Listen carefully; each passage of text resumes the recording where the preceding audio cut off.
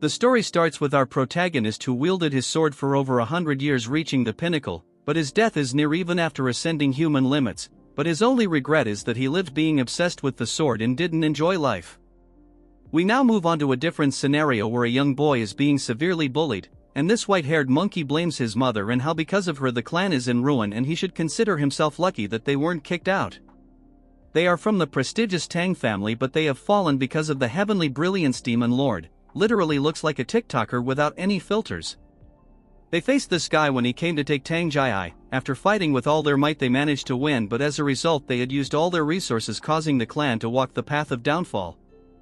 Moving to our bullied boy, this white hair monkey is still acting almighty. As our boy tries to retaliate, this monkey becomes more aggressive. This is our boy's daily life after his mother attracted the attention of the pervert and ruined the clan, which resulted in harsh words directed towards his mother. After entering the house his mother is all worried, but our Chad tells her that everything is fine, but she knows that the other are bullying him. He tells her not to worry and rushes into his room. She asks him if he has eaten. He tells her he doesn't have an appetite. On the bed our Tang Yeon-myeong knows that it's not his mother's fault, but there's not really anyone he can complain to, and raising his voice will only cause retaliation like his father that got assassinated. If they leave the family there is no one who will protect them, and wishes if his father was still around. The next day this group of rubbish start beating Yeon-myeong. Just wait till he own them, I promise it's satisfying. As the intensity of the beating increases, the girl, let's call her Red Dog, takes out a set of needles and wants to test poisons on Yeon-myeong before the clan leader competition. Moving on to Ugly Gorilla, he sits on top of Yeon-myeong and holds him down as this ugly Red Dog starts her experiments and finds it fun that Yeon-myeong is suffering and his skin in reacting.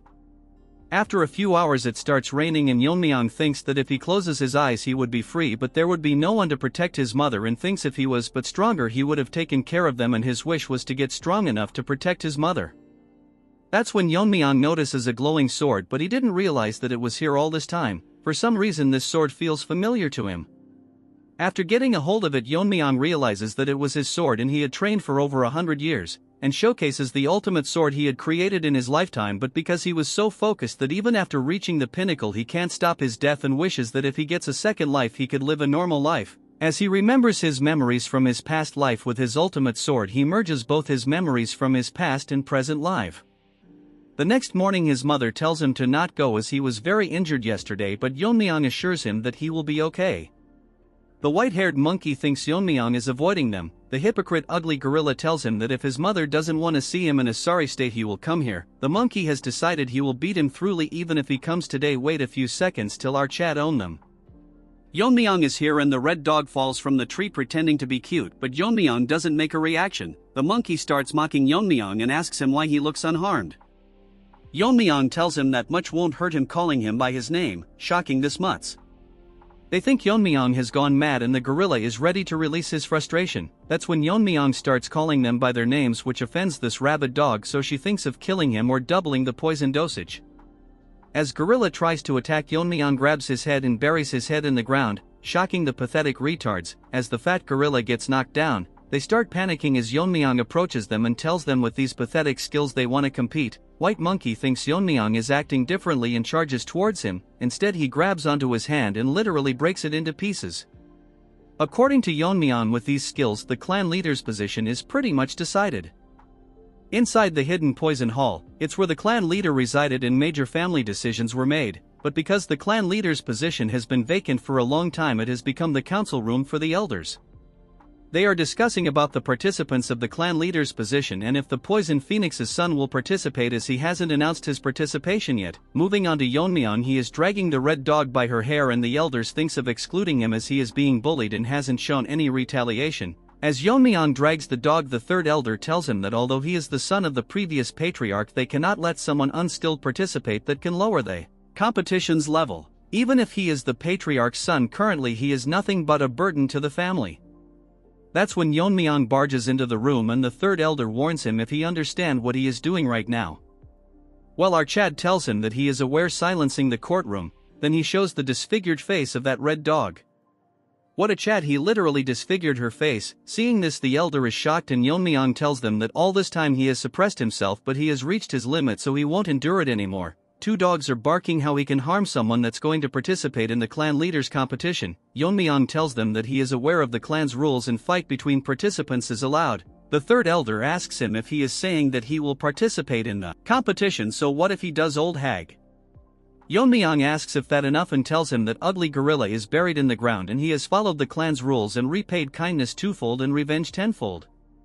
Since he has proven his qualifications, they can't stop him, but a few dogs can't stop about how he exploited the competition to exempt himself from serious crimes, but the third elder allows him to participate since he is so confident. He tells Yeon-myeong that he'd better win the competition or else he will bear the consequences. In the evening his mother tells him why he is participating in the clan leaders competition. Yeon-myeong tells her that it's necessary, and seeing his firm face his mother won't ask him how he learned those technique or how he overpowered those kids, but she wants to know if he is confident about being the clan leader, which he replies in a cute manner, making her cry as she is proud of him. Yeon-myeong wants to continue protecting his mother, and if anyone disrupts his peace he will eliminate them. A month has passed by and Yeon-myeong's uncle tells Jae-hae how it's dangerous and Yeon-myeong shouldn't participate in the competition, but his mother praises him about how incredible he is, while his uncle agrees to that part, but his attitude had changed a lot. It's all thanks to him and his family that has been protecting Yeon-myeong. Bro, come on, he was almost bullied to death. Since the situation escalated he had to intervene, and Yeon-myeong is currently doing closed-door training. All this time he has been enjoying his mother's meals and trying to fix his twisted chi veins, since he had already reached the peak once he can learn techniques anytime he wants. At the age of 12 his meridians aren't fully blocked, so he can easily regain his powers, so all he has to do is to eat well and grow properly. On the day of the competition he bids his mother farewell and leaves with his uncle. As he leaves she feels proud and thinks if his father was alive he would feel the same. Yeon-myeong came a bit early and his uncle is away due to the competition proceedings, that when a horde of dogs come barking telling Yeon-myeong how trash like him is participating with them, but as they think about disciplining Yeon-myeong he gets knocked out and they bark that Yeon-myeong used a hidden weapon, but after taking a second look it's a half-eaten rice cake. The group get enraged and decides to beat him up, but Yeon-myeong approaches them, tells them if they want to experience the pain. White Monkey faced firsthand. Hearing this they get nervous and all charge towards Yeon-myeong. What a bunch of losers. That's when Yeon-myeong's uncle notices a guy flying through the door and realizes it's a participant. He rushes to the scene to find all of them beaten to a pulp by Yeon-myeong as he eats rice cakes sitting on top of them. The elders are all enraged and can't believe so many participants are injured before the competition, so the Grand Elder thinks of modifying the competition rules. According to some participants, first they undergo 2 to 3 years of training, then they proceed to one-on-one duels. That's when both the girls realize that they both know confidential information. Pink Hair tells her that her father works in the general office. Before Black Hair could talk, Yeon-myeong's uncle tells them that he will oversee the competition. The competition will last 4 years. In the first year they will learn a practice suitable for them, then for the next 2 years they will be under the guidance of assigned warriors. As for the main competition, it will be a goo poison match. Shocking everyone as it is a method where 2 poisons are stored in a jar and only the more potent one survives. Basically it means that the competition will continue until only one person remains. They were supposed to have duels, but because there was numerous dropouts as such more incidents could occur, so they changed the method and everyone stares at Yeon-myeong. Then this old hag explains that this is not a child's game but a very important competition, that they will have to risk their lives. Look at their determined faces as this hag tells them that the winner will possess the entire Tang family. According to this hag, only a select few will survive, among them one of them is Yeon-myeong. At night on the Black Death Alliance territory, a mysterious man is discussing about the Tang clan and how they have been plotting recently. According to their spies, it was declared a few days ago when the future of the Tang clan left in carriages. Currently the state of their clan is such that their alliance leader can get rid of them anytime he wishes, but for now he is leaving them since he has some use. So this guy is thinking if anything happens to the kids it would leave a irreversible damage to the Tang family. Although they are weak, but they are still a clan to be wary about. So for now they have tracked them down and can easily kill them, but what if they kill them 4 years later at the climax of the tournament, which would be fatal, so for now they have decided to lurk in the shadows. According to them they have already planted a seed. As they walk to the competition venue, the supervisor tells them that they will be called by numbers instead of their names. Each group has 4 members and they are Group 7, the pink-hair girl is Yuri, the purple-haired one is Mirio, and the boy is Aijin. The last one is number 28, which is our Yeon-myeong. He seems lost as he was thinking for a moment. He scolds Yeon-myeong for sitting idle, but according to our chat he feels a presence and they are most likely being tailed. After following him they reach a cliff with nowhere to go. From inside the cliff a man asks for password, and after giving it to him a light glows bright and a new retard has arrived. We will call him Skinny Barbie and he will be assisting them in the competition. Even they were once one of the top 5 clans, but that mega pervert invaded them and their clan fell, but because of the support of the Tang clan they managed to survive, so in return they prevent external forces from intruding in this competition. The members are shocked by how complex the formation is, while Mirio thinks something is seriously wrong with Yeon-myeong, as he not concentrating at all. Even back in the carriage the guard told them to introduce themselves to each other as they will be staying together for 3 years. They introduce themselves to Yeon-myeong and praises his courage as he disfigured the face of that red dog whose grandfather is an elder. Yeon-myeong in a rude manner tells that if it is his responsibility that the match turned into a goo poison match. Yuri tells him it's not entirely his fault and Mirio wants to argue, but they ignore her as Yeon-myeong is making a face that seems like he is actually enjoying all this, so if Yeon-myeong does something she will not let it slide. That's when the rest stop and find out that the Skinny Barbie is missing and they can't find him. Mirio realizes that they are stuck into this formation and thinks if the Skinny Barbie himself got lost. As she is thinking many things at the same time, we move on to that ugly duck. He is bragging about how without the caster there's no way to escape. He finds the Tang family elder pathetic that they would hold an entire group for a single kid. As they promise to double the support if he gets rid of Yeon-myeong, all this guy cares about is his family, and what the Tang clan does is none of his concern. That's when he notices a change in the formation and Yeon-myeong literally ripped it apart. Seeing this he gets scared and Yeon-myeong talks like a retard and tells him that he probably made a mistake so he should be careful. Skinny Barbie thinks to himself that there are no flaws, so how did they manage to escape? They ask Yeon-myeong how he did it and basically our Chad cuts it. Mirio tells them to stop fighting and stay together with the instructor, but this little dog ran away. Yeon-myeong finds it funny and that malnourished dog is running as fast as he can because he feels that Yeon-myeong can see through this formation. As he leaves the formation he thinks it's more than enough and Yeon-myeong won't ever be able to reach this place. That's when the supervisor Wojin stares at him intensely and asks this trash why Group 7 is not with him. This Skinny Barbie poops his pants as he is scared but tries to stay calm as he prepared for this kind of questioning. He tells him that Group 7 won't be participating as he waited for the participants but they never showed up. According to this joker they might have faced bandits or come across some wild animals. That's when the formation cracks and Wojin thinks it might be an intruder but it's actually Yeon-myeong. The trash can't believe that the Jegal clan's supreme formation broke so easily and Yeon-myeong is happy to see him. Before they arrived Mirio can't believe that Yeon-myeong has such an astonishing skill, and if is it even possible to break the formation with a short sword. Yeon-myeong tells them that he didn't break the formation and it will close soon so they should hurry up and leave. Wojin asks them if they are the participants and they confirm it and figures out that this man is the supervisor and according to him Skinny Barbie told him that they were attacked. Yeon-myeong tells him that he might be mistaken and it's because of his help that they could find them easily. The others can't figure out why he is lying. According to Yeon-myeong he is under the Tang clan's commands so he will keep it just as a suspicion, but after the competition if he finds that they are involved he will eradicate the Jegal clan from the root.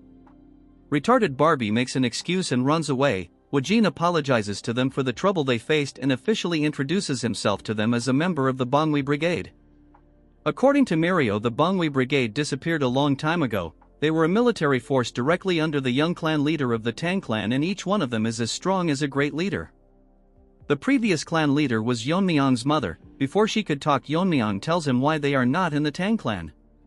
Years ago they fought a desperate battle against the Heaven's Brilliance Demon Lord to protect their master but they were easily defeated. Since they couldn't protect their master they consider themselves nothing but sinners. According to Wojin the first year is autonomous practice and according to their performance they can receive martial arts, scriptures and weapons. Yuri asks Woji if the legendary techniques the 10,000 heavenly flower rain that was lost fighting that mega pervert. That technique is only granted to the one who becomes the young clan leader of the clan. Although it's an incomplete martial art its essence has been passed down by the elders. Hearing about the technique Yeon-myeong thinks that it's similar to sword control and he can probably mimic it to some extent. The winner will receive the essence from the elders one by one. Since he is done talking they can do whatever they want. Yuri asks him where they will be staying and where they can sleep. He outright tells them to survive on their own and they won't be getting any lodgings or comfortable beds. Wojin tells them that comfort will not make them strong and they should adapt to extreme conditions, so from this point onwards they will start practicing on their own judgment. Yeon-myeong literally asks if proved qualified is it okay to live comfortably on a bed, since to him adapting to the forest's environment is unnecessary. Everyone including his teammates are shocked hearing him. Woo-jin thinks how can someone be so arrogant, but if he is the one that broke the barrier it's best to verify his abilities. Yeon-myeong's teammates are telling him to stop spouting nonsense. Woo-jin tells him that if he can pass the test he can stay in the manor inside the formation, shocking his peers, but if he fails he has to bear the consequences. Yeon-myeong tells them to start right away. The test is that the team members will surround him and throw hidden weapons, and it ends when he manages to block or dodge them within 5 steps. It will start the second Yeon-myeong blindfolds his eyes. As the members surround him, our group thinks if this is even possible. As they throw weapons from all sides towards Yeon-myeong, he counts them to be exactly 167 and takes out a dagger, and with a single exquisite slash Yeon-myeong manages to block them all, shocking everyone present on the scene. Woo-jin can't believe that he repelled all of them but realizes that he actually attracted all the weapons. Yeon-myeong asks him if he passed, but Woo-jin is in a shocked state. After coming to his senses he tells Yeon-myeong that he has passed the test so he can directly go to the manor. Mirio asks Yeon-myeong if he plans to leave his teammates behind. Guess what, he smiles at them and shouts about the meal they will give him. Mirio can't control her anger and Woo-jin thinks that the battle is already over before it even started. Yeon-myeong asks Woo-jin to make sure that every meal has meat included. In some place a pack of wolves are enjoying their meal, but soon they start coughing and get paralyzed, and from the top the trio launches a sneak attack. Using Ijin's poison-making skill they manage to hunt them down, and now they can finally eat. It's been 4 months and the first thing they encountered was a bear.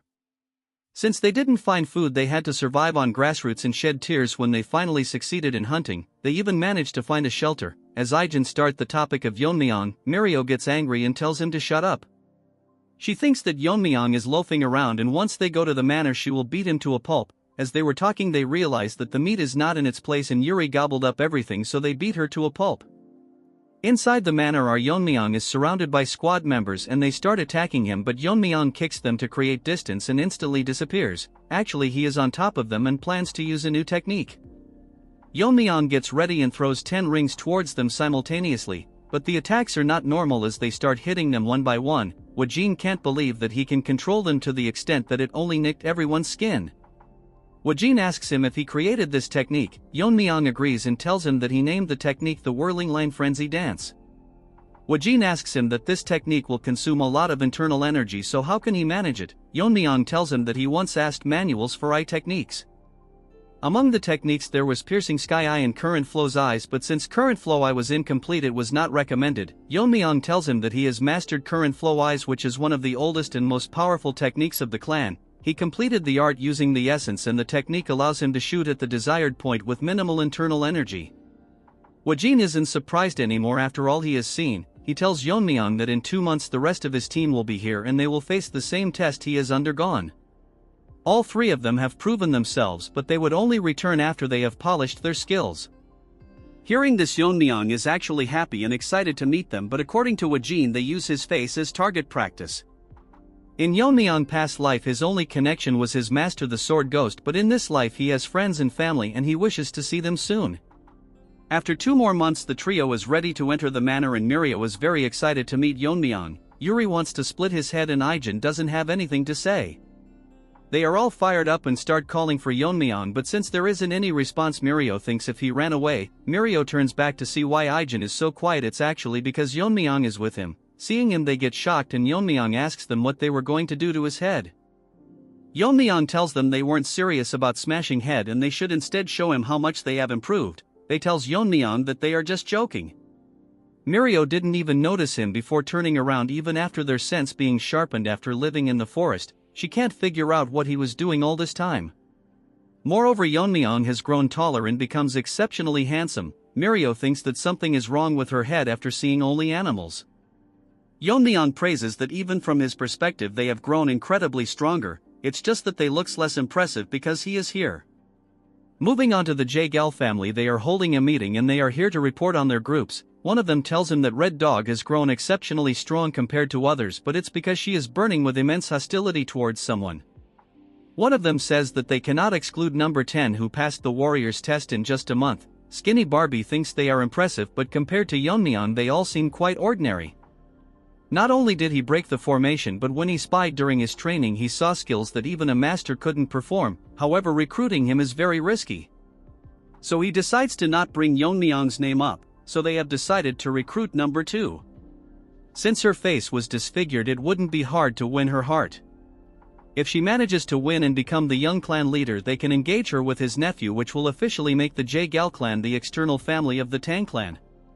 This will give them the power to intervene in the Tang family, and slowly but steadily they will take control and merge the Tang clan with their main house. Since number 28 is dangerous if he survives this, Barbie thinks of adopting him and tempt him with the position of young clan leader of the Jae-gal family. What a mutt. Living in the manor, they have doubled their training, but nothing beats the comfort of having a bed. As for Ijin, he barged into the room swearing to kill Yeon-myeong. Ijin brags about the poison he had made, putting his whole soul into making it. Yeon-myeong picks it up and literally drinks the entire bowl.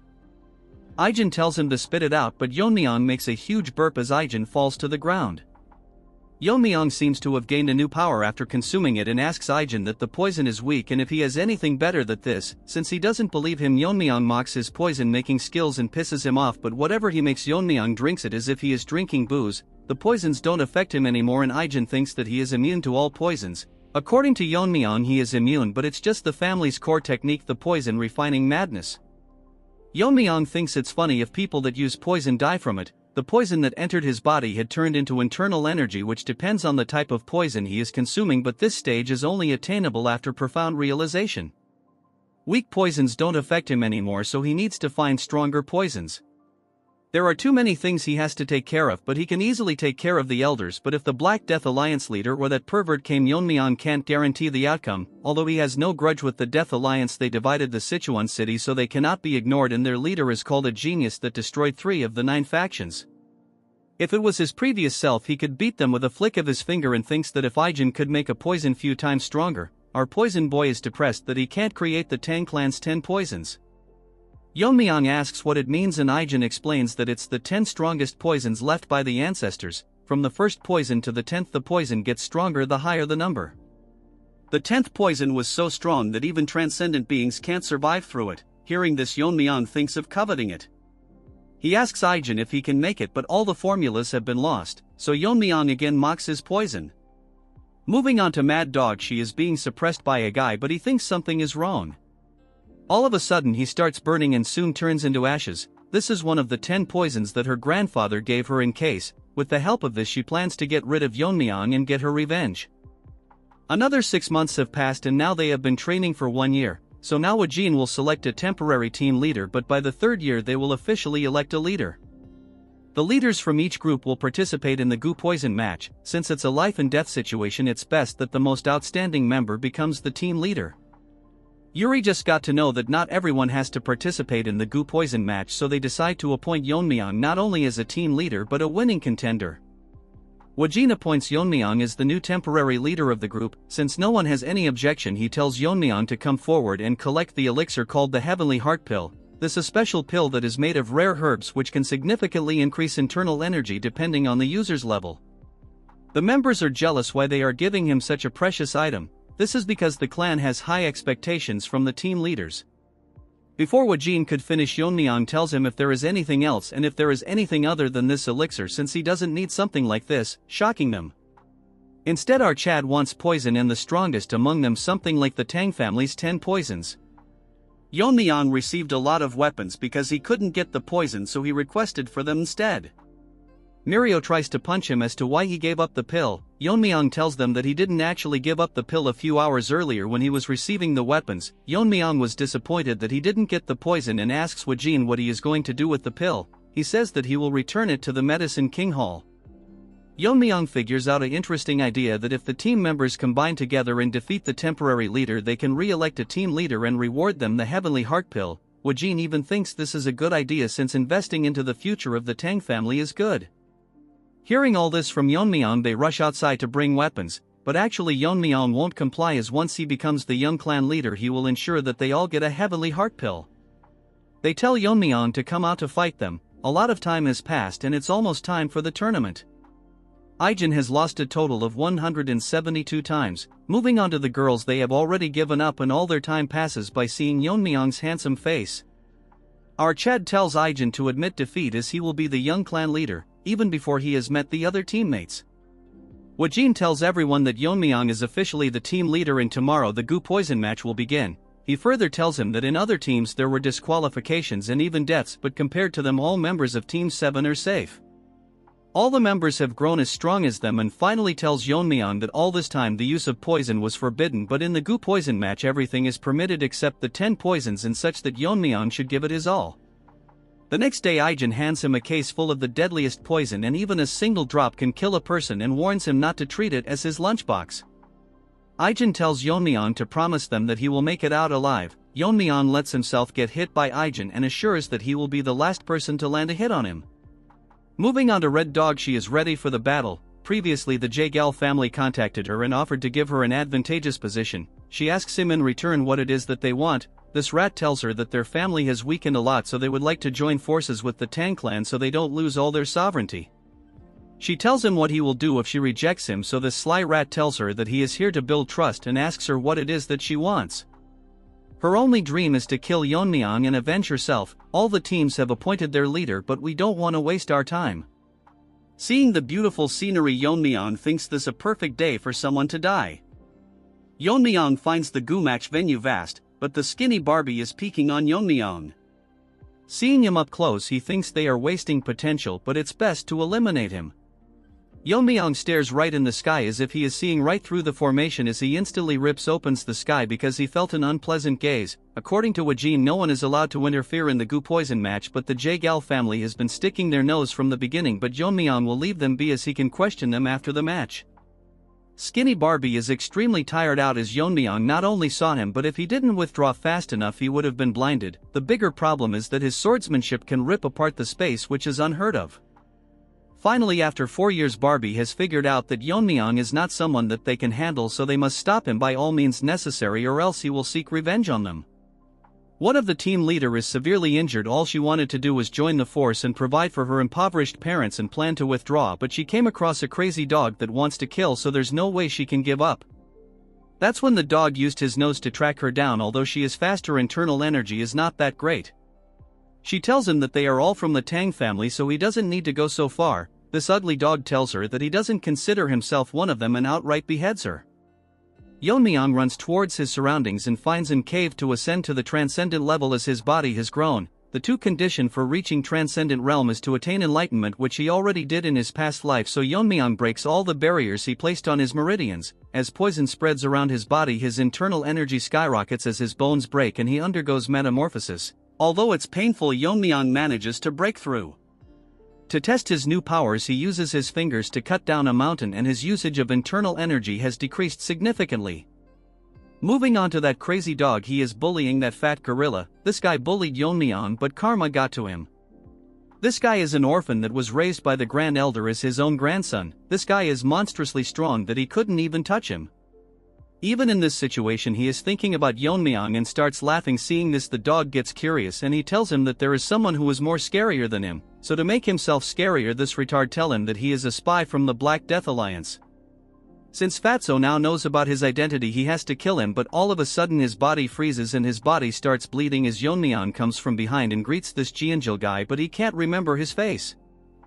After this arrogant loser got smoked by Yeon-myeong, we now see his past. We don't want to know anyways, but someone told him that with his monstrous talent and pretending to be an orphan, he will easily be adopted, and during the family head selection, if he kills the successors and returns to the family, he will be recognized. How generic, but watch the video, it gets way better. Moving to the present, filterless TikToker feels like his organs are melting, but he can't figure out how Yeon-myeong did all this without noticing him. The fat gorilla Jeonjil can't believe that the person standing in front is Yeon-myeong. Our chat asks him what that half-dead dude is called. He is literally called Ganja. I have nothing more to say. Yeon-myeong had felt an anger before coming to this mountain and thinks it was this guy. Suddenly Yeon-myeong moves his hand, a needle comes out from his neck. The Jeonjil guy figures are that Yeon-myeong poisoned him, but can't figure out what kind of poison uses such a small needle, but Yeon-myeong ignores him and asks him if he has seen the other participants. The fat brain tells Yeon-myeong that they should first detoxify this Ganja dude, and he thinks that if Yeon-myeong shows vulnerability while detoxifying, he can kill him. Obviously that's in his dreams. Jeonjil tells Yeon-myeong that he has changed a lot, but gets nervous as he feels that Yeon-myeong only has resentment towards him. Yeon-myeong tells him that if he had that, he would be lying on the ground. All of a sudden this dumb bulldozer apologizes to Yeon-myeong for what happened earlier, but Yeon-myeong doesn't care about the past. This guy didn't think that this would solve things from the past. Yeon-myeong probably left him alive as he is to dumb. While they were talking, the ganja dude all high tries to sneak an attack on Yeon-myeong and tells himself that since he is going to die he will take Yeon-myeong with him. Dude thinks he is the protagonist and slashes at Yeon-myeong. All that leads to him cutting through an afterimage. Yeon-myeong gets behind him and tells him that he doesn't play with people who are about to die. Like a Chad, he grabs his shoulder and tells him to not retaliate or he won't have a body to bury, as he gets poisoned to death. Ji-eun-jul is shocked that as always Yeon-myeong overpowers his enemy even if he is one of the top contenders, but what's more confusing to him is that final technique was from the black and white sword school, but Yeon-myeong neutralized it easily. Yeon-myeong tells him that it's just him that's left, so how should they determine the victor? Ji-eun-jul is smart enough to surrender and Yeon-myeong allows it, but he can't find a way to get out, so Yeon-myeong rips apart the formation. This is outright savage as he tells him to get out from here. Afterwards he instantly vanishes from the place. In some other place we see hundreds of men practicing swordsmanship and see a worm die in his hand which was transplanted into that ganja dude, so basically he is dead. Although he was an illegitimate child he had with a servant, his talents were out of this world compared to his siblings, so if his wife found about it she would lose the position of heir, so he intended to kill him multiple times. That's why he left him in the Tang clan with a different identity, but as a father he couldn't do anything, so he will avenge his child and tells all his disciples to assemble and tells them that they are going to destroy the Tang clan soon, and from today onwards no one with the Tang clan name will return alive from Mount Gongsan. This is where the competition is happening. At night Yeon-myeong thinks to himself that after running day and light he didn't encounter a single human, so no matter how vast this world may be it's too hard to believe. As he gobbles up the meat, Yeon-myeong didn't expect that they would deliberately fake it so they couldn't approach, and if that's the case the remaining survivors are from the Jaegal family and figures out the entire plan they were scheming. As such he has to pay the price for his crime. Yeon-myeong stares at the sky to find it stunning and sleeps as he wonders about his mother. That's when that red dog found Yeon-myeong. What a timing, but this retard can't recognize Yeon-myeong and she was supposed to meet the last survivor or Yeon-myeong. She can't figure out his identity, however is regrettable that she has to kill someone so handsome. As he spreads the poison distribution gas and uses the 10 poisons of Tang clan, Yeon-myeong suddenly grabs onto her neck and asks her if she is cooperating with the Jaegal family. Our Chad tells her that while everyone was competing she found a safe place and tried to sneak onto the last person alive. As the dog gets hungry for a bone she figures out that our Chad knew that she was coming. Yeon-myeong tells her that if she wants to breathe she better answer him, gender equality at its peak. Yeon-myeong thinks of killing Red Dog since she won't answer. As for her, she mistakenly dropped her sword, looks more like a dagger. Our Chad figures out that she is Red Dog, but she can't figure out how he knows her name. Yeon-myeong is so merciless that he tells her that her personality didn't change one, so he should probably destroy her entire face. Moving on to Skinny Barbie, he is scared that the mission failed and Yeon-myeong managed to defeat opponents with higher levels. This guy played too many games, he literally destroyed your formations. Number 10 managed to defeat all his opponents but got owned by Yeon-myeong, but this Barbie is in doubt if Red Dog can defeat our boy, and if Yeon-myeong wins it's over for them. That's when he notices a source of light in the formation. It's that crazy dog's father, let's call him Minion. According to his friends they had bought in a total of 300 people, although it's excessive, but this guy isn't so dumb as he thinks the survivors will be more cautious, so they should be careful. His friend asks him how's the spy he planted doing, but he failed, so he is very concerned about it. Our Skinny Barbie sneaked into their conversation and according to him this guy is crazy strong. He figures out that if they didn't have a spy how would they know the location, so he should contact the family and security forces. All of a sudden an idea pops up that he can kill Yeon-myeong with their help. Moving on to our boy, Red Dog thinks that she will die, so she can only survive if she uses the Red Dragon's poison. As she takes it out, Yeon-myeong notices that the dagger is coated in some substance. As he gets distracted she tries to throw it onto Yeon-myeong, but our Chad grabs it and tells her to answer him what this is. After making a face like that he figures out that the dagger was coated in it. So he put Red Dog onto the ground and gets ready to feed it to her. Nanomachines, you have a new competitor. Yeon-myeong wants her to experience the poison. As he gets ready to force it into her mouth she tells him that it's a specially formulated drug and he thinks that this poison is special. Dude wants to drink it as if it's wine. If he consumes it everything will be easy for Yeon-myeong. She tells Yeon-myeong to spare her, but he gets all serious and asks her if she colluded with the Jaegal family, and if she hesitates to answer he will feed the poison to her. She tells him everything they planned including the marriage proposal. Hearing this Yeon-myeong figures out that they are trying to strengthen their family through this offer. As he thinks of what to do with the Jagal family, he drinks the poison. Shocking red dog, these faces are so funny. She can't believe he is consuming one of the 10 poisons of Tang family and starts laughing as Yeon-myeong's face starts burning, and she literally goes crazy laughing like you guys who do the same hearing my lame jokes. She brags about how she is the only person who can neutralize this and whatnot. She can't understand why the grip strength hasn't decreased, but Yeon-myeong gets normal and finds it very spicy. What was this, a bottle of naga sauce? She thinks that it's absolutely impossible for someone to survive after consuming it, as it contains the blood of a legendary being and a single drop of his blood could kill 1,000. Before she finishes her speech, Yeon-myeong buries her head into the ground and kill her. Rest in peace, red dog, you will be remembered. After consuming the poison, Yeon-myeong feels that he has learned the martial art of the sun, and as he was about to leave he notices a sun when it's midnight now. Suddenly many changes occur and Yeon-myeong finds himself in some other place. It's probably the work of Skinny Barbie. Yeon-myeong uses his senses to find many presences, and according to him there are a bit over 300 people. Since the prey has walked in, Yeon-myeong thinks of freeing his hand, dips his needles into the poison Ijin made. Skinny Barbie informs Wajin that there are intruders, as there was a spy among them who revealed their location. He then tells him that how there were over 300 troops led by the Dark Moon leader Mak Inhu, but we will still call him Minion. Wajin can't figure out why they are in Sichuan and how can they find this palace which is hidden by the 7-lock phantom formation. Our musclehead tells him that they should hurry up, but this skinny retard tells him that how they entered the inner world of where the poison match is happening, so they made it impossible to intervene, so they have no choice but to rely on the kids. Moving on to Yeon-myeong, he has slaughtered hundreds of them with his poison needles. Minion finds his child and gets devastated. His ally tells him that it looks like Crazy Dog was killed with a poison needle without any struggle, so he died one-sidedly. This hypocrite talks about honor when he wanted to kill a clan's foundation, so he loses his mind and tells his disciples to search for anyone from the Tang family. As all the groups gets dispatched, he swears to not leave anyone alive. Bro, this old loser is fighting some kids and acts high and mighty. The disciples talk to themselves about how the leader is acting weirdly and the Tang family is not to be underestimated, as they killed Ganja in a single strike. Unfortunately, as they were talking, one of them gets poisoned to death with the same poison needle. They get ready to battle but soon notice that hundreds of poison needles are raining down from the sky as they all get poisoned to death. The poison Aegean made lethal enough for foot soldiers, as he uses his inner energy to call back all the needles. Man, this was sick, not gonna lie. A scout tell Minion that all the groups dispatched got annihilated and all of them were poisoned without any struggle and killed the same way. More scouts come and informs his the same thing, and now Minion is nervous and their number has significantly decreased. According to his friend, in an hour of searching they have already lost more than 100 of their men. As such, he figure out this was possibly done by one person. Minion is scared enough to pee in his pant and thinks without a doubt that it's the work of a master from the Tang family.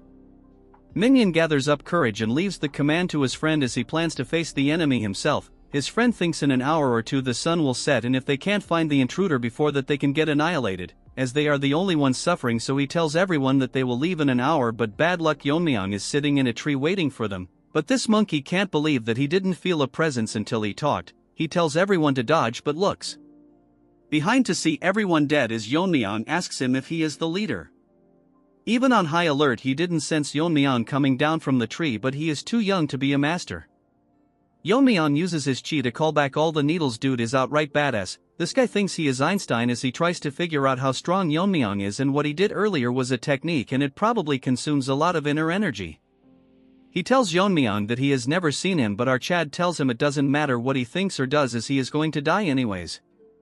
This monkey uses a technique and directly transforms into Super Saiyan 4 and charges towards Yeon-myeong, but to his surprise with a single palm Yeon-myeong stops it and mocks him by saying if that's all he has got, and this monkey loses his mind. In a flashback we learn that once the Black Death Alliance took down one of the 9 factions, so this monkey willingly joined them, so as a reward the leader decides to refine the palm technique for him. His technique, Peak Shaking Palm, was renamed. This black leader thinks since he improved it should be called Heaven Quake Palm, but he can't believe such a technique was bested by a young kid. The poison Yeon-myeong drank was the fire dragon's venom. When mastered, as deadly as sword chi is filled with intent to cut down anything would be known as sword force. Similarly, venom chi filled with the intent to burn anything would be venomous force. As the Heaven Quake Palm slowly shatters and this monkey instantly burns to his death. As such, Yeon-myeong decides to name it the Fiery Venom Force. Then our Chad moves on to the remaining survivors and asks them who wants to die first, since he has no intention of leaving any of them alive. That's when the minion enters the scene, acting all strong as he gives his bold speech. He tells everyone to get into a formation and surround Yeon-myeong, but look at his face, guys. Surrounded by the enemy, the old man promises to avenge the dead. This reminds Yeon-myeong of the training he did with the Bangui Brightage. Last time he did the whirling chaos dance, so this time he will do something different as he disappears and their heads start flying left and right, but little minion can't figure out his movements as the enraged disciples charge towards him. Yeon-myeong destroys their sword mid-air and uses the broken sword particles infused with his chi. He recreates the 10,000 heavenly flower rain. Isn't this cool? As Yeon-myeong walks, dozens are getting shredded into pieces, and although it's not strong as the original, so Yeon-myeong names it Iron Shard Volley. Since everyone is dead and minion thinks Yeon-myeong is tired after killing this many disciples and gets ready to attack him and decides to use all the techniques the alliance leader bestowed upon him. As he uses all of his ultimate attacks, Yeon-myeong yawns and blocks all of his techniques. As such, Yeon-myeong has decided to be merciful and show him the silent sword technique. Minion can't believe that Yeon-myeong is able to handle the silent sword technique. Yeon-myeong tells him that it's rather a simple technique, shocking Minion's face. Yeon-myeong make that meme face and Minion thinks that it took him years to master this technique, but it's easy for him. Yeon-myeong tells him that he killed someone earlier who used the same technique, but he knows that they are all under the Black Death Alliance and knows that Lizard in the form of a human can improve any martial arts. That's why independent martial artists leave their former life to devote themselves to the Black Death Alliance. But Yeon-myeong is disappointed by the fact that this is a trivial technique that someone can easily imitate it. Minion got shocked too many times in a single chapter. Yeon-myeong is cruel enough to mock the leader and tells Minion that the lizard didn't have enough faith in him. Since he is so arrogant, Yeon-myeong will show him the actual power of this technique. As Yeon-myeong releases his chi, the dagger increases length. For those who have reached a transcendental level, they can manipulate it. As such, he uses Blade River, ripping apart this inner world in two. Damn, this looks cool. This minion can't believe that a human can use such a technique. Since Yeon-myeong is able to handle so much energy with ease, he must have reached the final stage, in other words the transcendent stage, but Yeon-myeong read his mind as the minion turns into a rat and runs away. Arched tells him that there is no point in running when he suddenly makes that meme face and thinks of using the Tang clan's technique. As the newly born rat runs, he thinks how it's possible for a kid to reach the final stage, that too from the fallen Tang clan. Yeon-myeong's ninja-like spinning blades start attacking him as the rat tries to stop them with his sword. More of them surround him, but this evolved rat managed to hold his ground, but slowly but steadily he gets injured and survives at the cost of an arm. This rat has so much trash in his head that he thinks he can survive, as Yeon-myeong must have wasted a lot of energy using this skill. Yeon-myeong enters the scene and using his chi on the rings, and they start spinning on the ground, shocking this retard, as the spinning blades surround him and the rat gets chopped into pieces. Yeon-myeong enjoyed this place a lot as he used multiple techniques and there's no one alive, so Yeon-myeong decides to leave this place. Arched forms energy around his dagger and thinks that he will fix the Elder and the Jae-gal clan and make each one of them pay. As Yeon-myeong rips open the formation, this never gets old. Moving to this skinny Barbie, it continues to lie to everyone about how they can't intervene to make the competition fair. What a liar. Everyone present can't believe his words, but in reality this ugly trash can enter the formation anytime he wants, but since he sealed it, no one can make it out of the competition alive. And according to his informants, the Dark and White clan leader is here with 300 of his disciples, which will be impossible for Yeon-myeong to handle. As this donkey covered in makeup talks nonsense again, he sees everyone making an happy reaction. Looking back, he sees Yeon-myeong staring right at him. Yeon-myeong's friends rush to hug him and he tells them that no one was able to hurt him. With a smile on his face, Yeon-myeong stares directly at the shocked skinny Barbie. Barbie cannot understand how it is possible that he is alive, and if the 300 soldiers were completely useless, he notices Yeon-myeong's glare and hides his face with a folding fan. The Jeonjil dude greets Yeon-myeong and he smirks at him, but Barbie is still in disbelief how he is able to cut through the 7 legendary formation of the Jae-gal clan, which even a master won't be able to do, and gets suspicious that Yeon-myeong is above a master. Yeon-myeong wants to immediately kill him, but he can't take chances until he becomes the head. So he first decides to take care of the Tang clan elders. As Yeon-myeong was about to explain to him what had happened, the surroundings suddenly started shaking and the entire formation starts breaking down. Everyone can see what had happened inside the inner world. They see hundreds of dead bodies. Wajin is in amaze that he handled this May by himself, and he would find it difficult to deal with more than 30 of them, but after seeing the dead body of that evolved rat earlier known as Minion, they are literally acting like girl in concerts as he is extremely strong. Yeon-myeong is literally a top-tier protagonist. He tells Woo-jin that they weren't hard to deal with as it was expected from him. Woo-jin thinks his power is already beyond the head. All the remaining contestants can't believe that he did all this by himself and is probably beyond the final stage and whatnot. Hearing this, Yuri and the rest are proud for some reason. Now we unfortunately have to give some screen time to White Monkey as he feels extremely angry knowing that he got crippled while Yeon-myeong got stronger and he was someone he could beat anytime he wanted. Woo-jin makes an announcement that the competition is concluded and names Yeon-myeong the winner, and if anyone has objections they can come forward, but sad that this cripple can't do much with a broken hand. As Yeon-myeong is now named the winner, they all assemble in front of him and Woo-jin thinks finally they have hope of reviving the Tang clan through Yeon-myeong. All 82 members aside from Woo-jin greets our Chad as their new head. Mirio and Yuri thinks if they have to speak formally with Yeon-myeong, Woo-jin thinks to himself that if Yeon-myeong is trained right he can be the next big thing, which obviously our overpowered Chad can read, and tells them that it won't take that much time and soon become a reality. Hearing this they all get reassured and is ready to follow Yeon-myeong, and his first orders are for all of them to go to the main house. As for the money, he is pissed that Yeon-myeong got everything and he will get his revenge even if he has to sell his soul. Chill bro, it's not worth that much, as he transforms into a deformed omelet. After they all left the scene, the joint sect Taeho along with his fat assistant Hyunso. They were nearby but can't believe that more than 300 people have been killed, but they think that no matter what, the younger generation are monsters, as with even a number less than 100 in the mountain they could do it. But this Taeho thinks something is wrong that such a thing happened, but none of them were aware as over the year the Tang clan sent them valuables in honor of the tournament. Hyunso thinks that the Tang clan's blade technique declined very much, but when Taeho tells him that it was done by a short blade, shocking this fat panda. According to his analysis, these people were dealt in seconds sand, so all of them were killed by one person, so he must see this person and decides to go to Sichuan. Hyunso was worried that while going to Sichuan if they come across them, but Taeho is confident as he has reached the top. Remember, Evolved Rat also behaved like this and got owned by Yeon-myeong. Hyunso thinks that it is best if they first visit the family, so this Taeho dude agrees to it. At the moment the Black Death Alliance is in the south while the demonic cult is in the west, and for the joint faction they are currently in a tough spot. So his master wanted to meet the Tang clan master, who was in a similar situation. As he leaves spilling rubbish, if I narrated more of this boring trash you guys would leave. Moving on to the main house, the ugly ginger was scribbling trash on paper when one of them informs him that the competition is over and all the participants are back. He thinks the competition ended faster than expected, but with Red Dog having the poison it wouldn't be too hard to win the competition, but the informants burst his bubble and tells him that among them he didn't see Red Dog. Moving on to the main gate, the guard are discussing about who will win the competition as they notice our Chad leading people, and everyone is gathered to know who the winner is, but before that all the women present are going crazy seeing our Rizgod. They thought most of them would be dead, but a lot of them managed to survive. Seeing Jianjil happy, a few think that he is new head, but sadly many of them didn't survive the competition.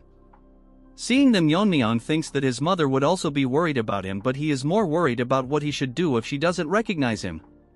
Yuri takes this opportunity to show Yeon-myeong her father, who is relieved to see his daughter being alive. Yeon-myeong asks her if she is asking him to take care of, well, she doesn't deny, but he is very skilled, but he didn't get promoted because he didn't suck up to anyone.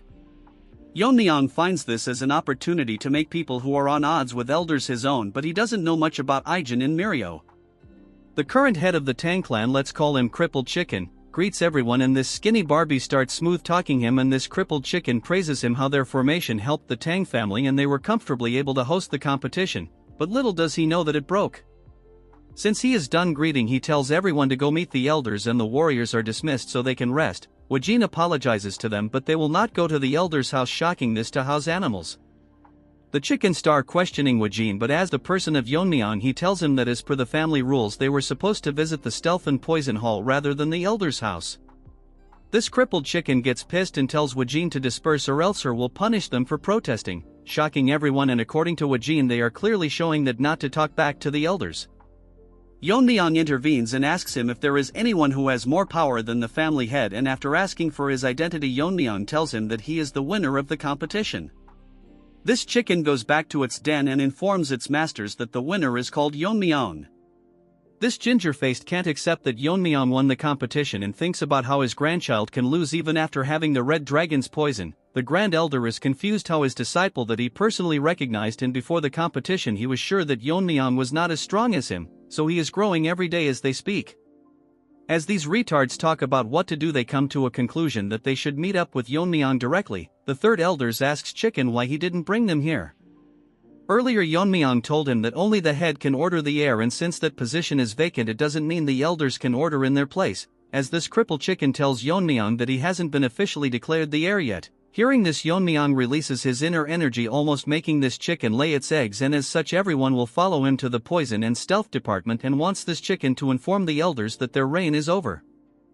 As the crippled chicken shakes in fear, he repeats the words Yeon-myeong told him. The elder gets so pissed he destroys a table and tells everyone that Yeon-myeong hasn't been selected as the official heir, so they can question his attitude and strip him of his qualifications, so they will go to the poison and stealth hall, and all elders assembles their private force. Since our Chad challenged the authorities of the elder and misbehaved, they will show him who the master of the Tang family is. Yeon-myeong's uncle can't believe that he won the competition. He felt his aura as a kid, but now it has surpassed him, and he thinks his sister would be happy hearing this. That's when an old monkey is shocked that Yeon-myeong won the competition. He is that white monkey's father, and 3 years ago he threatened Yeon-myeong that he would make him and his mother pay for what he did to his son's hand.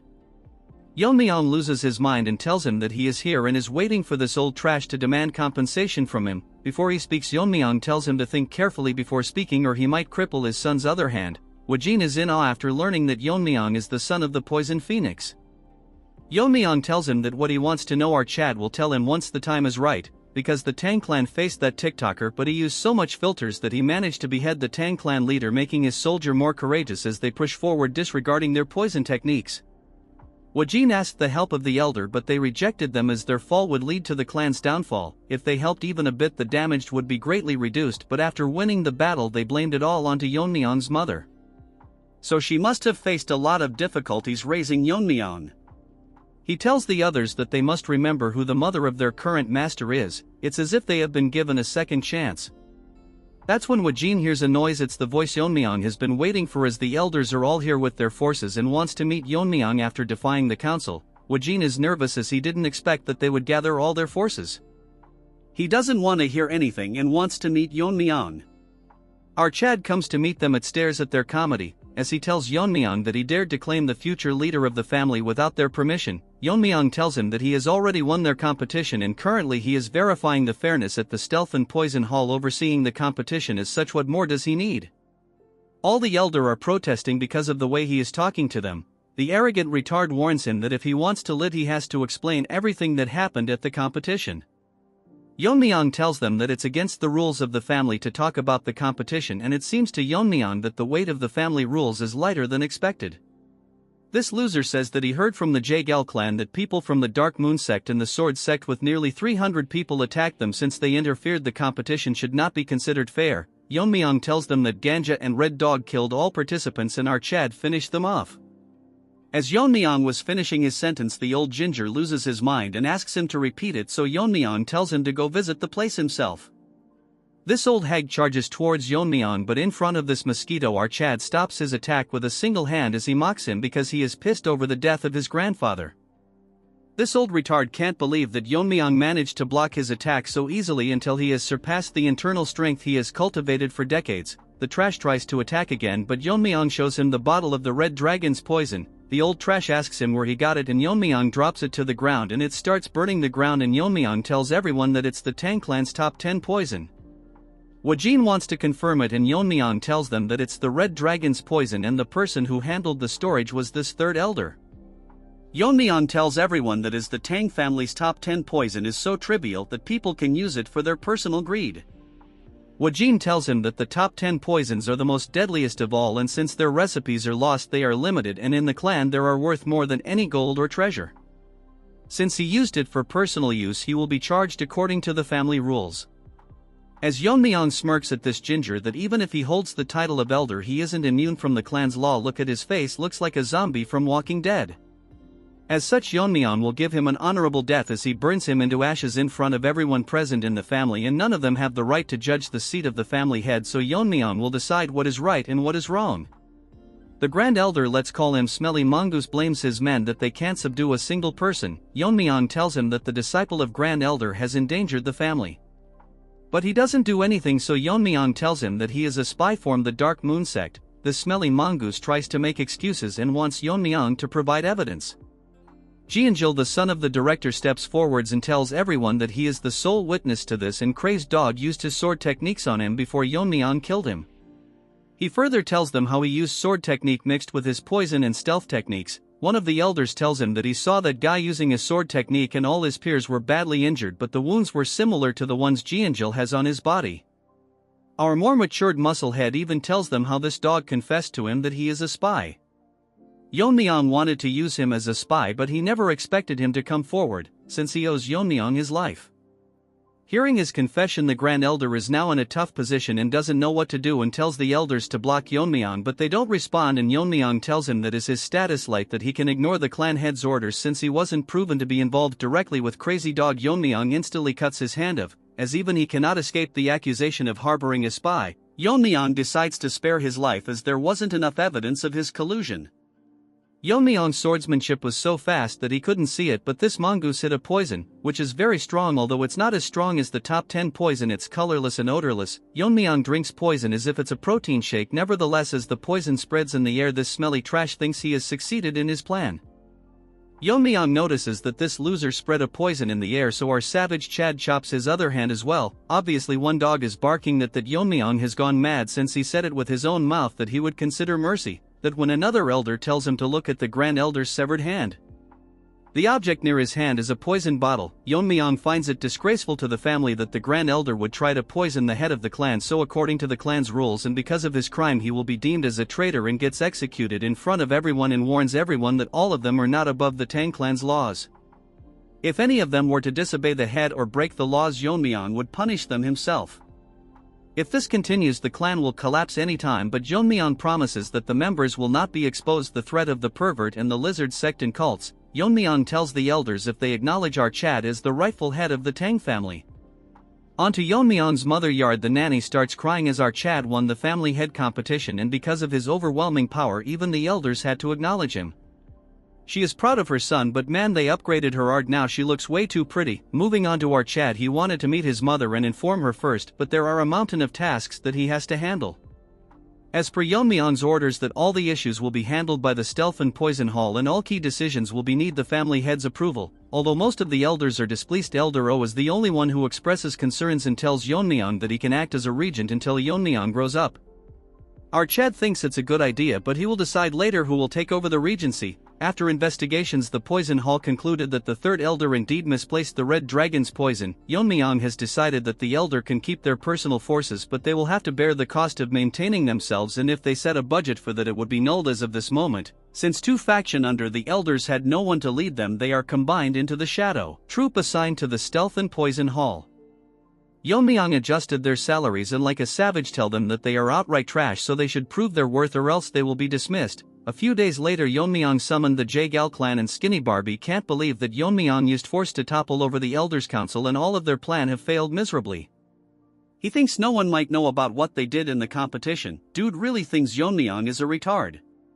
Our handsome Chad in new clothes tells him that he was busy so he forgot about a few things. Barbie can't believe that Yeon-myeong looks so different. Barbie tells that what is the reason they were summoned, and Yeon-myeong tells them the Jaegal family's formation is great, so he should make the main clan's formation for the Tang clan. Barbie tells him that he cannot do it without the head's permission, so Yeon-myeong throws a needle and instantly kills everyone other than him, and Yeon-myeong says that he already knows about their plan of trying to take over the Tang clan, and if he is dumb enough to think that he would ignore all this. According to the clan's rules, he will pay the Jaegal clan 10 times back if he doesn't hear a positive response on the count of 3. Our Chad will personally go to Jaegal clan and annihilate it himself, so this Barbie has no choice but to agree to Yeon-myeong. In return wants him to spare his family members, so Yeon-myeong will trust it to be done. It's been a few days since Yeon-myeong became the clan leader. Currently, he called in his friends, but they seem to be extremely nervous in front of him. Maria was scared and asked Yeon-myeong why he called them, addressing him as family head. Hearing this, our Chad laughed and told them if they were mad enough to maintain formality with him. So, they started acting like barbarians. Looking at them, it seemed like Yeon-myeong was a teacher who allowed her students to never study in class. Yuri asked our boy what the reason was that he called them here. Yeon-myeong told her that he had appointed her father as the chief officer, shocking the other two barbarians. He explained that her father was a very capable person and had caught a golden opportunity that he should seize. Yuri also wanted this but was worried that, if Yeon-myeong decided this way, there would be retaliation. Archad said that silencing a few opposing voices was easy for him, but if her father were to show off his connections, neglect his duties, or secretly embezzle funds, he would be dead. Yuri stopped him and told Archad that her father was not that kind of person. Since his position was decided, Yeon-myeong told Yuri to assist her father in adapting to the chief officer's duties. Yeon-myeong thought to himself that if Yuri's father were to follow what he did, there would be no need to worry. Moving on to Yuri, she was still crying like a little girl.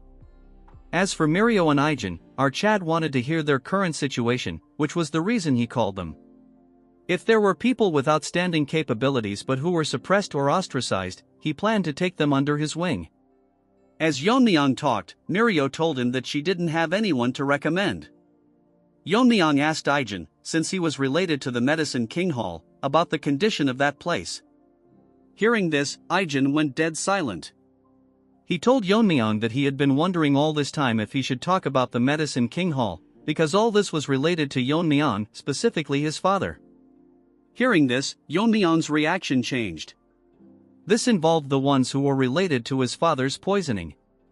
Behind all of this was the Medicine King Hall. Mirio couldn't believe it and asked Ijin if he was sure it was the Medicine King Hall. Yuri turned into Gorilla Barbie and told everyone that Yeon-myeong should split their heads for laying a hand on the family head's father.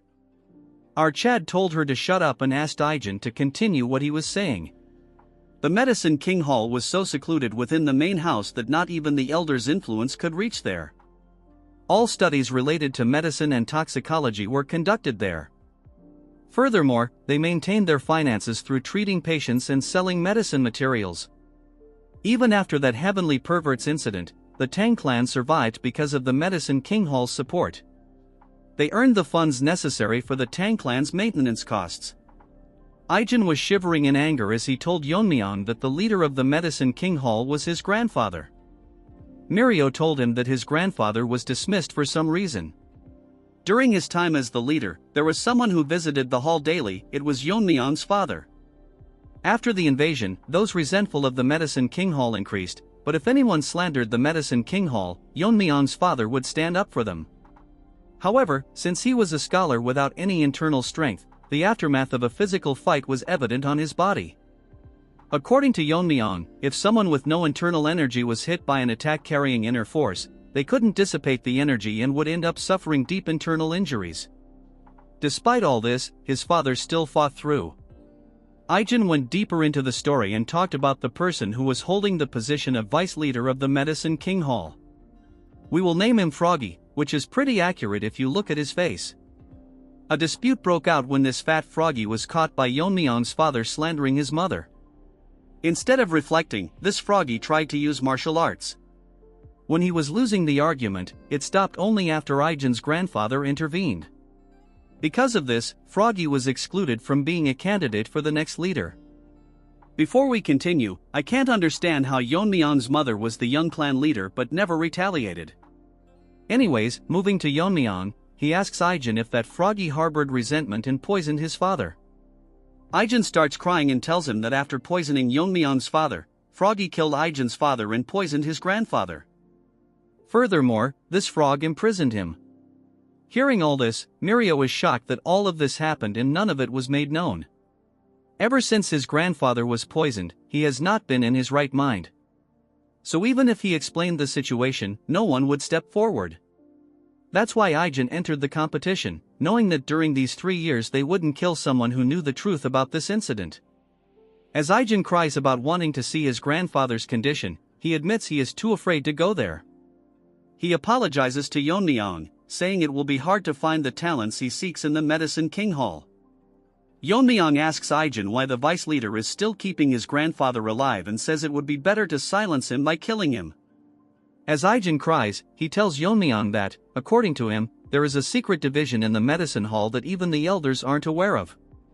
Inside, there is an inner pill made from a mythical creature that lives in lava.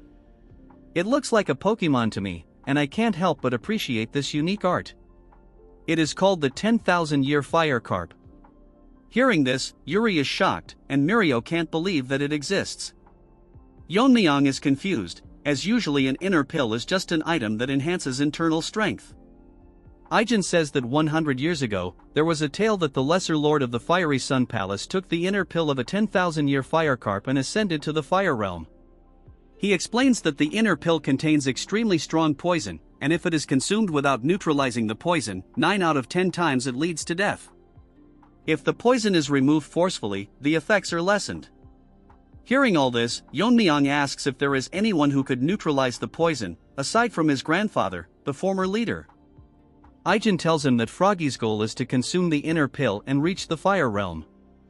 Afterward, he plans to lead his followers out of the Tang clan and become the head of his own sect.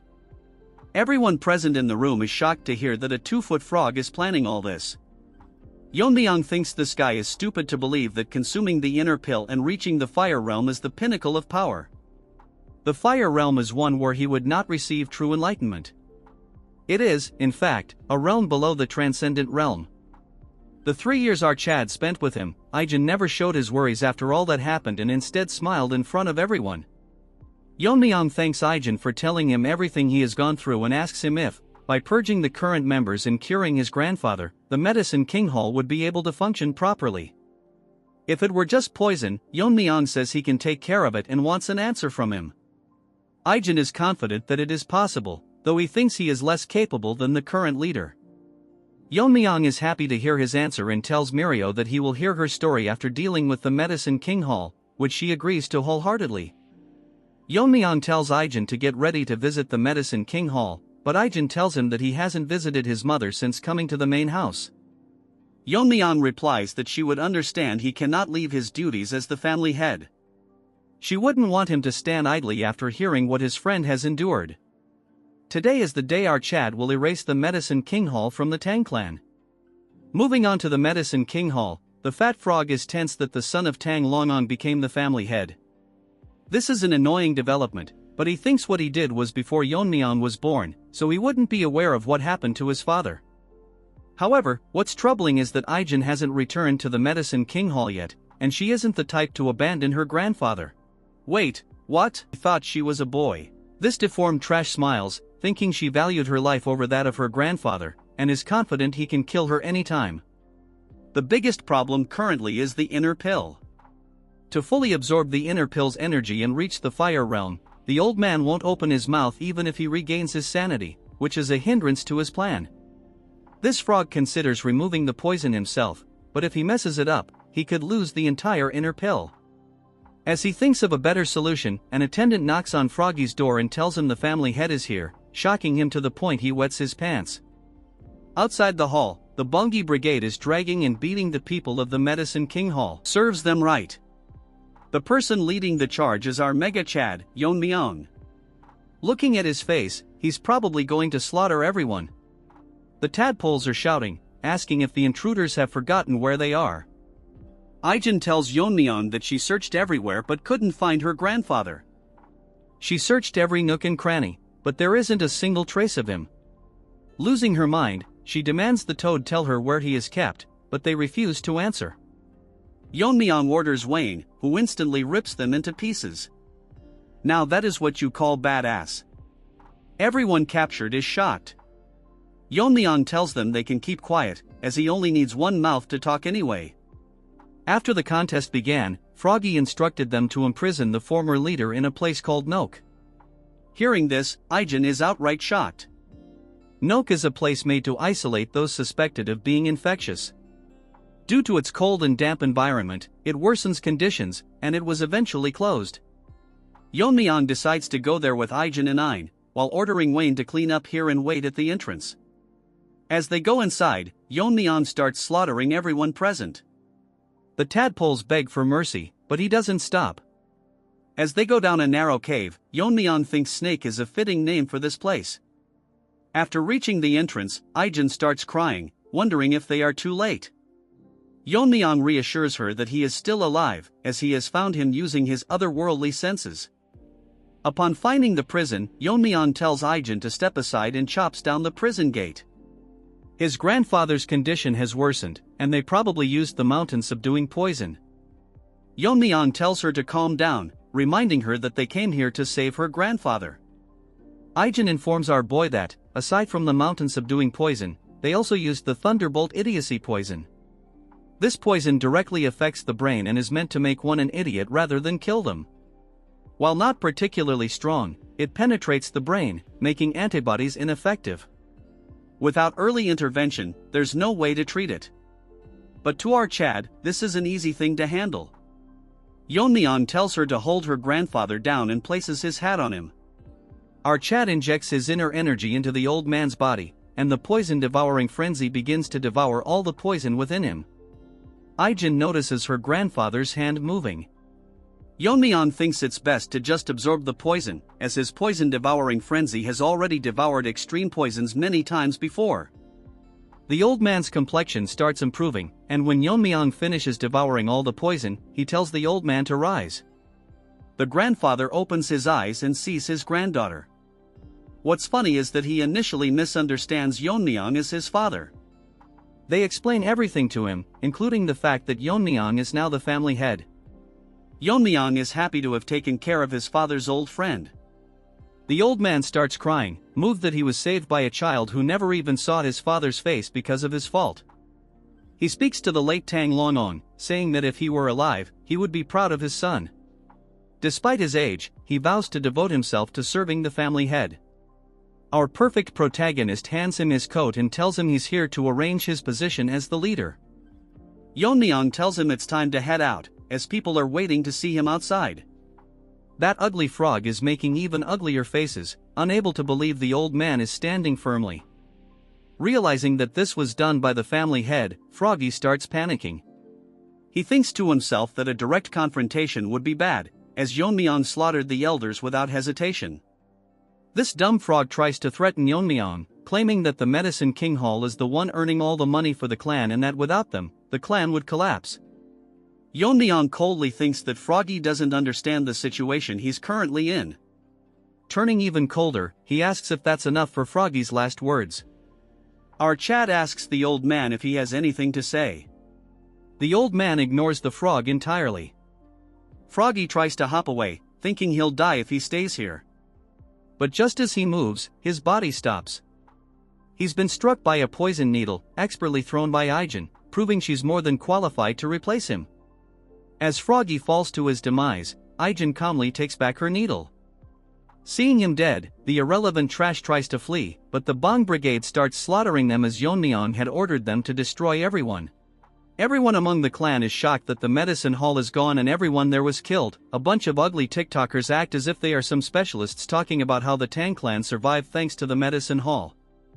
And getting rid of them is outright dumb. Now we move on to our Chad, staring at the inner pill. Take a closer look. This looks like a Ferrero Rocher.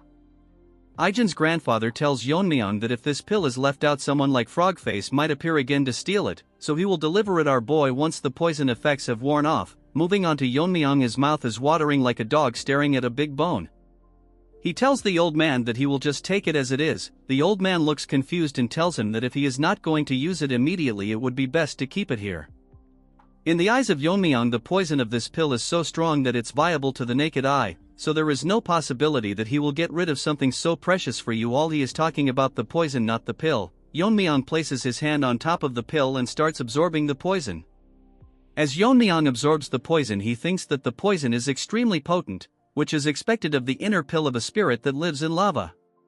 Compared to the demonic fire dragon poison, this is nothing, so if an ordinary man were to took it in an unrefined state, the power of the poison might have burned them from the inside. More importantly, this is such a powerful poison, but compared to the 10 poisons it is nothing, so our Chad thinks it's best to look more into the 10 poisons. Looking at the pill after the refinement process, Yeon-myeong feels the power of the spirit and it is now ready for consumption. Yeon-myeong goes to his mother's new chambers and knocks on the door. As his mother gives him permission, our Chad enters to see his mother waiting for him. Dear artist, make a female protagonist on par with his mother. She never thought that she would be able to come to the main house again, and she is lucky to have a child like him. Yeon-myeong tells her that this place originally belonged to her, so of course she should be here.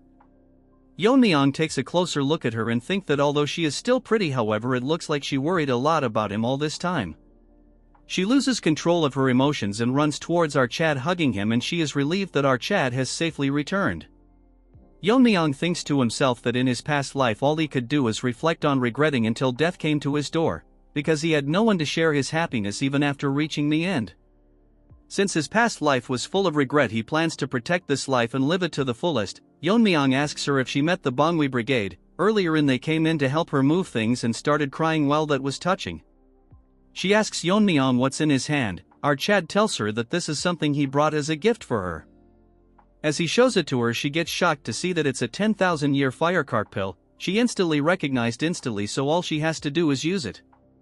She thinks this will help Yeon-myeong more as he is the one who is going to lead the Tang clan.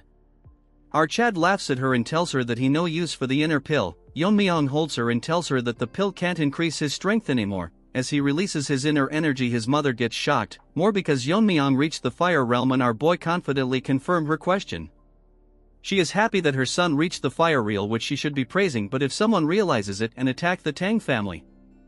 Yeon-myeong tells her that he wants her to live a very long life, including his father's share, so he wants her to watch over him.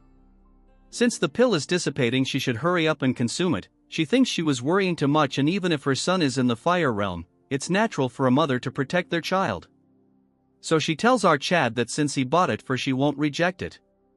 She asks Yeon-myeong if he knows what she was called when she was younger. Obviously she was named Sichuan's top beauty in the Poison Phoenix. She released her inner energy, and for the first time in this series our Chad is shocked. The title Poison Phoenix was given to the most famous member of the Tang family. Even she thinks that it's been a while she has seen him, so shocked. Although she might not be as skilled as Yeon-myeong, she thinks she is also pretty impressive. Artist, you better make the female protagonists better or give the present ones a glow up. After consuming the pill and increasing her inner energy, she directly went straight into cultivating. Yeon-myeong was actually shocked for a moment, because although he thought she was hiding her powers, but not the extent that she would be one step closer to the fire realm, all while practicing on her own. As for her, she is consuming the pill's energy.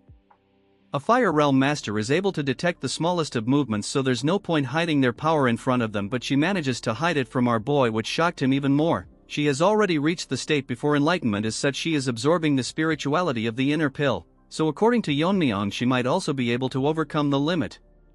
As such she is likely to face a problem. Although the method of absorbing the inner pill is simple, all the person has to do is take the spirituality of the inner pill and absorb it into the body, then all they have to do is internalize spiritually and repeat this process until all of it is absorbed.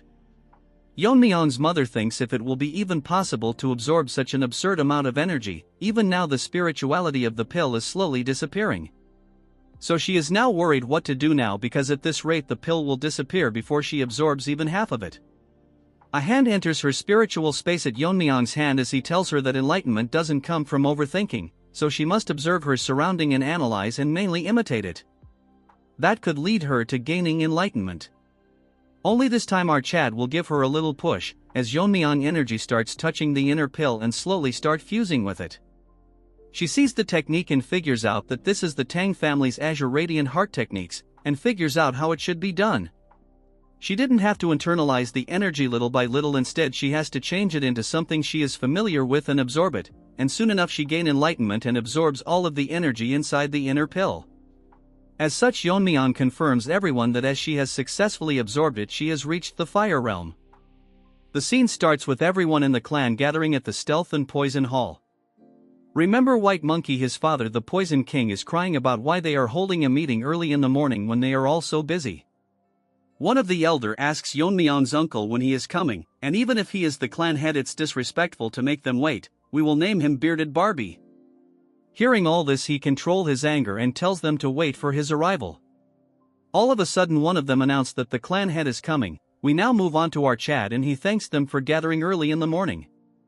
And today he is going to discuss something very important with them. Bearded Monkey is confused what is so important to call them all here. Yeon-myeong tells them he is going to hire a proxy head until he is of age. Hearing this, Bearded Barbie asks him who he is planning to appoint among the heads. Dude is living in his own dream, but as the Chad he is, Yeon-myeong tells him why does he think he will pick one of the elders. Shocking him, I cannot believe that this Bearded Barbie thought they would be temporary head after all they did to them. All of a sudden someone enters the meeting room. Yeon-myeong uncle looks at the entrance and gets shocked. As for the elders, they are pissing their pants because they can't believe she is here after decades. Yeon-myeong thinks she is the one who was most deserving of the position. After she was held responsible for the invasion, the Council of Elders dragged her down from the position of the head. She tells everyone that she has seen a lot of familiar faces and she will stop holding herself back. I am wondering how good they have to draw the female protagonist to match her beauty. She apologizes to everyone for being late. The night before the proxy appointment, during the bath, she feels glad that she has ascended to the fire realm. But the biggest problem is that she is unable to get used to the gunk that's leaving her body. Because of this, she even showed her disgraceful side to a servant. Anyways, the biggest issue is that she is still not used to her newfound strength. After ascending to the fire realm, she finally understood Yeon-myeong better, and that he has reached the highest state in the fire realm. Currently, according to her knowledge, only the leader of the Black Death Alliance has ascended to the fire realm. To reach a realm similar to him, what must have her son gone through during the competition? She thinks that after the bath she will be able to talk a lot of things with her son for the first time in a while. Moving on to Yeon-myeong, he congratulates his mother for reaching the fire realm. She gives all the credit to our boy and tells him to have a seat. They have a wholesome conversation until she asks Yeon-myeong how he reached the fire realm, and still she cannot believe that he reached this state at this age. Yeon-myeong is not sure how to answer her, since it will be hard for her to believe that he reached enlightenment due to the memories of his past life. Yeon-myeong thinks of using the competition as an excuse, telling her if she know about how one of the 10 poisons got smuggled out. She tells him she heard about it and the winner of the commutation was awarded the fire dragon poison. Guess what, he tells her that and she goes blank. While he wasn't lying. Moving on to our boy, he tells her that even after talking it he is fine. He was addicted to poisons during a battle, so he reached enlightenment from absorbing the poison, which helped him reach the fire realm. Hearing all of this, his mother cannot believe all of this, but after thinking she gets convinced, and Yeon-myeong is relieved that she accepted it so quickly. She changes the topic and asks Yeon-myeong that when she was bathing, the servant who was helping her told her that Yeon-myeong was getting rid of the Medicine King Hall. Yeon-myeong thinks it's best to be honest with her since it's also related to his father. Yeon-myeong explains to her what they did, and after a long conversation our Chad tells her everything. She had her suspicious and feels bad for Ijin as she had suffered so much. She requests Yeon-myeong and explains to him that she lived into the family as if she is dead because she was scared of losing her only child after losing her husband. However, she has had enough, and if he allows it she will protect him from now onwards, even if she is not as strong as him. Moving to the present, everyone is shocked to see her and cannot believe that she still looks the same. A few thinks that she probably ascended. Seeing her, Yeon-myeong uncle is very happy as he shouts and tells everyone to congratulate his mother, as she will be the new head of the Tang family. Bearded Barbie turns into a turd and cannot believe that she is being promoted to the head and not a proxy. She thanks everyone and tells them although she is the head, it's only temporary until the true head, her son, comes of age. Hearing her, Yeon-myeong uncle starts crying while the rest are releasing hot cake in their pant, especially that bearded Barbie. Since she is entrusted the position of the head, she plans on fixing the base of the Tang family that was ruined. Since then her actions were unconventional. The first thing she did is remove the name of the Medicine King Hall, which was collapsing, and renamed it. Tang Hoil, Ijin's grandfather, was appointed as the head surgeon while Ijin was appointed as the second in command. Moving on to Yuri's father, he was appointed as the general manager and was ordered to start a full-on investigation. He immediately found the elders' embezzlement books and recovered so much money that it was enough to sustain the clan's maintenance for the time being. Moving on to white-haired Monkey's father, he was removed from his position, along with most of the elders who embezzled the clan's money. Even for the people who were not elders but was related to embezzlement was removed from their posts. All of this changes happened in a matter of days, and thinks his mother is really an amazing person. While saying all this, our Chad is enjoying the beauty of the Tang family. Because of the involvement of his mother, the clan's internal problems were all solved. At first he wanted to live an ordinary life with his mother, but began to get surrounded by many things. There are now people who he calls friends, guards who follow and trusts him, and the hundreds of members of the Tang family. He has now so many people he has to protect. Our Chad looks so good, we demand a beautiful female protagonist. There was once a time when it was hard for him to keep his body healthy, since he was resentful that why he was even born. His goal is to grow stronger, that no one can harm the Tang family. Whether it's the Black Alliance or that pervert or whoever it may be, they will never be able to hurt the Tang clan.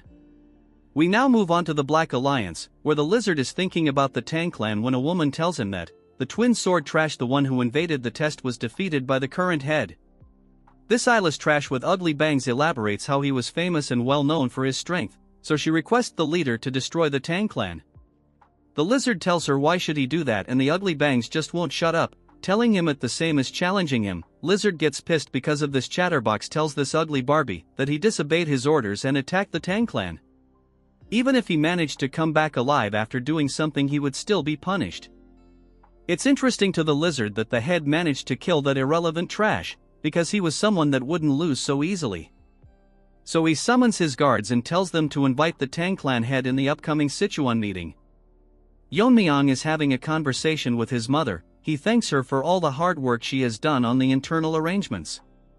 She felt nerve-wracking after taking charge again after so long, but she isn't sure if she did well enough. Yeon-myeong thinks she did a great job, but there's one thing that's confusing him. He asks her if she suppressed her powers like last time. She isn't surprised that he noticed it so quickly, because he has experienced it before. However, to Yeon-myeong this is still an impeccable suppression. He asks her, since she has reached the fire realm, she doesn't need to hide her powers anymore. Our pretty mommy tells him that it's not just about hiding powers. What she performed is the family's secret technique, the vein sealing concealment. She also hopes that Yeon-myeong will also learn to hide his abilities. Since she is pretty, we will let it slide. To explain this to our Chad, she has to explain him quite a long story. As the founder of the martial art and the ancestor of the Tang family, she has to tell Yeon-myeong about him. In a certain village in Sichuan, a plague broke out. Although most died of famine, in this case it was the opposite, as people were dying. Dozens of bodies were cremated without proper funerals, for the fear of the plague spreading. Everyone in the village had already caught the plague, and were just waiting for their time to die. Except for one who was a 10-year-old. Looking at his condition, they were all scared about why this child was the only one unharmed, but there was no time for rational questions.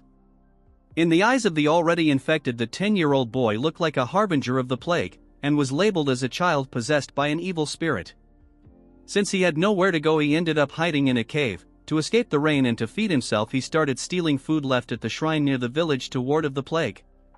The boy survived, but after the third day the villagers stopped performing rituals. And after he checked them out, everyone other than him was dead. The boy wandered, thinking to himself why the only one unharmed. The question didn't linger for long, and a mysterious group came for this boy. And according to their leader, he was a child with the aptitude for poison. These bunch of people are the worst assassination group in the history of Murim, the poisonous Moon Shadow sect. They kidnapped children from all over the world and trained them as assassins, and fed them poison to prevent them from escaping. Furthermore, they administered the antidotes periodically. The boy grew up to be an assassin. Before long he saw the gruesome state of his comrades, who died from not receiving the antidote on time. Realizing that the plague in his village was caused by the poisonous sect, and not by him, which is what he initially thought. From that point onwards the boy pushed himself to his limits to become stronger. No matter how dangerous the mission was, he completed it no matter how difficult it was. And soon enough he achieved such a feat that even absolute masters couldn't achieve. The sect leader was so impressed by his achievements that he bestowed upon the title of one of the 5 great assassins, and offered to grant anything he wants. But the leader is surprised after hearing that he wants nothing. But looking at his face, we all know he wants them dead. The boy reached such a high level, and with the instincts gained from fights with absolute masters, and his own ultimate technique based on the martial arts learned in the sect, which was the first flower rain. Thus the poisonous Moon Shadow sect was erased from this world. Later his descendants settled in Sichuan, forming the current Tang family. Even to this day the world remembers him by the alias the Invisible Guest. But she notices that Yeon-myeong has fallen asleep. She pinches his face, waking him up. Man, the art is so unique. Moving on to the half-awakened Yeon-myeong, he asks her what this story has to do with the vein sealing concealment. The poison sect had many masters in the fire realm, including the 5 great assassins and their overpowered sect leader, and proceeds to tell Yeon-myeong the secret of how he faced them alone. Our Chad asks her that wasn't it called the flower rain of the sky, and a very few could withstand such an attack where numbers are irrelevant. She tells him that what he said is half right, and the art is called the flower rain of the sky, but it is not actually a martial art for a hidden weapon, but a martial art that controls energy, shocking our Chad, and asks her to confirm if it really is a martial arts that control energy instead of hidden weapons. She tells him that the battles at the fire realm are clashes of energy, when the opponent attacks with energy, the person on the receiving end has to defend with energy. Since ordinary hidden weapons techniques can't penetrate the body protecting energy of a fiery master, Yeon-myeong thinks that it actually makes sense, since no matter how many hidden weapons there are, they will bounce off because of the body protecting energy. According to our boy, energy counter energy, so if hundreds of hidden weapons enveloped in energy form a storm, even with body protection it would be impossible to handle hundreds of energy attacks. It's an ultimate attack made to battle against monsters of the fire realm, so it must be much more powerful than the whirling frenzy. But what confusing our Chad is that no matter how skilled a master is at maintaining the level of energy, it is almost impossible to maintain that much internal energy. His mother figures out what he is thinking. I am probably obsessed with his mother anyway. She tells her that the answer lies within the vein sealing concealment. The basic principle of the vein sealing concealment compresses all the internal energy flowing through the meridians and concentrated into one of the 12 main meridians, and then use true energy to block the flow of internal energy and seal it within meridian. That way internal energy doesn't flow and is encapsulated by true energy. These method can deceive the eyes of a fire realm master who can see the flow of the internal energy, but since he can't use the sealed internal energy immediately, his current powers will decrease. But with the accumulated experience and insights can be rebuilt easily. By repeating this process 12 times to seal the internal energy in all 12 meridians, the true energy protecting the internal energy intertwines, creating a new protective layer, which is the body protecting energy called Dragon Scale. Not only does it surpass the defense of the existing body protecting energy, its strength is comparable to the actual dragon scales.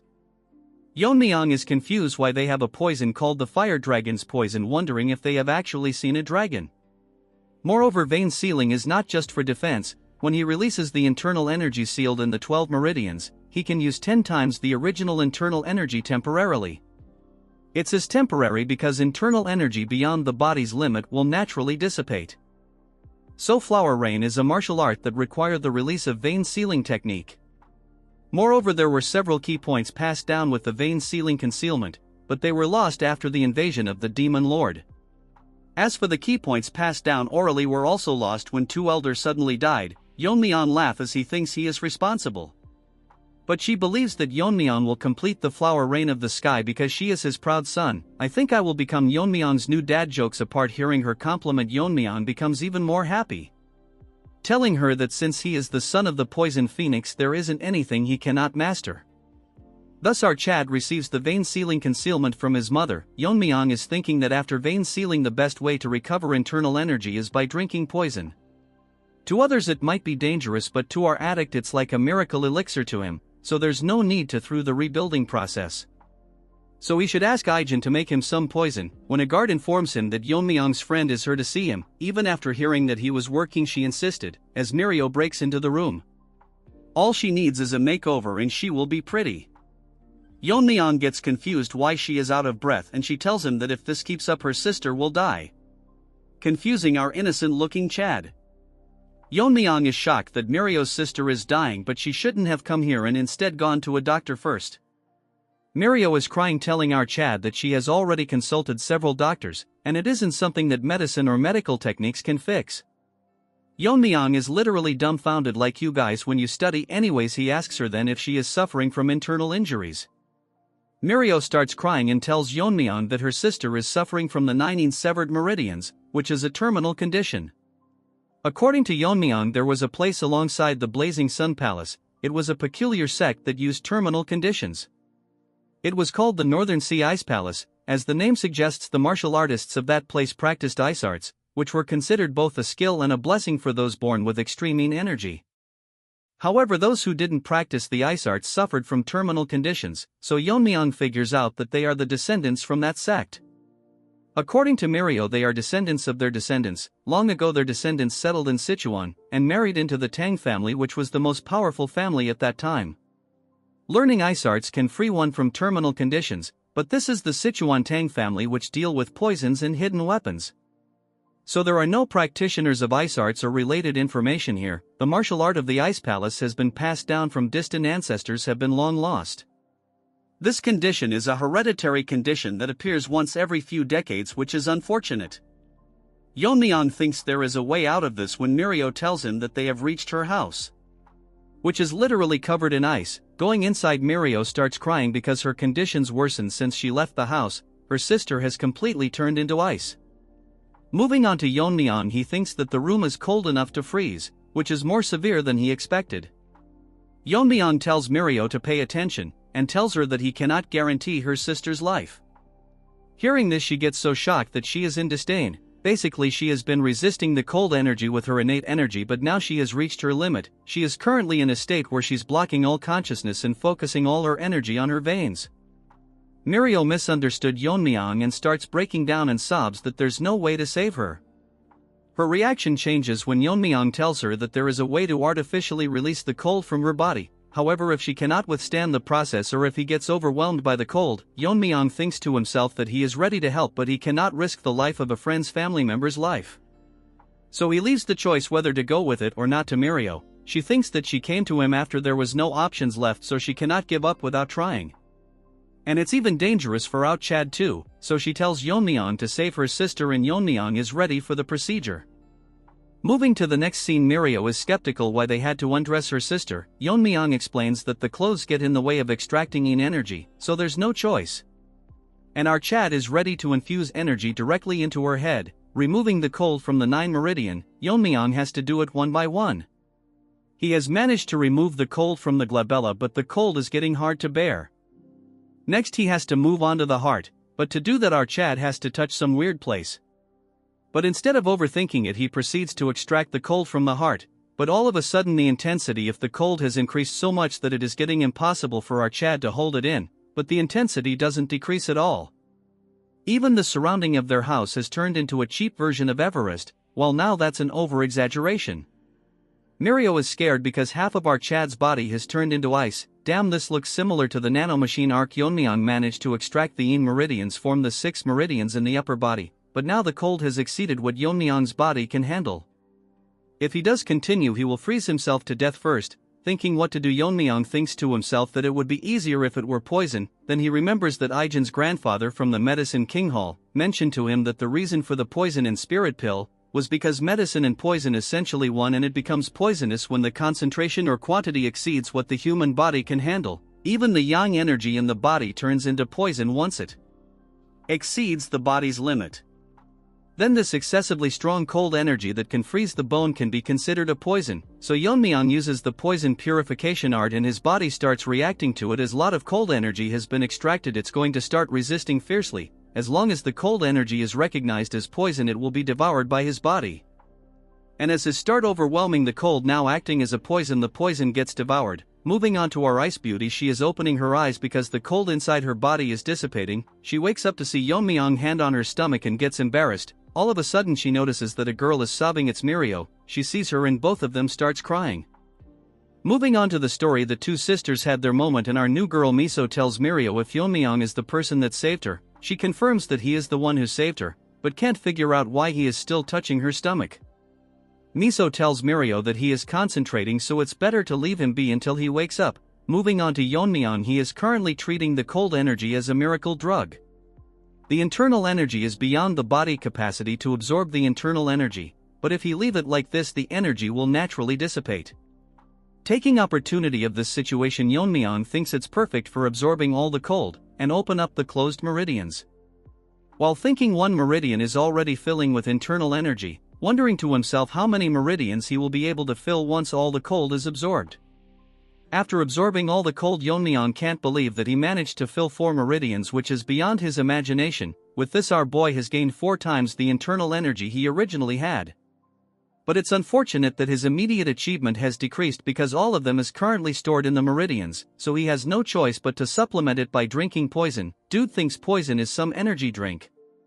Yeon-myeong takes another look to see both the girls staring at him. After taking a second look, Yeon-myeong stares at his hand and takes his hand off, getting all flustered, but our waifu assures that he doesn't need to be concerned, since Mirio explained everything to her. As she thanks our Chad, he tells her that it's his duty as the family head to take care of the family. Our father-in-law enters the scene to see one of his daughter half naked and the other assisting her. Misunderstanding the situation, turns into a healthy gorilla and starts shouting at our Chad. The girls come to the rescue, explaining to him how he saved his daughter.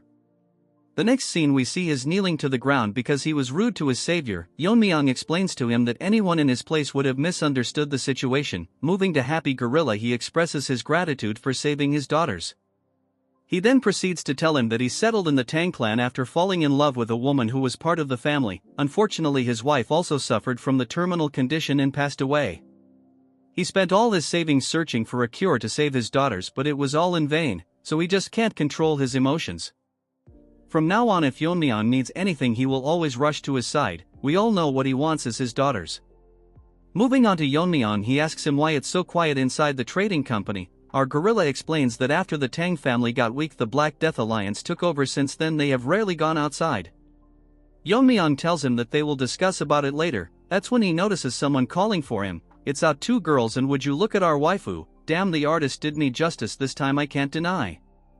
She thanks our Chad for saving her life, and this is a favor that they will never forget. Seeing her talking, our Chad gets flustered. Mirio thanks our Chad and tells him that they will repay him for sure. As our Chad leaves the scene, Miso asks Yeon-myeong if he will be alright, since he seemed bewildered, so she wonders if something went wrong while he was treating her terminal condition. Mirio isn't so dumb and makes the wicked face, teasing her by telling that if she felt sad because our boy is leaving. Hearing this, she gets flustered and asks Mirio if her behavior was that obvious. Our emo girl is such a bully that she tells her that she was very obvious and it's a natural reaction. Even if it was other beside her, they would have a similar reaction. Mirio tells her to not worry, since according to her she has never seen a person more beautiful than Miso. As for Yeon-myeong, she thinks that although he didn't say anything, his reaction said it all, and he is surely conscious of her. Moving on to Yeon-myeong, he is wondering about a normal family. The next moment he dreams about marrying Miso, having a child and raising him to be a martial artist, seeing them get married and have grandchildren. This is daydreaming beyond one's wildest dreams. It's like you guys dreaming about having a girlfriend in this lifetime. Yeon-myeong can't believe that he would be nervous just by looking at someone in this life. While staring at the sky, he wonders that this is probably what it feels like in ordinary life. He wants to visit that place once again, but the problem right now is the Black Death Alliance, although they didn't directly bring down the Tang family like the Demon Lord pervert. Their subordinates intruded the contest, which is certainly a bothersome presence. Moreover, as long as they remain in Sichuan province, they will inevitably clash one day. Moving on to the Black Death Alliance territory in Sichuan, we see a servant getting scolded because the Tang family's influence has been rapidly growing. And all this is said by the trash with even trashier bangs. But she cannot do anything, as she was warned by the alliance leader. She is extremely angry because the other leader didn't accept her request of attacking the Tang clan family, as the alliance had ordered them to not attack the clan. So it's best for her to stay quiet until his anger subsides. Remembering all this, she gets angry and throws her apple towards the servant. According to the information, both the new head and the family head of the clan has reached the fire real mastery or close to it, yet all the alliance head is doing is watch and wait for the right opportunity. With her current self, she cannot avenge those two twin sword retard that got owned in part 3 or part 4. That's when she realizes that since she cannot move herself, she remembers about what the alliance head ordered, that was to invite the Tang family head in the upcoming Sichuan gathering. So she will take this as an opportunity. Even now, when she closes her eyes, all she hears is twin swords cries for revenge. He probably treated her to an ice cream treat, if you know you know, so unless she eradicates the Tang clan, her anger will not subdue. The servant notices that its master is expelling killing intent because she need a sweet dessert, but since servant is ugly, she burn him to death, eagerly waiting to meet our Mega Chad. Unfortunately, we all know how she will be slapped to her death. Deep in the night, in one of the houses of the Tang family, the three useless retards are talking about what to do. Ever since Tang Jihai, Yeon-myeong's mother, took over the head of the family, their positions have further weakened. Both of them are complaining this to the second elder Tang Myeongshin, but he is not sure why they are telling him all this. He blames all of their downfall on the former Poison King Tang Jiak and his son, the white-haired monkey. He points his hands towards the white-haired monkey, making a face full of anger, telling him that it's because of him that couldn't gauge the opponent's strength and kept on making enemies with Yeon-myeong. The white-hair monkey can't do anything but listen, as the elder tells him that the duo of father and son is ruining everything he has built his entire life. The white-haired monkey thinks to himself that the elder is incompetent, that he can't even stand up to the family head. That's because he is not delusional like this brainless monkey. Hearing all the insults, he daydreams of healing his arm and take revenge on Yeon-myeong. I mean, there is a limit to how delusional someone can be. Tang Jiak asks the elder what plan the elder has, since like the other elders it's hard for them to maintain their forces. Hearing this, the elder clenches his hand and tells him that he is aware of their situation. He makes a face full of anger and tells them that it is best for them to leave the family. Moving to another place, a guard is telling Yeon-myeong that they have reached the warehouse where the Tang family stores the extreme and 10 poisons. As for Yeon-myeong, he is thinking in his mind to him and that this place was originally managed by the third elder, but due to his neglected was transferred to Orchard along with the poison hall. The guards who are guarding the warehouse see Yeon-myeong and greet him, so Yeon-myeong thanks them for their hard work. One of them tells Yeon-myeong that before he goes inside he should take a pill. Seeing it, Yeon-myeong tells him what it is. The guard tells him that this is a poison-repelling pearl, which will block the toxic air inside the warehouse, and just holding it inside his mouth will filter most poison and keep them from invading the body. Yeon-myeong shocks the guard by telling him that he doesn't need it. Our Chad makes an excuse and tells him that since it has to be held in the mouth, many people including the third elder have probably held and sucked on it. The guard tells him that it's cleaned after every use so he can use it. Yeon-myeong tells him that it's not required since he can't get poisoned. The guard is adamant and Yeon-myeong gets very angry since poison is his main source of food. Dude was doing just his job but got a beating instead as Yeon-myeong orders the other guard to open the door for him. Going inside the warehouse, it is maintained very well with everything properly organized. Walking further into the room, the air is filled with extreme poison as Yeon-myeong thinks that organized, probably because this is where they store the 10 poisons. Yeon-myeong now knows why they were so worried before letting him in without the pill. If an ordinary person entered without the poison-repelling pill, they would have died instantly. Though Yeon-myeong's inner energy has decreased due to his meridians being sealed by the poison vein simulation technique, even the concentration of poison is increasing further down, but to someone like him who has mastered the poison refining heart technique, it is as pure as clean area. As Yeon-myeong breathes in the poison, his inner energy is increasing, but it is still not enough to make him use his martial arts like earlier. So Yeon-myeong is thinking hard and figure out that he should consume something equivalent to the 10 poisons. According to the family regulation, he can use the 10 poisons for consumption. He thinks that he can find the recipe and tell Ijin to make it for him. That's when he notices something on the wall. Yeon-myeong thinks something is strange, so he uses his inner energy to see that the airflow in the middle of the room is distorted, so it's more like a formation has been placed there. Our Chad decides to check it out, and after placing his hand on it, Yeon-myeong thinks that it's strange that there is a formation in the Tang family poison storage. The thing is that it doesn't seem to be done by the Jeagle family. To confirm his doubts, Yeon-myeong takes out his dagger and infuses it with his inner energy. He makes a strike and splits the formation in half, but he gets shocked to see what behind the formation. There is a long passage blocked by talisman with the word prohibited written on it. After carefully looking at them, Yeon-myeong figure out that this is not the work of the Jeagle family, but it was made by the magician's formation. According to Yeon-myeong, in his previous life his master has connections with several magicians.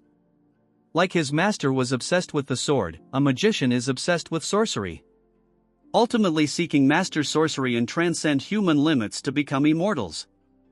Yeon-myeong had a bad memory where he was thrown into a formation created by a magician, in the form of training by his master. According to him, it was a place full of beasts whose names even he didn't know. Magicians are typically selfish and only engage in things that interest them, but that still doesn't answer his question why there is a formation in the Tang family. His master in his previous life told him that magicians are inherently selfish creatures, and are always obsessed with spirits and demon, only seeking immortality. Yeon-myeong asks him how he managed to have a relationship with them. He makes a straight face and tells him that he beat them every day for no reason, so they begged him to have a conversation. Moving to the present, Yeon-myeong thinks there is not anyone in this family like his master, so there is probably something in the Tang family that piques the interest of a magician. The poison is so strong that it is leaking out even after being sealed with hundreds of talismans, so inside there is something with incredible poison power. Yeon-myeong is glad because he originally intended to write down the recipes of the 10 poisons if he could, but this is more interesting currently. As our Chad goes further inside, a voice from the deepest end senses that someone has entered the seal. It's not an inconspicuous time and it is not aware how much time has passed, while that doesn't matter as long as our Chad releases him. At the end of the passage, Yeon-myeong finds a few of the 10 poisons that were said to be completely lost, but in reality it was hidden here all along. Beside it there is a huge jar wrapped around in talismans which seems ominous to him. Yeon-myeong places has to feel a strong rebound. The force created was tremendous, so it seems that it's harder to break than most formations. However, to our Chad it not very difficult as long as he cuts through each one of them with accuracy. As he cuts through the talismans all around the room, he think of cutting the ones placed on the jar, as Yeon-myeong does a set of multiple moves to cut them all down. His inner energy has decreased due to the poison vein simulation technique, or else he would have finished all this in a single strike. None of it matters now as our Chad managed to cut down the ones surrounding the jar. The poisons around the jar has gotten much stronger now that the talismans have been removed. As Yeon-myeong places his hand to open the lid, inside there is a mysterious monster, shocked to notice that the power of the talisman bounded to him have died down, so now he can see the day of the light. Yeon-myeong gets wary as the jar explodes, making a huge explosion. Luckily Yeon-myeong managed to dodge it in the nick of time, or else he would be injured. The thing inside charges towards our boy, startling our boy, as it is faster than what he had expected. He gathers energy to attack and have the first strike before it gets here. But before he could do anything, it goes past his hand like wind, telling our Chad that he has a sharp reaction. As a rewards for releasing him, this trash will kill our Chad without any pain. Hearing this, Yeon-myeong turns behind and asks him who he is. The trash proudly tells Yeon-myeong that he is the pinnacle of poison, the blue-horned white snake. Little does this snake know he is a lottery to our boy, as he can have unlimited poison as a drink now. As the snake wraps around Yeon-myeong's arm, he is confused why it's calling itself the poison of extreme suffering, which he proudly agrees and makes an assumption that Yeon-myeong managed to block the spread of the poison by sealing the vital point in an instant, which is impressive, but he won't hold for long. Poor Snakey makes a arrogant face, telling Yeon-myeong how he will slowly melt his arm. That's when he realizes something changing, as the poison-devouring frenzy inside Yeon-myeong's body activates. The skull starts devouring its poison, and the poor snake gets scared as he can believe that Yeon-myeong has the poison-absorbing aura. And what is his relationship with the Wanderer Saint? Yeon-myeong grabs onto the blabbering poor snake like a plushy toy. His new toy begs itself to stop absorbing his poisons. At the rate his body is absorbing the poison, he will be utterly destroyed. Moving on to, he is making a poker face filled with anger, telling it why he should spare it. He makes a psychotic face towards the poor snake and taunts him by telling if it changed its mind because it's currently at an advantage. So Yeon-myeong aggressively starts playing with his new toy, absorbing tremendous amount of poison from the poor snake. Beggar Snake thinks that Yeon-myeong is serious and he might actually die at this rate. So he offers Yeon-myeong a deal, and hearing this, our Chad gets flabbergasted as he stops absorbing the poison. Poor Snake tells him that he only wants to escape from this seal, and if he spares him, it will act as his guardian spirit. Hearing this, Yeon-myeong is confused, so it convinces him that it would be beneficial for him, and asks Yeon-myeong if his internal energy is increasing every moment with his poison. At a rate beyond the normal. According to Yeon-myeong, its poison is incomparable to the 10,000-year fire carpenter pill or the fire dragon's poison. It is so potent that by just absorbing it surpasses his previous internal energy. The poor snake is so desperate that it tells Yeon-myeong that if he becomes our Chad's guardian spirit, it can provide poison whenever he needs it, which is better than absorbing all of his poison now. Our Chad is heartless as he, with a poker face, tells the poor snake that he has no interest in keeping alive someone who was an enemy, so he can replenish the poison elsewhere. Hearing this, the poor snake starts crying and loses hope, telling Yeon-myeong that can't he just spare him once, since he lived in a jar for hundreds of years. Hearing this reminds Yeon-myeong of his past life. Then he activates the ultimate cute soul killer face, telling him that as a guardian spirit he is bound to obey him. The soul killer face is so strong that Yeon-myeong gets flabbergasted and loses to it, so Yeon-myeong will believe it just this once. Hearing this, the Snakey asks him if he is accepting him. Yeon-myeong confirms it and tells Snakey that if he tries anything funny he will destroy him on the spot. Snakey, all nervous, promises that he won't do anything. Moving back to Yeon-myeong, he asks Snakey what he needs to do to become its guardian spirit, since he doesn't know anything about spirit arts. Snakey tells Yeon-myeong that he doesn't need to do anything as extreme amount of energy releases from its body, and a bead moves towards Yeon-myeong as it tells him that this is a spirit binding seal. Just by holding the bead, his spirit will be bound with our Chad's soul, and that is how it will become our Chad's guardian spirit. Hearing the instructions, Yeon-myeong grabs onto the bead as it releases enormous amounts of energy. Outside the chambers, the guards are wondering why Yeon-myeong hasn't come out yet, so they start panicking, wondering if Yeon-myeong is in any trouble. One of the guard tells the other one that they need to go in and check, but guard number 2 tells him that they are not supposed to enter carelessly. Guard number 1 picks up the poison refining pill and puts it into its mouth, telling number 2 that they can worry about the punishment later, but they cannot let the future leaders suffer in a place like this. Number 2 closes his eyes and takes a deep breath, telling number 1 that he is as stubborn as always.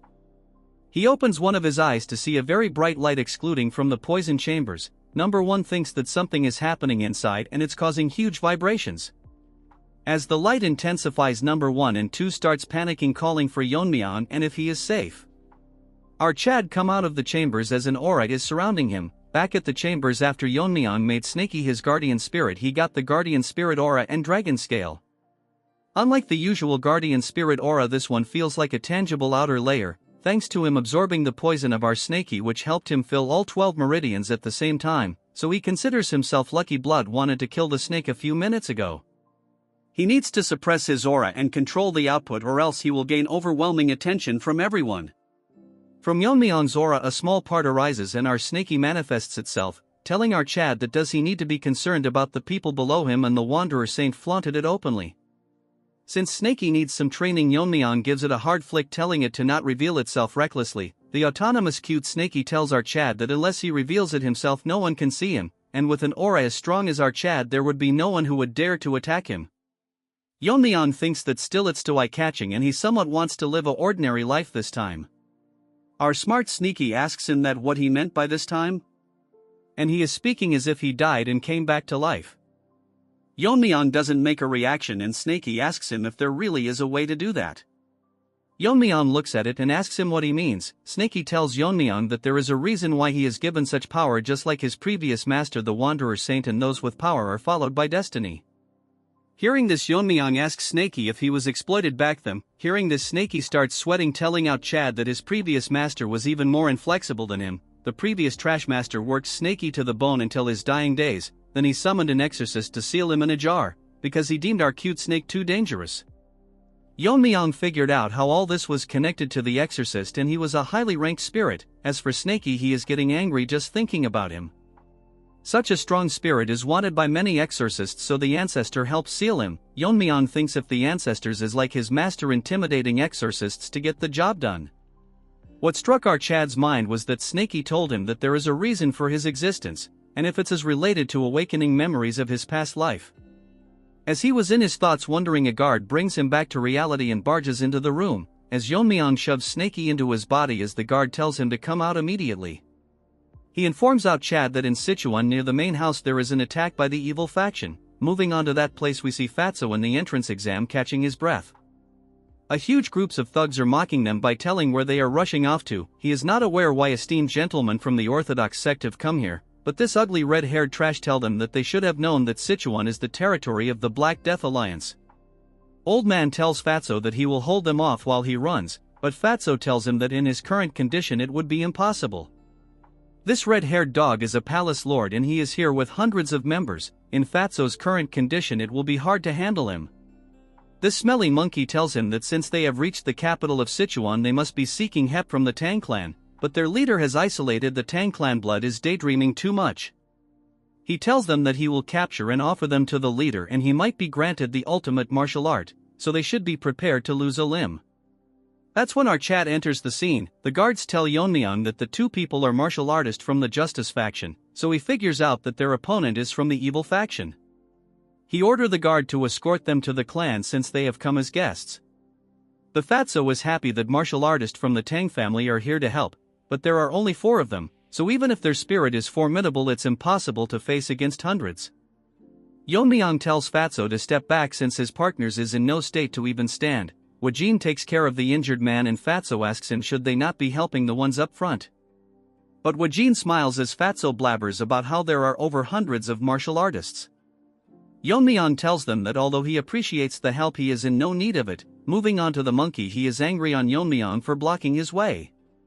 His guard tells him that he is probably the one who won the Tang clan's competition and returned as the family head. This red monkey mocks Yeon-myeong and asks him if he is going to face them. Feeling sad for him. As for his minions, they are grinning. This dumb retard is so confident that he tells Yeon-myeong that he will uproot them once and for all. Hearing his nonsense, a needle flies towards him, poisoning him. In an instant this monkey falls to his death. Yeon-myeong thought that the nonsense spouted by Trash was too annoying. Everyone present in the scene is shocked by what had happened as the leader lies dead on the ground. Yeon-myeong tells them they don't need to uproot them since he will be the one to do it. The punk gorilla is dead as our Chad's poison needle finished him off. His lackeys are confused when Yeon-myeong threw the poison needle, because it was so fast that they couldn't even see it. Yeon-myeong puts his hands inside his coat and takes out hundreds of needles, and using his internal energy he throws it towards them. The minions saw Yeon-myeong throwing the needles and tells everyone to stay alert. As the one beside him gets killed by the needle, he hears the sounds of hundreds of them falling to the ground, getting one shot by the poison needles. As this side character turns around to see hundreds of bodies. Moving on to our Chad, he rushed out and forgot to apply poison, but surprisingly it's having the same effect as if they were poisoned. As for Fatty, he is getting overwhelmed by our Chad's riz. Snaky manifests itself and tells Yeon-myeong that its poison was seeped into his needles, and there are only few people in this world that can withstand its poison. Yeon-myeong smirks and tells Snaky that it's more useful than it looks, pissing our unlimited poison supplier. We move to the riz-infected Fatty that cannot believe that our Chad has such amazing assassin skills. Dude doesn't know he is the protagonist that you viewers dream of becoming. He guesses that Yeon-myeong might be the one that single-handedly killed the 300 warriors from the Darkness Silent sect. Despite all this, his guess was correct.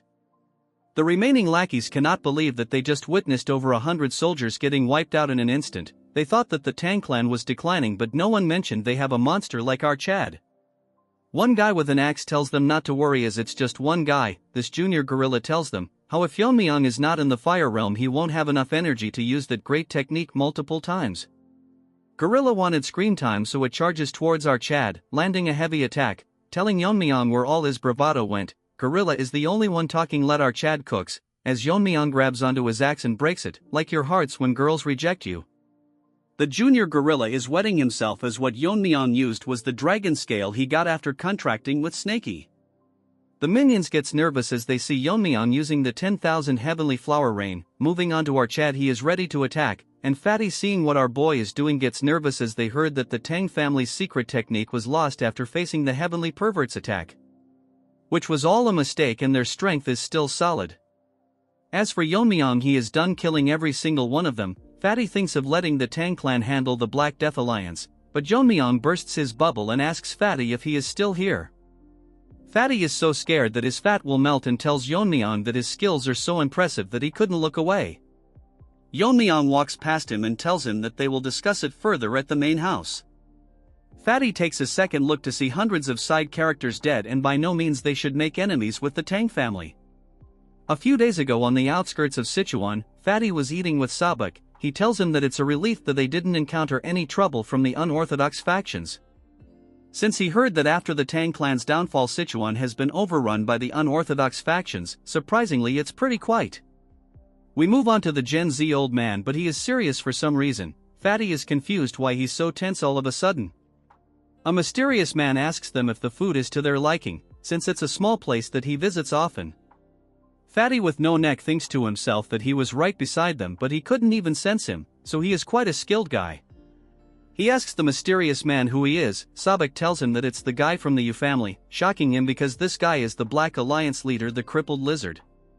He asks them what brings the Taoists of the joint sect to his Sichuan. Dude thinks he is Gu Chanji from I Am a Fated Villain, but he is just a side character. Our arrogant Fatty is nervous as they came to this remote inn to avoid clashes, but because of their bad luck they came across the Alliance leader. Crippled Lizard asks Sabak if he has any business with the Alliance, since he has reached the Fire Realm. Sending him would mean it's serious. Old man tells Lizard that he has no business with the Alliance, and asks him if he came alone as he doesn't see any of his subordinates. The crippled Lizard talks as if he the main character, taunting him by telling old man if he thinks that he can take him down alone, and if that's what he wants he is willing to spar with him. Sabak gets pissed and tells Lizard that he has lived twice as long as him, but this savage Lizard asks him if he is here to pay respect to him. Sabak gets so pissed that he releases his energy and tells him that in a battle between Fire Realm Masters the years of accumulated energy are crucial. And if Lizard is confident enough to handle the energy he has built with his sect techniques, Fatty thinks that Sabak is more hyped than usual, so he might actually start a fight here. All of a sudden both of them get shocked because the lizard releases his energy and tells them that he destroyed multiple sects with his own hands 10 years ago. The only reason that the joint sect survived was because they were far away from Sichuan. If a fight is what it will take him to understand this, he knows a place nearby for a quick spar. Fatty is smart to tell Sabak to not be impulsive and jump into a fight, but he wants to be a protagonist as well and show the crippled lizard that the martial arts of their sect is the best in the world. We move to the present as Fatty tells Yeon-myeong that was how they ended up facing the crippled lizard, but our Chad tells him that it's different from the one that he saw earlier. Fatty explains that the ones chasing them came after this. Moving to his story, the lizard was terrifying as on one side stood our old man and on the other was the crippled lizard. Sabak took his sword out and tells Fatty to step back. As for the lizard, he is ready to face him. In an instant Sabak disappears rushing towards the lizard, attacking him, but he blocks it using his bare hands. Telling this old man that the sword technique is pretty decent, since it's powered by internal energy. Basically old man uses the resonance of the inner energy to drive out other energies. Fatty can't keep up with their speed and thinks this is what a fight between warriors who have reached the fire realm looks like. As they exchange swords, the crippled lizard managed to stop the old man's sword attack with his bare hands, mocking him by telling him how he bragged about his internal energy, but it's not up to the mark. This dumb old hag gets even more pissed and starts using the ultimate technique of the joint sect, releasing waves of enormous energy. Seeing this, the dumb Fatty thinks Sabak is overwhelming the crippled lizard but notices him smiling. In an instant, with multiple attacks at the same time, he blocks the old man's attacks. Sabak comes back to reality, realizing that the lizard is intentionally blocking all his attacks at the last moment. It's as if he is testing his, even though he is from the unorthodox side. Since that's the case, he will go all out, using the full power of his secret technique. As for the lizard, it managed to figure out his technique. The secret technique lands, it causes a huge explosion as strong as an atomic bomb. Fatty is shocked that Sabak used the secret technique of the clan. The old man gets up, showing our Fatty how he managed to defeat the alliance leader. Dude is literally in a dilemma that he is the protagonist. Fatty tells him that all of it is fine but they should leave soon. That's when the cripple lizard tells them that the technique requires more precision. The martial art is fitting for the joint sect, which is one of the major orthodox factions. He is unharmed and explained that the technique is using the internal energy amplification through intent. So even though it's called the demonic sword technique, it's basically a powerful internal martial art. Moving on to Fatty, he tells Sabak that what he is using is defiantly the sect's secret technique, however it's not the usual mixed energy. Lizard acts arrogant, telling them why they are surprised, since if one understands the principles it's easy.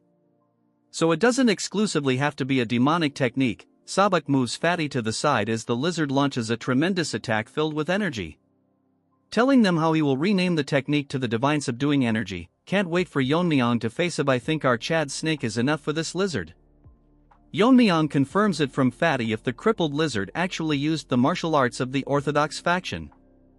Fatty puts his head down and tells our Chad that he adapted the martial art to his preference. Although the energy he gathered was different, the technique was undoubtedly the essence of the demonic sword art. What's surprising is that the power of the copied technique surpassed the original demonic sword technique. If old man didn't use the last bit of his internal energy to block the attack, they would be dead by now. Yeon-myeong is actually impressed because Sabak was definitely in the fire realm, so to comprehend his martial arts in just one duel is impressive. While thinking to himself, Fatty intervenes and tells Yeon-myeong that they have come to the Tang clan for one purpose. So he requests them to cooperate with them in the great martial arts competition of their sect. The Heavenly Demon Cult is a religious and militant group located in Xinjiang. They were once so strong that they could rival all the 9 great sects and other martial faction. After numerous fights in martial arts world, the orthodox faction is still not confident enough to confront them. The main reason behind it is because the entire faction moves at the command of one person, the sect leader. However, the situation took a change when the sect leader's son, the creepy pervert, emerged with innate martial talent and gained his own personal followers. Because there might be an unintended factional split, the pervert left the clan and led his followers with him, founding the Heaven's Brilliance Demon Cult. This is the reason that has weakened the elite ranks of the sect, making this the last opportunity to eradicate them, but they are worried about the Black Death Alliance to their south.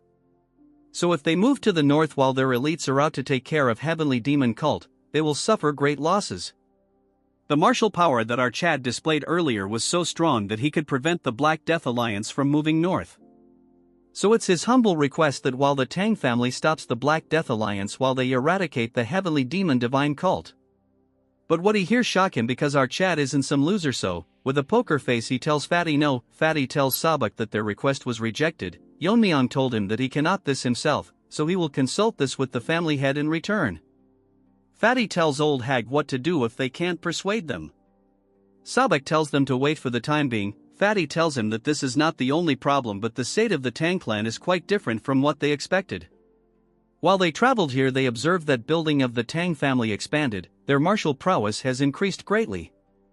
Even the overall atmosphere among the clan members were great, which is completely opposite to the rumors that they were ruined by the mega-pervert emotionless loser.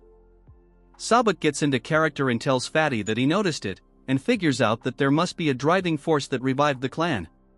So by any means necessary they must bring the Tang clan to their side. While discussing all this, Yuri and her father are here, these two over-smart delusional martial artist. He introduces himself as the head of general affairs of the Tang clan. By the orders of the family head he is here to bring them. After they reach the main house, both of them are shocked as mommy leader introduces herself and asks them if they came here to request cooperation against the heavenly demon cult. She tells them that currently she is the acting family head of the Tang clan. What surprised these two is that she is in the fire realm, which is probably why the Tang clan regained their strength. Although they cannot detect Yeon-myeong powers, but the acting head, our mommy queen, is undoubtedly in the fire realm. Fatty thinks he is the only smart one, telling our mommy that their sect is in urgent need of support, and since they are eradicating evil sects, isn't it right to help in the name of justice?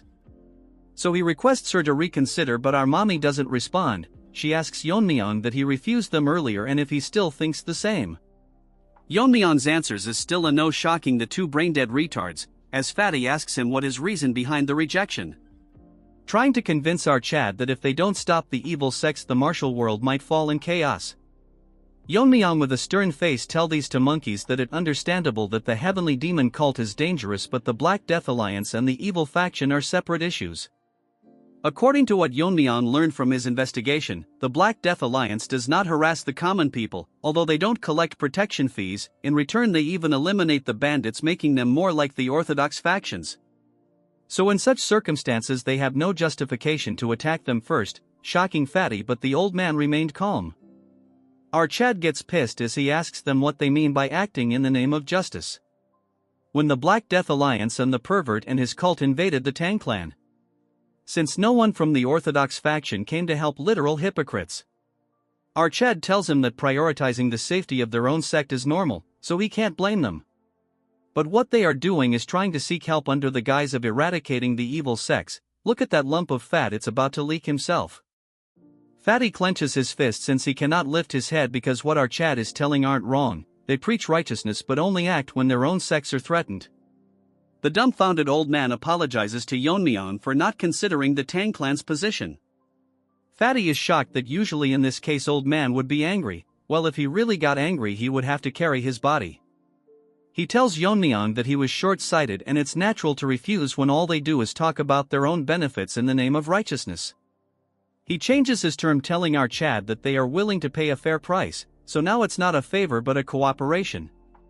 Since this is the case, Yeon-myeong can't refuse them anymore. Hearing this, Fatty instantly tells them how they should discuss the forces they can deploy. But he gets stopped by our Chad as he transforms into a monster, telling them how much they are willing to pay. Look at him, guys. After they left the building done with their discussion, Fatty lost some weight because they will have to pay several years worth of sect maintenance. Old man thinks that if it can save their sect this is a small price to pay. He tells Fatty that he must be confident to offer such an amount, which Fatty agrees because their martial powers are impressive. Because they are close to the crippled lizard. As for Yeon-myeong, his power are hard to guess, which the Fatty can't believe because those at the fire realm can sense it. Since Yeon-myeong can do it, he is surely the strongest person he has come across. As our Chad overhears all this, getting impressed because the old man realized that he is hiding his powers.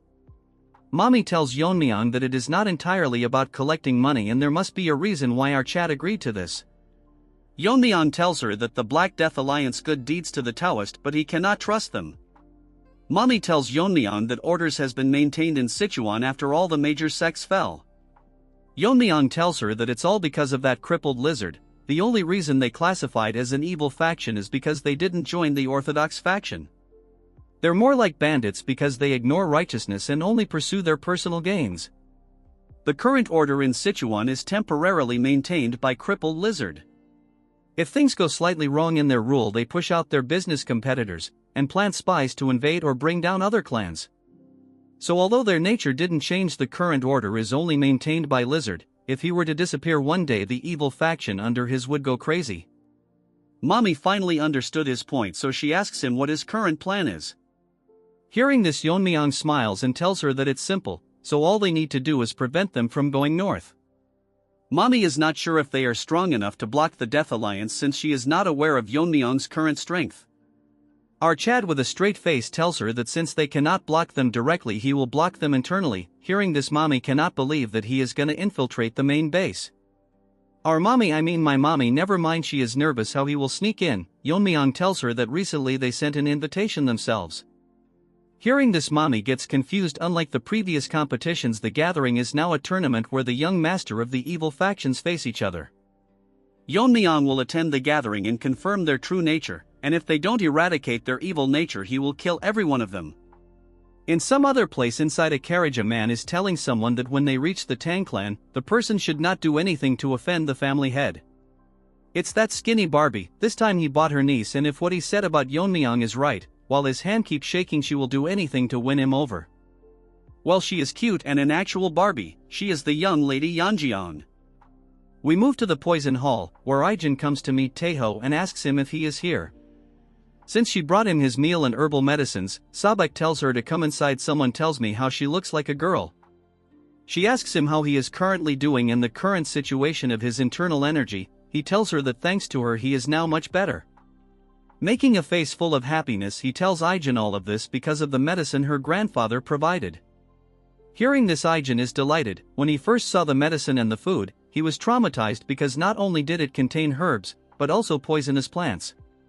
Look at his face, it looks like he is consuming turd freshly released. Now that was a disgusting remark. What he didn't expect is that after eating it, his power level went over 9,000 and he became a hairy version of Nappa. This even surprised Ijin's grandfather who made the medicine.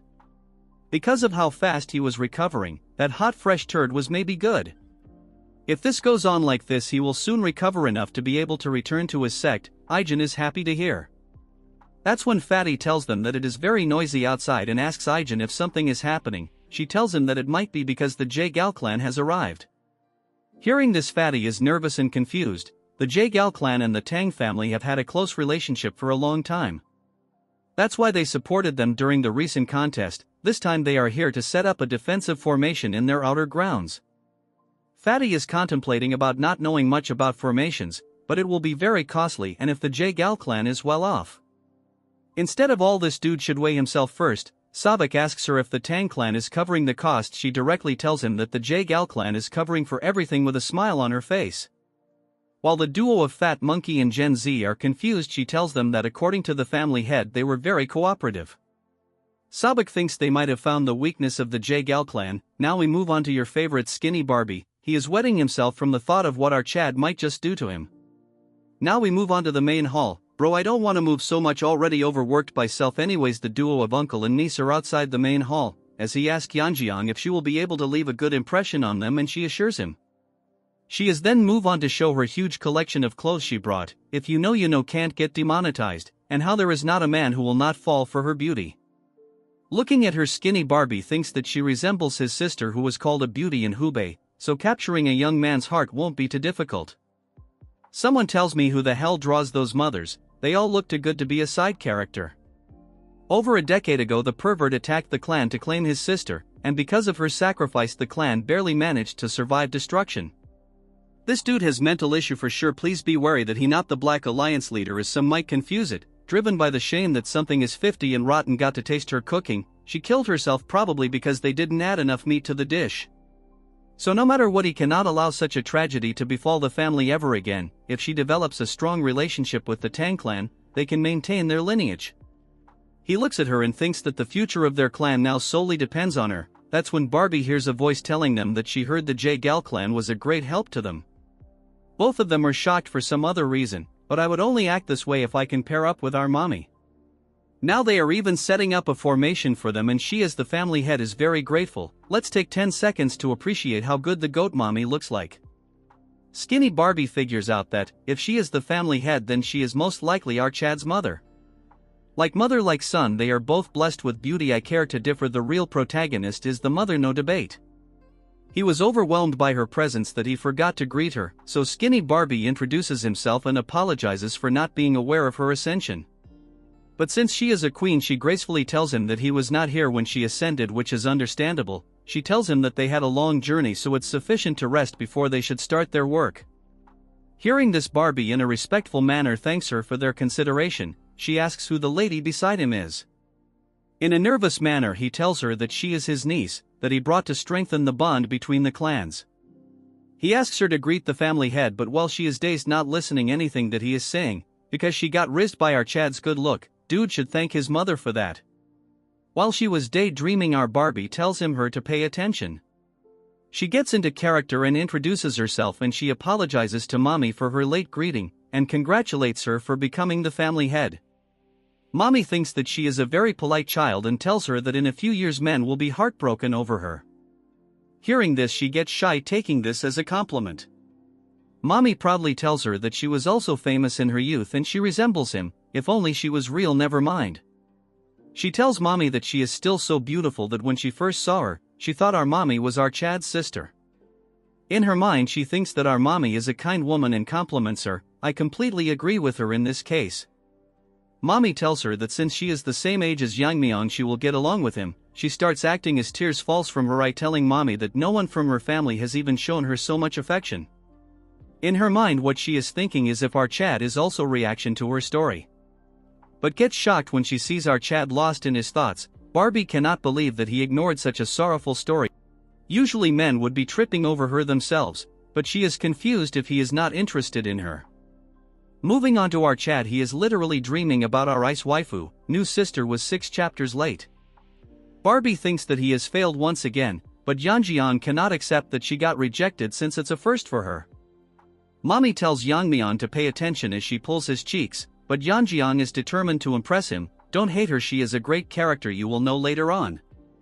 Now we move on to the Black Death Alliance territory, where everyone is talking about the Tang clan's head. A little girl is running while they say how our Chad is not on good terms with them. On one of the meeting halls, the elders are talking about the budget needed for the gathering, and the second page includes the list of participants. A man is biting a branch to look cool, tells them that it is sufficient reporting for today. He is the leader of the Sin Demonic Lords. He congratulates the red-haired goblin for handling all this, since it was mostly done by the Void Immortal Hall.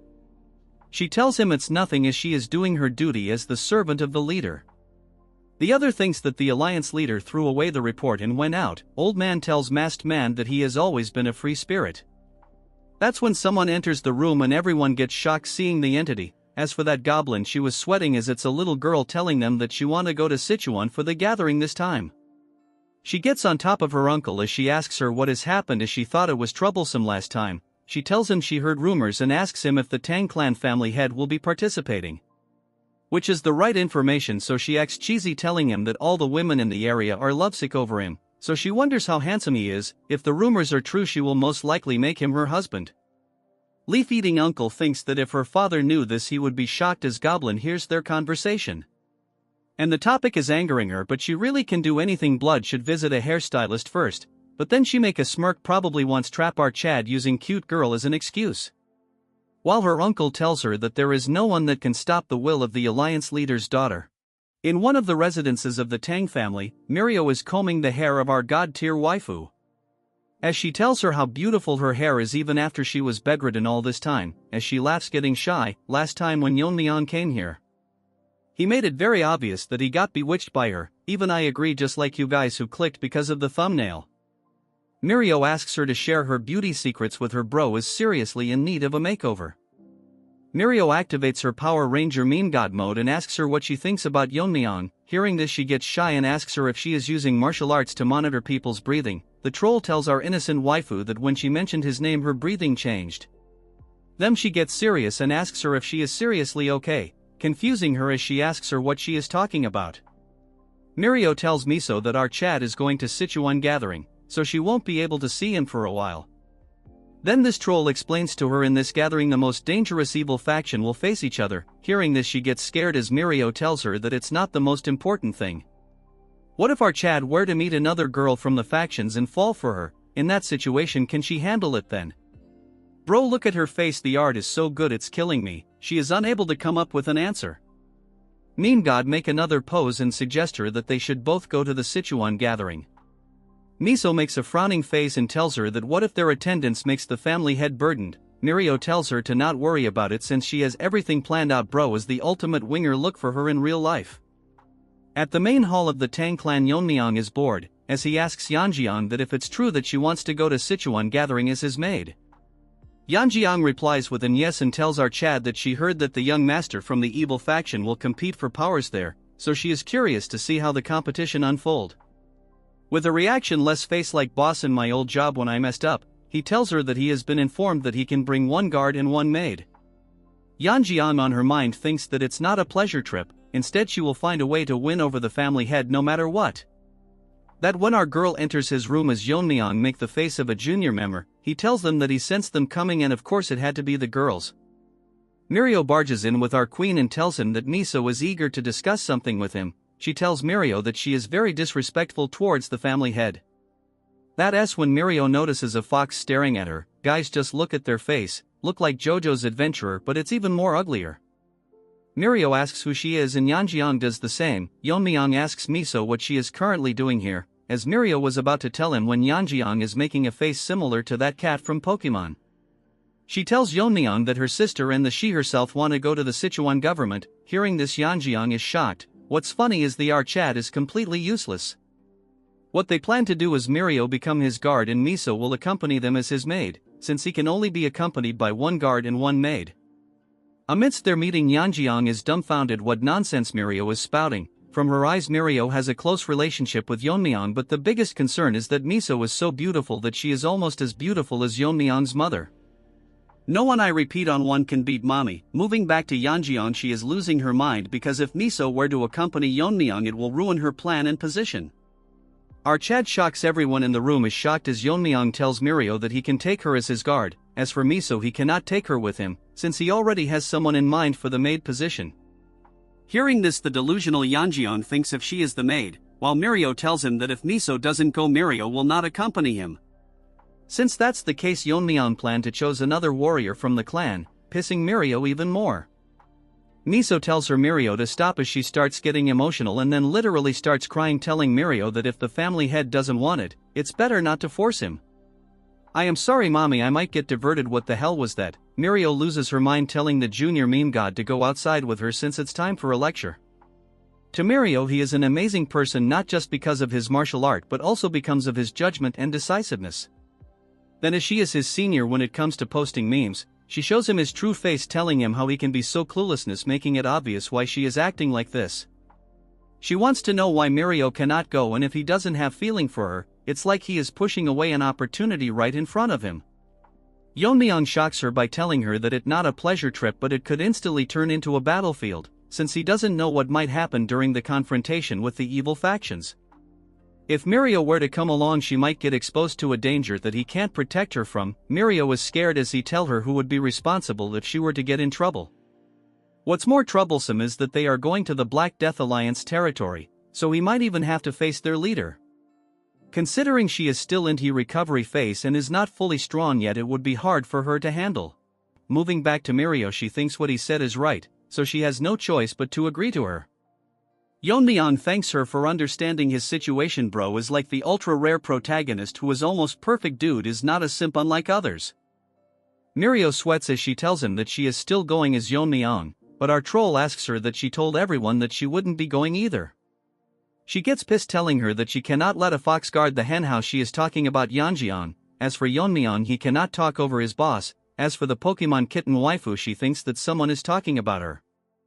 In some other place inside the Tang family, your favorite skinny Barbie is half asleep looking at a formation. Yeon-myeong surprises the Barbie as he asks him why is he just standing here falling asleep. Barbie is scared, so tells Yeon-myeong that there is no such thing. Skinny Barbie tells him that the defense formation has been fully set up and not he is just making adjustments so it will be finished by tomorrow. Yeon-myeong activates his eye discerning skill to look around the formations placed on the main parts of the Tang family. The skinny Barbie tells our Chad all the key point have been protected with formation. Basically, Yeon-myeong threatened to kill the Barbie if he is not done with the formation a week. Moving to the present, he tells Yeon-myeong that he has enough time to complete. Our Chad compliments him as he tells Barbie that if he tries he can do it, so she should do the remaining tasks like this. Hearing this, the Barbie starts crying because his life is saved. Yeon-myeong is impressed because it's better than he expected. Even if he is not here, they can protect themselves. Yeon-myeong has one more thing to do as he goes to the main hall. He summons a new characters. It's the elder Tang Yeon-myeong. This guy has guts as he tells Yeon-myeong that they are not exactly on talking terms. Yeon-myeong tells him that he heard that with the sword he is skilled, which is why he became an elder. Since Yeon-myeong also uses the sword, he thinks it's ideal to have a conversation. Moving to the elder, he tells Yeon-myeong that what he showed during the competition is beyond his reach. So he is well aware of the gap between them. Yeon-myeong tells him it's obvious that his skill are not even close, but he gets surprised when Yeon-myeong tells him that he would give him some pointers on swordsmanship. But the offer is not for nothing. In exchange, he will have to follow his orders from now onwards. The elder is shocked as our Chad tells him that this opportunity will not come by again, so he should consider this a fortunate encounter. So he raises his hand asking the elder if he will be changing side. The two dandies are done lazing off. Now they will take their leave, thanking them for their hospitality. Fatty thanks them for joining them in their cause, and on behalf of their sect he extends his gratitude. Sabak also thanks them because all his internal injuries have completely healed, and if the Tang clan ever needs help he will come running back. Mommy is back at the scene, as she is grateful for their words. They are going to send some elders and warriors to aid in their campaign against the demonic sect.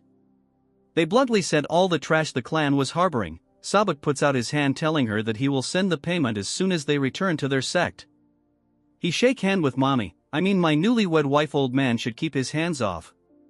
He then moves on to my son, I mean Yeon-myeong. This hand-shaking pervert wants to shake hands with our Chad to express gratitude. Because if it weren't for him they wouldn't have made it out alive. As they shake hand, this was tells our Mega Chad that he possesses martial powers beyond his years.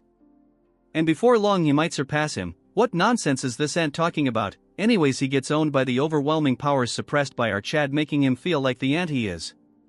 Bro popped his pants. Just look at his face as he starts sweating. Fatty notices a change in his outlook and tells him why his face has turned pale and if he is alright. Since Ant has to stay all strong and whatnot, he tells him that it's because he is reluctant to leave. With a shivering voice he tells Fatty that they should go back to their sect. What he saw was not an illusion, but it's hard to believe that a human can possess such power. It might just be a guess, but Gen Z uncle thinks that the rise of the Tang clan might not be because of the family head but our Chad Yeon-myeong. As they leave, my wife tells everyone that the motto of the clan is that they will repay kindness twofold and grudges tenfold. This is the rules that the main family values loyalty above all. Since they have agreed to assist the Fatsos' sect, they must face the battle together. And because of the vigor and beauty of my wife they get pumped up. I married her. In this episode's jokes apart, the group of pigs that are still in the clan are having a hard time contemplating the situation they are in. From the look of it, these losers will try to kill Yeon-myeong or cause a problem for the Tang clan. With everything set in place, she wishes them good fortune in their battle. Later that day, Ijin hand over our Chad a full stock of energy drinks, I mean the fiery poison. Ijin is curious why he always carries this poison only, since there are many other poisons. Yeon-myeong tells her that it's because she is familiar with it and there's no poison like it. Basically what he means is that this is Yeon-myeong's favorite flavor.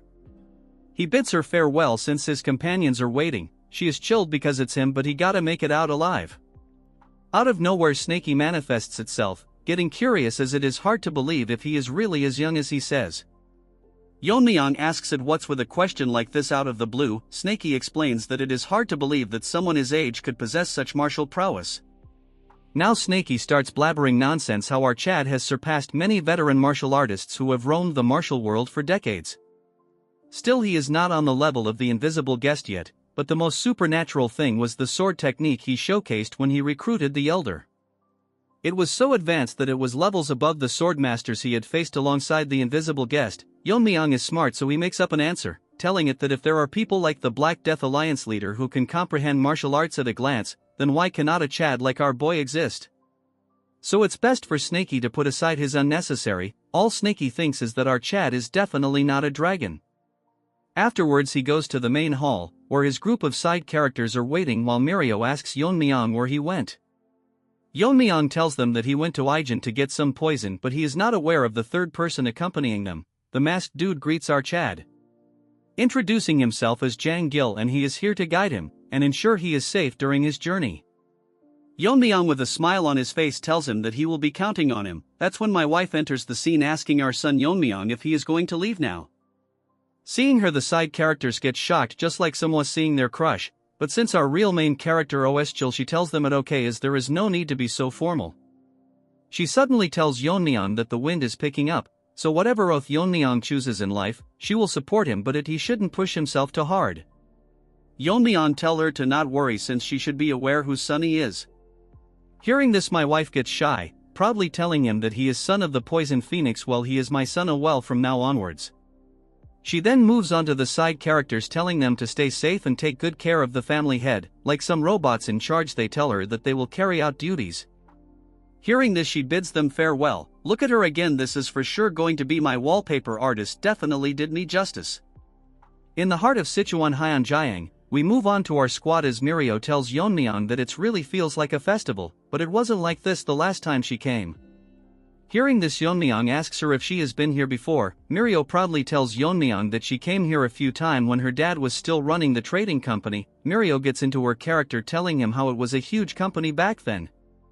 Once the evil factions took over, the business has shrunk a lot. Hearing all this nonsense, Yeon-myeong remembers that her father mentioned it before. Our Chad thinks that if the clan expands, it would be financially smart to have a trading company, since they cannot rely on the elders' embezzled funds and the medical wing's profits forever. Now it is becoming clear to our Chad he will need to deal with the evil factions. Yeon-myeong tells Mirio to come see him with her father. Hearing this, Mirio asks him what is the reason. Our Rizgod tells her that he is planning to help him start running the trading company. Hearing this, Mirio gets extremely happy, telling him that he cannot back out now that he has said it. Later that day, in some place in the town where a dwarf man is chilling by himself, he is actually dressed because today it is going to be another slow day. His dream is to find someone who knows how to appreciate swords. That's when he hears a voice calling for him, our Chad asking him if the place is open for business since they cannot hear any sounds of hammering.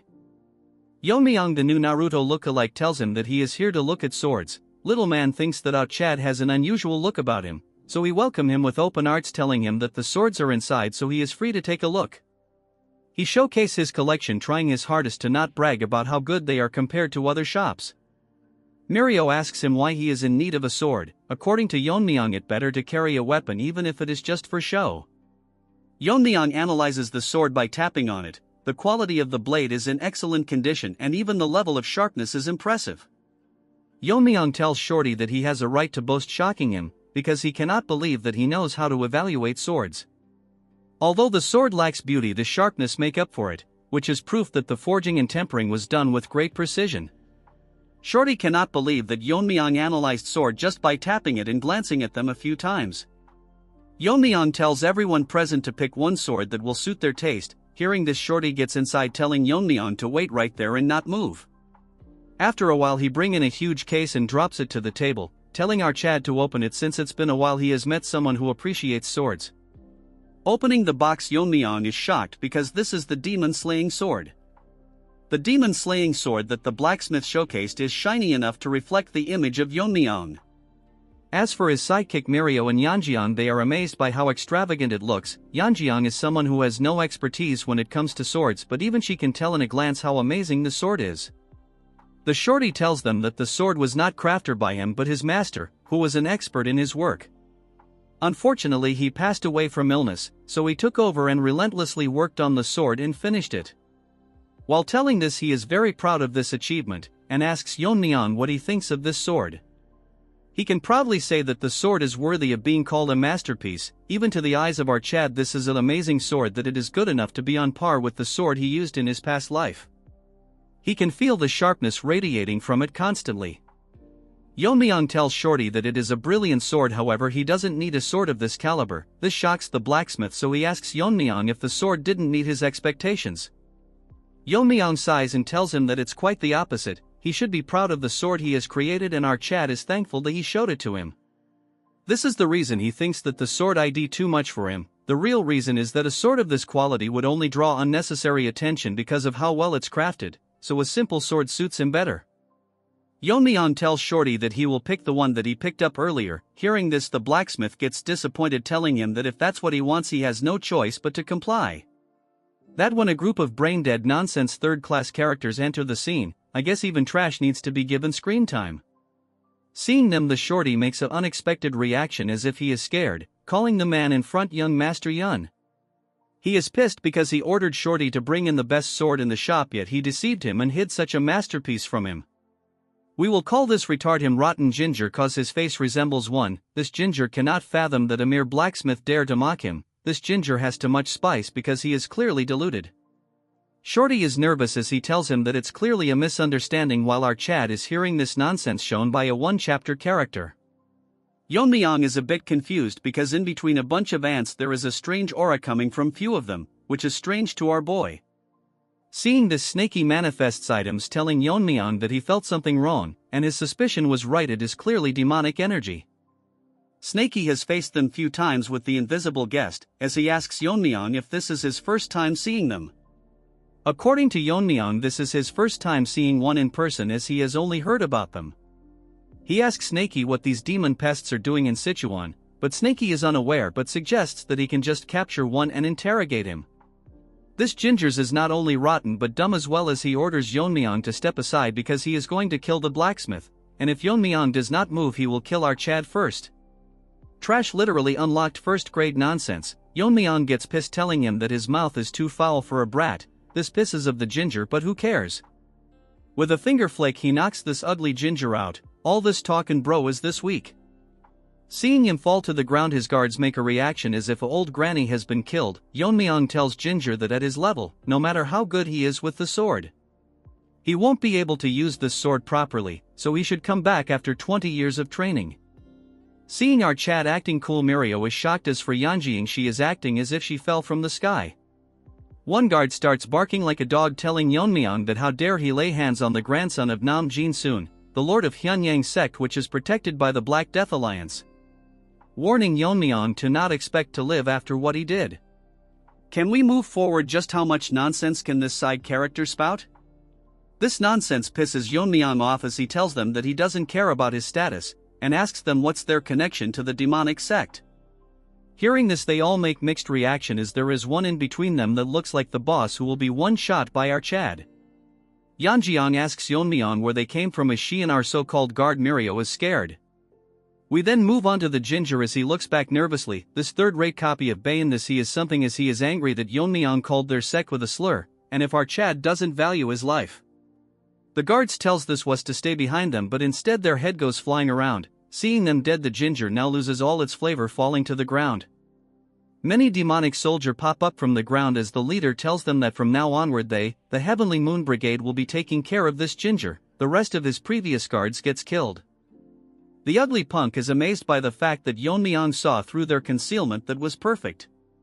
Moving on to Yeon-myeong, he doesn't care, as for his subordinates all of them are crying, and his useless guard Mirio is amazed by just what is happening, but what shocked all three of them further is when Yeon-myeong tells them that with the stench of the demon turds reeking from a mile away he could see them from a mile.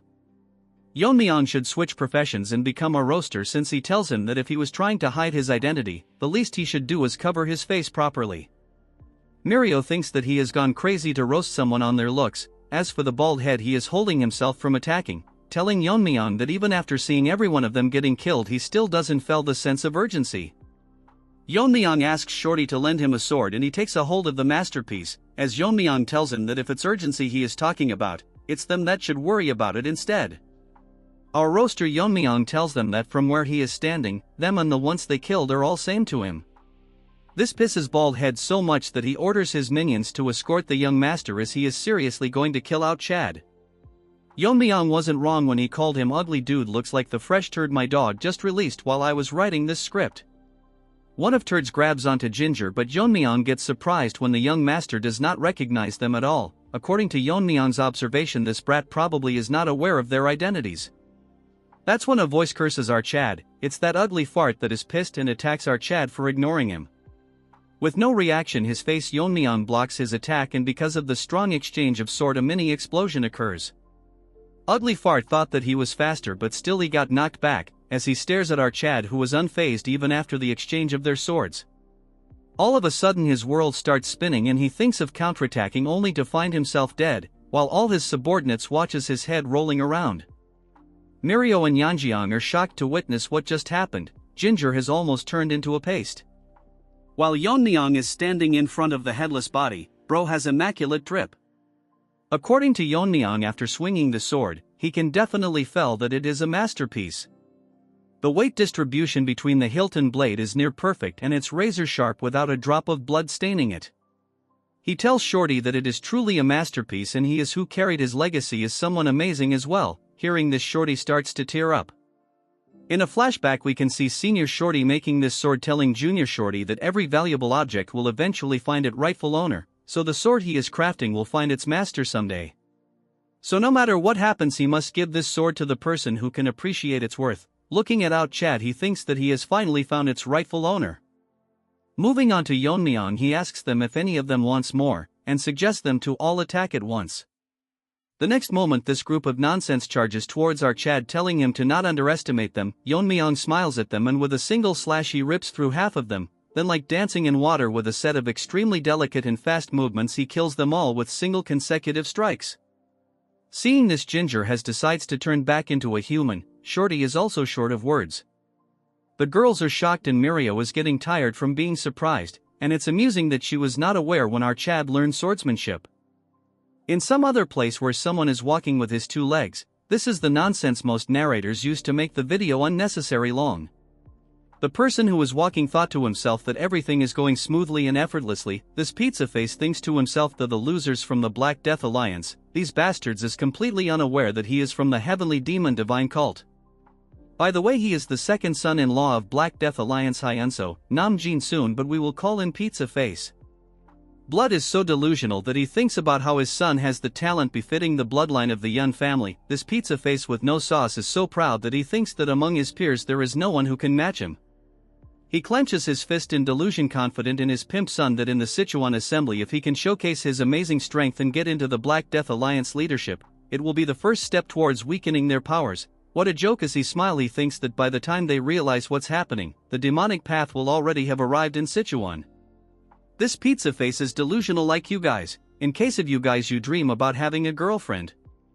A one-armed ant breaks into his pipeless delusion. Pizza Face asks him isn't he one of the member of the Heavenly Moon Brigade who was supposed to guard his son. The one-handed ant tells him that his young master is being attacked by an unknown entity. Hearing this, Pizza Face starts melting, about to lose his mind. We now move on to our Chad, who is busy chopping these trash-like vegetables, showcasing his drip. Showing his cooking to the side characters, they are all dumbfounded, especially Mirio, as she thinks that who is going to take care of this mess.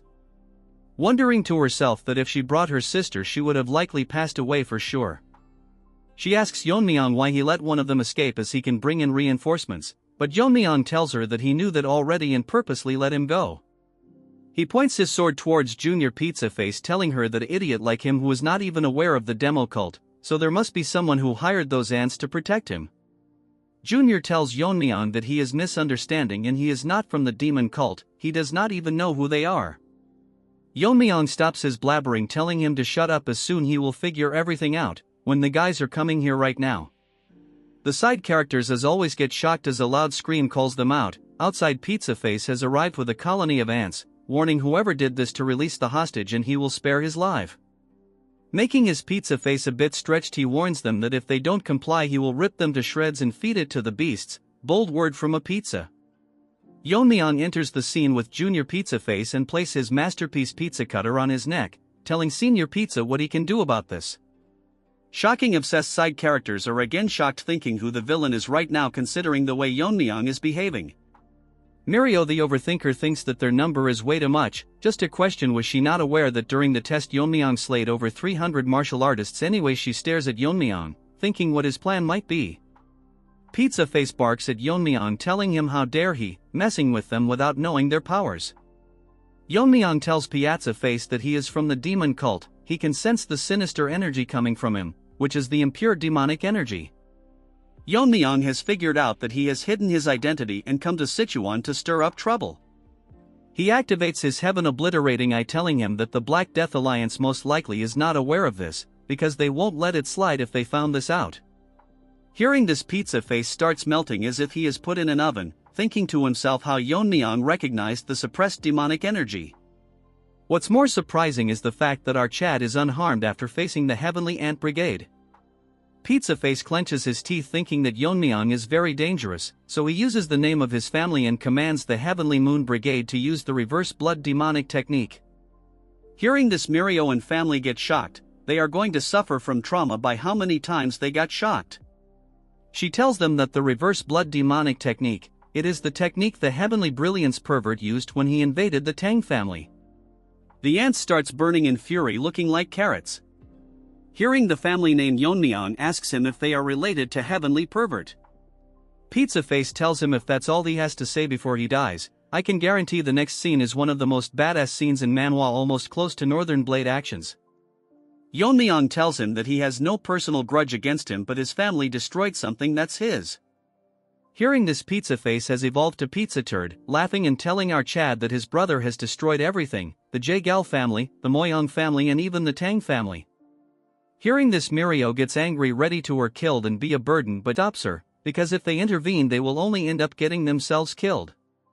So right now they have no choice but to trust our Chad. Pizza Face orders evolved Chicken Wings army to kill our Chad. Snaky manifests himself, telling Yeon-myeong that they look pretty fired up and if he has any plan. Yeon-myeong activates protagonist's Riz. Just wait for the next scene. He gets into position and says the word eliminate, swing his sword and the entire world becomes colorless as the army charges him. What a masterpieces. In the next moment the world is painted red and every single one of gets sliced in half except Pizza Face. The side characters does their regular drill, becoming shocked, staring at the painting our Chad drew with blood. Moving on to Pizza Face, he thinks this is impossible when all 70 of the ants were using the reverse blood demonic technique. Even a master at the peak realm would not be this overwhelmingly strong. This is just like what happened at the cult. In a flashback, when Pizza Face was still uncooked, he witnessed the left guardian of the demon cult and the right guardian of the demonic cult beaten to pulp, and this concluded the invitation ceremony of the vice leader of the Heavenly Demon Church. The victor was the Heavenly Pervert. Bro thinks he has Riz that he never wears clothes, lifeless noob with a pea-sized machine. His brother, whose martial prowess which overwhelmed the left and right guardian at their peaks, the overwhelming pressure he is feeling is one that he has not felt from anyone since that day. The overpowering aura is excluded from our Mega Chad, my son Yeon-myeong. For the first time I have seen a sensible one-chapter character, getting on the ground telling Yeon-myeong to spare him. He changes his prospect and tells him that he will give up his life so he should just spare his son. He is not aware what grudge he has against his family, but the junior Pizza is different from him, an ordinary kid who doesn't even know what he is involved in. Yeon-myeong with a cold voice tells him that if he really is ordinary. Telling him that this trash tried to kill a blacksmith just because he didn't give him a good sword. The trash tried to bark, but enough screen time of this dandies as Yeon-myeong silences him for good. Right before the eyes of the Pizza Face, now he is evolving into something I cannot describe. Yeon-myeong asks him if he is angry, but the families of the people they have killed must have felt the same. So Yeon-myeong doesn't feel sorry for him, so he has no intention of sparing anything related to the Heavenly Demon Cult. Pizza Face has turned into Pizza Turd, as from his eyes our Chad finishes him off. We then move on to the next scene inside the shop, where Yeon-myeong is kinda in a tough spot because the blacksmith just gives him the sword, and as always the dup is shocked. Shorty tells him that he weren't here, he would probably be dead, so he should consider this sword as a payment. He gets emotional, telling Yeon-myeong that his master wanted a rightful owner for this sword, so he should be satisfied even if it is given away. Yeon-myeong is getting shy and the two reacting puppies are cheering him, congratulating him. Yeon-myeong decides to take the sword. Just look at that troll's face, he tells Shorty to give him a scabbard because of how flashy the sword is. Snaky manifests himself, thinking that Yeon-myeong is much more impressive than he thought, for a Tang family member to use a sword like that. If anyone called him the Sword King, when Yeon-myeong grows up he will undoubtedly be the strongest martial artist in the world. Huge crowd has formed a line in front of a huge gate. One the nobodies tells his friend to look at the direction he is pointed. He actually pointed towards our Chad, telling if he saw someone like him among the successors of the Sichuan sect. This turd assumes that both his guards are women, so he must be a womanizer. These retards are getting unnecessary screen time, as the first nobody tells his friend that the Sichuan assembly is a major event, so what's the point of him coming here if he is going to act like this? Second, nobody assumes that our Chad's martial skills are trash. Why are we wasting time on this brainless ants again? What they are worried about is that the women are all going crazy and the first loser thinks that he has already lost even before fighting. Our Chad has such good looks that even the judges think to themselves that they have seen many young martial artists, but none of them can match our Chad when it comes to looks.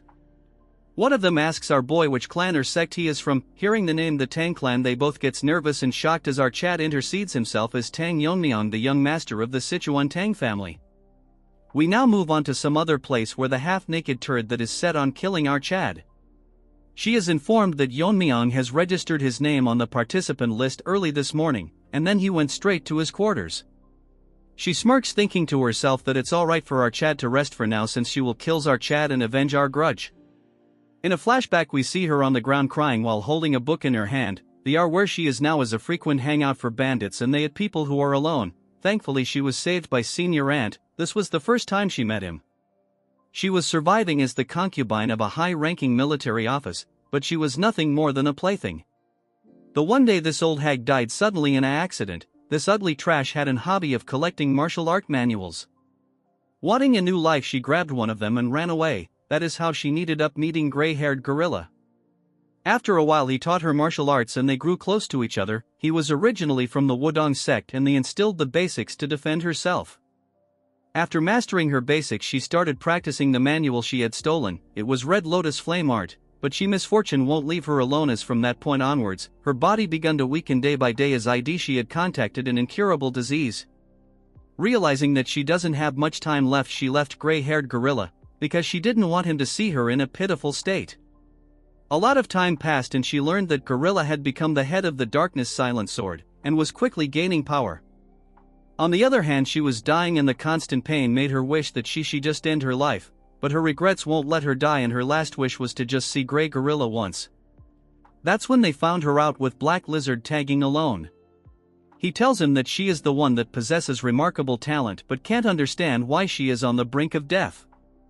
Black Lizard tells him that she learned the martial arts of both yin and yang, so her vitality and energy conflict with each other, so it's natural that her body is dying. Lizard tells her that she should recite the formula of the martial arts she has learned. To her this was a stroke of fate, and like she was hypnotized by his words she spoke it with all her will. After listening to the entire formula, Lizard took less than half an hour and created a new version of the Red Lotus Flame Art. She was shocked that he altered it in such a way that a woman could use it with her yang energy. He tells her that if she reaches a high level the accumulated internal injuries will naturally heal, so she should just keep practicing. The person who saved her was no one other than the Black Death Alliance leader who ruled over Sichuan. To show her loyalty for saving her life, she established the Transforming Heart sect and joined the Black Death Alliance. Since Gorilla was also a part of the Black Death Alliance, she thought that she could rekindle their old relationship. He clearly rejected her, telling her that he found her because of her talent and not for any other reason, so she shouldn't get caught in old feeling anymore. He had drifted far away from than she has imagined, but she cannot blame him since she left him first. Let's take a second to make sure we are in the right story. What's this third-rate romance story anyway? She didn't lose hope that it'd come again. She suppressed her feeling, hoping that one day he would understand her sincerity. Then one day she heard the news that the Darkness sect was annihilated by our Chad. That day she made up her mind that she will kill the young master of the Tang family, our Chad. Moving to the present, she just wants to track down Yeon-myeong and kill him right now, but he is someone that has surpassed the peak realm, so even with her Red Lotus Flame Art it would be hard to kill him. She smirks, holding herself a little longer as she has made a plan at the upcoming Sichuan assembly, which he will never be able to escape. She falls on her bed making an ugly face, waiting for the destruction of our Chad. Her story was sad, but now she can die since she has half the chapter for herself.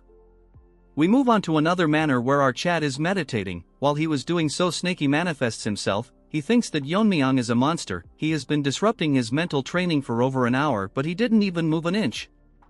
It is hard to believe that it is the focus of a kid. He would believe that if it was an old master who had rejuvenated. he cannot figure out what exactly he is doing. In his mind realm he is currently facing his master in a one-on-one duel. They both get ready to attack, positioning their sword into a similar stance. They both attack at the same time using the skill eliminates as a huge explosion occurs because of their class of swords. As the bright light fades away they are both unmatched until Yeon-myeong gets split in half. Yeon-myeong expected this, that it is impossible to full manifest the eliminate technique with the green heart poison technique. Even though he cut down 70 people with the eliminate technique, it was only a degraded version that couldn't display even half of its powers. If it was in its full powers it would have split the entire area in half. In his past life he used a mental technique called the destructive force. Only by mastering this he can truly unleash the power of the eliminate technique. Destructive force has a nature that weakens the body, causing ordinary people to die suddenly, but only Yeon-myeong and his master were born with the talent to control power, were capable of using the technique. Now that he has reached the peak realm and his body has become stronger, if he mastered destructive force he could quickly gain the martial prowess of his past life. Yeon-myeong wonders to himself that he has become too attached to the sword, making him question this. Although the technique is degraded, he still managed to manifest the essence of eliminate with his current strength. The reason that it is so weak is because the current mental technique doesn't align with his swordsmanship. He thinks that he can modify the green heart poison technique to align with his swordsmanship. Yeon-myeong suddenly wakes up to see his face marked and our troll is drawing on his face. Yeon-myeong tells her to stop but she won't. Mirio gets shocked, asking Yeon-myeong if he was sleeping, which Yeon-myeong doesn't agree, asking her if they are ready. Mirio says they have been waiting for him. Hearing this, Yeon-myeong tells them to head out. Yeon-myeong asks Mirio how long she is going to treat Yeon-myeong like her friend. Mirio tells her why would she care when Yeon-myeong himself can't say anything. Then they both start fighting with each other, making Yeon-myeong fall in a tough spot. Yeon-myeong tells her that Yeon-myeong is not wrong. Hearing this, Mirio gets pissed, asking him if he is siding with her. But that doesn't mean she has to tiptoe around those guys from the unorthodox sections. They both agree on this and Yeon-myeong tells her that there's no need to worry about dignity in front of a pile of corpses. But before all this she attacked Yeon-myeong. No, now she has to pay her back tenfolds. At the heart of the Black Death Alliance, people are waiting for the competition to commence. With music being played by women who all look the same, guest artist became lazy.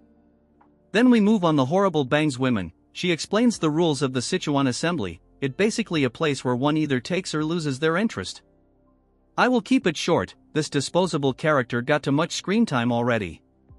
Power struggles are sorted in this competition, and by the tradition even life and death duels are permissible. Little Shoddy and Old Man Rabbit are excited. I named him Rabbit cause he looks like a nice guy. The stakes are all written in a contract that's sealed and the winner will claim it. These rights are granted for 5 years and anyone challenges the outcome, the main sect will validate the results.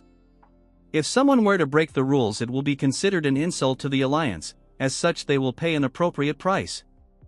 Hearing this, the nobodies get shocked. The author should give these disposables less screen time. We have yet to see our Chad. She concludes the explanation and then tells everyone that in this year's assembly they are being graced by the distinguished swordsman, who is the sword of the 9 rings, our branch-eating rabbit. Hearing this, everyone is shocked and nobody spouts out that the sword of the 9 rings is one of the 6 Grand Masters, which is the strongest force in the Black Death Alliance. Fatty beside Yeon-myeong is amazed to meet Rabbit, since it's been a dream to meet him once. We now move on to our main Chad. What surprises Yeon-myeong is that Rabbit has reached the Fire Realm. Rabbit introduces himself and tells them that he has come to the assembly with the leader's daughter Yeon-hui. He expects to see good performance from all of them. As such, Horrible Bangs announces that Rabbit will oversee every life and death duels. If there is anyone that seeks a life and death permission, they must first ask for the master's permission. As she was about to end the speech and nobody raises his hand, asking for Rabbit's permission, challenging our Mega Chad to a duel. Life and death duel. Blood thinks just anyone can fight him. Bro should be grateful that he is a 1-chapter character. Anyways, we will call him Nobody Number 1. He is the son of that gray-haired gorilla. From his appearance and that he is carrying 2 swords, Rabbit figure out that he is from the Great Darkness Silent Sword sect. Rabbit thinks to himself that it is probably revenge that he is after, but it would be difficult since he heard that Yeon-myeong is the one who defeated gray-haired gorilla, who was quite strong in the alliance. Nobody Number 1 greets Rabbit as the successor of the Darkness Silent Sword sect. he wants to avenge his father who was killed by the young family head of the Tang clan. Hearing this nonsense, Mirio gets pissed because since they were the ones to attack them first, Yanjiang tells her to keep quiet or they will hear her. Since he is determined, Rabbit allows the duel and tells Yeon-myeong to step on the stage. They both get onto the stage in the same time, and as they come face to face to kill one another, it is now confirmed that he is one chapter character. While everyone looks at Yeon-myeong, instead of talking about his skills and strength, all the women are bothered about his looks, including the clan leader's daughter. Rabbit, seeing her reaction, thinks that she is practically glowing with excitement. He thinks that it will be quite a disappointment if Yeon-myeong loses the duel. Blood must realize that even without plot armor he can one-shot him. He states that no one except the combatants, their guards or attendants, can interfere in the life and death duel. Moreover, there are no restrictions on attack methods and they are free to ignore the opponent's surrender since it is a life and death duel, asking both of them if they are ready. Lifeless nobody in our chat agree to the conditions. Since they both represent their sex, they are permitted to have their guards and attendants present. Rabbit asks Yeon-myeong if he will not bring his gurs with him. Yeon-myeong with his straight face tells him that he bought a guards but instructed them to not interfere, because it's whether one person or three, it won't change the outcome. Hearing this, nobody number 1, number 2 and 3 all get pissed. They are uglier than by dog's feet. Hearing this, Rabbit finds it quite bold as he announces the fight to start. All three nobodies take out their sword but Yeon-myeong remains unfazed. With some gestures, nobody 1 instructs his lackeys. They pretend to be some copy character of Black Myth Wukong, since these retards looks like monkeys. The sword energy they were excluding makes everyone shocked, because it is the signature dark sword energy of the great silence sword sex master. As Trash gets ready, nobles 1 and 2 charge towards our Chad with their ugly face. His plan is that his men will grab his attention, and the moment he finds an opening he plans to tear our Chad Yeon-myeong with his trash martial art technique. But he gets shocked for some reason, because instead of attacking our Chad, they both crash to the ground, silencing everyone as they stare at what has happened, including the Rabbit and horrible bangs. They can't figure out what happened and why they collapsed, until they notice that they got feathered needles stuck in their necks. Rabbit is surprised because the needles were so fast that it was hard even for him to see. Yeon-myeong opens his mouth and asks him how long he is going to stay in a stance since he is getting bored.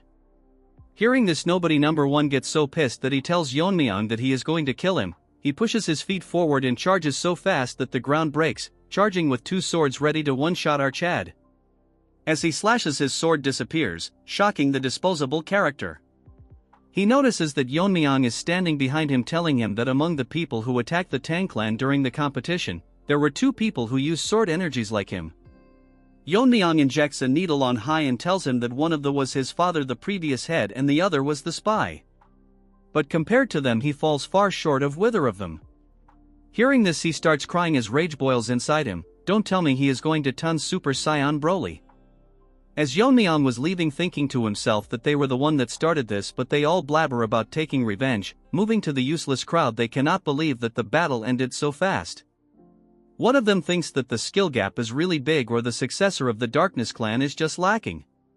Nobody is enraged, not because he cannot avenge his father, because he is weaker than his stepbrother.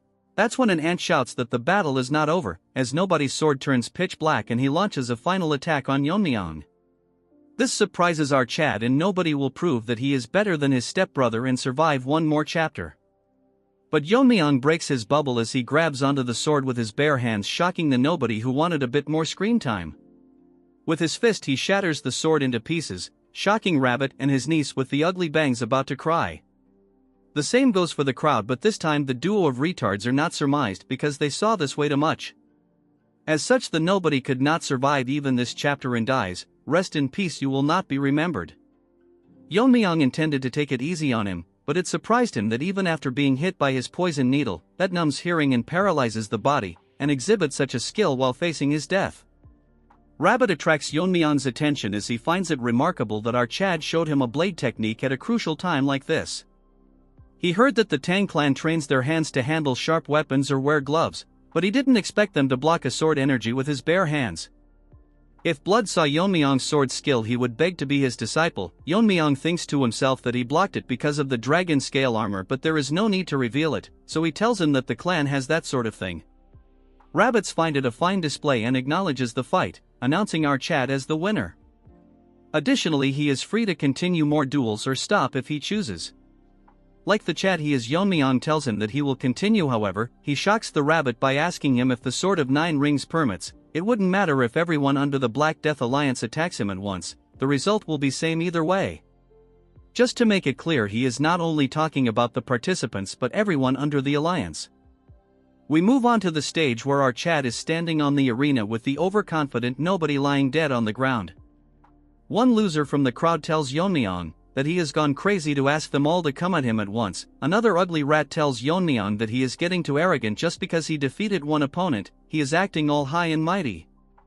These retards are dumb enough to tell our chat that Yeon-myeong is not someone special, as he is the young family head of a fallen clan, and these ants will show our Chad what real power is. Delusional is the only word I will say. That when a voice grabs the attention of Yeon-myeong, as it's the ugly bangs that tells Yeon-myeong that although life and death duels are permitted, the Sichuan assembly is not a brawl for street thugs. Chick should first fix her hair then talk big.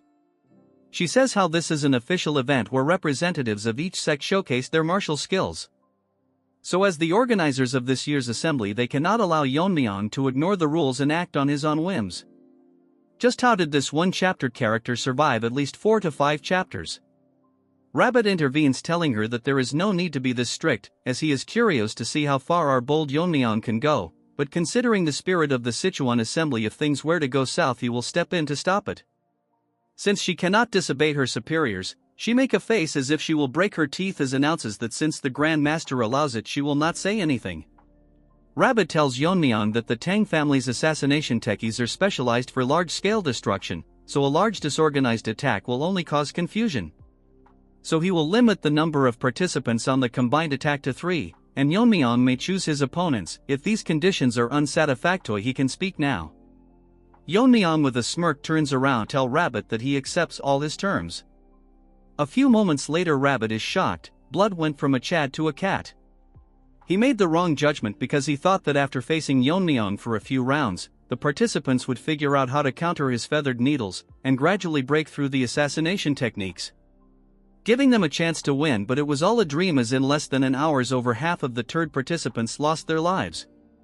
What's surprising to him is that Yeon-myeong only used his feathered needles and the blade catching technique, yet none of the challengers could even put up a fight.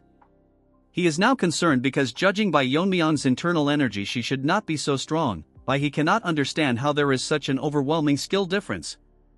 At the current rate the entire Sichuan assembly will be jeopardized, as the remaining participants are quitting, running away with their lives. That's when another one-chapter character gets introduced, as everyone is running this trash stands as if he is some overpowered protagonist. Entering the arena with a loud stomp that shatters the ground, garnering the attention of the running participants as well as Rabbit and the 2 trolls. The is from the Rising Phoenix sect and challenges our Chad. He tells the others that there is no need for the others to step in, as his guards and he himself is enough for Yeon-myeong. Big talks coming out from a mummy. He mocks Yeon-myeong by telling him that his little whining streak ends. Whatever his name is, we will call him Banana Peel. Rabbit is impressed that instead of running away like the others he is stepping up to challenge our Chad, which was expected from the Rising Phoenix sect. Rabbit asks Yeon-myeong if he has any objection or he wants to continue the life and death duel. Yeon-myeong says that he has none, but thinks to himself that this Banana Peel has a very unusual body, that even in his past life he never saw something like this. Since Yeon-myeong accepted the terms, the life and death battle will continue. Without wasting any time, Yeon-myeong throws his needles at super fast speed. The 2 frog-like guards uses their body to block the needles. Yeon-myeong notices that instead of dying, the needles break after colliding with their body. Senior troll Mirio gets shocked that the feathered needles bounced off, that when Yeon-myeong notices that their skin has dried and cracked like a tree bark. Disgusting to think they copied one of my favorite character Groot into a third-rate villain. Rabbit thinks to himself that the withered tree divine art causes the practitioner's body to wither like an old tree. In exchange their skin becomes as hard as a bark and tough enough to withstand even sword energy. Additionally, their muscles and bones denser, increasing their strength. So now, according to the Rabbit, our Chad might be in trouble. As the Banana Peel tried to strike our Chad, in less than a second dodges his attack and gets behind him. His movement was so fast that for a second even the Rabbit couldn't keep up with his movements. He wonders if Yeon-myeong really mastered a high-level movement technique. As for Yeon-myeong, he is behind one of the lackeys ready to strike with a needle in his hand. Our Chad shoves the needle right into his head. because of it being soaked with poison. Lackey number 2 gets pissed and charges towards Yeon-myeong for harming his senior brother. Yeon-myeong grabs on his mouth and tells him that he will test if his tongue is as tough as the rest of his body, but unfortunately the trash died. It looked like Yeon-myeong was too rough with his new toys. Yeon-myeong notices that a fist was aimed towards him, but in a millisecond he dodges the attacks, surprising Banana Peel. This time Yeon-myeong uses his internal energy to launch a palm attack. Using internal energy, Yeon-myeong wanted to break his body but his hand fended off. The trash tired to attack Yeon-myeong, but instead our Chad grabs him by the neck. With a smile on his face he says that he will give him brownie points for his body being tough. But if that's all he had to show, he must have been delusional to think that he could beat our Chad just relying on his tough skin. It's as if our Chad is mocking him, telling him that he has nothing else to show him. Surprisingly the retard starts laughing, telling Yeon-myeong that he must be dumb to think that toughness is the only thing he has. He has been waiting for a moment, when our Chad would get hold of him. Yeon-myeong remains quiet, not answering him. Banana Peel goes crazy as a green aura explodes from his body, telling Yeon-myeong that this is the true essence of the Withered 3 divine art. In a flashback that we don't want to see, his father explains to him the true power of the Withered 3 divine art, but it cannot even be revealed to the word, and if he were to use it he must kill his opponent. Banana Peel thinks this is the right moment as he uses the ultimate move. As the aura starts surrounding our Chad, he barks about how he will absorb all his internal energy. Yeon-myeong sighs and tells him that he better stop what he is doing or else he will be doing something unusual. But the Banana Peel has lost its mind already. I feel bad for him. I mean, Yeon-myeong has an almost infinite internal energy, so blood is gonna explode. We start with another flashback where the father of Banana Peel was wandering to increase his powers. He encountered a potato in Tibet. The senior potato recognized junior potato's potential and taught him the martial arts known as the Withered Tree Divine Art. Although the technique's advanced form has been lost and was limited to external applications, this martial art was perfect for Junior Potato because he specialized in catching blades with his hands. However, this guy wanted true mastery and joined the Black Death Alliance. After Lizard looked through the martial arts, he figured out that the lost part was not very difficult since every martial arts name holds the essence of its technique. Moving to the present, the Banana Peel proudly states that the name wasn't simply given because the body withers like a tree. It's because the dried out outer shell and the internal energy are tied to the dantian-like roots, transforming the body into a true withered tree, allowing the user to absorb the opponent's energy like a tree drawing water from earth. He laughs like me when I make a viral video warning Yeon-myeong that he will drain him dry. That's when this ant notices something weird. Nothing seems to happening to our Chad at all, making him question himself how this is possible. All of a sudden he notices that his arms is melting, making him wonder what's going on his arm. This ant starts crying, asking Yeon-myeong what he did to his body, as Yeon-myeong look at him with a big smile on his face. Another flashback occurs. This one is important.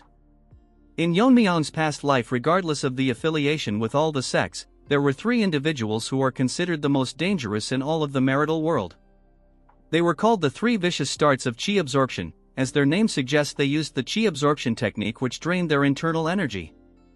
These 3 ugly rats roamed around together using the technique to anyone they came across. 2 of the 3 ants reached the flame reel, making them nearly impossible to subdue, but in the Alliance Hall, 3 heads were present which belonged to the ants. The person who did this demanded his reward for killing them. They asked the person if he single-handedly took all 3 of them down. It was no one other than Yeon-myeong's master. Basically, he was testing a new sword technique, but they were so weak that they died and couldn't even survive a single stroke. Yeon-myeong's master once told him that they tried to absorb his internal energy but they couldn't handle his weakness chi and died. Yeon-myeong thinks of that since ordinary martial artists cannot withstand weakness chi, which has a nature of decay. In this life he has yet to master weakness chi yet, but that doesn't matter. With a smirk on his face, Yeon-myeong tells him that he warned him to not do anything foolish, asking him if his family did not teach him not to consume just anything, since Yeon-myeong's internal energy is no different than pure venom. Since his arms are hurting, he uses venomous chi and burns him to ashes in front of everyone that is shocked, including our rabbit, while Yeon-myeong is busy cleaning his hands. Rabbit is worried that if this continues they will lose to many men and orders Bangs that they need to stop it now. That's when he notices that she has held little waifu hostage, telling him that they must continue until Yeon-myeong is dead. Rabbit cannot believe just what is happening. Bangs tells him that Yeon-myeong's skills had far surpassed what she had expected. so she tells the sword if the 9 rings to kill the young Lord Archad. Yeon-myeong sighs when he diverts his eyes to see that the atmosphere at the stage has suddenly shifted. Rabbit asks her that how can she take Yeon-hee as hostage, and the kind of grudge she can have against a junior disciple. He gets shocked when she tells him that Yeon-myeong is no ordinary junior disciple and of the death of the white-haired gorilla is insignificant to him. To her that gorilla's death was no small matter, so she must avenge him no matter the cost. In this life I want a girl like her who love me even after I am dead, even if this means that she has to repay kindness with vengeance.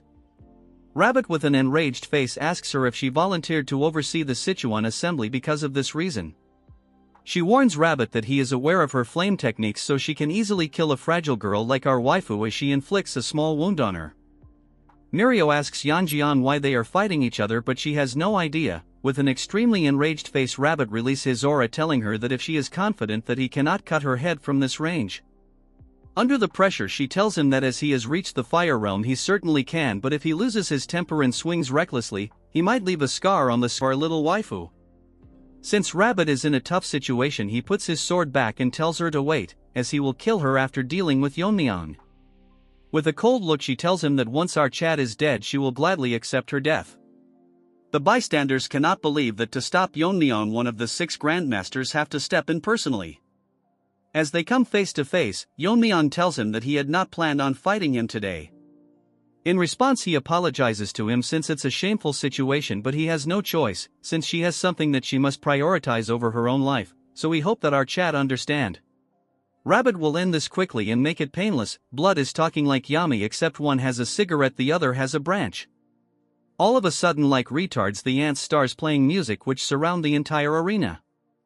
Yeon-myeong thinks that music at this time is odd and there is something wrong with the melody. Rabbit gets even more pissed asking Bangs just what is it that she is doing. Using the sound technique which is not only harming them but also the innocent heirs of the other clans as they all quiver in pain. She blocks our waifu's ears and tells him that it does not matter since she is helping him, assuring him that Yeon-hee will not be affected so there is no need to worry. Rabbit tell her that just how much shame will she bring since all of this is not necessary.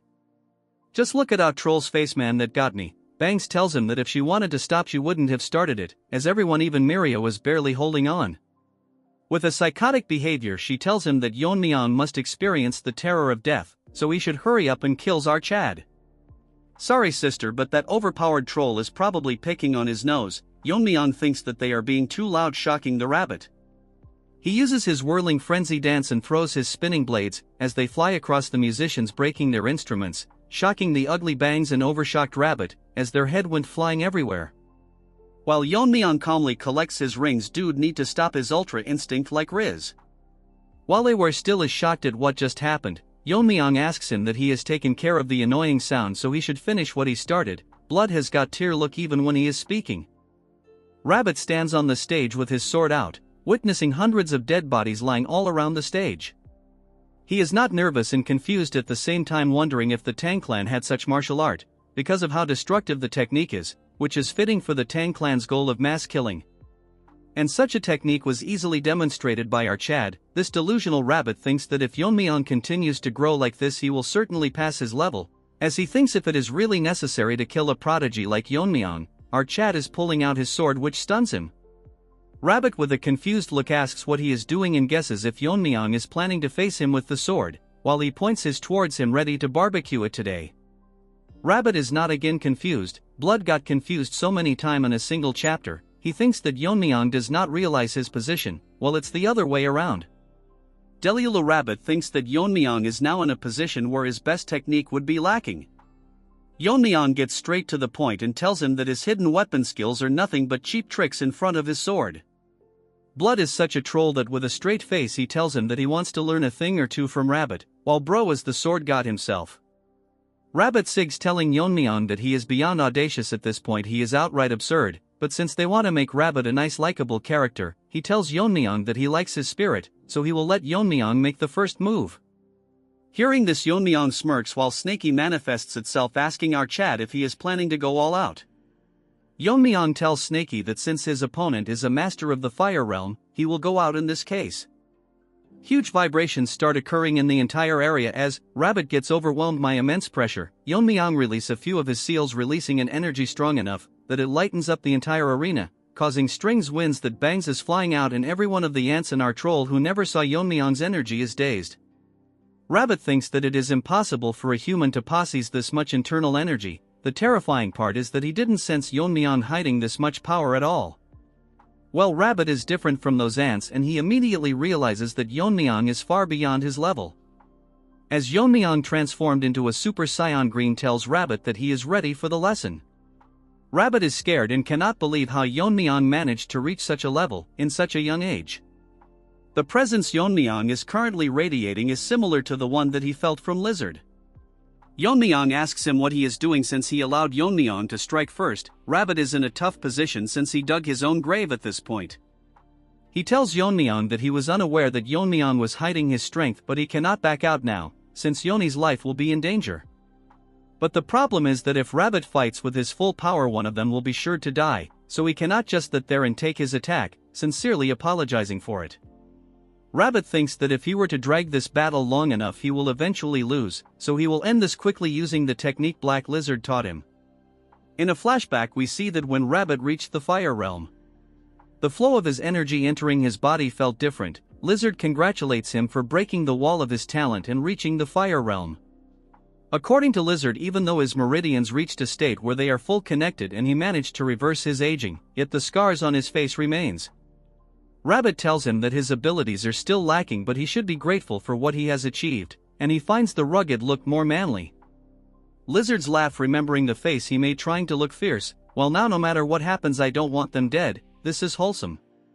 Rabbit tells him that instead of congratulating he is here mocking him. But that is not the case, as Lizard tells him that since he has undergone full transformation, he will guide him to a new realm. His transformation into a stronger body and skills are impressive, but his sword techniques he has been using are limited. Since he has now become physically strong, he will teach him the technique of the strong sword. According to Rabbit, softness controls strength. True strength is derived from flexibility. The subtleties of softness that he has learned from the illusion sword can be transformed into the strength of the strong sword. Whatever that meant, my mind got messed up reading all this. Seeing him perform the technique, Yeon-myeong is shocked as Rabbit prepares his technique called the All Path Lead to One Sword. He has just recently started mastering this technique, so it is not perfect yet, so his plan is to finish this fight in one strike. Yeon-myeong, impressed, tells him that that Rabbit would use the chaotic illusion sword technique since he is from the sword technique, but he didn't expect that he would be able to pull off even a rudimentary version of the strong sword. Rabbit is shocked and getting nervous, asking Yeon-myeong how he knows about the strong sword. Our Chad's sword starts glowing. That instead of shocking Rabbit, shocked him because he has not fully mastered the strong sword technique. Yet Yeon-myeong is wielding a completely perfect version of it, as strong blue energy starts radiating from his body.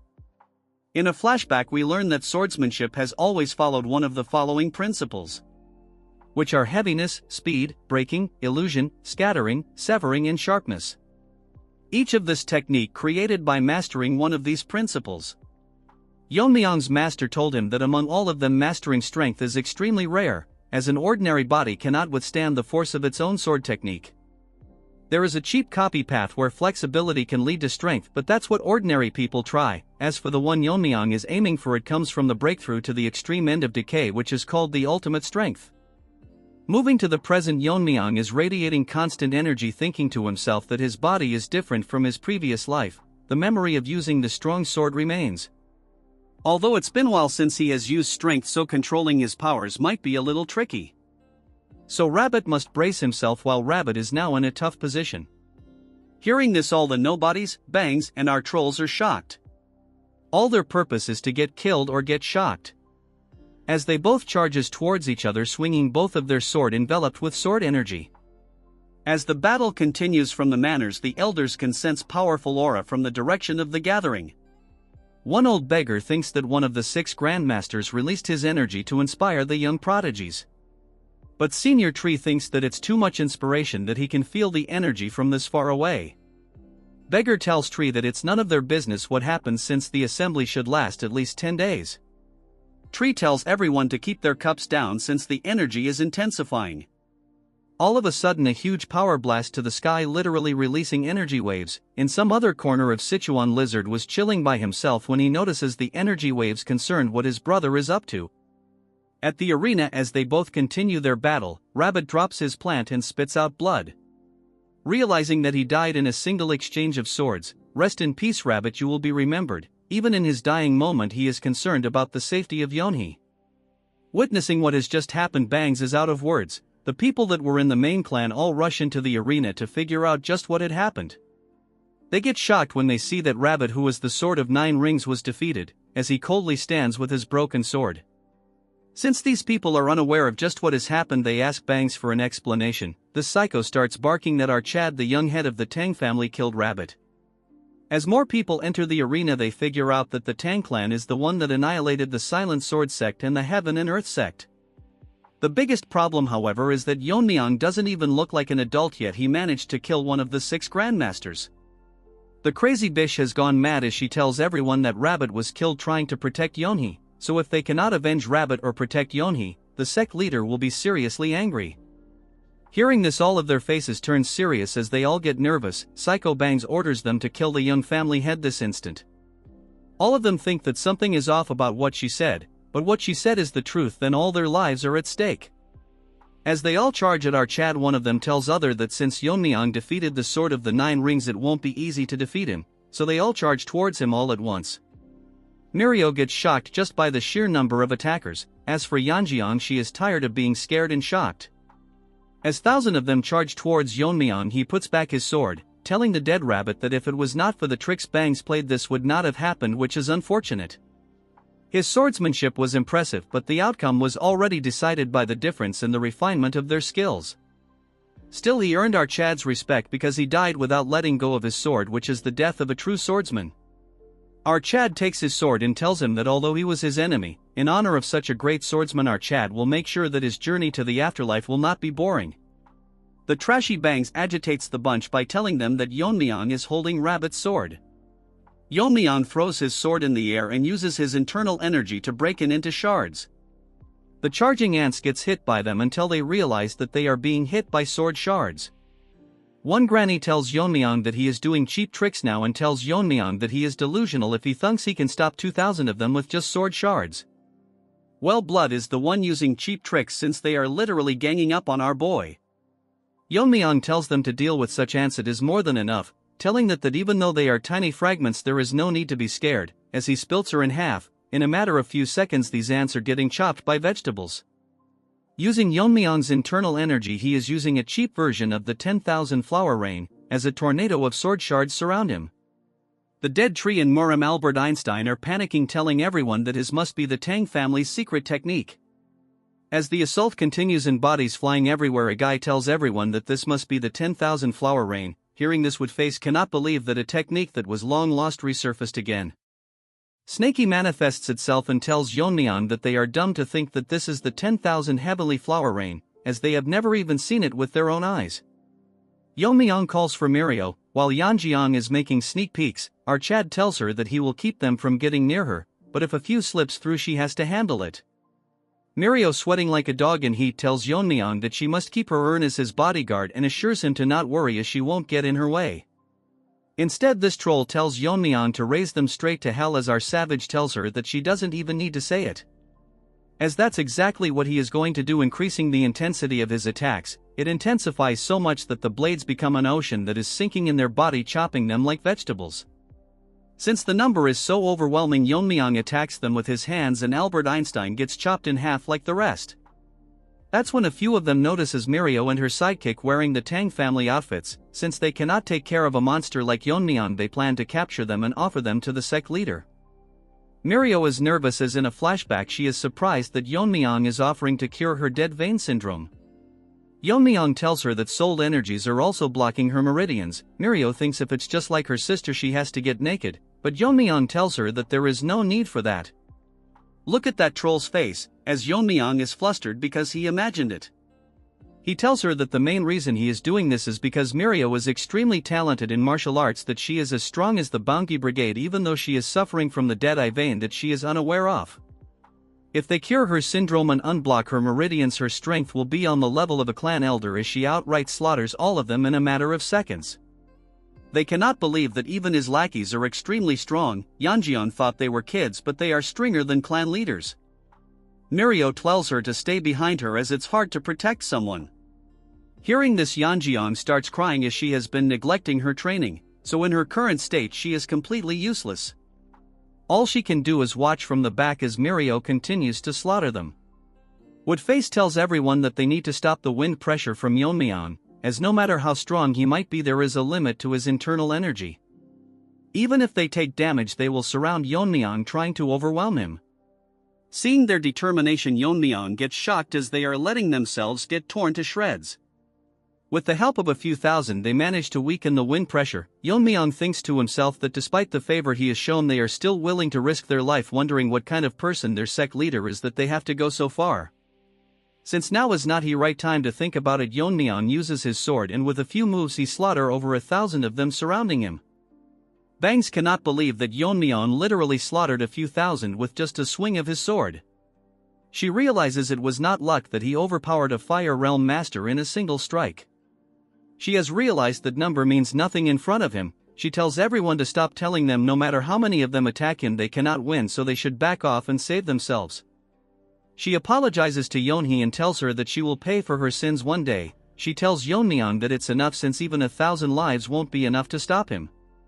So in order to kill her she need to use the sect leader. Although she didn't want to do it to witness his death, she has no other choice. Her eyes starts glowing. Yeon-myeong wonders what is happening as he uses the Inferno Lotus technique on the little girl, as she starts burning. In front of everyone, resent at the scene, as no one will be alive once the sect leader arrives, as she will be waiting for them in the afterlife. Was outright dumb. I mean, Yeon-myeong can just one-shot her with a poison needles, instead he is killing like a retard. These rabid dog has gone crazy burning the girl. The side character are in disbelief but asking her if she is not aware of the consequences. She starts crying, telling them that if it's for white gorilla she can go to any lengths. At this point, this rabid dog and her one-sided love is getting on my nerves. This hypocrite literally tells them that it's regrettable that she can't do more because of her lack in power. She takes out a knife from her dress, regretting that she cannot witness the death of the Yeon-myeong. As she tries to kill herself, thinking that the Lord will seek vengeance on her behalf. At that moment, Yeon-myeong rushed to her and literally chopped both her hands. Then he moves to little girl and starts absorbing the fire and destroys it. Then he tells her that not only did she harm innocent people but also tarnish the honor and sacrifice of Rabbit. But since she trampled on the pride of someone who earned his respect even as an opponent in a death duel, you see, Rabbit had to die or else he would have killed Yeon-myeong. Moving to Yeon-myeong, he clearly tells her that it's stupid of this dog to expect a peaceful death. Lying on the ground, this dog is feeling the pressure, though Yeon-myeong thinks that although he said it, it's not for him to decide but the lizard. No matter what happens, he cannot worsen the situation any further. This rabid dog tells Yeon-myeong that the Lord will never forgive him. No matter what happens, and all of it would be pointless since he is going to die by the Lord's hand today. Yeon-myeong is losing his temper, thinking of ripping her mouth apart. That's when a figure falls from the sky, releasing an internal energy so great that even shocks Yeon-myeong. As for the rest of them, they all stand as if time stopped. Rabid dog starts barking as he sees her lying on the ground. Instead of listening to her, he sees Rabbit standing still lifeless, but the next he looks on the side he finds his daughter burned, barely breathing. Seeing this, his easy starts glowing as he becomes emotionless. Yeon-myeong realized that the subordinates charged to fight him to death not because of their loyalty but because it would be better of die fighting than to face such wrath, as unbelievable amount of killing intent releasing from him. It's so much that side character cannot move and Mirio drops her weapon, thinking to herself if he is even a human. For the first time, this bum gets nervous, thinking that the girl will not be able to withstand such an overwhelming force, so he will actually have to get serious about facing him. He moves past Yeon-myeong as if he couldn't see him. Don't get me wrong, Yeon-myeong is not weaker than him, it's just that he was taken aback. Yeon-myeong thinks if he is ignoring him but realizes that he is going towards his daughter who was barely breathing. Dog again starts barking, telling him that Yeon-myeong killed Rabbit and did this to his daughter. Telling him if he is not hearing the cries of vengeance, so she requests him to kill Yeon-myeong right now. Come on, this Rabbit is talking way too much. The leader covers his daughter in his coat and walks away, ignoring the dog. She tells him to fight, barking about why he is leaving the scene. He tells her that everything is meaningless. Hearing this, dog starts barking again, talking about avenging the dead, As she continues barking, he remains quiet, but Yeon-myeong had enough, so he shoves her into the ground, telling this dog to shut up since even his patience has its limit. So he warns her that the next time she does this he will rip her tongue out. Yeon-myeong didn't think things would escalate so much. The original plan was to kill of the air and draw attention to himself so that they divert their attention from the joint sect, which is busy fighting the demonic cult. It will change completely once the daughter of the leader is dead, as he ties a leash on the dog.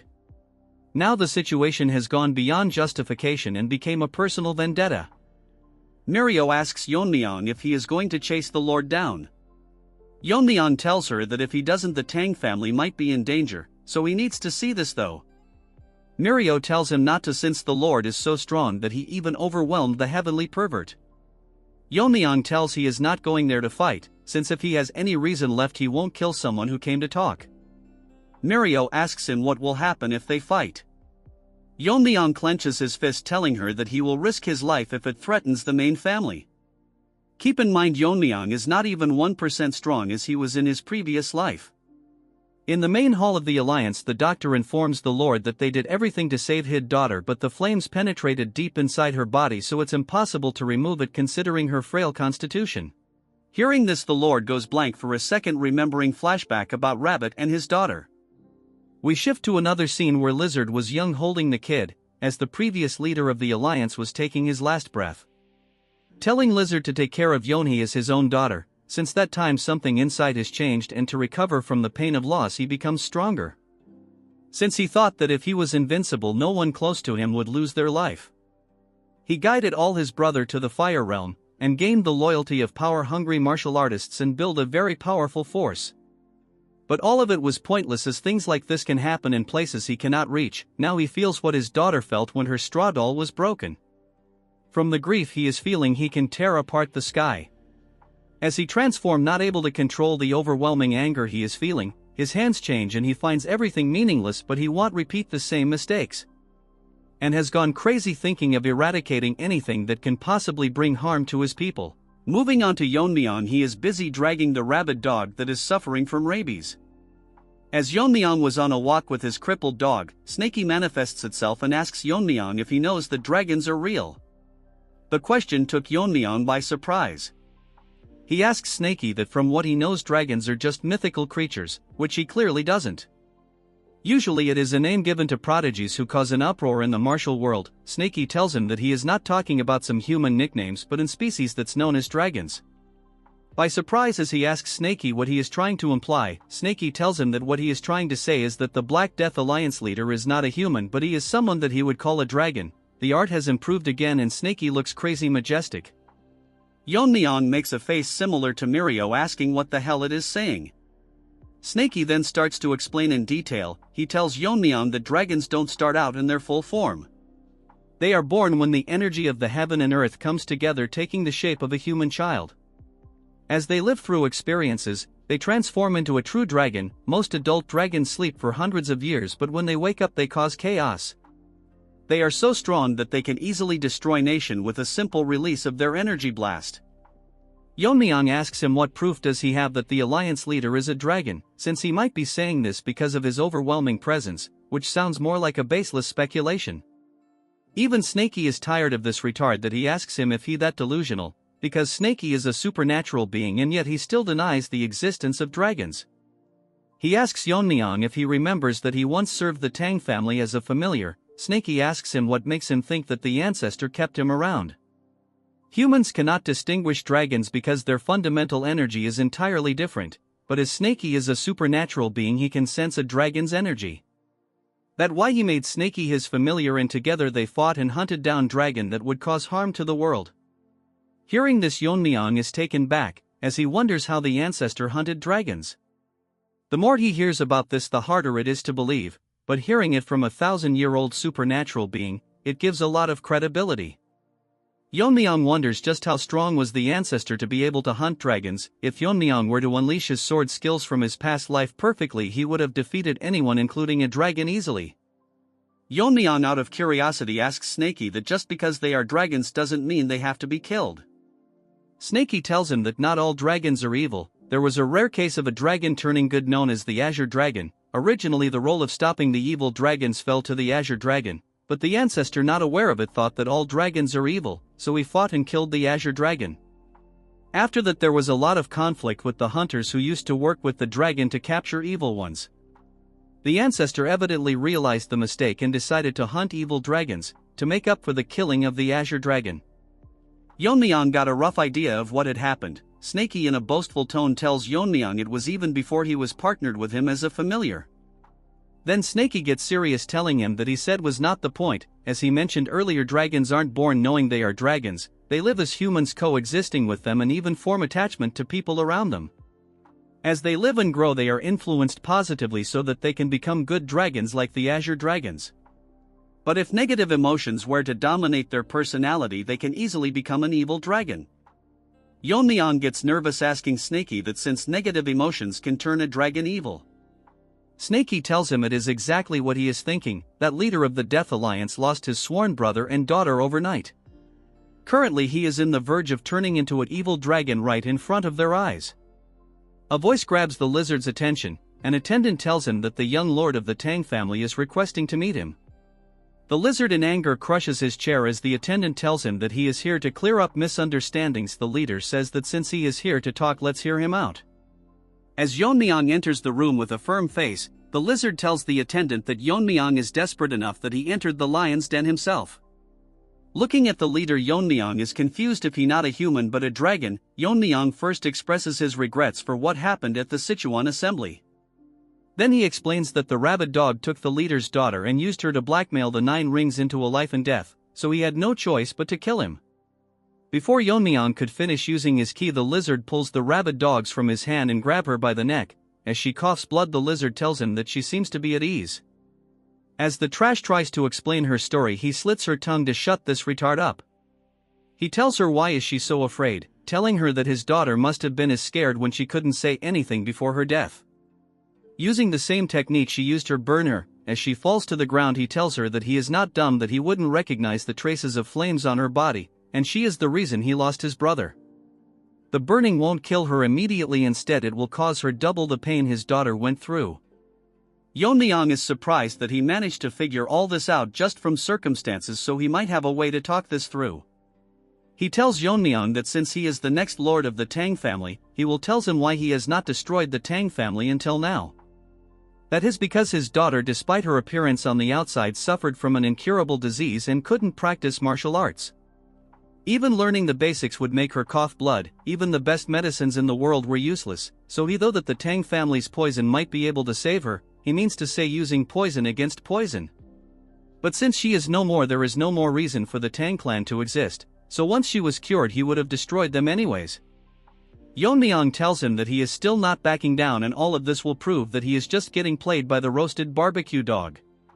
He sighs and tells him that if he thinks that he was being manipulated, but it was Yeon-myeong who brought her here to try and dodge his wrath. Lizard thinks that it is pathetic to think that he would get away with a few words. Yeon-myeong asks him what he means by it. It doesn't matter to him who is right or wrong, since the death of his loved ones are connected to them, he won't stand for it. So everyone including Yeon-myeong and his family will die until his anger is satisfied. From now onwards it will not be a punishment by the alliance but a personal revenge starting with the Tang family. Yeon-myeong takes out his sword thinking that there is no way to avoid a fight. Yeon-myeong gets shocked and nervous when he tells him that everyone from the alliance including the 6 grandmasters are all headed towards the Tang family. Once he is done with our chat he will catch them up using the light foot technique. Hearing this Yeon-myeong attacks him and a huge explosion occurs. Yeon-myeong starts overthinking that his family is in danger so he will have to quickly get back. The lizard shocks Yeon-myeong by blocking his sword with his hands, telling him that after losing his eldest brother he destroyed every righteous sect that accepted his death with his own hand. So if Yeon-myeong killed a rabbit you all are yapping, but he raised kids, adults, everyone just because he wanted to. Anyways, he tells him that this time it won't be just the Tang family, he will wipe every faction on the Central Plains to eliminate future threats. Back at the Tang family manor, Mommy was enjoying her tea but she sighed because she cannot stop thinking about how Yeon-myeong is currently doing. That's when someone barges into the room telling her that there is trouble. She gets shocked by the sudden appearance. It's no one other than Woo Jin. He is gasping as if he rushed with all his might, telling her that they are currently under attack. Hearing this, Mommy gets alerted as her eyes become more focused. Wu Jin explains that a huge number of Black Death Alliance warriors have invaded the Tang family and currently they are trying their best to hold them back. Hearing the mention of the Black Death Alliance, Mommy is worried if Yeon-myeong is okay, but now she has to deal with the invaders first. Back at the main hall of the Alliance, Yeon-myeong is landing multiple sword strikes in a single second towards the lizard. Yeon-myeong finds it hard to believe, but he is using lethal moves in every single strike using his strong sword, as he lands a very strong strike. The strike was so strong that it split the building in half as wall fall like crumbs. The lizard got injured realizing that his brother was outmatched from the very start, because the technique is even superior than the sword technique he taught his brother. Also because of Yeon-myeong's unfathomable internal energy, he is able to land continuous strikes without slowing down. Yeon-myeong is surprised that the lizard managed to block every single one of his strikes, and even now he is trying to analyze and measure the power of his sword techniques. Since that is the case, Yeon-myeong thinks of moving at the speed that his eyes won't be able to react, as Yeon-myeong lands a few more blows, but the lizard is effortlessly blocking them. Using his palm techniques, as Yeon-myeong changes his grip holding the sword in a different way, the lizard observes the change, while Yeon-myeong is focused landing multiple lethal strikes with greater intensity.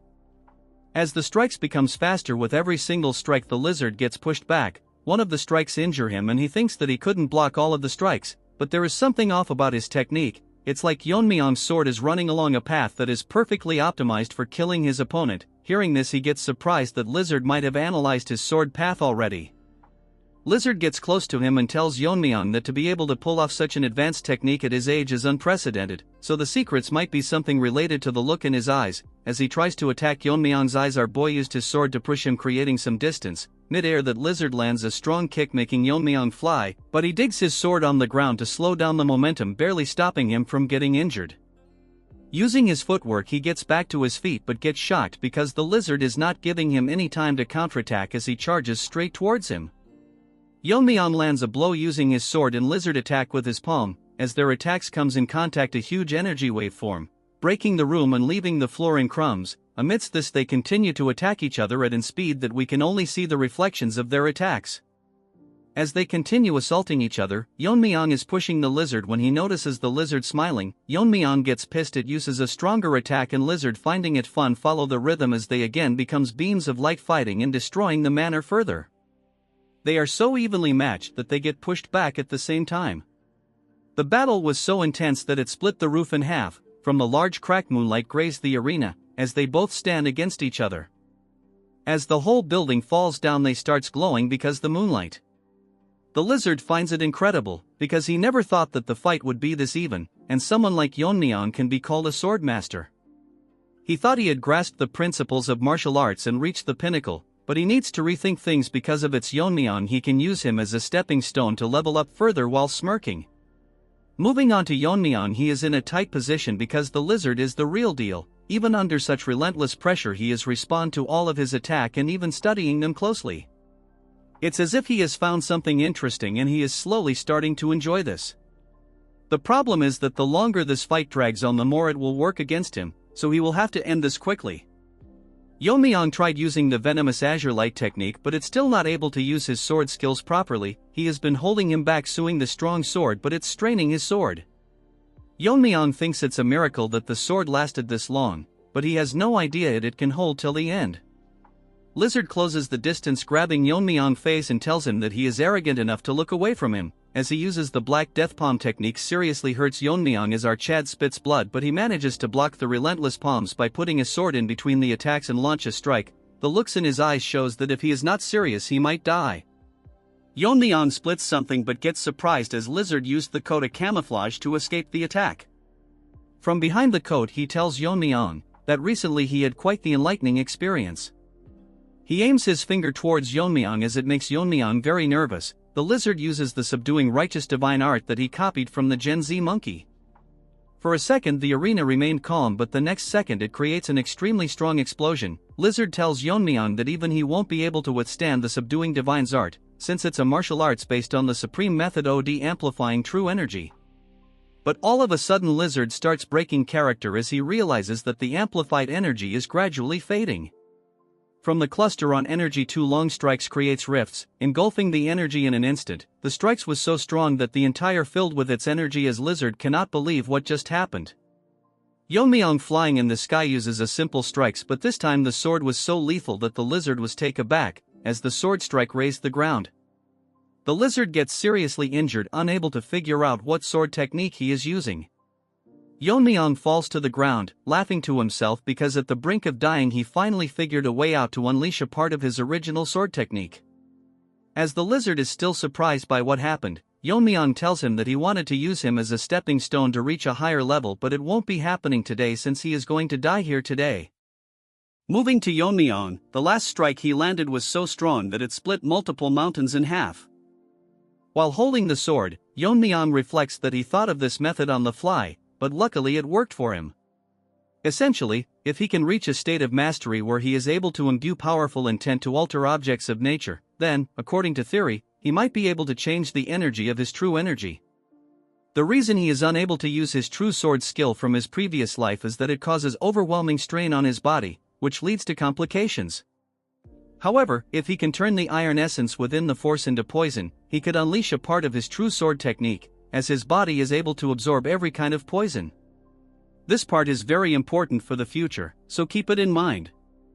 Because of this technique, he is able to unleash a part of his skill without worrying about his blood vessels deteriorating. While discussing all this, Yeon-myeong is overwhelming the lizard.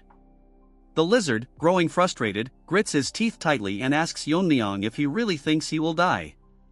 Yeon-myeong notices something different and becomes more cautious as the lizard sits on the ground, releasing energy strong enough to shatter the ground, causing Yeon-myeong to lose his balance. Shocked, Yeon-myeong's face fills with surprise. Now quite injured, the lizard speaks to Yeon-myeong in a menacing tone, saying, "How dare you stand before me?" With energy radiating from him after destroying the ground, the lizard leaps into the sky, releasing black energy from his hand and launching dark, black moves aimed at Yeon-myeong. Yeon-myeong lands multiple sword strikes, dodging the attacks and gradually getting closer to the lizard. As he approaches, the lizard makes a cheap move. Rubble from the destroyed arena blocks Yeon-myeong's vision. Overwhelmed by the rubble and the intense energy, Yeon-myeong realizes he can't get closer every time. Out of the dust, the lizard charges toward Yeon-myeong, wielding dark energy and a sword-like skill aimed at him. Yeon-myeong blocks the first strike with his sword, but it's so powerful that he has to give his all just to stay steady. The force of the strike sends him airborne. He manages to land on his feet, but without allowing him a break, the lizard charges forward with lethal intent. Preparing his palm to end the fight immediately, the lizard launches a powerful strike.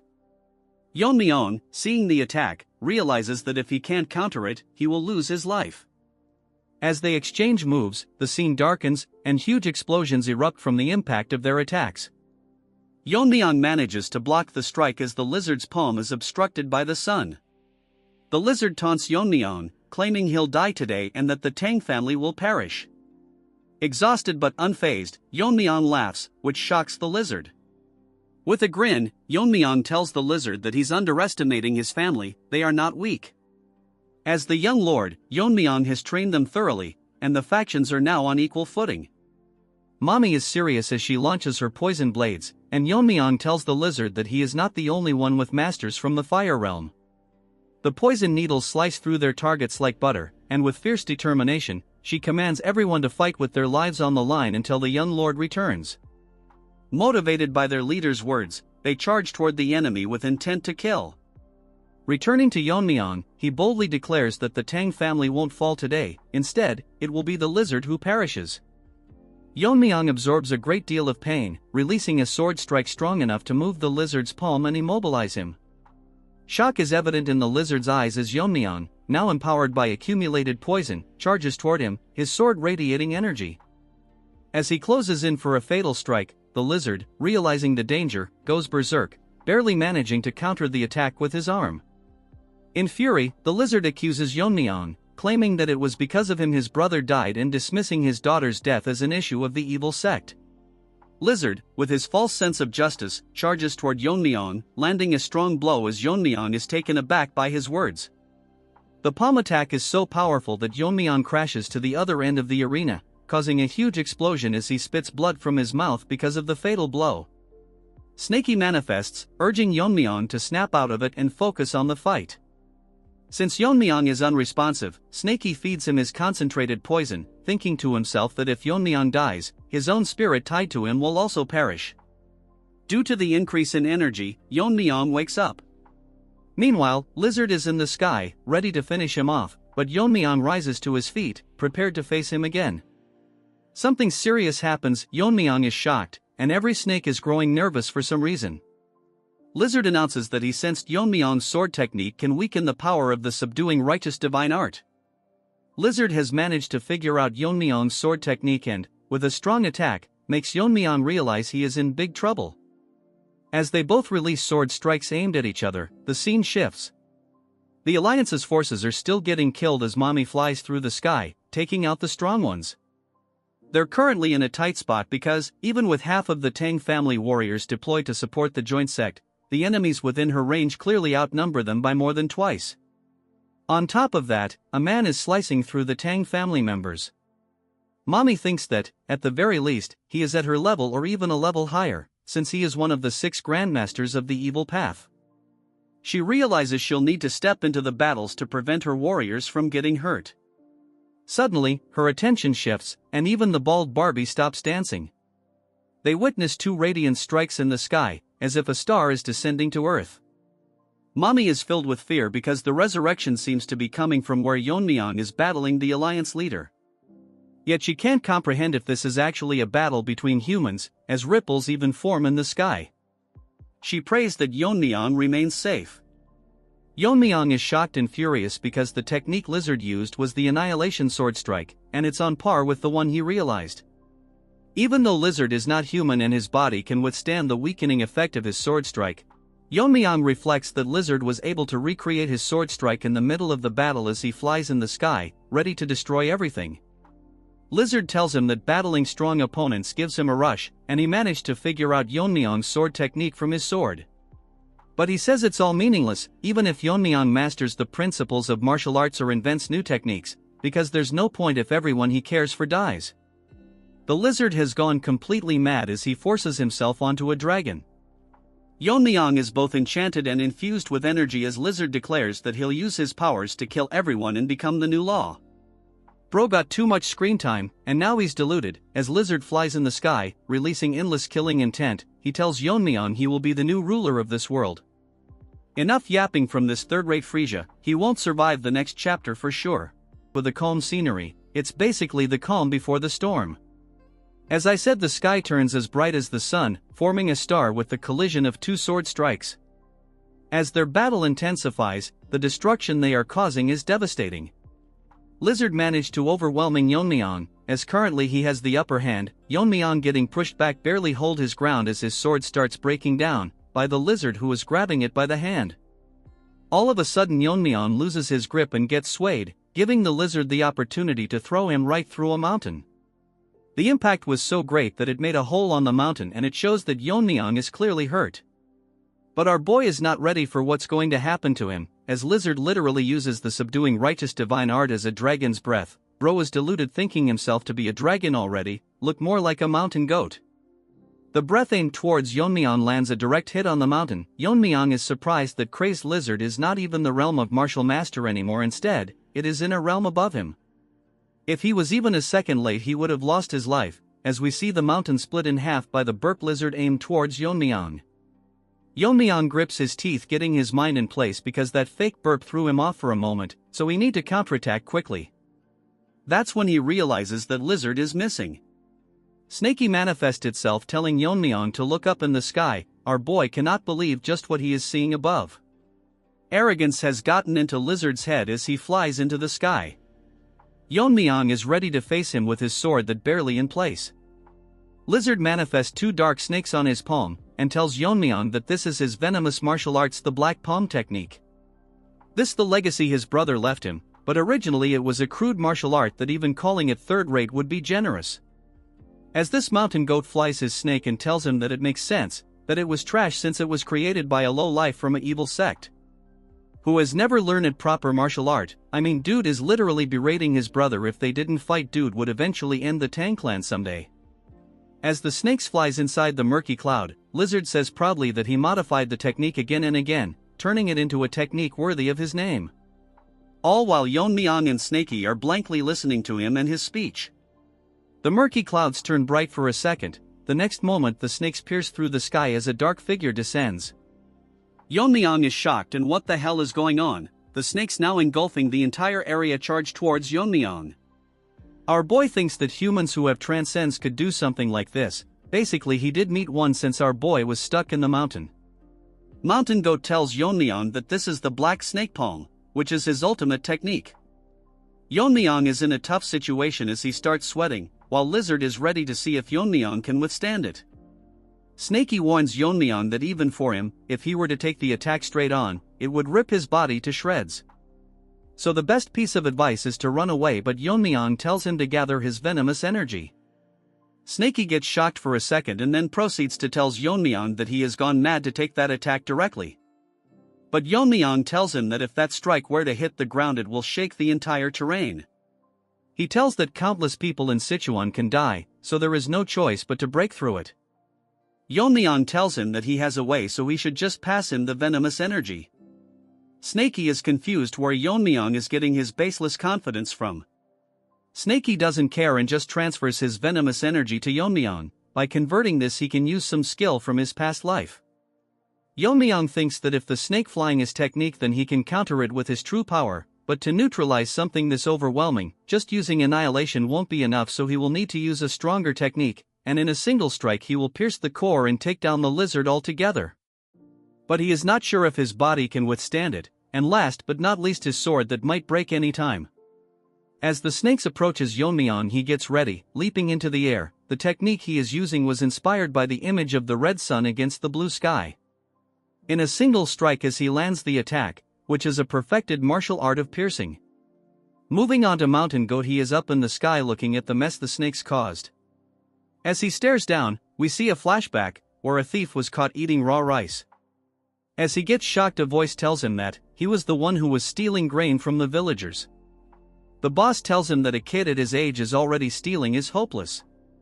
That's when Rabbit tells him to take a look at his condition. After taking a second look he sees that the boy is malnourished. As he hides behind the log staring at each other they don't know what to say. Rabbit tells him that at this rate people will think that the Black Death Alliance is a foster home. Old Man sighs and tells the kid that he is eating in the wrong manner as he gets surprised. Kind Old Man tells him that he doesn't need to steal and can fill his stomach all he wants. Such a nice guy, and Lizard called him a third-rate loser, wants him dead now no matter what. Old Man asked for his name and we move on to the present, as Lizard tells to himself that he had no name, but Old Man made him a part of his family, giving him a name. He even became his teacher, teaching him the Black Snake Palm as a means of defense, although it was trash. This trash is hella disrespectful, calling the martial art trash every 5 seconds. When he died he left his daughter to him, so he wanted to become a support just like him. Bro clearly wanted to play hero, anyways he thinks that all of it is the past. And now his goal is to eliminate everything related to his daughter and brother's death. Sad it has to end as from his dark lard of snakes a flash emerges, a bright light in the shape of a cross that rips the snakes apart. Mountain Goat is shocked on how Yeon-myeong managed to withstand. Instead Yeon-myeong charges towards him with his sword. He uses the sky-piercing sunset, ripping half of Lizard in a single strike. As Lizard tries to take a look at his injured arm, moving on to Snakey, he is scared at this point because Yeon-myeong managed to pierce right through such a grand attack. Moreover, he used a sword technique that even in his previous master's era, it would be considered an impossible art. I mean, man's martial art or son strong, his body cannot handle it. Even the sword is done for his Yeon-myeong thanks the demon slaying sword for serving him. The problem is that with one arm he still couldn't defeat this annoying Lizard, so if he wants to finish him, now is his only chance. He wanted to use his sword longer, but the sword couldn't handle another technique. Yeon-myeong leaps in the air, putting his hand on his jacket. Taking out his dagger he attacks Lizard, telling him to settle it once and for all. Lizard gets shocked that by the sudden increase in energy, the attacks was so strong that it caused a tornado engulfed in bright blue energy. As they exchange move, Lizard and unable to fight back, Yeon-myeong launches multiple attacks in an instant. As Yeon-myeong attacks at him, Lizard is unable to figure out how he is able to use a mere dagger to break through his defense. Hypocrite grits his teeth, telling himself that he cannot fall here without even getting any revenge. Mountain Goat screams like crazy, shouting like a retard. Yeon-myeong sees that he is agitated and notices an opening. Taking opportunity of this, he lands a strong strike. In an instant, time slows down as Yeon-myeong chops his other arm as it falls to the ground. Even after losing his arms, he is still overwhelming Yeon-myeong. Our smart kid literally used the broken sword to chip away his chi, in simpler words, break his defense. Or else they would be back to square one. As Lizard tells him that he has not fallen yet, Yeon-myeong starts glowing green, telling him that this is the price for meddling with his family. Yeon-myeong uses the skill Venomous Force, make a huge hole right through his chest. Yeon-myeong managed to blast a hole through Lizard. Lizard is flabbergasted and unable to understand what just happened, as he is unable to figure out what technique her just used. Whatever Yeon-myeong used is slowly decaying his body. Yeon-myeong intensely stares at Lizard. Snaky, hiding behind him, asks Yeon-myeong if he just created this technique in the middle of the fight. Yeon-myeong explains it to us that, in the past, he used the intent of the fire dragon poison to create the blazing Venomous Force. This time he used his untamed power to convert it into Venomous Force, launching a strong strike. Yeon-myeong outs his weapon back in size in relief that the battle is finally over. He feels sorry that this was the outcome. As he turns around ready to leave, Yeon-myeong, out of breath, tells him that he should have never dared to attack his family. Lizard tells Yeon-myeong if he has the right to say something like this as he collapses, falling to the ground. Yeon-myeong leaves his body behind, leaving for the Tang clan. Lizard, seeing him leave, grits his teeth, telling himself that he cannot die. In fact, he refuses to die before he avenges his loved ones. Enough of his yapping, bro should quietly leave the story. With killing intent in his eyes, he tells to himself that no matter what, he will kill Yeon-myeong today. All blood covers his eyes. He swears to bring peace to their spirits. Yeon-myeong checks his body and thinks he is lucky that he got through the fight without losing a limb. It wouldn't even be surprising if he got disabled after the fight because of the techniques he was forced to use. Yeon-myeong tells Snaky to give him some more venomous energy. Hearing this, Snaky this he is relentless. He gets angry, telling him that venomous energy doesn't just pop out whenever he wants, since he squeezed out everything he has. Yeon-myeong makes the troll face, asking Snaky if he wants to go back to the jar. Hearing this, Snaky tells him that it not like he said no, he just need a bit more time to produce it. Yeon-myeong grabs him by the neck, telling him to stop lying and spit it out, while the half-turd lizard, now a dragon, tries to eat Yeon-myeong from behind. Yeon-myeong notices a presence from behind, turning around rapidly. Lizard crashes into Yeon-myeong, although he managed to block the blow with both of his hand. Lizard has transformed into a ugly trash with yellow unclean teeth. Yeon-myeong cannot believe that he survived the venomous force which hit through his cheek, yet he became a dragon already. But Yeon-myeong realizes that he not as strong as before, realizing that he might not have fully transformed into a dragon yet. Although he can handle him, he didn't receive the venomous energy from Snaky yet. As Lizard stares at his, Yeon-myeong thinks that he won't be able to hold for long. Snaky gets pissed, telling Lizard that he is practically dead, as Snaky gets back into his original form, manifesting behind Yeon-myeong.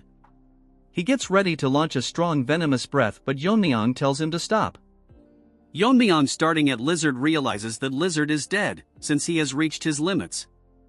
As Lizard dies, he apologizes to his loved ones for not avenging them. Come on bro, he avenged them by killing that ugly trash with bangs already. Hearing his cries, Yeon-myeong breaks character. Now he will have an amazing character development. As his body fades away, Yeon-myeong and a now larger Snaky stares at what is happening in front of their eyes. Yeon-myeong, with a serious tone, wonders if the battle is finally over, when a huge object hits his head. Seeing the object, Snaky sigh. Bro looks so classy, while Yeon-myeong is quivering in the ground. Yeon-myeong, with tears in his eyes, wonders what this is, since it's extremely sturdy. It looks like a horn to Yeon-myeong when Snaky tells him that it's a dragon horn, which must have come from the death of the Black Death Alliance. Snaky becomes smaller, telling Yeon-myeong that it's great that they got the dragon horn, which is imbued with the dragon spirit. So it will make a perfect refining material that can withstand that venomous force Yeon-myeong used earlier. Snaky realized that Yeon-myeong is not answering, so he asks him what is the reason behind his silence. Yeon-myeong tells Snaky that if they met under different circumstances, maybe they could have talked about martial arts instead. Snaky asks him if he is feeling sympathy for him now. Hearing his cries for revenge, Yeon-myeong felt guilt. Because Yeon-myeong realized that he had the power to save the little kid, but he thought that it was a matter of the evil sections because he didn't try to understand the reason of conflict, and know that it was just some disagreement among themselves. The reason he didn't take action was because he thought that Rabbit, who was a master of the fire realm, could easily disarm the trash and rescue the child. The lizard also thought the same, that if things went south, Rabbit could have easily resolved the problem. Yeon-myeong believed that he could resolve it whenever he wanted, but the complacency caused a powerless child to lose her life. Snaky with a pissed look tells Yeon-myeong that he is getting sentimental after crossing blades, since Yeon-myeong has to understand that the Black Death Alliance and the Tang family can never coexist. Yeon-myeong sighs, telling him that if he was more wary of her flame art he could have done something. Snaky tells him to stop dwelling, since it's human nature to make a mistake.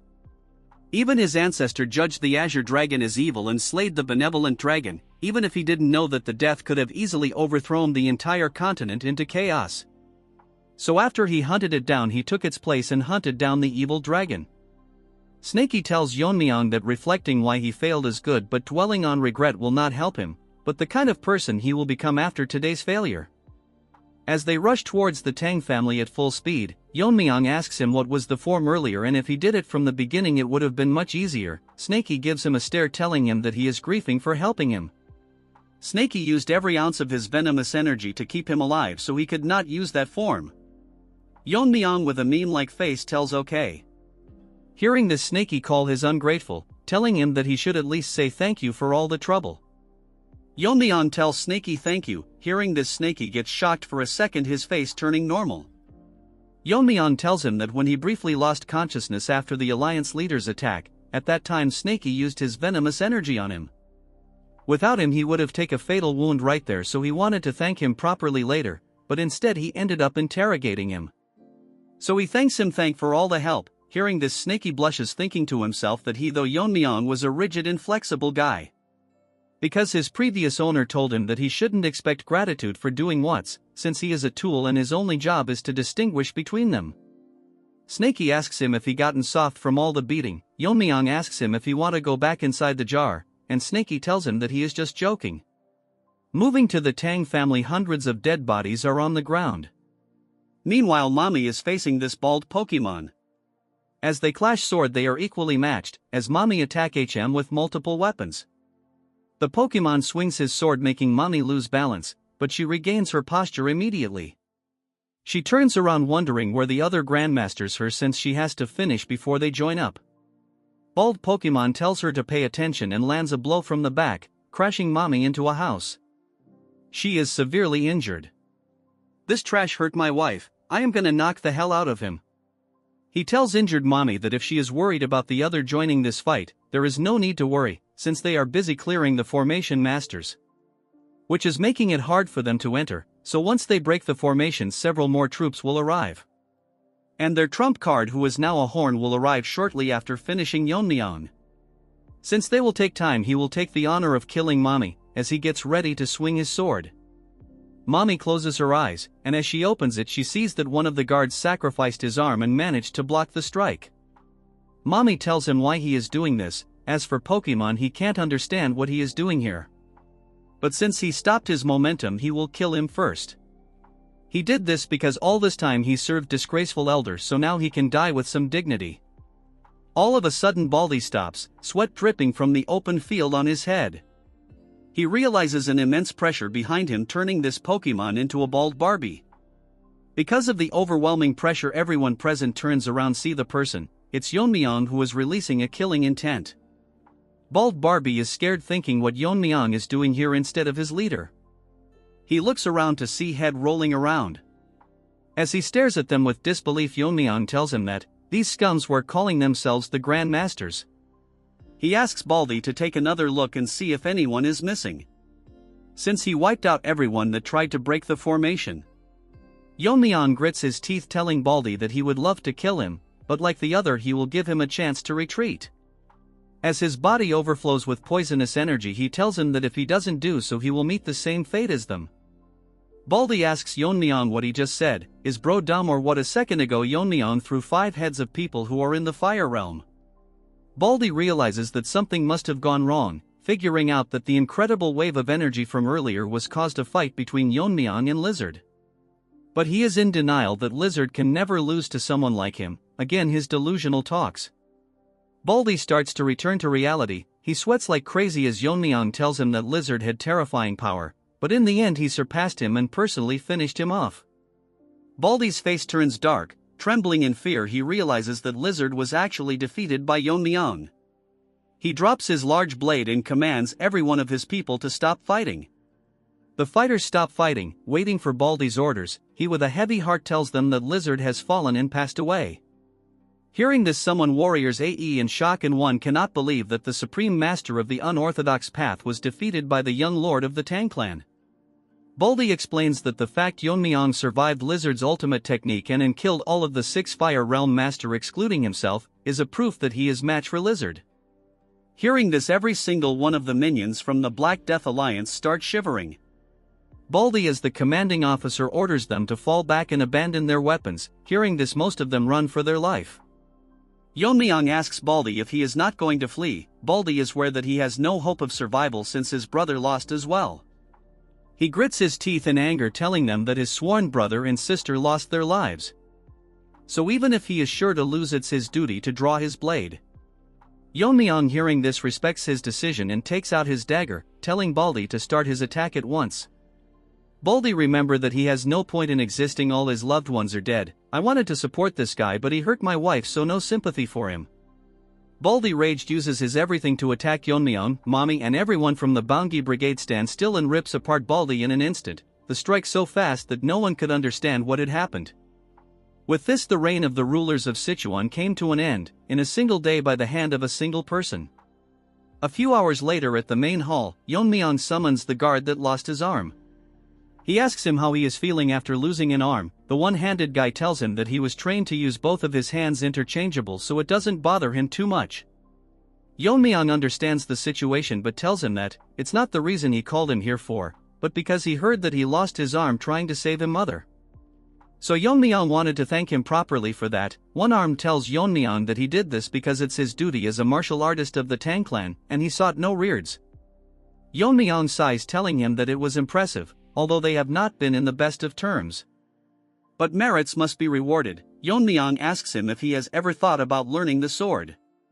Hearing this, the one-armed guy starts shivering, as Yeon-myeong explains to him that it must be difficult with one arm to throw daggers or handle poisons. So Yeon-myeong decided to teach him a left-handed sword technique. Yeon-myeong assures him that if he follows his guidance, it is guaranteed that he will become stronger than when he had both arms. The crippled guy thanks for this opportunity, but Yeon-myeong tells him that he is the one indebted to him.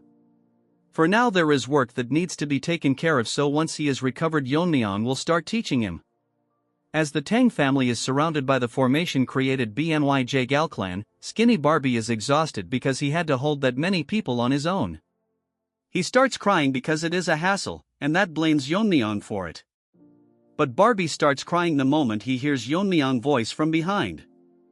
Barbie tries to pretend, telling Yeon-myeong that he is so glad that Yeon-myeong managed to return safely. Yeon-myeong tells him to stop the formalities.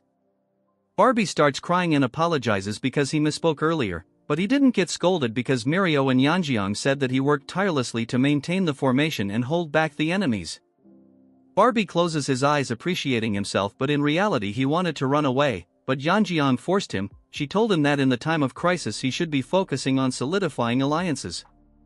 Even Mirio went outside despite her fatigue to buy time for them. Barbie tells Yeonjeong that if what they said is true and Yeon-myeong is facing Lizard, his chance of survival are very slim, but Yeonjeong shut him up, telling him that she believes in Yeon-myeong.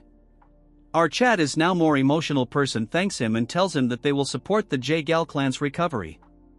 Hearing this, Barbie gets stunned, thanking Yeon-myeong. As our boy takes his leave, he tells them that he will take care of things from here on.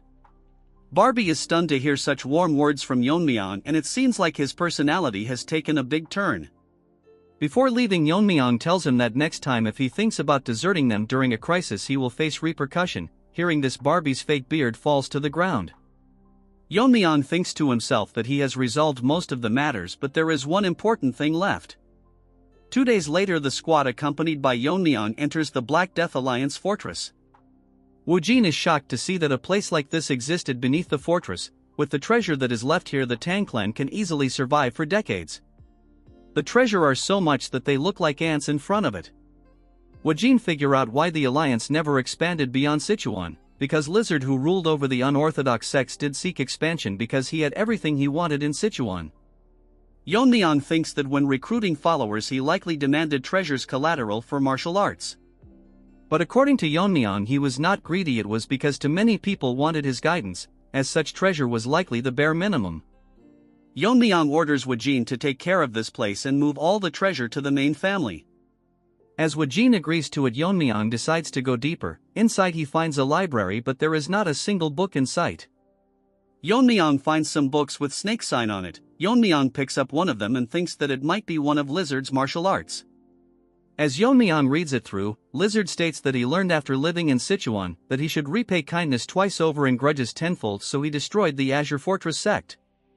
He not only destroyed those who tried to raise against them, but he also studied their martial art to counter them, just to humiliate and mock them for the martial art them once stood by. The other manuals contain all the counter techniques of the martial art. Yeon-myeong is astonished that Lizard managed to dismantle all of them in just few manuals. The current place they are in was once the fortress of the Azure sect. But due to simple arrogance, Lizard destroyed everything and just kept his martial arts. After the battle with the Black Death Alliance, the Tang family started restoring order to the chaotic Sichuan. Meanwhile, a war broke out in Qinhui between the demonic cult which seek to advance into the Central Plains. The only one that tried to stop is the Kunlun sect, and currently they are having a ferocious encounter with them. They are currently being led by one of the elders, known by the name Demon Immortal Gakun, but we will call him Scarred Face. He is a master of the fire reel, known for his ruthless techniques, and he is currently acting as a cornerstone in holding back the demonic cult. However, the demonic cult has an endless number of forces, so much so that they can rival the 9 sects combined. Look at this turd, he looks like a retarded version of All Might from My Hero Academia. We will call him Frog from now onwards. Because of their large number, they were turning the tide on the Kunlun sect until Gen Z arrived with reinforcements along with the Tang clan. Look at Fatty, he really need to go to the toilet. Because of the strong masters from the joint sect and fire reel masters, they had no choice but to retreat temporarily. The united force of Gen Z Uncle and Scarred Face from Kunlun was so strong that the balance of the war began to shift in favor of the righteous factions. But something had to happen. Since things were going too smoothly, one of the elders from the Tang clan betrayed them, poisoning the ones that went against their idea of betraying. As Snoop Dogg was poisoned, he tells the elder that he is worse than the weed he smokes. The hairy dog poisoned him and stands with his 2 half-crippled lackeys as if he is some big shot. Hairy Dog barks and grits his teeth and apologizes that he did so because there is no need for 2 leaders in one group. Moving to the Tang clan, in one of the quarters we can hear loud hammering of metals.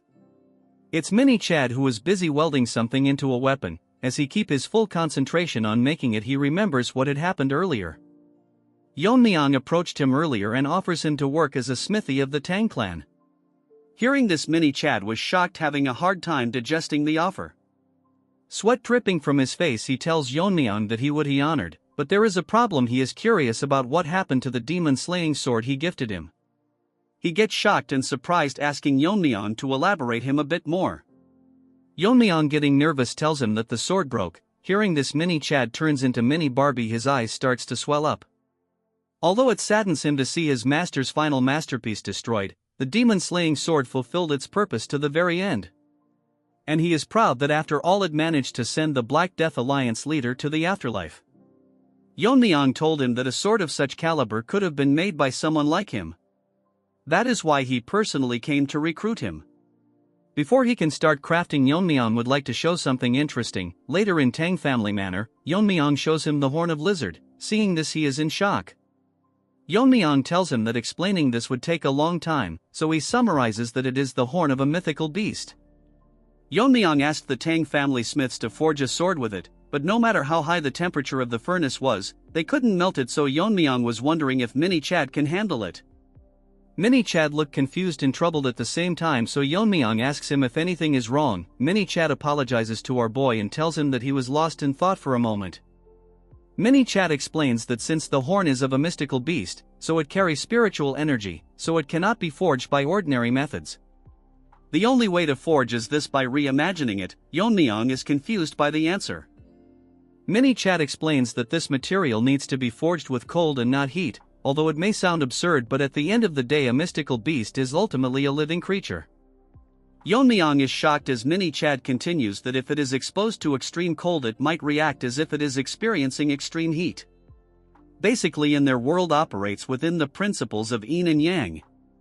Yeon-myeong is more shocked as Mini Chad says that just as Yan Metal Blade is tempered with its opposing element fire, a yin attribute like this horn might respond to its complementary element cold. Yeon-myeong thinks about giving it a try, so he will now infuse the horn with cold energy that he collected from Miso. Remembering about her, he thinks that after returning he has not met her once, so he will check on her once he is done with this.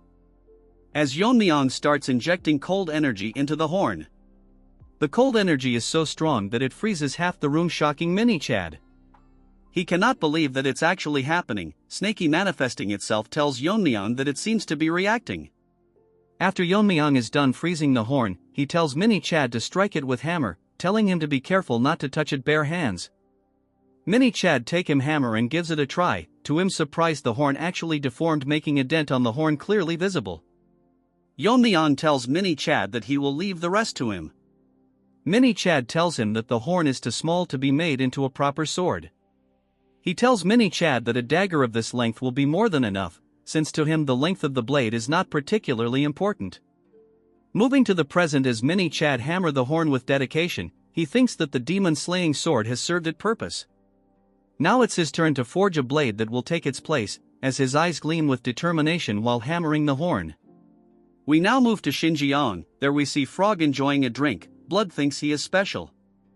He tells a white turd that she never ceases to amaze him and it's more than enough. Even a Manhwa character got laid. What about you pathetic lives?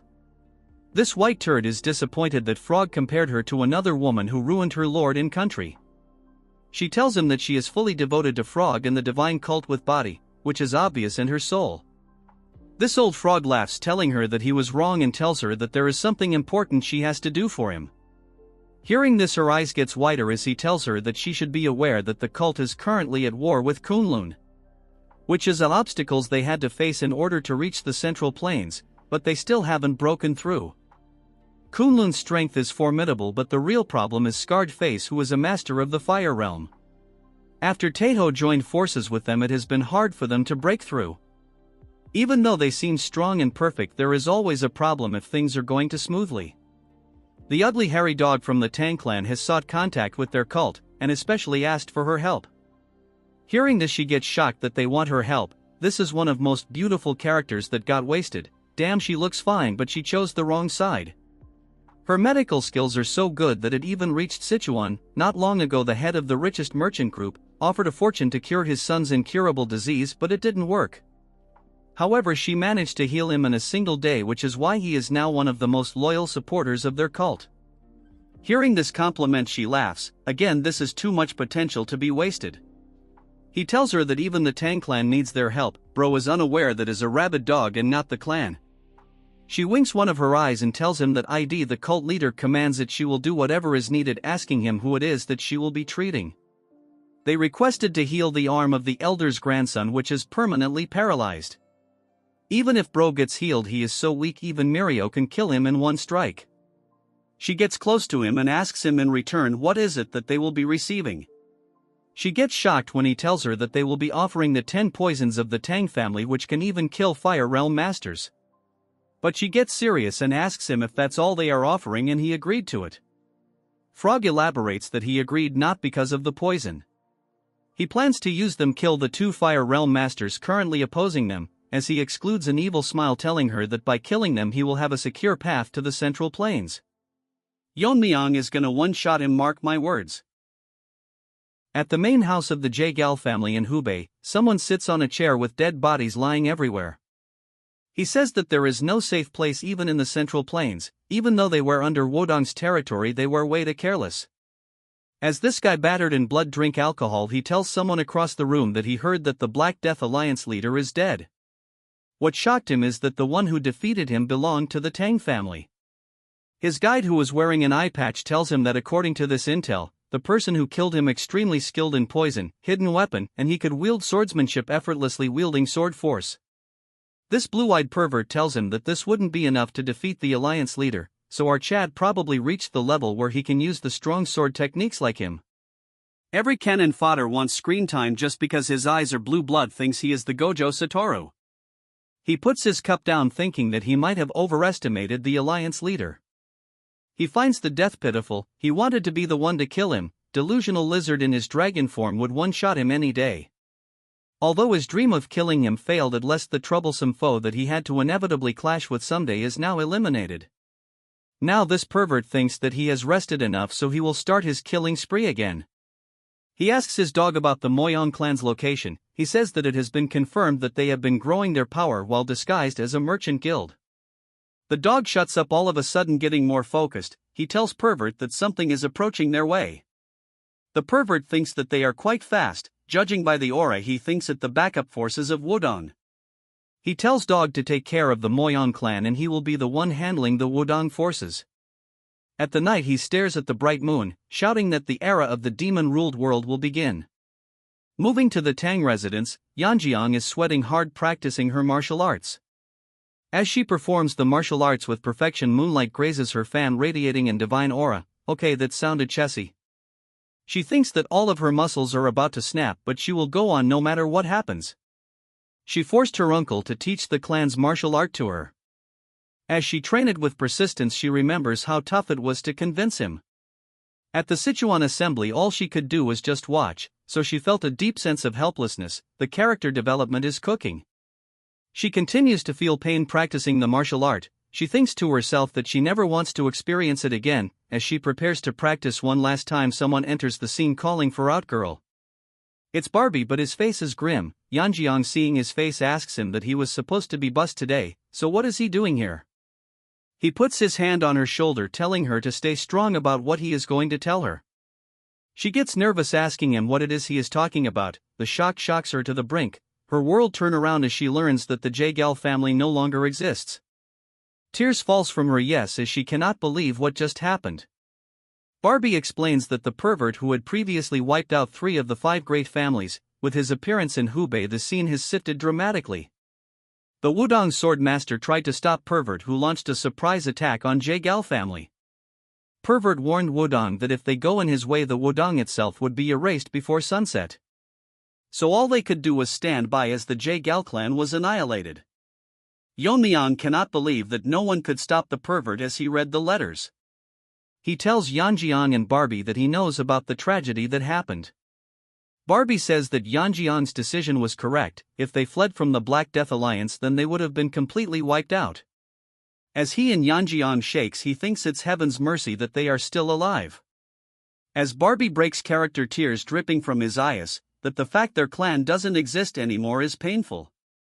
Yeon-myeong remains quiet and finally speaks, telling him that they have not lost everything, shocking Barbie.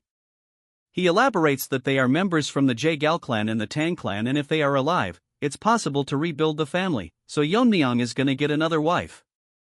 He tells Barbie that he is yet to fulfill his promise and keep his word, so he will do everything in his power to help rebuild the Jaegal family as quickly as possible. Yeon-myeong tells him that he doesn't need to be a liar and lose hope either. Barbie agrees to him. Yeon-myeong thinks that there is something going on, that everyone is causing sudden movements, so he decides to prepare on their side too. A guard enters the room, telling Yeon-myeong that a guest from Wudong sect has come requesting to see him. Hearing this, Yeon-myeong gets pissed, unable to control her anger. Yeon-myeong thinks what the Wudong sect is doing in a time like this, allowing him to enter. He tells them that they are grieving deeply, so they should rest for now, since Yeon-myeong will hear what he has to say. Yeon-myeong wonders if the guest from Wudong is a visitor or a troublemaker, which he will figure out. As the nobody enters the room, introducing himself, he says that he is here to ask for the Tang clan's support. Nobody asks Yeon-myeong if he is aware of the chaos that is happening in Hubei.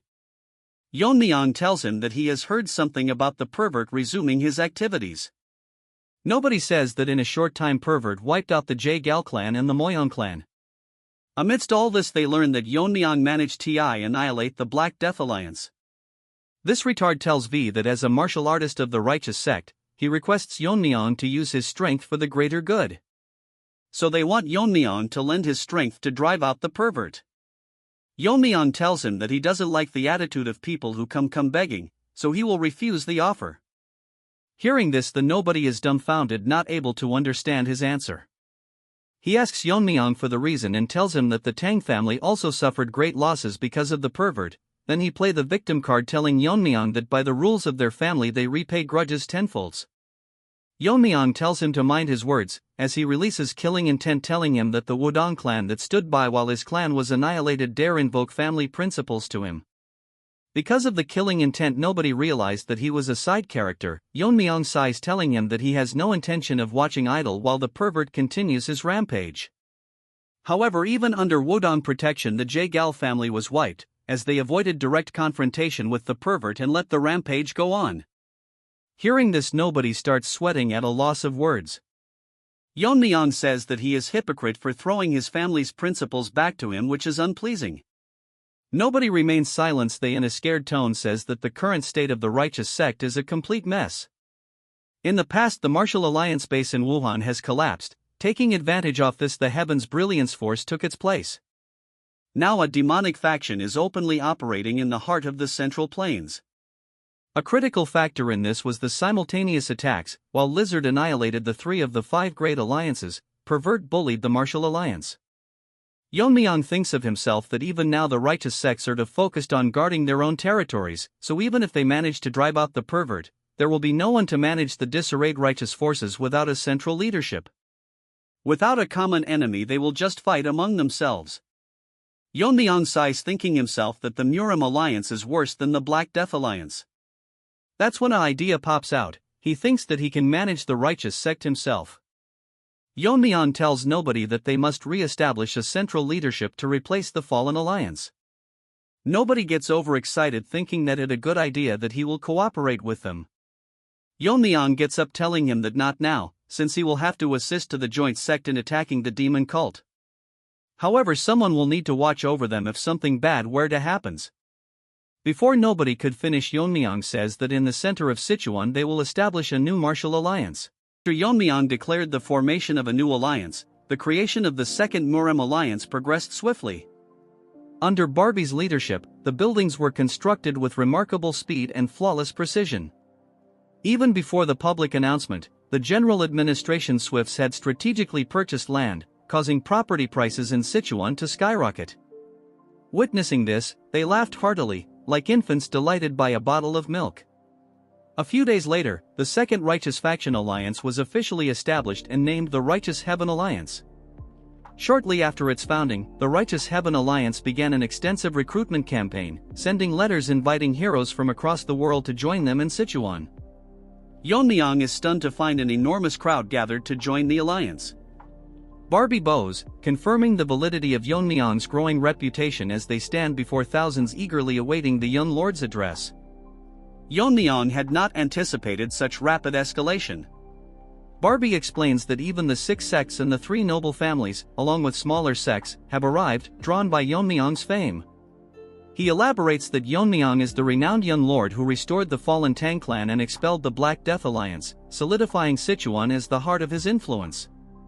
What's more surprising is that they've even given Yeon-myeong a title. When he asks what it is, Barbie reveals it to be the Venomous Sword Dragon. Although slightly embarrassed, Yeon-myeong admits to himself that the title suits him well.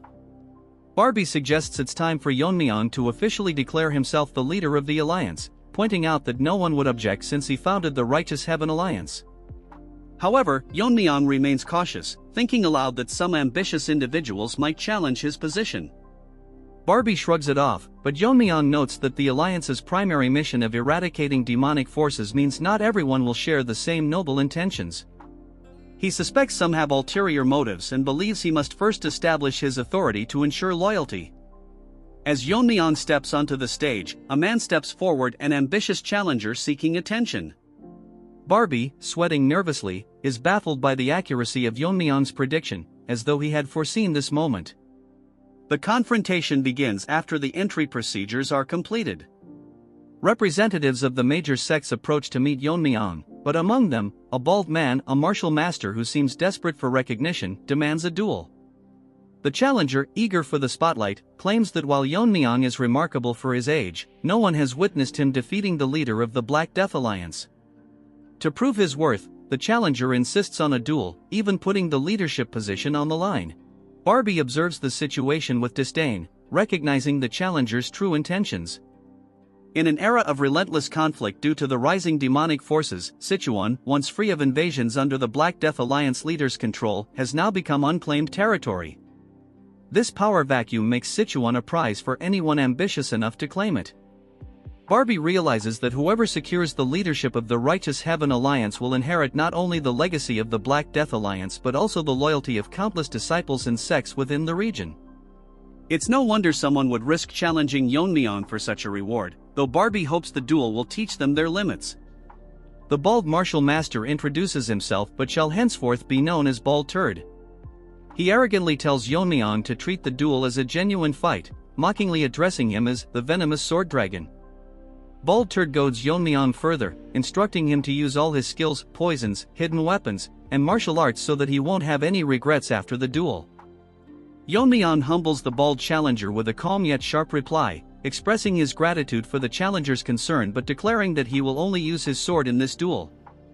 He reasons that employing poison could lead to unnecessary accidents. The bald man's face twists in irritation, clearly displeased with Yeon-myeong's nonchalant response. Barbie steps forward to begin the match, asking both participants if they are ready. With both nodding in confirmation, Barbie announces the duel as a match between the bald challenger and Yeon-myeong, the young lord of the Tang family, famously known as the venomous sword dragon, with the position of the Righteous Heaven Alliance's leader hanging in the balance. The bald challenger, oozing overconfidence, warns Yeon-myeong that accidents can happen during a duel. He acknowledges Yeon-myeong's exceptional progress for his age but accuses him of being overly arrogant. With a heavy stomp on the ground, the challenger demonstrates his power, causing the ground beneath him to crack. The audience is stunned as the bald man's body radiates an intense aura. His junior followers murmur in awe, realizing that he is using the pinnacle of Shaolin martial arts. One spectator explains that this isn't an ordinary indestructible Vajra body but the ultimate martial art created by the first founder of Shaolin, a technique that has never been defeated. The bald man's voice booms as he taunts Yeon-myeong, claiming that his poison, weapons, and martial arts will never penetrate the indestructible Vajra body. He declares this duel as a challenge for Yeon-myeong to surrender his leadership, but his bravado only amuses Yeon-myeong, who inwardly laughs, surprised that such a test would come so soon. The scene shifts to a flashback in the main hall of the Tang family. Yeon-myeong discusses the alliance headquarters with the family accountant, confirming that he plans to establish it on Mount Chonseon since the Black Death Alliance's collapse has left the land vacant and ideal. The accountant suggests purchasing all the surrounding lands to solidify their position. Suddenly, Mini Chad bursts into the room, apologizing for the interruption but unable to contain his excitement. He presents Yeon-myeong with a box, revealing a dagger with an exquisite, radiant luster. Barbie is stunned, and an elder of the Tang family praises the craftsmanship. When Yeon-myeong asks if the dagger has been named, Mini Chad excitedly explains that its brilliance and cold aura inspired him to call it White Snow Dragon Fong. As Yeon-myeong holds the dagger, it radiates a pure white energy, a reflection of its power and precision. Returning to the duel, the crowd's skepticism grows as they mock Yeon-myeong for relying on a mere dagger to face the legendary indestructible Vajra body. The bald challenger, enraged by what he perceives as stubborn arrogance, charges at Yeon-myeong with his massive body, determined to teach the young lord a lesson. Their clash sends shockwaves rippling across the arena.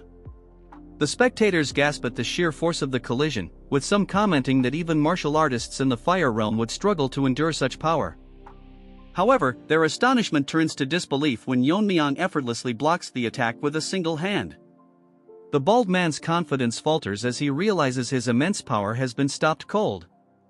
Yeon-myeong, analyzing his opponent's technique, notes that the bald man's inner energy flow feels slightly different, more auspicious than typical Shaolin martial arts.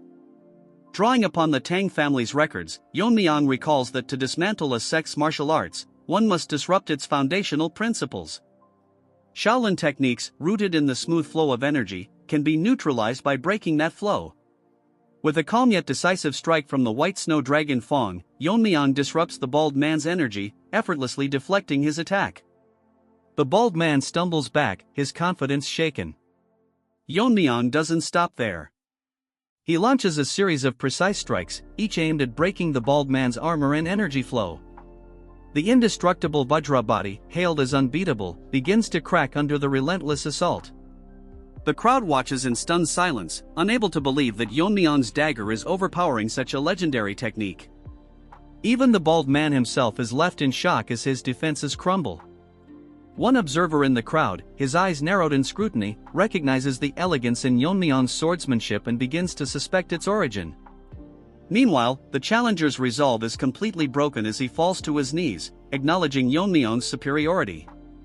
The crowd erupts into whispers, with some finally admitting that the rumors of Yeon-myeong defeating the Black Death Alliance's leader weren't exaggerated. The mysterious observer's gaze lingers on Yeon-myeong, his thoughts filled with questions about the young lord's true power. As the duel concludes, Yeon-myeong stands victorious, his strength and authority undeniable, leaving no room for doubt about his right to lead the Righteous Heaven Alliance.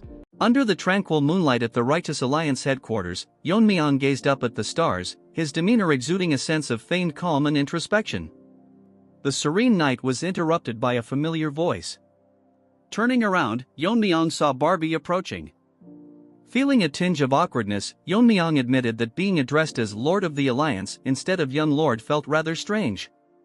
Barbie smiled and reassured him that he had proven his worth before countless martial artists, solidifying his status. He encouraged Yeon-myeong to get used to the title, as it was now a part of his identity. Transitioning to a more serious matter, Barbie informed him that someone from the Morong clan had come seeking an audience with him.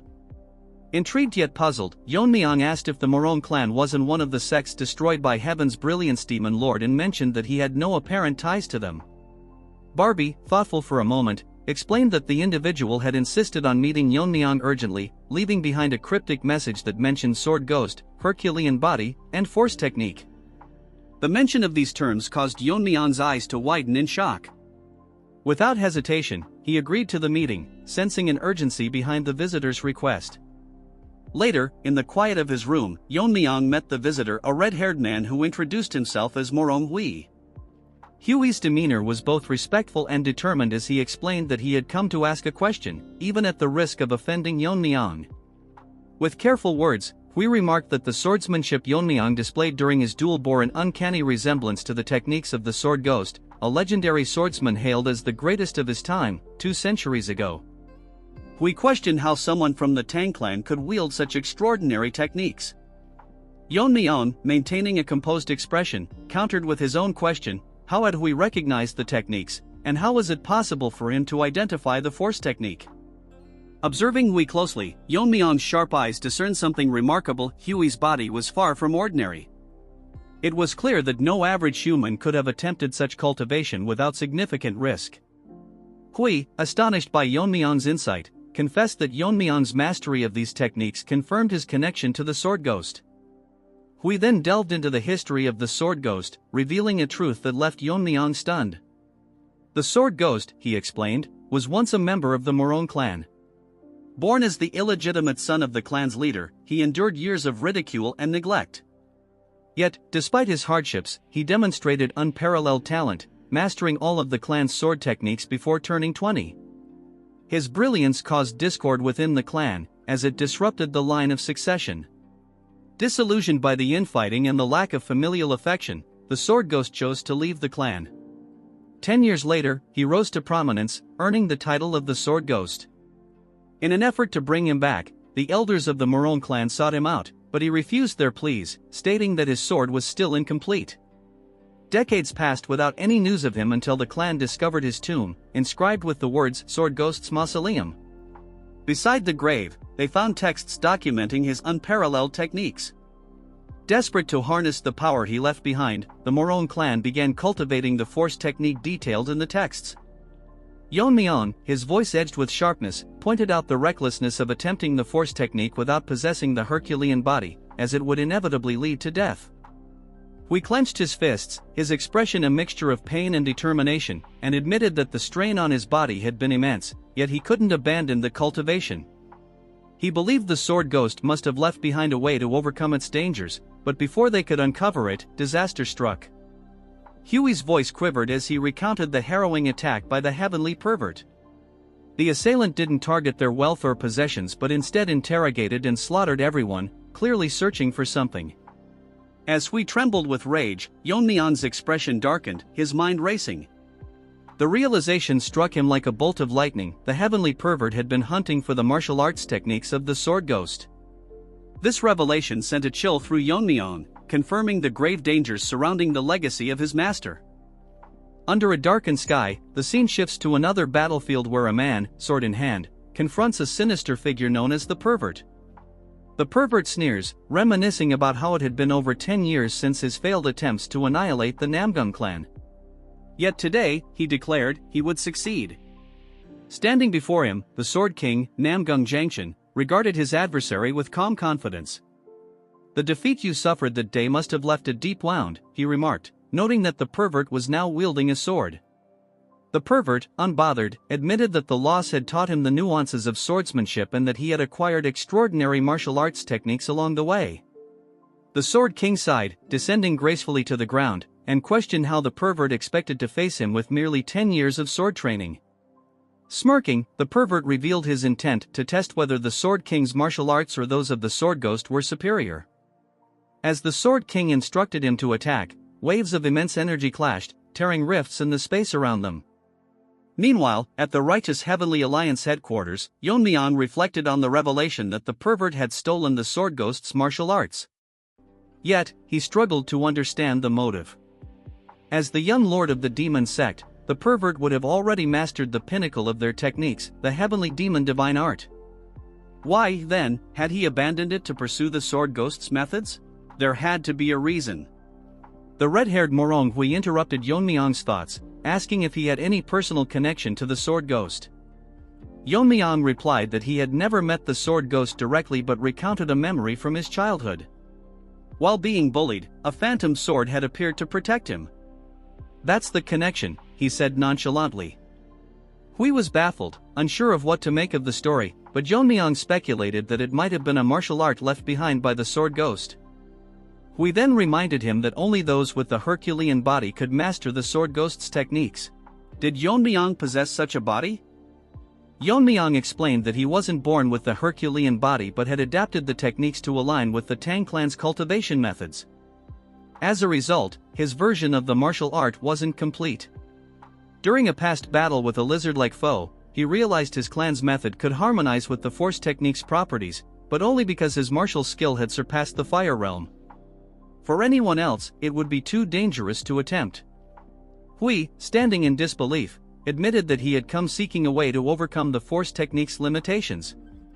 Yeon-myeong advised him to abandon his current cultivation method entirely.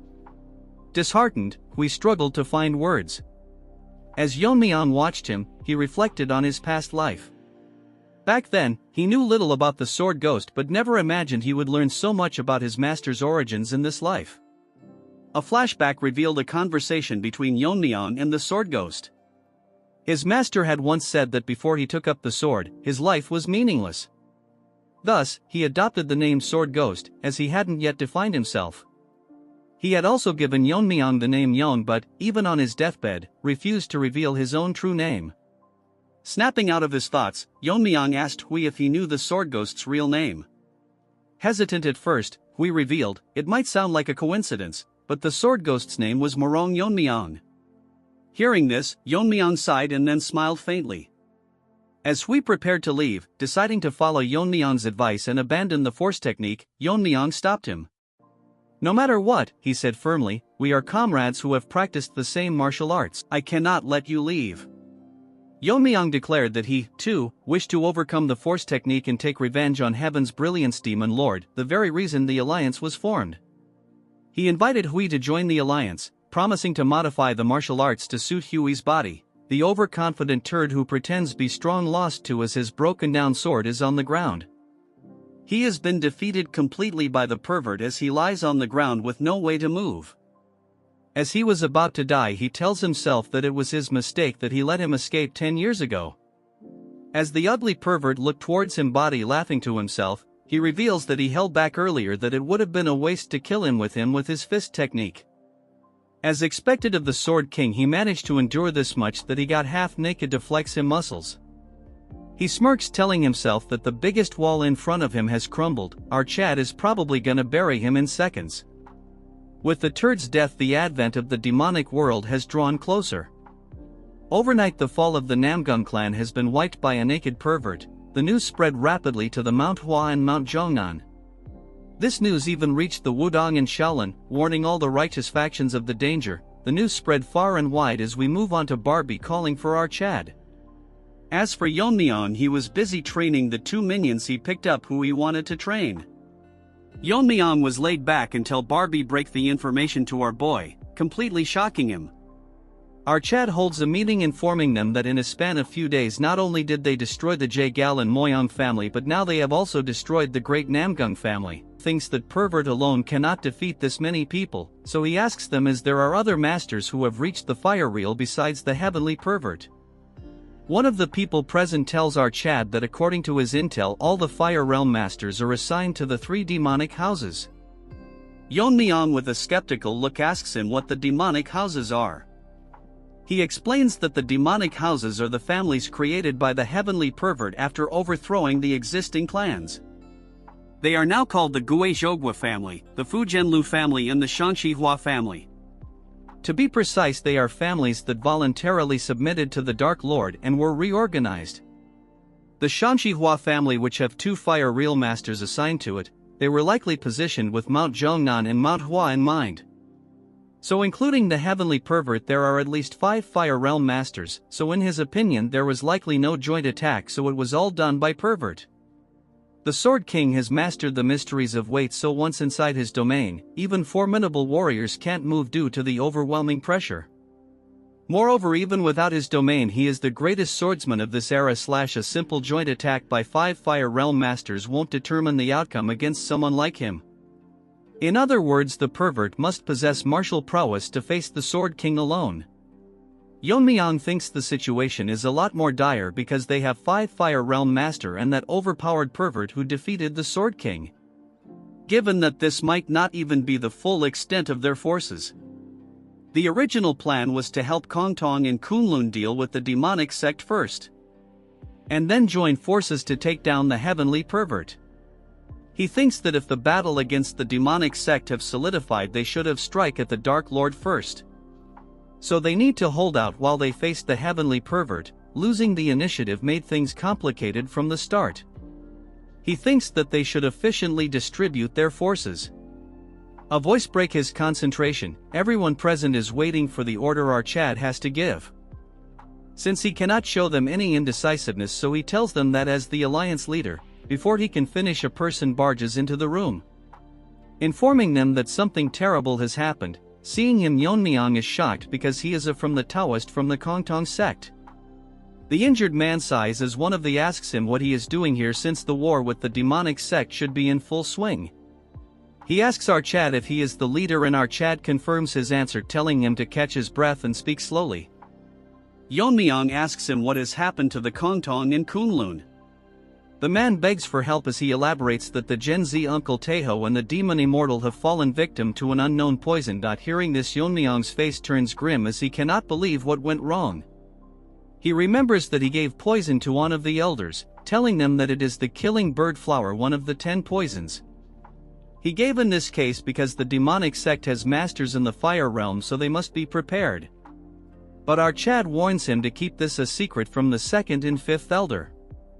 The Sword Elder is confused why he must do that. Yeon-myeong tells him that although they are quiet for now, they are plotting something behind his back. Yeon-myeong knows that he will follow his commands since he made a promise to him, but it's different for the other elders. So he must never let the poison into the hands of the other elders. The guard starts shaking as Yeon-myeong releases his poison intent, asking him what happened to the forces sent by the Tang family. The killing intent becomes so great, waves of energy blow through the room. The new guy cannot fathom how a human can exude such killing intent. Snaky manifests itself, telling our Chad that his killing intent is too thick. If it goes on, he might suffocate everyone present. As everyone catches their breath, he suggests he rein it down a bit and listen to the situation first. He apologizes and asks him to elaborate the situation to him. The man, nervous because of the sudden shift in attitude, starts explaining. Since some mountain with a complicated name is a rugged place for ambushes, the Tang family was assigned to guard the rear. They lost contact with the Tang family and went to check only to find the Tang forces completely wiped out. They suspect it was a sudden attack by someone at the Fire Realm. As Yeon-myeong controls himself, Snaky tells him to keep himself together and listen to the whole story. As our Chad grips his fist, he is still not convinced, so we can just listen to him for now. He asks the messenger how the demon immortal and Taeho got poisoned. After the Tang family forces were wiped out, the demonic sect launched their offense, which included the left and right envoys who are masters of the Fire Realm. To stop them, there was the demon immortal Taeho, who personally entered the battlefield. The battle between them was evenly matched as they fought fearlessly. To be precise, because of the demon subduing power of Taeho, they were gaining the upper hand, pushing back the demonic turds.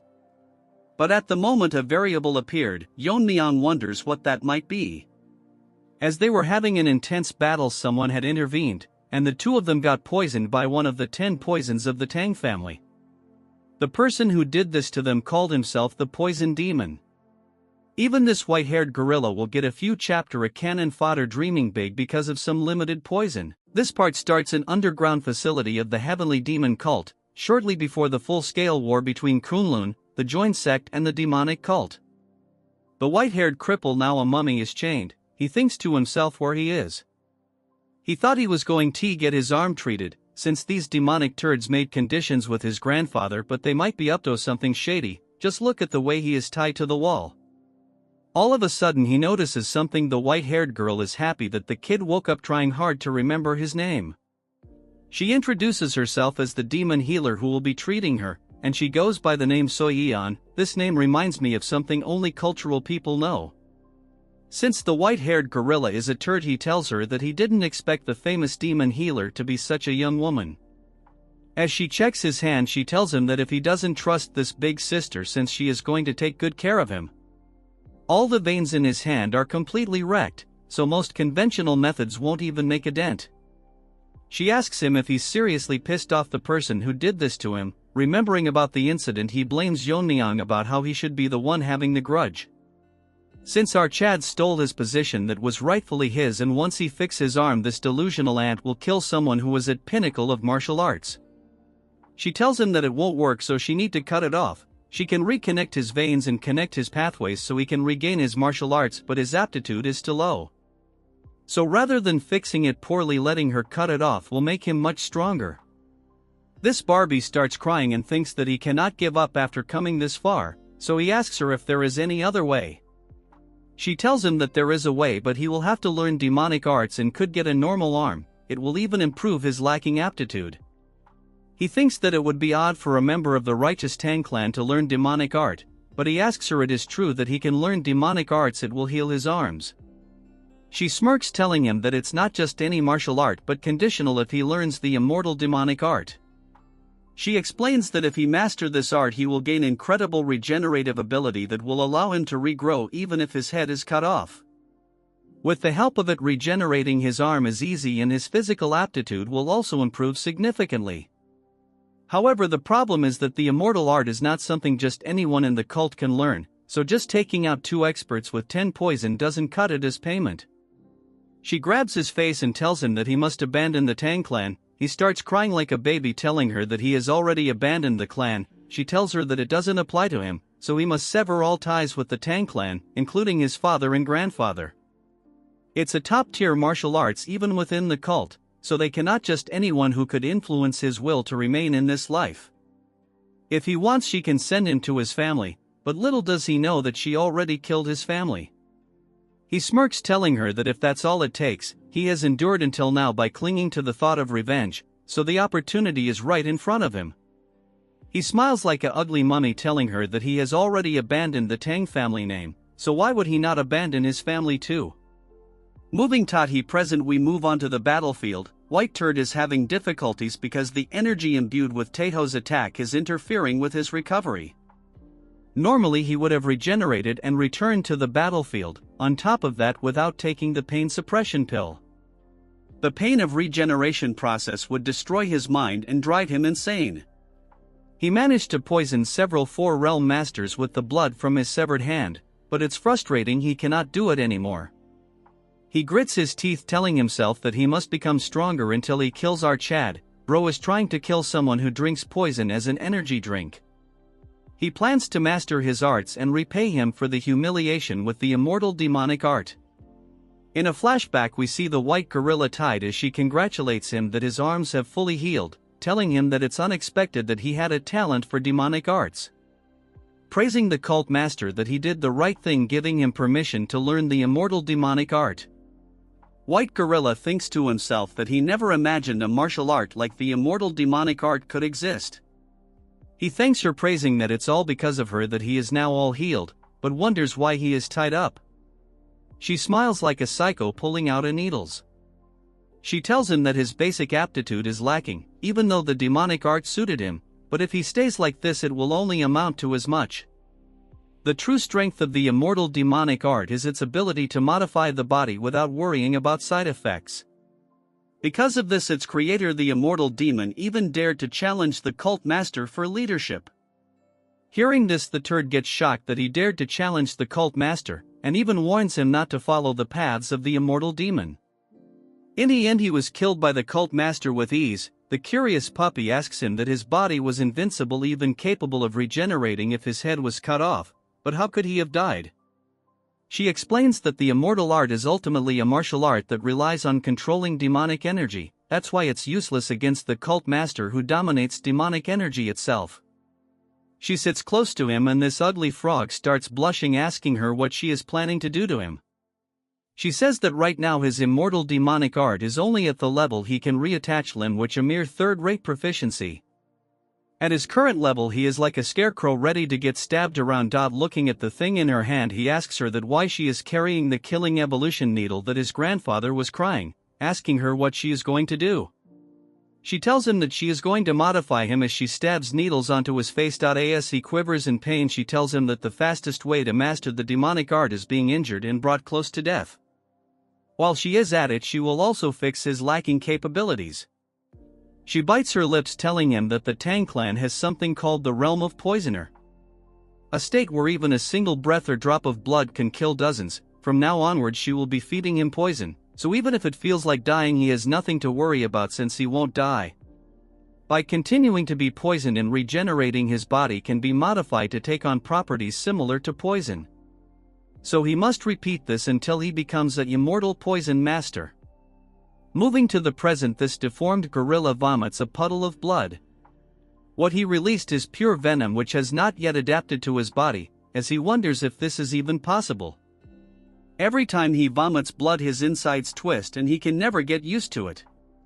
A attendant grabs his attention, as he turns around asking him what it is that he wants. He says that they have managed to capture some of them fleeing who are from the joint sect and Kunlun members.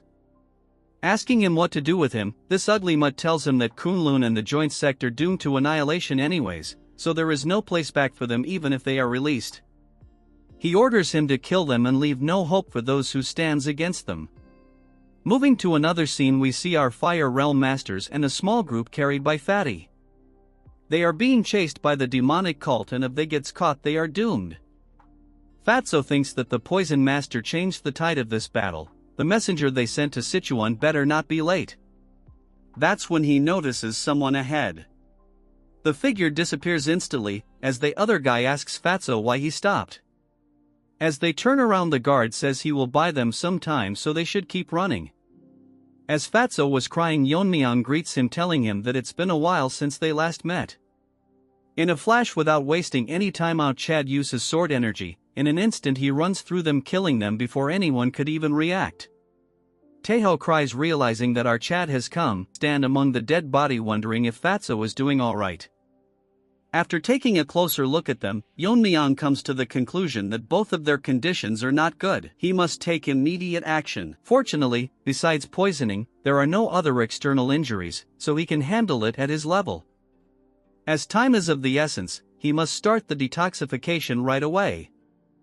Fatso cries, telling Yeon-myeong that he is fortunate that the young sect master came to assist him. But for that reason, he tells him that he must hold them off until detoxification is complete. Fatso is shocked because the people who are leading them are the Fire Realm Masters of the demonic sect. Looking at them, Yeon-myeong thinks that they must be the Fire Realm Masters of the demonic cult. Yeon-myeong says that he needs half a minute to detoxify them, so they must buy him some time. Hearing this, the old granny tells them that the support from the Tang clan has arrived. She gets ready, telling him that they will not give them any time for detoxification. As they charge, telling Fatso that they will kill them right here now, Fatso cries, telling them to forget about half a minute and just fight with their lives on the line. Yeon-myeong is not dumb as he says that he will leave it to Baldy. A figure flies across the arena with extremely fast speed, causing a huge explosion as he stops both the demonic masters at the same time, planning to hold them off with all his might. Just before Yeon-myeong departed from the Righteous Heaven Alliance headquarters, Yeon-myeong says that he won't be sending forces to Xinjiang. Our Chad confirms his question, stating that dispersing forces ambiguously would instead create a favorable situation for the enemy. Yeon-myeong tells them to think about it for a moment, asking them if he can oppose the Dark Lord with the remaining personnel after sending troops to Xinjiang. The messenger asks them if the joint sect and Kunlun are going to get abandoned. Yeon-myeong says of course not, since losing Kongtong and Kunlun, which have masters of the Fire Realm, would be a significant blow both morally and practically. Therefore, he will go to Xinjiang directly with a special detachment. While he is gone, he entrusts the control of all Righteous Heaven Alliance forces to military commander Barbie. One of them says that if the Alliance leader, who is the pillar of the Alliance, leaves the front line, the members' morale will drop. Another adds that the Alliance leader is their greatest military strength. Yeon-myeong explains that this is the best way to deal with both sides without dispersing their forces. Since two masters are suffering from poison, he should step forward since he can perform detoxification. That's when old Baldy tells him to take him along. Although our Chad's martial powers are unfathomable, they should prepare for sudden attacks during the detoxification process. Moving to the present, the duo is relentlessly attacking the old man, but he fends them off with a move as he sends both of them flying. They experience the Shaolin's secret technique, the Vajra indestructible body. Granny thinks that it is indeed a great master who has earned his reputation. There's no way they can break through that in just half a minute. The old hag tells her that's not all, even the fleeing Kunlun and Kongtong have gained morale and are holding their ground. It is as if they truly believe that the young master can detoxify them. The old man says that first, they should break through the Vajra indestructible body of the great respected master. What is the Baldy waiting for, not attacking them, and how can 30 seconds be this long? The old man tells the envoy to buy some time and he will refine the demon energy technique. She is a bit nervous thinking about the techniques he is about to use. After a decade, the old man says that he won't allow them to do anything. The granny uses a technique while the old man is trying to do something. Baldy gets shocked as pitch-black flames surround the area. She tells him to come on her, and she will burn the area to the ground. The old man stands still as the flames surround his indestructible body. Moving on to Yeon-myeong, although he successfully absorbed the poison with the poison absorption technique, because time has passed since they were poisoned, both of their blood vessels are severely damaged. Especially Taeho is in such a state that returning to the front line is impossible. As for the poison energy, which he didn't hope came true, it is undoubtedly the energy of one of the 10 poisons of the clan. Considering the agreement he has with the elder, the possibility of him being a traitor is extremely low. Since those guys are traitors, he wonders what the identity of the so-called poison demon is. He heard that even the blood from the arm cut off by Iho was filled with poison energy. He wonders if it could be these guys who colluded with the demon sect to create an existence at the level of poison mastery. He has a bad feeling about this. For now, he must finish the emergency treatment and join Baldy. That's when he senses something ominous. He wonders what this is, as something ominous is aimed toward Baldy. He cannot believe that there is such a ferocious energy. The energy is more of a monster than of a human. The man says the dark evil demon sword. The dog barks, saying that he has refined the demonic energy to its extreme limit, allowing an evil god to reside within the sword itself. Bragging that a mere Vajra indestructible technique cannot resist the power of this evil god. The Baldy gets shocked for a second. Taking the opportunity, the granny also launches an ultimate attack. Trying to stop one of the attacks, he notices that the old man is using the flashy sword. The strike instantly rips one of his hands. Yeon-myeong is in a tough spot because there is not much time until their full recovery. If he were to stop now, these two people will become uncertain. Only he is steady while everyone is fighting with their lives on the line. Baldy tells our Chad to focus, telling him that he has just lost an arm. If it's for their sake, he can endure more than enough. The old couple are bragging that it's just the beginning, telling him that they will tear him to shreds. Snaky manifests itself, detecting the energy. Seeing the old man's energy, he can say without a doubt that he is not a spirit master. But he cannot understand what such an evil spirit is erupting from his sword. This part starts with Fatty gasping because he has burned too many calories. He never thought that half a minute would take this long. There's no sign of the enemy numbers decreasing. Although Baldy is holding on with one arm, even he will soon reach his limit. Everyone is exhausted from fleeing all night. Right now, he can barely hold his sword. Fatty takes deep breaths, wondering if half a minute has passed and if they can endure until both the deadweights are detoxified. As a large group of people charges towards them, Yeon-myeong enters the scene, telling Fatty to step aside since he will be handling it from now on. Hearing this, Fatty cries, thinking if Sabak and the demonic are dead. Yeon-myeong tells him that contrary to what he expected, they were able to successfully break free from the poison quickly. Yeon-myeong takes out his dagger and says that it's all thanks to everyone who risked their lives to hold out until now. So now, he will quickly put an end to this. Moving to the side characters, the white-haired turd thinks that it's impressive that he held out even after losing an arm. However, once he dies, the entire momentum of the Righteous Alliance will be crushed. All of a sudden, a single clean strike rips through the domain they created. The white monkey gets shocked by what just happened as he realizes something is wrong. All his subordinates get split in half from the single strike that our Chad launched. The granny didn't realize that there was someone so skilled among them, as the monkey tells her to be careful. Everyone present is shocked as Yeon-myeong apologizes and asks him if he arrived too late. As for the old couple, they are in disbelief. Then they get serious, realizing that since he is here already, it means that they have completed the detoxification. Yeon-myeong thanks Baldy, saying it's all because of him. Baldy responds that fortunately, their desperate resistance was worth it. Yeon-myeong gets lost in thought. A flashback starts when Baldy acknowledges our Chad as the alliance leader. He wants to make amends for his shameful words and actions by exterminating the demon path within the Righteous Heaven Alliance. Yeon-myeong thinks that he is a person without flaws in both character and ability. But it's unfortunate that he lost an arm here even before the fierce battle with the Dark Lord. The energy he can sense from them doesn't match Baldy's internal energy.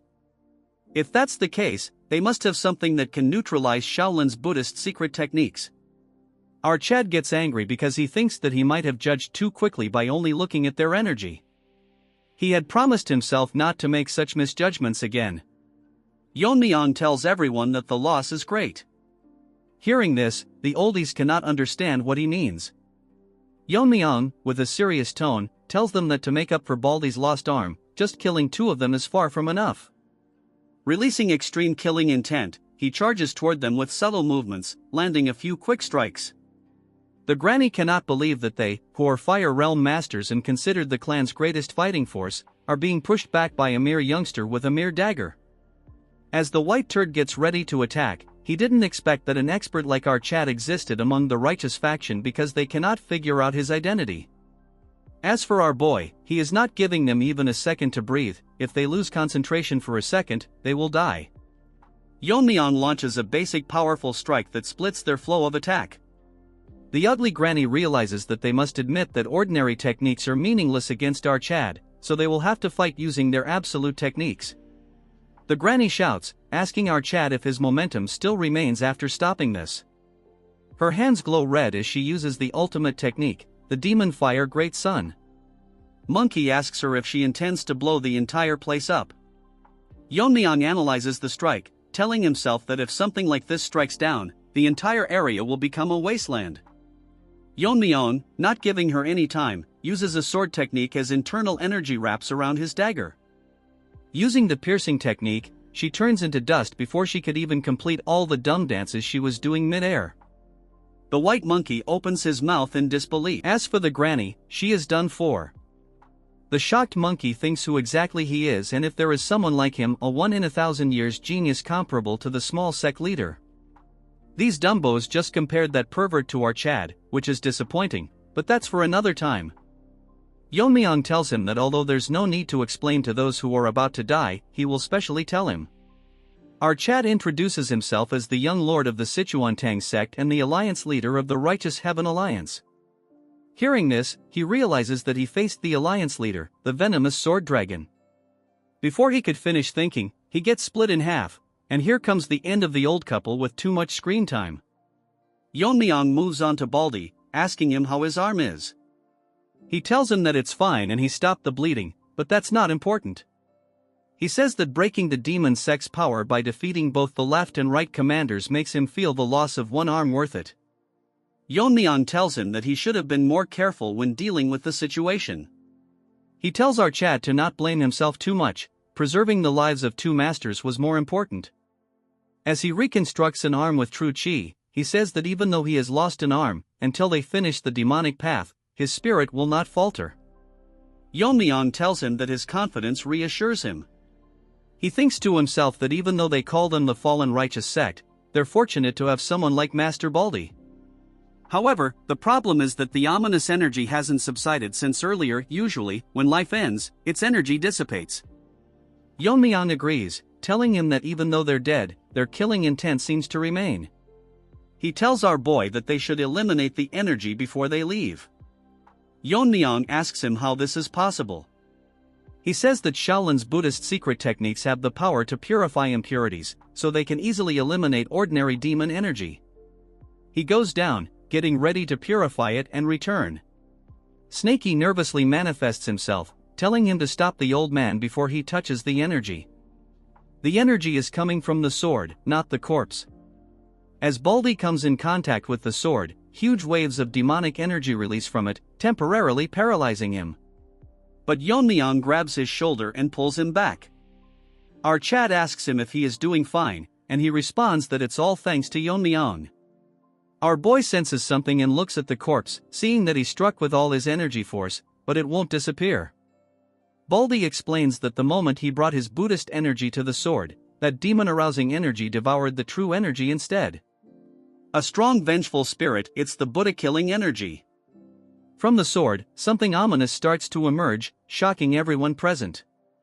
Snakey tells our Chad that he had thought it was strange but couldn't be sure, but now he is certain. It's a Kimimoryo. However, this isn't an ordinary one.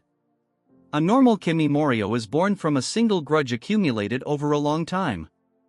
This one was created by binding hundreds or thousands of grudges and sealing them into the sword.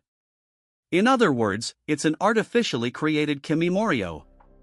Except for our Chad and the Tang clan ancestor, shaman practitioners handle Kimimoryos as familiar spirits.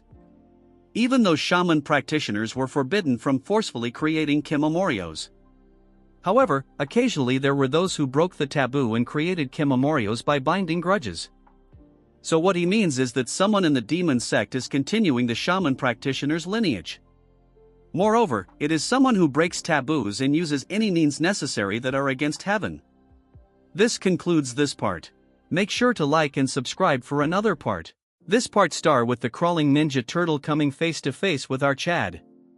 This ugly turd starts making weird noise and in an instant it closes the distance, attacking our Chad with its claws slightly grazing him. Yeon-myeong grabs onto the dagger, landing multiple simple strikes at it from all sides. Our Chad expected the outcome already as he cannot feel it being cut. He thinks that it might be because it's made from grudges. The weird thing about this ugly turtle is that it ignores the physical attack it receives, yet its own physical attack works. Snakey manifests itself, telling our Chad that it's natural that his attacks don't work. After all, every evil spirits are essentially a though form, so he suggests our Chad that he should leave this ninja turtle to him. Our Chad asks his Pokemon if he has a way. Hearing this, he gets overconfident. Releasing fog, he tells our Chad that he seems to have forgotten since he is using Snakey as a poison energy supplement.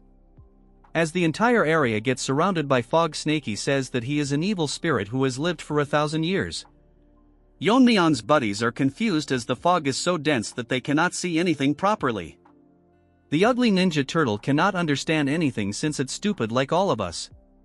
Yeon-myeong tells Snakey to finish it quickly since many eyes are watching them. As for him, he gets out of our Chad's body. This time he is in his real form, telling our Chad that he understood what he meant.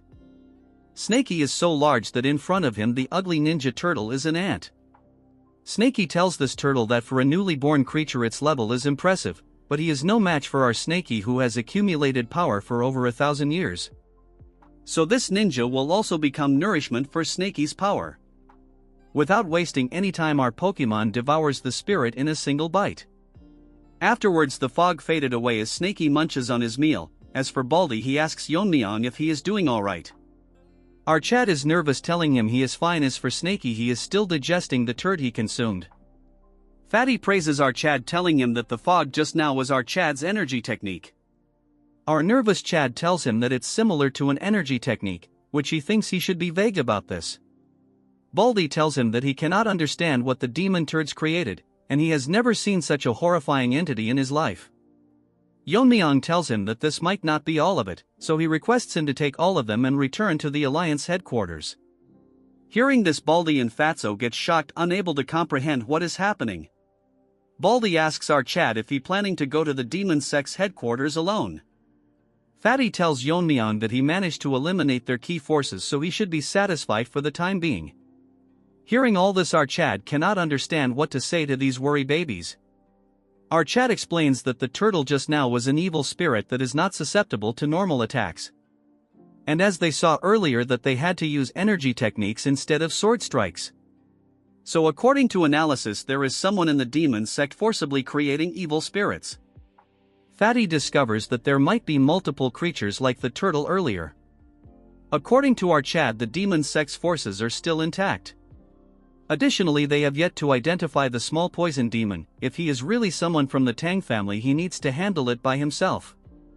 Yeon-myeong tells them that they might sound reckless, but right now there is a gap in their main forces, so this is their chance to deal a decisive blow to them. Bat tries to reason with our boy, but Baldy stops him, agreeing with Yeon-myeong. Baldy tells him that although his skills are beyond doubt, he is the one that must lead the righteous alliance, so he must be extremely cautious and act with prudence. Our Chad tells him that he will follow his words and return with good news. As he rushes towards the headquarters, Baldy tells Fatty that even if he told him to stop, he wouldn't, and there is probably no one who can pose a threat to the alliance leader. So they be patient and head back. Although he said this, he is very worried since they are unaware how many Fire Realm Masters they have, not to mention the demon sect leader. Rather than doubt, he will wait with faith, wishing the safe return of our Chad without any fail. Moving to the heavenly demon headquarters, a dog barks that the small poison turd is entering, as at the white monkey who wants some more screen time. The female white turd congratulates the monkey, since he heard that he achieved great merit on the battlefield. She smirks, saying that he is finally starting to look like a proper demon disciple. She says that the poison master, who was the head of the Young family, was proud when he heard the news. Hearing this, the turd sweats since the master is now his father. A few days ago, the day after the turd reached the realm of Poisoner, female turd introduced the dunce to the head of the Young family. He has been supporting the demon sect and will goor his status from now onwards. The monkey introduces himself as Tang Muchan and expresses his gratitude for protecting his status. This ugly turd tells monkey that since he abandoned the Tang family, he cannot use that name anymore. He intends to adopt him as a son, so from now onwards he will be called Yang Muchan. This leech call him father, and the happy man tells him that he never had children, so he is delighted to have a reliable son. Moving to the present, he is grateful to the family head for accepting someone inadequate as him. Hearing this, female turd thinks it's a boring response. She tells monkey that now that he has achieved such merit, the sect leader will surely reward him, so she asks him what it is that he will like. He was thinking of requesting the divine body techniques, since the body techniques of Kunlun was impressive. Next time he would like to join the pursuit team and achieve even more merit. She thinks that it's a good idea, but suggests him to not learn something so boring, since they are so common in their library that he would trip over them. She shocks him by telling him that he should learn something like the original Revere Blood Demon technique. He has heard about this before, since it was what the Heavenly Perverts forces used when they invaded the Tang family in the past. It's a demonic technique that explodes one's potential, multiplying their strength for a short time. He asks her that it is very dangerous because when the internal energy runs out he would die or fall into demonic possession. This skinny plastic tells him that it might be true for normal demon disciple, but he has learned the immortal demon technique. She tells him to think that if the demon reverse techniques that cost his life and the immortal demon art that prevents it. If he were to combine those, the results would be incredible. Hearing this, Turd is flabbergasted. This masochist bites her lips because she is curious what will happen if they combine these martial art techniques. Moving on to the Alliance headquarters, Barbie is preparing for the war. A elders asks him what he is doing. Barbie tells him that he is just double-checking the troop formations. He thanks the elder because of his quick organization that over 2,000 can move in just a few days. He asks Barbie if he thinks that the Alliance leader and the demonic master of Kunlun met. Barbie hopes for the best and they are not too late. Barbie thinks that if the Alliance leader treats the two Taoists and brings them back to the front line, the Alliance will have a total of 6 Fire Realm Masters. Barbie thinks that the Heavenly Pervert has 5 Fire Realm Masters, so if they maintain their forces the pressure will be greatly reduced. Until our Chad join the Alliance, they should just keep the Heavenly Pervert in check while preserving their strength. However, he didn't know that not only would a considerable amount of time pass before reuniting with our Chad, but he would return after doing something earth-shattering, at the Demon Sect's headquarters, exceeding all expectations. This part starts at the Heavenly Demon headquarters. Inside, the White Monkey is getting praised by the White Turd. He tells Monkey that he has made great contributions by cooperating with the left and rigged envoys. Because of his help, their advance into the Central Plains has come one step closer. Sitting on a shari exuding pure demonic energy, this white-haired turd tells him that for such great service he will be rewarded accordingly. So he asks him what it is that he desires. The monkey is having a breakdown because this is his first private audience with the sect leader, and he is different from what he expected. He is sweating like crazy because the pressure of his demonic aura, even unconsciously released, is overwhelming. With a stuttering voice he tells him that he wants the true version of the reverse blood demon technique. Hearing this, the turd is taken aback. He reports if he wants the true version of the reverse blood demon technique. After thinking for a while, he sleeps on his bed, telling him that it can't be a coincidence that you, possessing the immortal demon technique, are seeking the reverse blood demon technique. So the female turd must have told him that with an immortal body he might be able to ignore the backlash of the technique. The old hag smirks, telling him that curiosity and mischievousness are the charm of the female turd. Getting straight to the point, he tells him that there is no such thing as the true version of the reverse blood technique. Hearing this, White Monkey's world falls apart. The leader begins to elaborate, telling him that from the start, it's a technique that uses some acupoints to circulate demonic energy and explode one's latent power. If he risks death like the immortal demon and uses all the acupoints, that itself becomes the true version. The dumb monkey tells him that from what he has learned so far, it can't be true. Before he can finish, he notices something strange. He is unable to move his body no matter what. He realizes that this is the heavenly demon technique that the female turd mentioned. The old hag asks him if he is bewildered because he thought it would be faster for him to experience it firsthand. As he snaps his fingers, something starts happening to the monkey, as his body starts to swell, causing him severe pain. Seeing the reaction, the old man laughs, telling him that he lightly overloaded his demonic energy. If he had done it properly, the monkey would have gone berserk. He says that the heavenly demon technique has the ability to control demonic energy. When mastered, it allows control over all demonic energy within range, essentially giving the sect leader power over the life and death of every demon in the sect. However, there was one that escaped, the immortal demon. He forced him into a berserker state by overloading his demonic energy, but it didn't affect his body. Instead, it only exploded his latent power, turning him into an uncontrollable immortal monster. The monkey asks what happened to the immortal demon if he became an uncontrollable monster, since he heard from the female turd that the sect leader killed him. He agrees but says he didn't explain it to her properly. Basically, he overused the reverse blood demon technique, drawing too much on the immortal demon technique's latent power. In the end, he couldn't handle his own regenerative abilities and self-destructed. The conclusion is if he learned the immortal demon technique and pushed the reverse blood demon technique to its limit, that would be the true version of the reverse blood demon technique. The turd tells him that he can't open all the acupoints of the reverse blood demon technique by himself. If he wants power equal to the immortal demon, he will have to go through the same berserk state he did. For him, who hasn't mastered the immortal demon technique, it might only hasten his death. Asking him if he still wishes to learn it, the monkey transforms into a dog ready to devour the bone. He agrees to learn it, thinking to himself that if he can become much stronger than now and get revenge on Yeon-myeong, he would risk his life 1,000 times. Grinning like a deformed omelet, he tells the white turd to bestow upon him the true reverse blood technique. Next, we move on to the Righteous Heaven Alliance. Barbie is thinking hard because he finds it strange, the forces of the Dark Lord of Destruction that were attacking martial arts families for a short time are moving at an unusual degree. He thinks that the heavenly pervert might have been injured in the fight with the Sword King.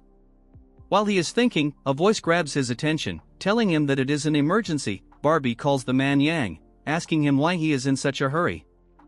Yang informs him that the heavenly pervert has made a move. Hearing this, Barbie turns into a turd, fear visible in his eyes since these turds have invaded Shaolin. One bald ant asks how they could invade Shaolin and if they think they will be safe after messing with Shaolin, which is under imperial protection. He warns that if they continue this tyranny, it'll go beyond martial arts crimes and become a national offense. This annoying character asks him if he really thinks that the emperor will prioritize practicality and safety over faith in Buddha. Before the bald face can finish talking, he uses a degraded version of Yeon-myeong's sword art, killing them in an instant. He laughs, telling them that no one is coming to help them, and even if they come, it would be useless. This arrogant trash declares that from today onwards, a single monk will not live to see the evening moon. All his subordinates agree with this talkative trash. Moving on to Barbie, he is shocked because the government shall not interfere with martial matters. He figures out that the imperial court has decided to abandon Shaolin. Barbie orders everyone to gather troops. Although they are late, they must go to Shaolin. A voice tells him that it is not possible. Swordmaster Hak Eunice is accompanied by a mysterious member, none other than the Sword Saint of Mount Wu-Tang. He asks Barbie if he is part of the alliance.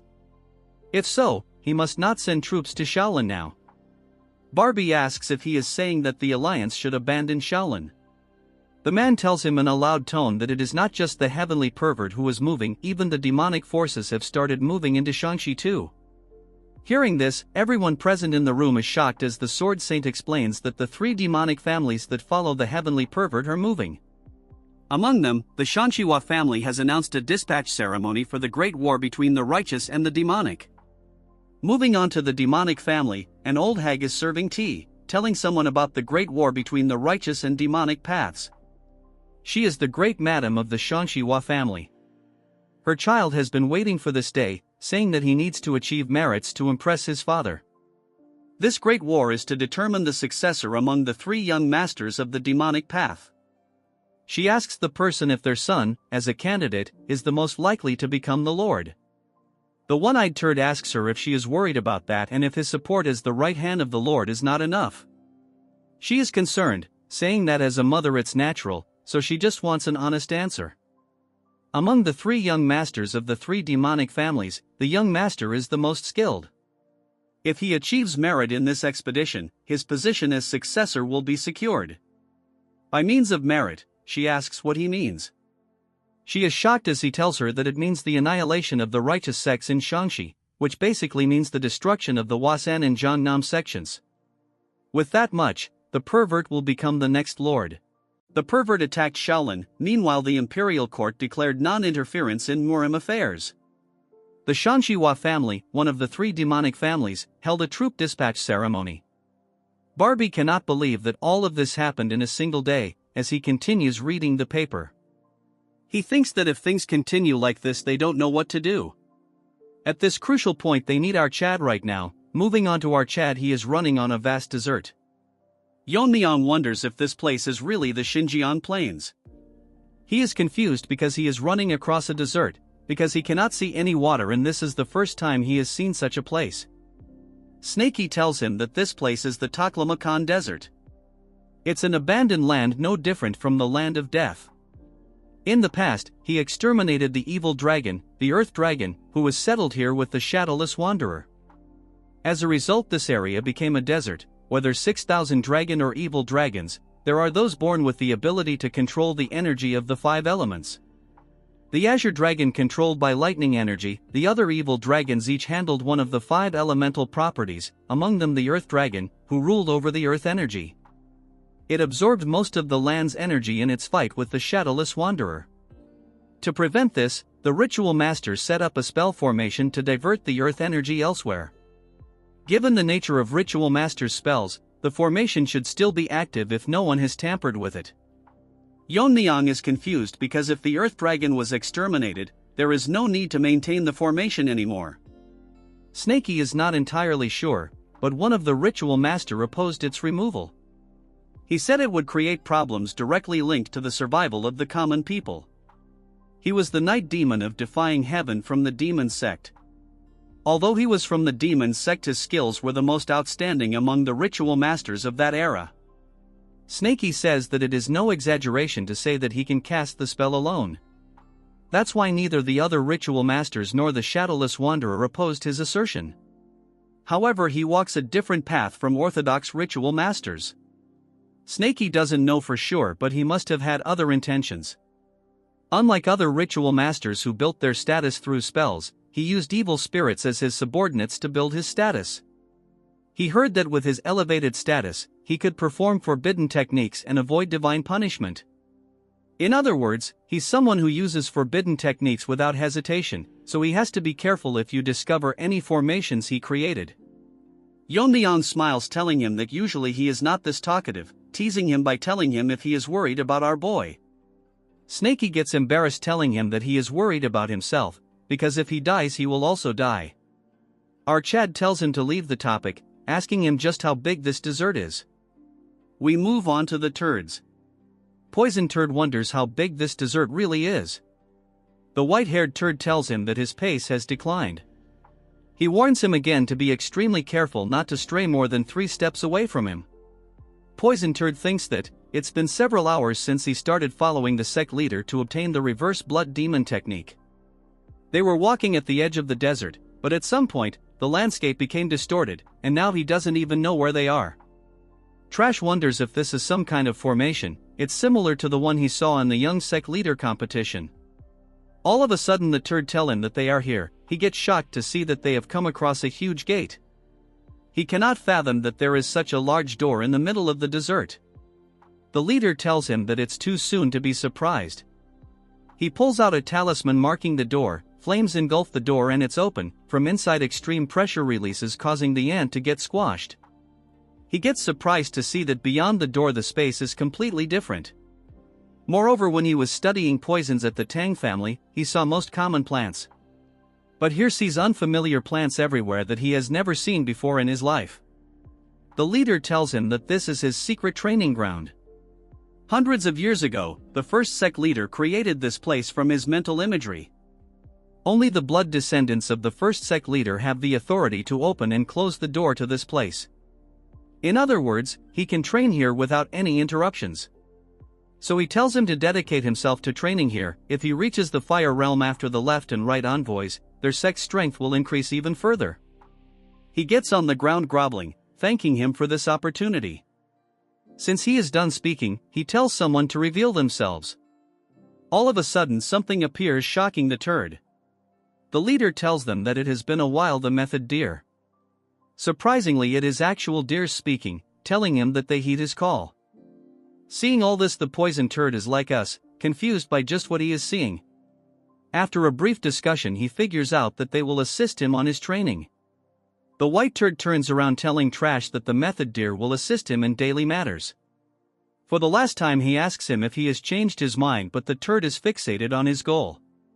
Using the heavenly demon divine technique, he increases the flow of his energy. The pain is severe.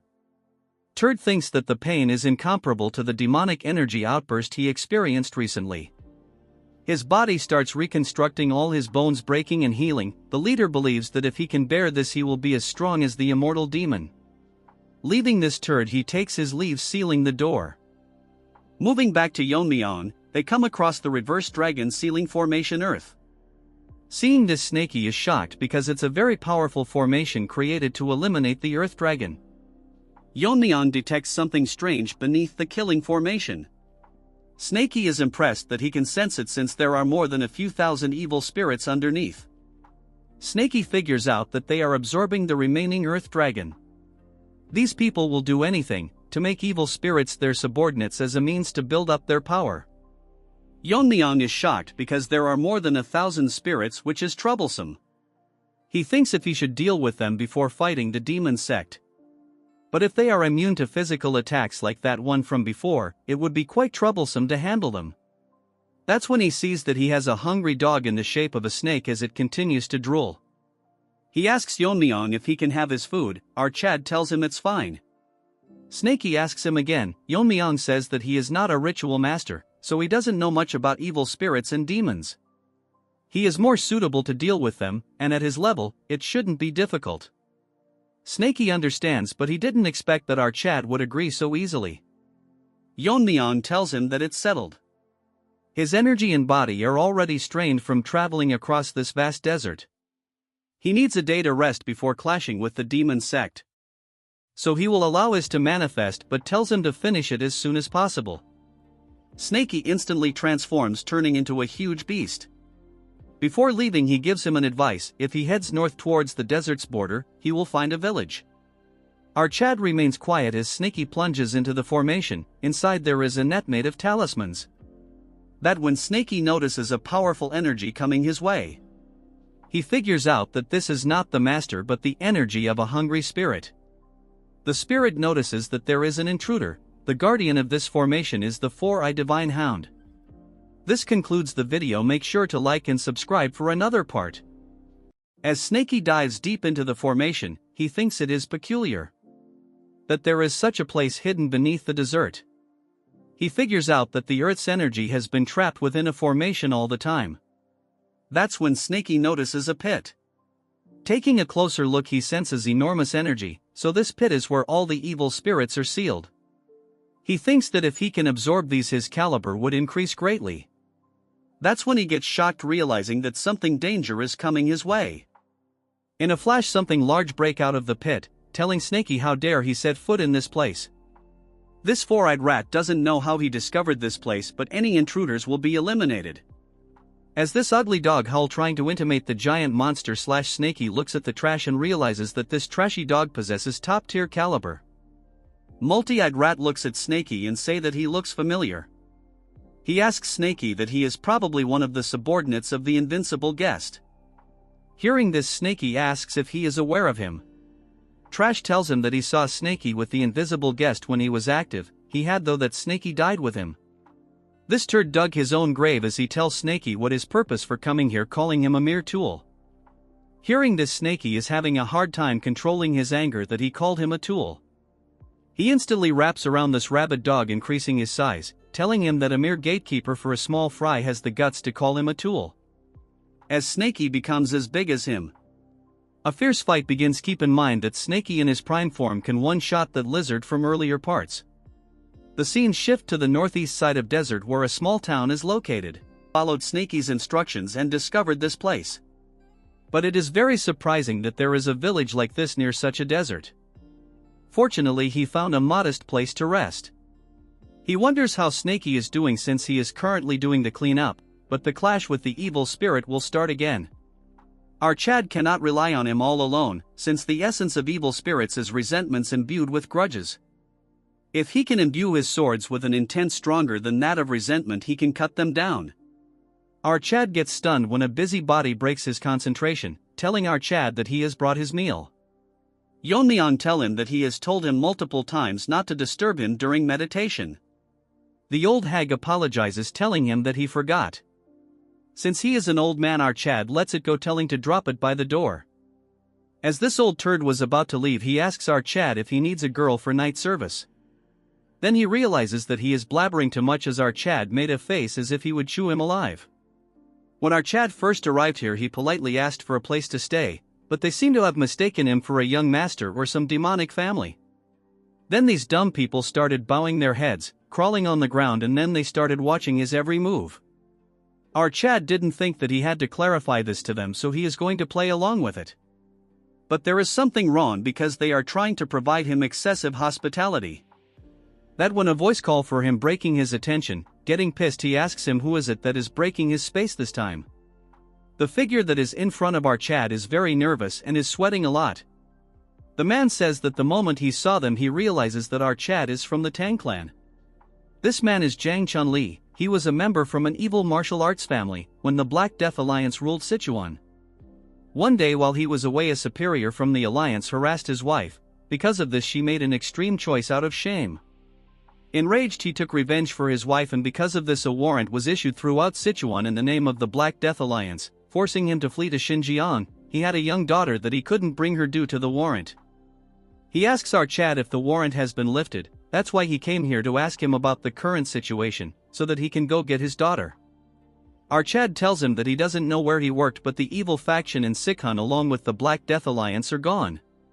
Thus the warrant has likely disappeared as well. Hearing this, the man goes bonkers, asking him if there really is someone that can defeat the Black Death Alliance. With a straight face he thinks to himself he single-handedly annihilated the alliance. The fact that his current nickname is the Sword God level young master of the Tang family. He gets shy, thinking that it's better to let it slide quietly or it will just get noisier. To make up an excuse, he tells him that one of the master of the fire realm said so. The man gets on his knees thanking him, telling him that he will go back to find his daughter. Our Chad asks him that looking at the condition of the village, they don't seem very well off, but they are treating our Chad too well, so there probably is something behind this treatment. The man tells him that this is because of the divine pill. It's a drug distributed by the heavenly demon sect that help forget worries. The more someone offers, the more they get, but since the village is poor they get the bare minimum. The problem is the divine pill is highly effective and addictive. Once you get addicted it cannot be avoided. They all mistook him for a high-ranking member of the sect and are trying to curry favor, hoping to get more pills. Sometimes sect members appear here for that purpose. Yeon-myeong thinks to himself that this land is beyond the reach of the Imperial Court and the Alliance. He wonders just how addictive drugs are affecting the innocent people. Before he could finish his thought, a sound breaks the flow. Someone is ringing the bell vigorously. It's the village emergency bell, which usually means bandits are coming. The old hag barges into the room, asking if our Chad is inside. She asks him if he heard the village bell, explaining that about 50 bandits are heading toward the village. Then he turns to another man in the room, questioning what he's doing there. Yeon-myeong intervenes, telling her that he called the man over. Our Chad asks the old if there really are bandits coming. He confirms it and mentions that they have a shelter for situations like this, suggesting it would be best for him to come hide with them. With an angry look, our Chad responds, saying that he isn't someone who gets scared by mere bandits. The old starts shaking, insisting he didn't mean it that way. Without wasting any time, he tells her to guide him toward the bandits. As he approaches the group, the bandit leader notices 4 figures who don't look like villagers and demands to know where they're from. Our Chad remains silent as a flashback takes us earlier when one of the attendants advised him. The attendant told him that if he ever fights bandits, he should claim to be from the Yang family, a sect known for researching poisons in medicines. Recalling this advice, our Chad declares himself as a young master of the poison master Yang family. The bandit leader scoffs and says that if that's true, he should show them the divine pills, which members of the Yang family are said to carry. Hearing this, Yeon-myeong sighs, realizing he has no choice but to put his hands inside his robe. The bandit leader thinks to himself that this is a windfall. If they take our Chad hostage, they might extort loads of divine pills from the sect. However, looking back, he realizes that except for him, his entire group has been wiped out. He can't believe what he's seeing. Meanwhile, our Chad finds the situation strange. He clearly stated earlier that he needed rest to circulate his energy, yet one thing after another keeps disturbing him, and now bandits appear right on cue. With killing intent in his eyes, he asks the remaining bandit who exposed his whereabouts, threatening to turn him into a limbless Barbie if he fails to answer. The attendant watches silently, amazed at how effortlessly our Chad eliminated the bandits. He knew our Chad was strong, but not to this extent. The bandit leader stammers, claiming he didn't mean to go this far. Hearing this, Yeon-myeong wonders if the man is hiding his strength. Instead of showing anything, the bandit falls to his knees and proclaims eternal gratitude, offering to do anything to prove it. He exposes that they came here under someone's orders. Yeon-myeong sighs as the man reveals that the main culprit is the village leader. Hearing this, the old grows visibly scared. The village chief tries to deny everything, shouting that it's pure slander and that he'd never do such a thing. He begs our Chad to kill the bandit instead. But the bandit shouts back, revealing that it was indeed the old man who gave them the tip-off. The bandit continues exposing the truth. The village chief had tipped them off about a naive young master passing through, urging them to kill him and take his wealth. He explains that the chief has a close relationship with the bandits and that they've done this to several travelers before. The process works like this: the village chief reports information about passing merchant groups or peddlers, and the bandits rob them, sharing a portion of their spoils. If the village used those resources to buy food and materials, they could have escaped poverty long ago. To confirm his claims, he urges our Chad to check the chief's house, which will surely be overflowing with riches. The villagers begin turning against the chief, realizing that the young men who died previously were victims of his schemes. They curse him as the chief breaks down in tears. Having seen enough, our Chad throws a needle, dies instantly. He mutters that the chief was utterly disgusting. As the man falls to the ground, the bandit leader notices the feathered needles our Chad used. As far as he knows, feathered darts in the world are only associated with the Tang family. Before he can spill any more information, our Chad ends him, remarking that the bandit was sharper than he looked and should have pretended not to notice that detail. After following the thieves' words, they discover a huge stack of wealth hidden inside the chief's house. The amount is so much that it is enough for all the villagers to settle elsewhere. Yeon-myeong tells the steward to divide the treasures among themselves since he has to go somewhere. Hearing this, the man gets shocked, telling our Chad that it was him who dealt with the thieves. Yeon-myeong tells him that it's unnecessary for the path he is taking. In reality, the gold coins from the Black Snake Castle alone are worth several times more, so there is no need to reduce their share. He asks him if the villagers are moving, and since the Black Death Alliance has gone its best to buy farmland in the Central Plains. The man thanks our Chad and tells him that it is because of him that he can search for his daughter.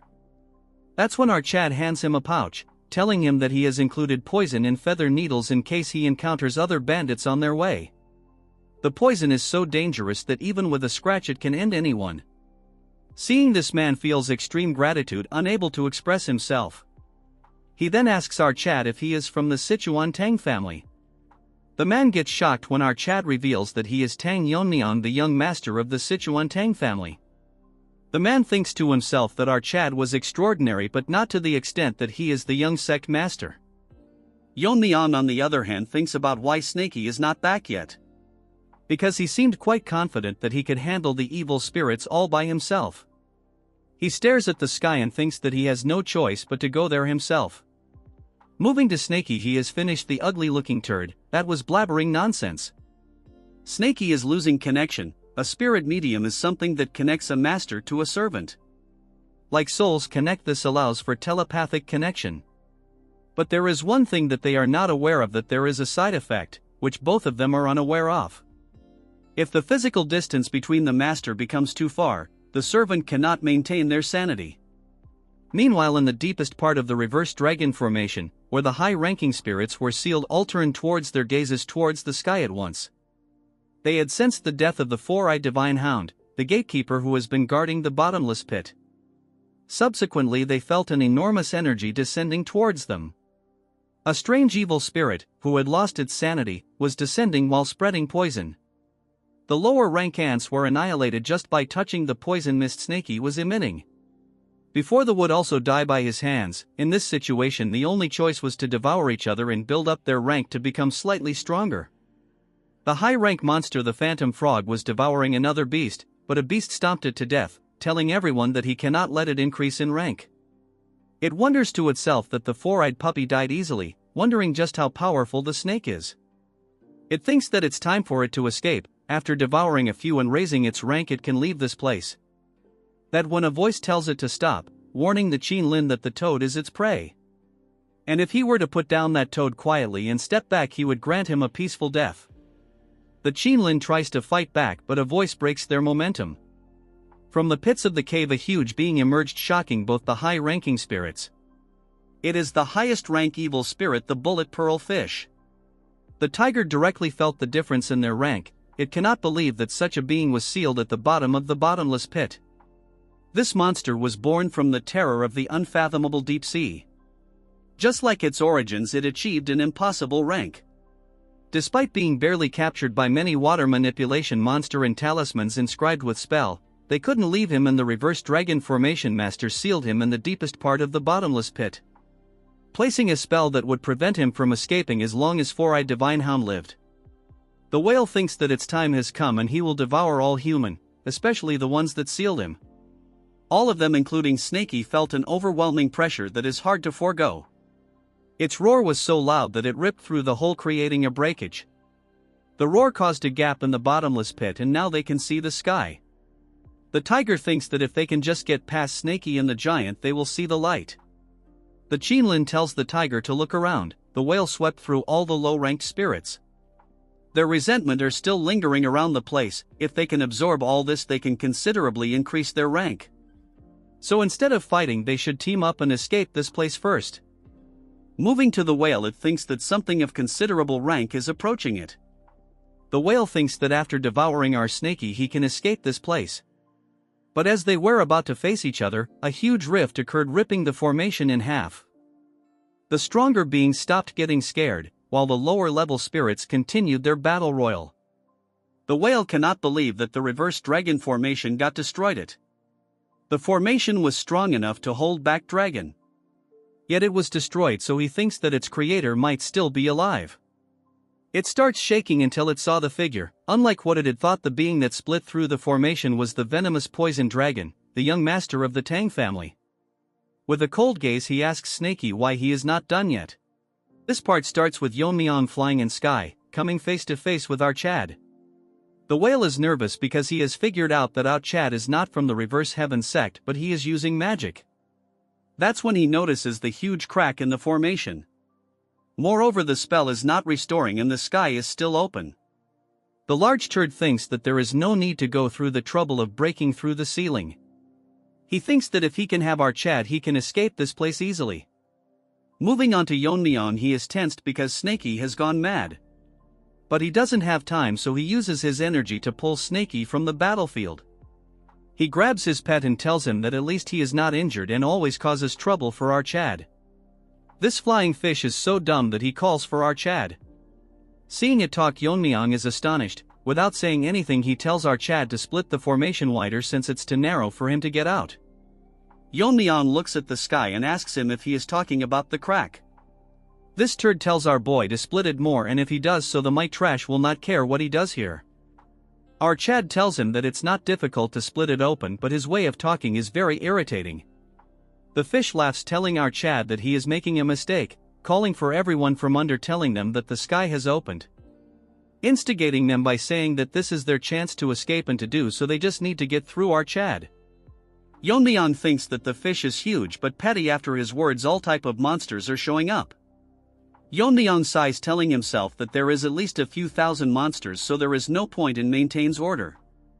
As thousands of them charge towards our Chad, to counter this, our Chad has made the perfect technique. As such, he should test it out, taking out his dagger and making it, getting a good grip. He condenses energy around his weapon. It becomes so intense that the entire surrounding change. The pressure is so much that whale gets overwhelmed, also because of the sword he is holding. It has gathered an enormous amount of power.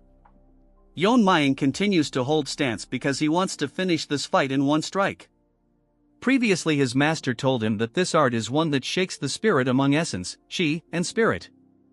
It was designed to counter martial arts and magic by utilizing waves. It directly strikes an entity like a soul or thought, so if he imbue the wave with the decaying nature of defeated power. This power is so strong that even ghosts would be powerless against this technique. He throws the sword towards them. The whale got shocked when he realized that the sword, which was gathering energy, is aimed towards them. As the dagger starts engulfing the crowd, Yeon-myeong explains that this is a sword move that narrows the wave's intervals and merges them into one. if it contains even the reinforcing energy to amplify its power. The martial art sword force-style wave pulse engulfed the entire area, creating a radiance so bright, as every being except our Chad gets eradicated, and the whale is unable to believe that after enduring for so many years he was freed from the seal. And now in an instant our Chad annihilated thousands of them, as our Chad stares blankly at the outcome. After some time he tries waking up Snaky. Since he won't wake up nicely, our Chad gives him a good finger flip, instantly waking him up as Snaky asks our Chad what he is doing here. That's when Snaky notices something, unable to believe that there are more than a few thousand spirit energy scattered. It cannot believe that there are this many though of spirits lingering around. He assumes that our Chad slayed all of them when he was unconscious. Our Chad tells Snaky that he was so confident yet he lost consciousness to the point where even he couldn't recognize Snaky. Our Chad asks an explanation why he fainted and he explains that he fought some kind of gatekeeper here. But as soon as the fight started he lost consciousness, so he apologizes to our Chad. Our Chad sighs, telling him that as long as he is fine that's all that matters, telling him that they must leave since he wasted too much time here. Hearing this, Snaky panics, telling our to wait. He tells Yeon-myeong that before they leave he wants to absorb the lingering spirits. But before he could finish our Chad gets very angry, telling Snaky that to handle this trash he used internal energy from 4 meridians. Now he wants to waste more time absorbing power, as such they will leave immediately. Hearing this, Snaky starts crying, turning into a stuffed toy, trying to emotionally blackmail our Chad. Since Snaky cannot convince our Chad, he ordered to teach him a secret technique. This piques his interest as Snaky elaborates that he will teach him the 10,000 power rain. Hearing this, Snaky asks him how he knows this technique.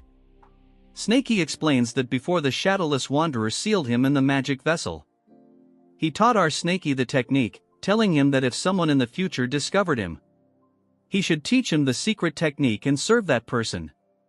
He is aware that Snaky might disobey him, so he sealed him in a magic vessel. Yeon-myeong tells him that at the end he become a servant for our Chad, yet he never shared the technique with him once. As Snaky continues to cry, he tells our Chad that he was planning to use it as a condition to negotiate his freedom.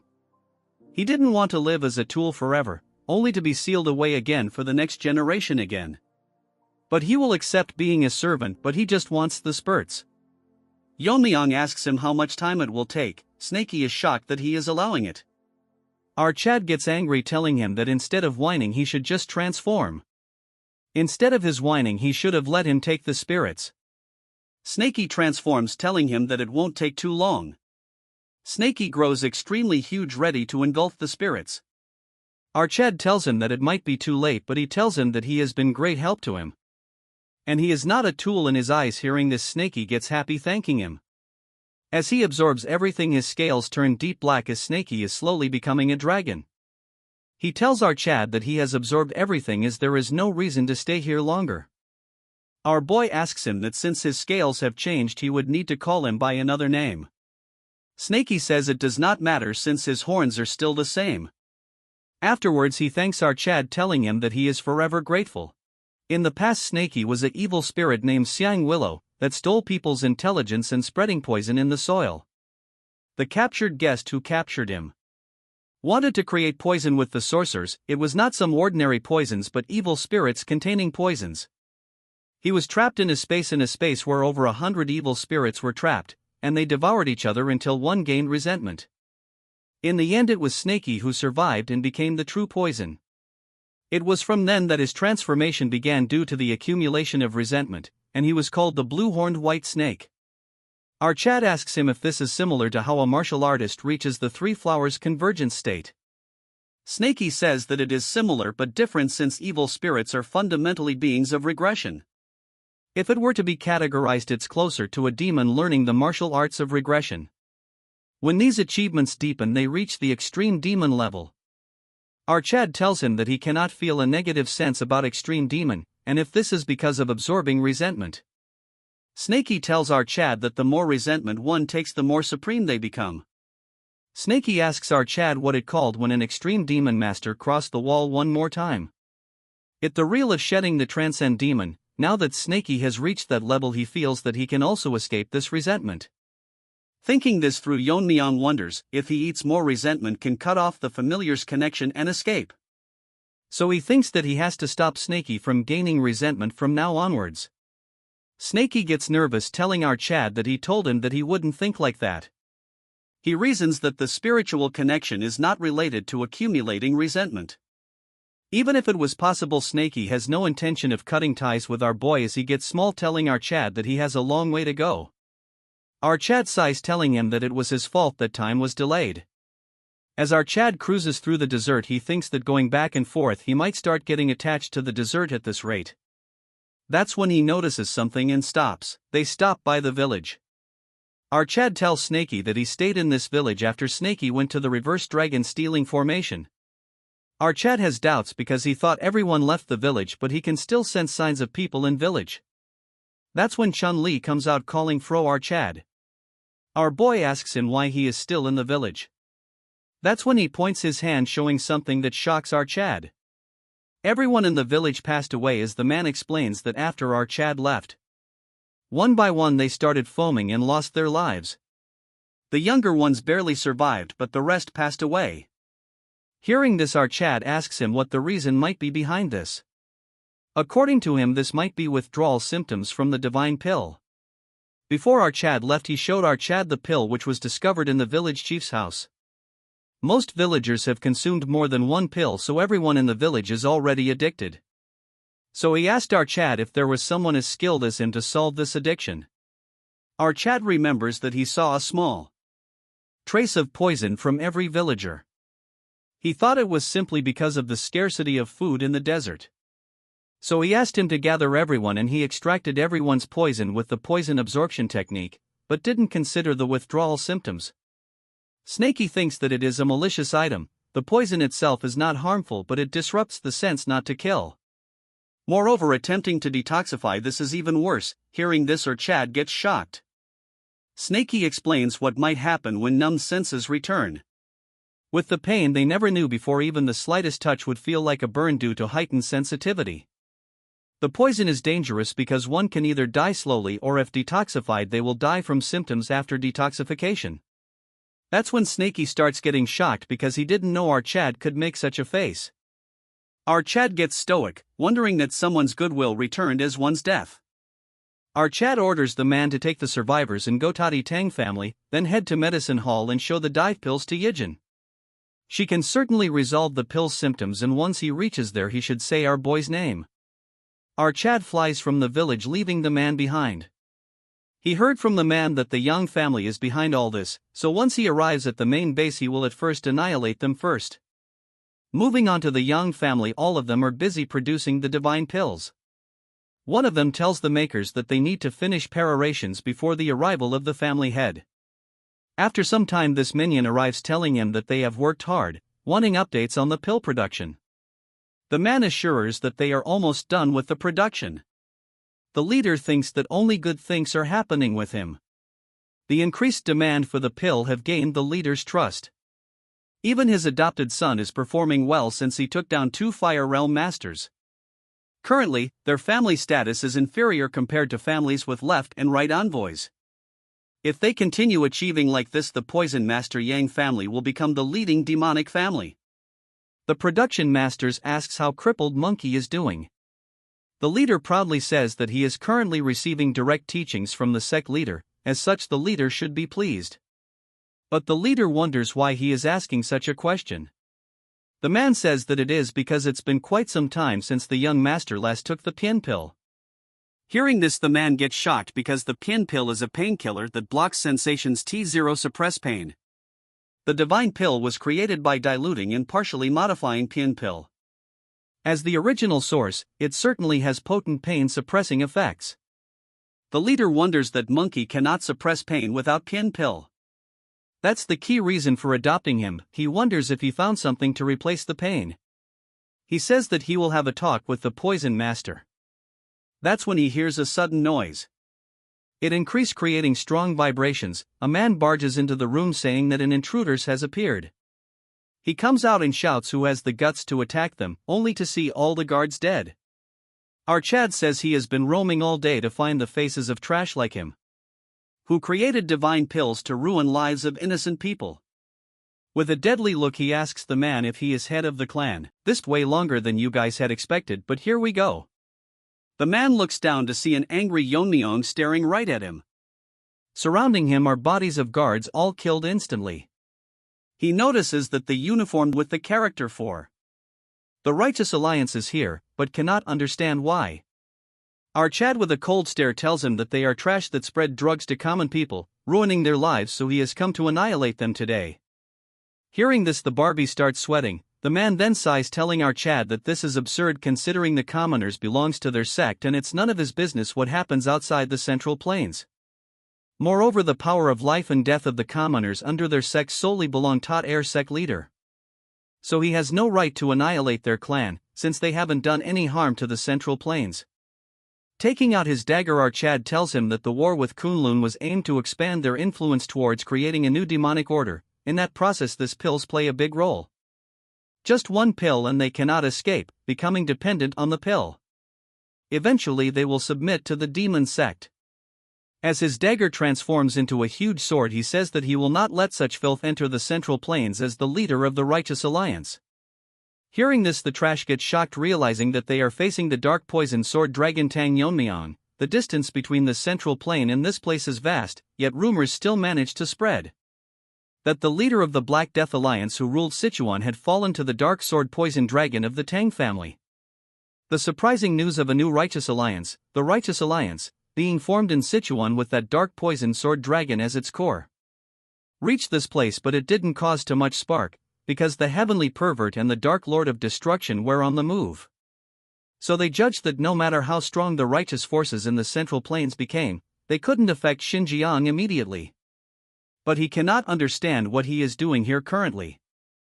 Then he starts sweating, realizing that if he is here, that means he came across the left and right envoys. Hearing that, our Chad figures out he is taking about the left and right weaklings, then like a savage says that he killed them since there is none reason to spare a demon expert trying to kill alliance members. Before this Barbie could blabber more nonsense, our Chad says that this where they stop talking. Because no matter how much they stall, the result of annihilation won't change. That's when our Chad notices a shift in demonic energy. A considerable amount of demonic energy is approaching, so it's most likely reinforcements. The turd says that the other families is coming to support them since he stirred up trouble. It's impressive that he came here alone and even killed the left and right envoys. He takes out a few pills as he taunts our Chad, telling him that surely their paths have never crossed, but he will make this place his grave. Throwing the pills towards our boy, they cause many explosions. Our Chad thinks it's dumb because poison is useless against him. But something does affect him, causing our Chad to feel severe pain. Snaky manifests itself, asking what is happening and if the mysterious mist is behind it. Snaky thinks that because of his poison refining madness nothing affects him, realizing it might be something else. Barbie says that it is the Beyond Pill, a painkiller that their family produces. Since our Chad is from the Tang clan, he should be used to poisons, but this pill is not one, since it's completely harmless to humans as they act as medicine. It actually refines and sharpens your senses, which is why you're feeling dizzy. The Barbie notices that the reinforcements have arrived, the elite members of the demon sect. As the ants flock together, one of them says that from now onwards they will handle the rest. Since our Chad is still affected by the medicine, the turd thanks everyone for coming despite their busy schedules. He has captured the leader of the Righteous Alliance and no less. They thinks it shocking because they heard he is dealing with the Dark Lord of Destruction forces. No matter the reason, the Barbie thinks if it's better to capture him and verify. Before they arrived, he even made him inhale the Beyond Pill. Normally it stops pain, but since his body is healthy it's causing sensory issues. That when something happens to our Chad and his eyes start glowing, as they all charge towards him, our Chad starts laughing. It's as if time has stopped around him. All of a sudden our Chad disappears, shocking them. That's when one of them notices that our Chad is flying in the sky. His eyes are glowing as he smirks at them.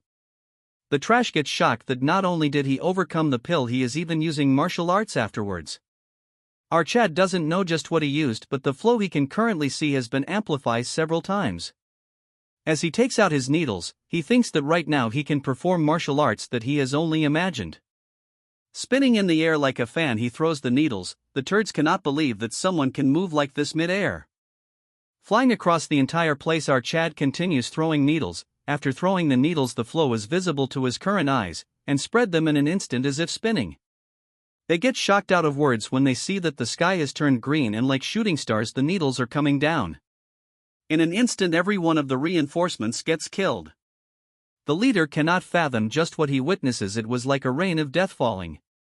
Yeon-myeong gets down telling him that he came here to punish them, but didn't expect a reward like this. The man cannot understand how on earth is this considered a reward.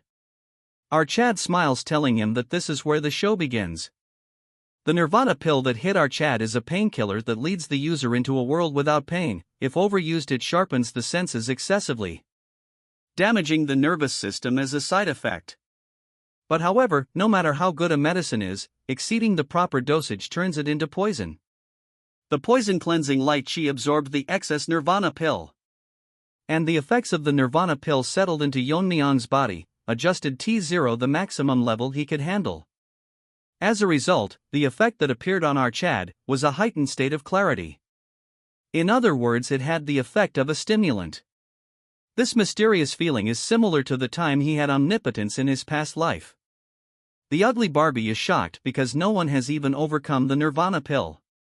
Our Chad doesn't care if no one has ever done it or not. He thinks to himself that he might not be able to try it now. The aura that our Chad exudes has multiplied, realizing a huge amount of chi. As our Chad taunts this ugly Barbie telling him that he has overcome the effects, the man thinks to himself that he cannot just sit here and die. He is not permitted by the cult leader to use this, but he has no choice. He presses multiple pressure points and starts powering up. Bro thinks he is Piccolo, but that not it, he looks more like turd that will be killed instantly. The newly transformed gorilla Barbie charges towards our Chad. As for him, he is trying something else. R thinks to himself that before the effects wears off, he will have to try the effects of the Nirvana pill. If doesn't use this opportunity now, he might never gain this enlightenment again. The flow he can see flowing is not an illusion, but it is the real flow and trajectory that existed in the world. As his eyes continue to glow, he can now understand what is going on. The collective trajectories I've wielded until reaching the realm of the sword god under that name of dragon in his past life. If our Chad were to infuse internal energy into that flow and manifest the trajectory at once, he can create a new martial art. He uses the simultaneous manifest of sword techniques called countless totality.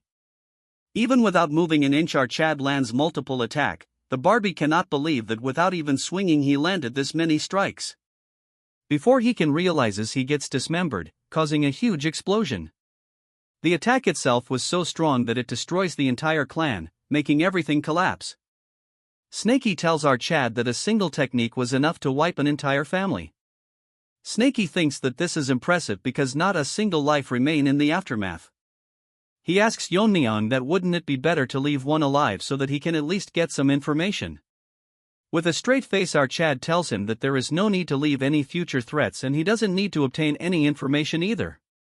He tells Snakey that he can sense a massive energy beyond this place, so that's where the demon cult leader is. Going back to Demon Lord Castle, this white gorilla is pissed because the left and right guardian are late. It's suspicious because they both went after the Fire Realm Masters, but it should not take this long. He thought they'd arrive while Little Poison Demon was being placed in the spell formation, but perhaps there was unexpected support? Even so, there aren't many in the Central Plains who could match those two. With the Namgung Patriarch missing, the only person who could stop them would be the Shaolin monk. But even if he personally came, it wouldn't be a problem. Since he sealed the vengeful ghost with the intent of Buddha killing was sealed inside the right guardian's sword. Because no matter how strong the Buddhist true energy is, it will be useless against that. They are still late. All of a sudden he notices something. Realizing that something is wrong, he gets up. Because from the direction of the Poison Demon clan all the demonic energy vanished all at once. All of a sudden the female turd barges in, telling the sect leader that the Poison Master Yang family was annihilated. He tells her to calm down, telling her that he has sensed it, so she should go and take refuge somewhere. Because if it doesn't end with the Poison Clan, it will surely come here next. As he exudes immense demonic energy, he tells her that whoever it is, he will make them pay for it, for touching his sect. Moving to another place filled with poisonous flowers. It's where that white monkey is getting trained. He is not aware how much time has passed, but he still can't adapt to the rampaging demonic energy. As he falls to the ground, he continues regenerating, but he is down bad because even it has its limits.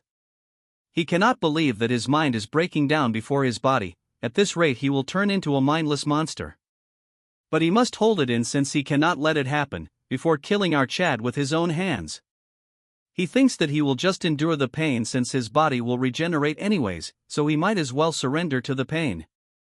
He thinks that he should use the uncontrollable energy instead. He thinks that he will use the surging demonic energy to break through his governing and conception vessels and connect his life and death aperture.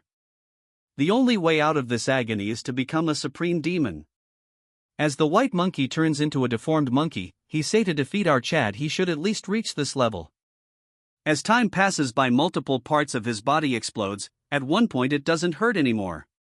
Rather, his mind feels clear and he can feel a sense of liberation. After seeing the condition of his body, he realizes that his body is in optimal condition. His control over demonic energy has increased so much that he has reached the realm of the supreme demon. That when he notices a presence, it's that scary-looking deer, he asks Trash if he called for him. Monkey asks him how long it has been and he responds that it's been half a month.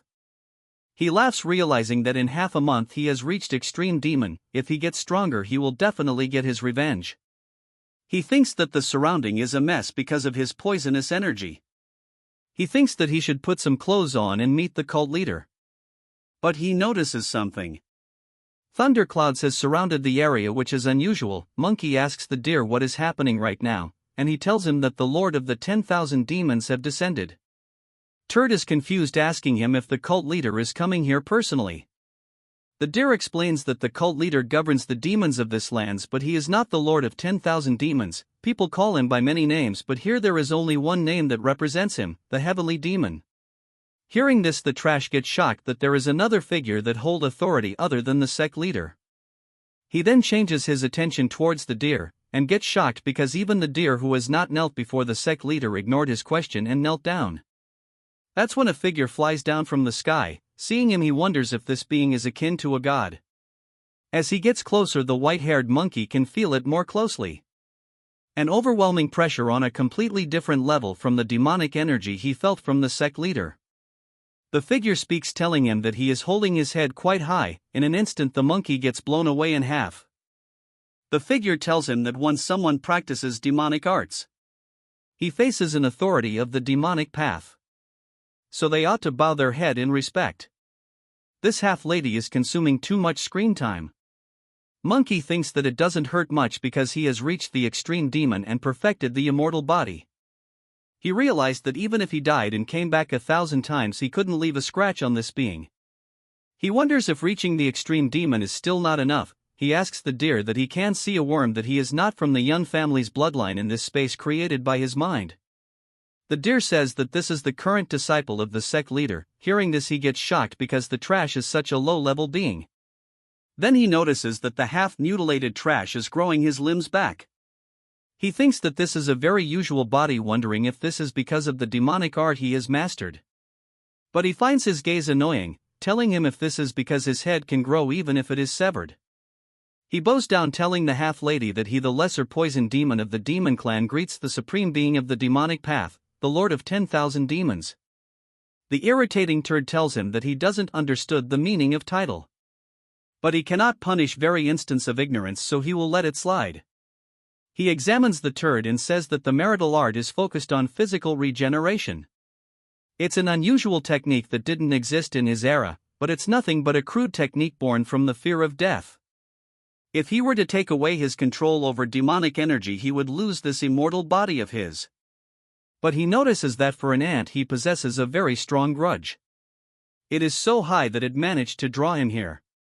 As this cartoon gets near Turd, he says that he must take a look at the source of this resentment. He points his finger towards Turd, telling him to not get scared as he is just peering into his mind. As he digs his finger into this head, he asks this Trash if he drank the extreme poison, because his blood is imbued with toxic energy. Turd has an immortal body with the realm of a poisoner. His endless desire has shaped him into what he has become.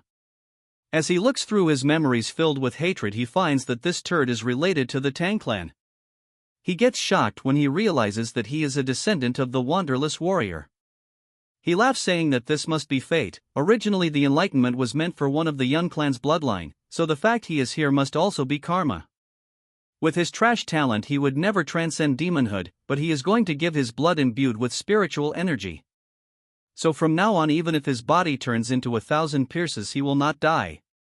As his body starts overflowing with intense energy, we move outside the door as in a matter of seconds the door bursts open. The trash couldn't understand what happened, he can now sense energy. From the direction of the clan he can sense too powerful energy, realizing that his detection has improved a lot. One of the energy is the sect leader's, the other one is familiar, and he guesses it might be our Chad. The heavenly demon was previously known as the Ming sect. It was a clan led by world's greatest sorcerer. They advocated and prioritized the well-being of the people. Since one of its members became the emperor, its influence was reaching astronomical heights. At this rate it was only a matter of time before it became the state religion. The sect leader, who was proud, has been betrayed by his own follower, the emperor. He had feared that the sect might overpower the imperial family, so he annihilated the entire Ming clan by mobilizing all the forces of empire. Anger and betrayal of losing him people, negative emotions clouded his mind. For the vengeance of his people he resorted to forbidden techniques that he has once prohibited. As he raised down the empire he was reborn as the first sorcerer of defying heaven. Since he could no longer stay in the central plains, he stabilized the Heaven Demon clan in the barren lands of Xinjiang.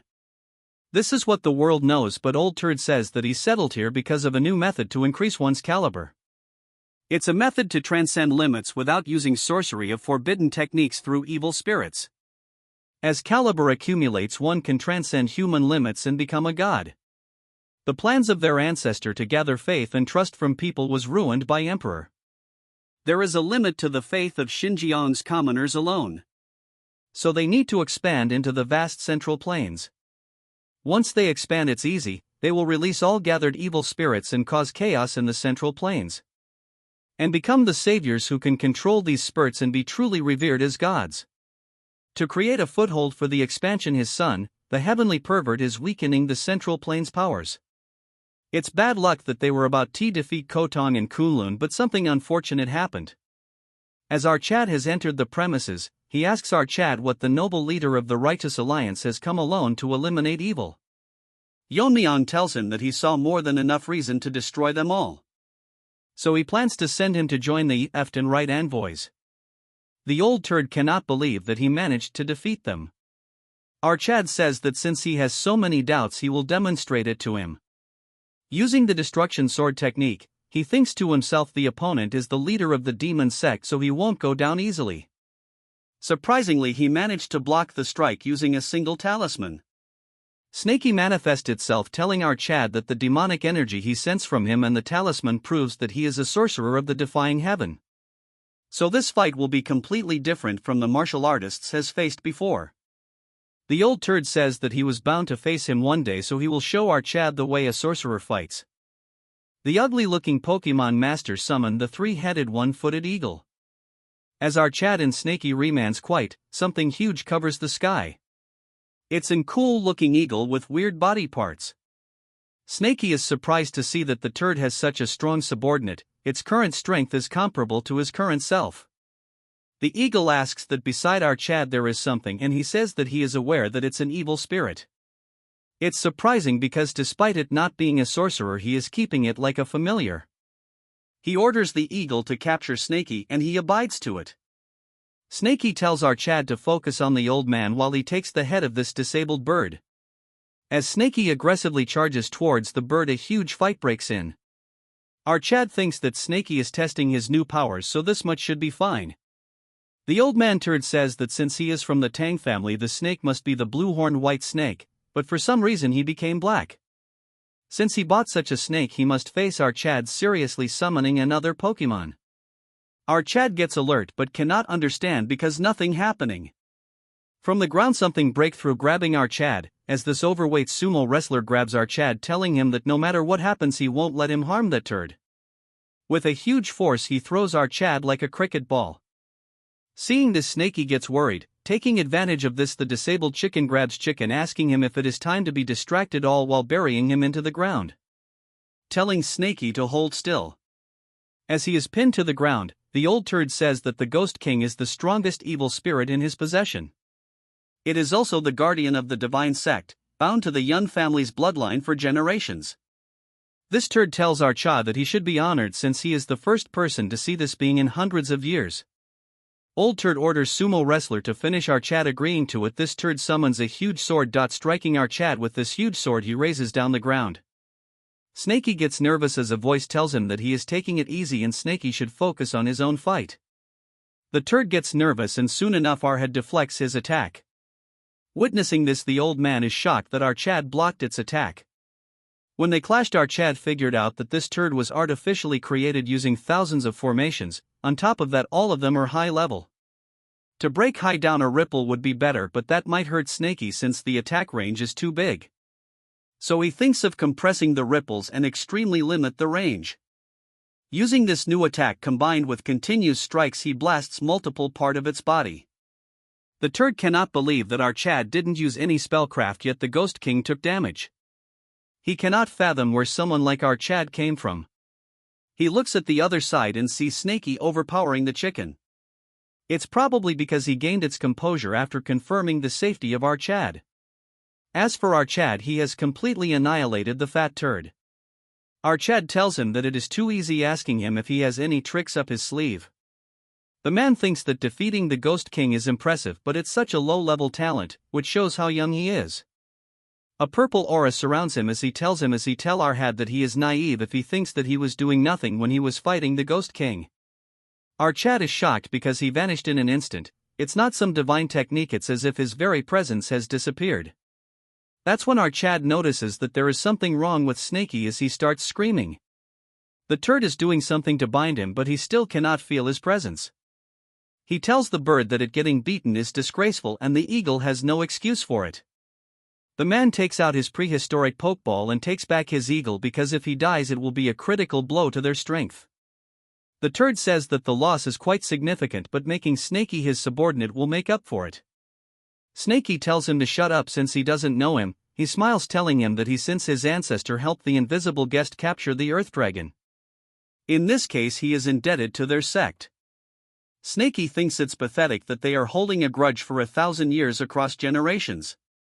If he really wanted to make him his subordinate, but that's not the main problem.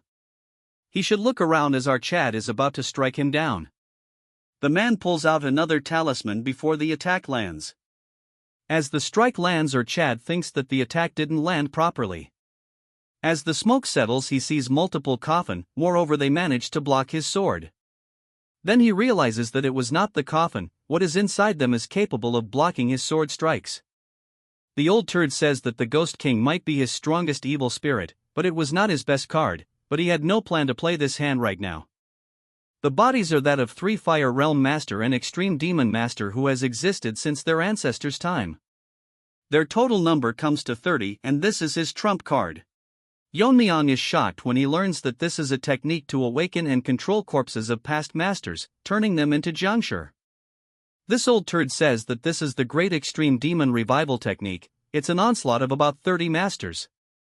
As they start getting active, turd says that even though they are corpses it's hard even for him the caster to control their movements. As one of them attacks our Chad it splits the battlefield in half. Our Chad managed to dodge it easily, flying into the air.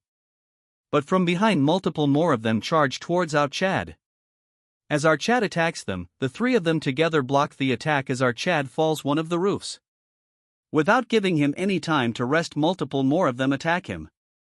As our Chad continues to parry their attacks non-stop, he finds it surprising that a one-handed mud is generating this much force.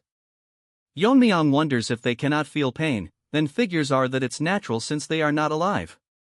Our Chad tries a new trick, grabbing one of them by their hand he uses the decay poison technique. Moving on to the old turd. He tells Snaky that the golden 5 elements binding talisman. No matter how high the caliber of an evil spirit, once bound by this talisman, it's a technique he can't free by his own power. As Snaky starts feeling immense pain, the turd tells him to give up since he will use him good. Snaky tells him to give it a try, since he can't do anything beyond binding him. He says that he must not have much left after controlling the jiangshi. Moreover, since these breathless jiangshi are using internal energy, aren't they actually using his internal energy? The turd says that it is not a normal jiangshi technique, while settling a soul into a body is easy enough. As our Chad faced them, the turd continues to explain that if the body and soul are different, there is rejection. And if they are from the same person, they resist the caster. But their predecessors found a way to extract the will of the soul. And jianshi recreated through that method don't need careful control. As our Chad continues the exhausting battle, Snaky says that it's horrible to enslave someone after death. Even so, they cannot breathe. Turd says that he is correct, however, their sect continued researching and finally found a method. It's supplying demonic energy through energy absorption using talismans. In other words, absorbing others' demonic energy and storing it in the talisman. As our Chad is getting exhausted, Snaky asks him if this is even possible. The old man explains that they obtained the remans of the 3 energy-absorbing fiends who were killed by someone called the Sword Ghost in the past. They learned the ability of energy absorption from their talisman and imprinted it on these souls. This trash says that, in other words, if they regularly supply demonic energy from living low-level demons, they can use their martial arts from when they are alive without external control. Hearing this, Snaky gets angry, asking him if he has any respect for the dead or the living.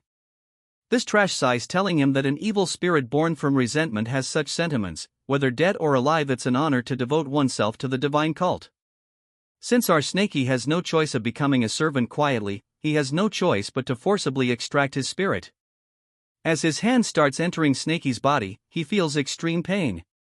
This turd laughs, asking Snaky how it feels to forcibly get his spirit extracted. Though he has just started, but he offers him a choice to surrender willingly. But he gets shocked when he realizes that the spirit is not here. He finds it confusing, then figures out that Snaky is bound to the child of the Tang family. Since our Chad won't willingly sever the connection. Rather than dealing with future troubles, it's better to eliminate Snaky. Snaky, even in pain, asks him if our Chad is going to do down that easily. Turd accepts that our Chad's skills are impressive. But no matter how strong he is, his internal energy is not infinite. He won't be able to hold them for long, against them who never get tired. Our Chad thinks that it won't be easy. Even if he cuts off their limbs, they keep moving, their numbers don't really decrease. Moreover, these dead turds are even using body-protecting energy to block our Chad's sword strikes. To kill them, it seems like he will have to thoroughly destroy their heads or bodies first.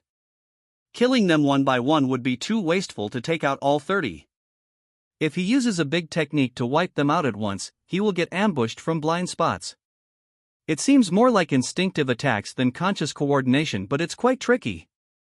If he tries to overwhelm them with sheer internal energy by fully releasing his meridians. But it will be troublesome without Snaky. In the end, he has to wipe them out using a big technique, without exposing his blind spots. As he was continuing subduing them, Snaky's voice hits his ears. He says that he will say it once carefully. Right now he is talking through spirit concentration. He explains that all those things accumulated and believed to be right fill the sky. With everything he sees, his life and his will. As a huge attacks land on our Chad, Snaky worries for our Chad. The turd smirks, saying that it's over, telling Snaky that the alliance leader put up quite a fight. Brought, he didn't even use half his power yet. This turd goes dead silent when he sees that a few of the jiangshi killed instantly. They were all blow away in a matter of seconds. Our Chad smirks, saying that he understood what Snaky meant. In a flashback, Mommy, my wife, told our Chad that the original name of Myriad Heavens Flower Rain was just 2 words for Myriad Heavens. The flower rain part was added later, as it evoked the image of blood raining down when thousands of energy strikes tear through the enemy. The book left by the Black Lizard contained this passage that all martial arts embody their essence in their names. Our Chad's master often said that any martial art, when its fundamental are applied to sword, it becomes swordsmanship. Nevertheless, he had been focused on the form and intricacies of the invisible guest's technique, missing its true meaning. In the end, the essence is not about the hidden weapon techniques. It's about imbuing a lifetime of martial knowledge into a single moment, infusing it with conviction to create powerful energy. Even if they both use the current flow eyes to see the flow. What he sees differs from what his ancestor, the invisible guest, saw. While his ancestor would see the trajectories of hidden weapons honed over a lifetime, he sees the paths of the sword he has wielded throughout this life and his past one. To infuse all of his being into those trajectories. That is the myriad heaven flower rain. As huge vibrations of energy release, the turd is getting nervous. Our Chad thinks that he will make the sky bloom as he renames the technique Myriad Heaven's Sword Draw. As our Chad uses the new technique, the Myriad Heaven's Sword Draw, the entire area gets silent. Following that, the entire area turns green. Man, this looks like a scene from Marvel's. As the attack starts, it instantly chops them like slicing through butter. The turd cannot believe that the body protecting energy of Extreme Demon Master could go down easily. He figure out that our Chad issuing the ultimate technique, the Myriad Heaven's Flower Rain. As for Snaky, he is shocked because it means it be a technique of the invisible turd, but it's a sight that never fails to mesmerize him. Even after this barrage of attacks, 3 master remained. Our Chad thinks it's impressive that they can move within such a technique, so they must have been formidable in life. Our Chad figure out that they didn't choose to become like this, so he will set them free. He uses another technique, Bloom's Full, which instantly finishes them off. Seeing this, the turd thinks that this battle is very dangerous. From afar, the scene looks like a super strong attack, as if thousands of swords are falling from the sky. Man, this is a piece of art itself. As the attack lands, our Chad moves aside, but he gets shocked when one of the masters thanks him for liberating them. The next thing our head does is retract his overpowered snake, telling Snaky that he act brave but gets beaten up, which is embarrassing. Snaky says that if it weren't for the sorcerer he would have won. Then he praises Snaky, telling him that if he hadn't told the key to Myriad Heaven's Flower Rain in that situation, the fight would have dragged on longer, so he owes Snaky one. Hearing the praise, he gets happy. To burst the bubble, our Chad says that it would have been better if he had given it to him before the battle. Snaky thinks he is retarded because things were getting heartwarming. Snaky says that the surroundings have been completely pulverized. No matter how many times he sees it, it is an extremely powerful technique. That's when our Chad notices movement and gets surpassed. That the turd managed to survive, which is possible since he is the leader of the demon sect. But it doesn't seem like he has any more cards up his sleeves, so it should have been better if he stayed buried. The turd tells him to keep quiet since everything was a groundwork for their advance to the Central Plains. And our Chad destroyed everything, so he would be stupid to hide under a pile of rocks. He will never forgive our Chad as he summons the blue armored ghost. As the spirit releases, tremendous amount of energy starts exuding, enough to shock our Chad. As it starts devouring, he says that the spirit has no power of its own, but it shows its value when the caster wears it directly. As he transforms, it's a ugly creature. We will call him TikTok Warrior. This busy body poses, and from the rubble something flies towards his hand. It's the giant sword of that first spirit. As he grabs onto it, he says that for the future of their sect he will definitely kill him. As his eyes gleam, he warns Yeon-myeong to prepare for what's coming for him. Our Chad turns his dagger into a sword. As this turd moves his building-like sword towards our Chad, he dodges it easily and launches multiple attacks. The turd attacks endlessly without any game plan until our Chad uses the wave ripple point. This instantly destroys him. But because of some powers, he regenerates immediately. This is concerning for our Chad, as the turd lands a strong strike. Although our Chad blocks the attack, Snaky tells him that the harness is abnormally high. The regeneration is so fast it's not giving him enough time to seep in poison. But since the old faggot is a turd, he is now gonna explain this overpowered ability. So this goes like this: the turd says that as long as his internal energy doesn't exhaust, this blue armored ghost spirit will endlessly regenerate. And then says that unlike our Chad, who has depleted a lot of his energy in the previous fight, the turd gets pushed back as this retard explained the shortcoming of his attack. Yeon-myeong tells Snaky that all he needs to do is exhaust his internal energy. In a second, Snaky seeps poison into our Chad, which turns into internal energy.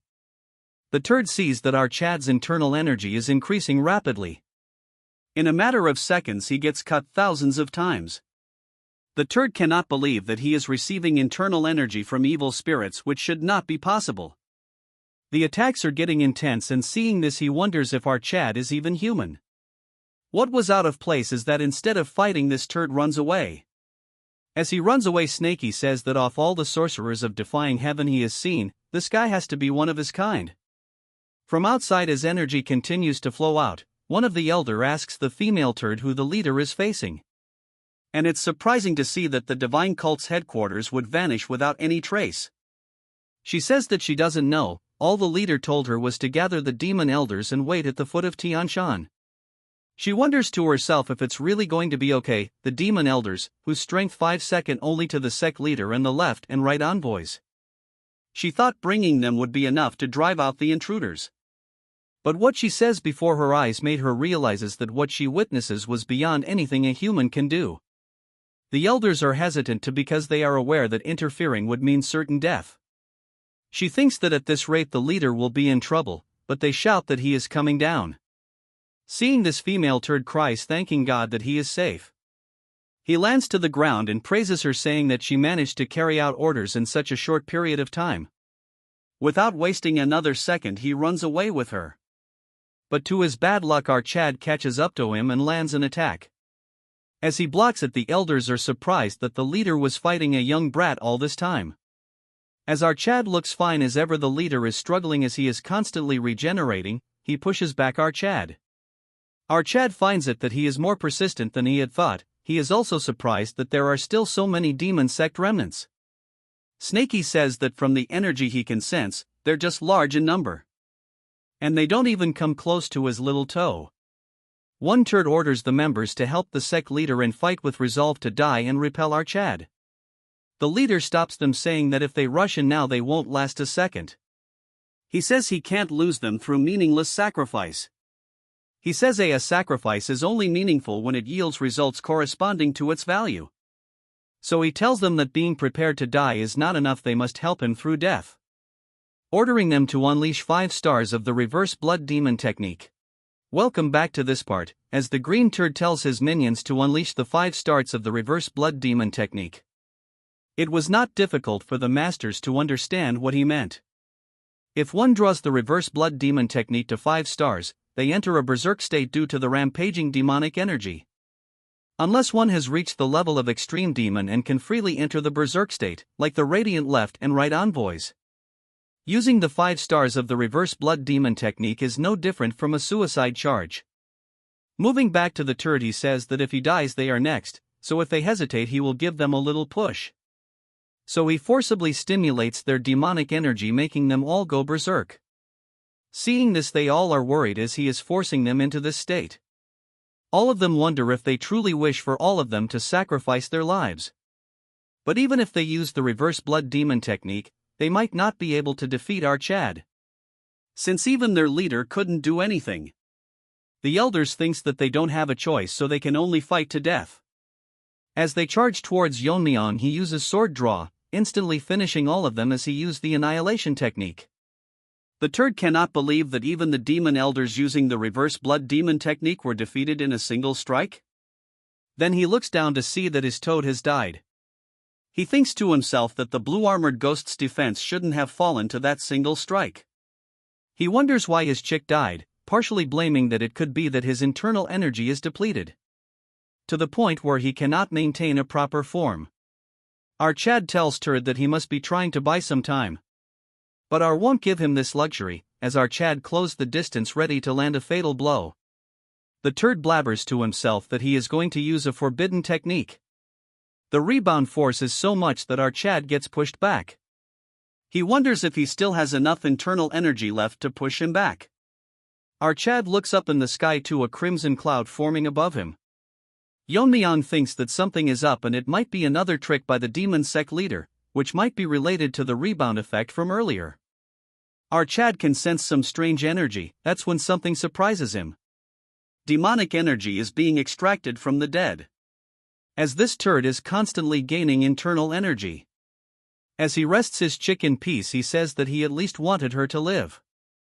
So now he will kill our Chad no matter what. Because of the increase in internal energy, his armor is rapidly recovering. So without wasting any time, our boy says that as he had expected, he will need to concentrate all his attacks to destroy it. According to Yeon-myeong, he has already withstood 1 myriad heaven's flower rain, so he will need an even stronger strike.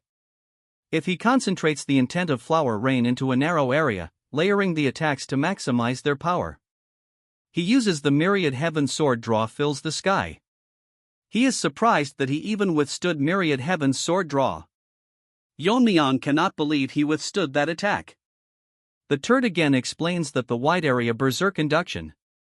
Regardless of whether they're alive or dead, within this crimson cloud domain. The cloud domain will gradually expand, extracting demonic energy from all demon sect members across Xinjiang. Hearing this, our Chad gets shocked. The turd says that he didn't want to use this technique but to kill him, he has no choice but to accept the sacrifices. Our Chad cannot believe that he is not only killing his minions but even the innocent civilians. This hypocrite says that faith can easily be rebuilt, telling him if he is worried about the civilians. Just because he bears the character for righteousness. Snakey tells our Chad that it would be better for them if all the demonic sect members die. Our Chad says that if it were just demon sect members he wouldn't care either. The problem is the people living in barren Xinjiang who have received demonic energy. They simply learned breathing techniques as a form of cultivation.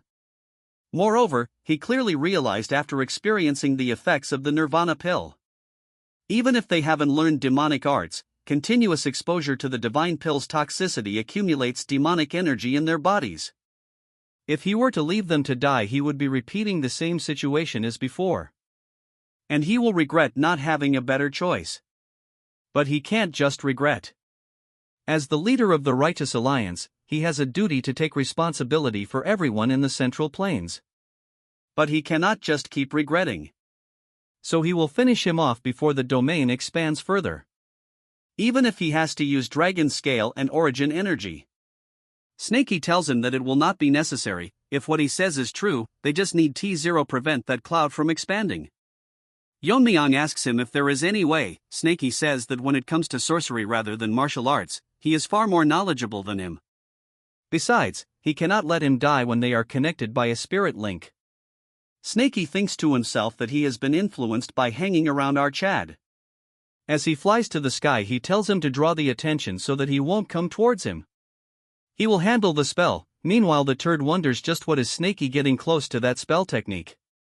But our Chad attacks him, not letting go of his attention.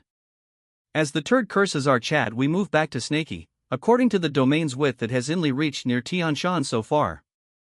The only way to stop this is to use his power as an evil spirit. As Snakey release energy equivalent of that attack, it starts causing reaction. The turd realizes that Snakey is exhausting his own power to stop it. He is sure that if he recklessly uses all of his powers he might die. But that when a huge strike lands towards him which splits his sword by a lot. Yeon-myeong is happy to have Snakey, since without him this fight would have been very difficult. The turd cursed Snakey, saying that he is interfering with his replenishment like this. Snakey finds it strange himself that he would be sacrificing his cultivation for something like this. He never thought that his heart would open up after a certain incident.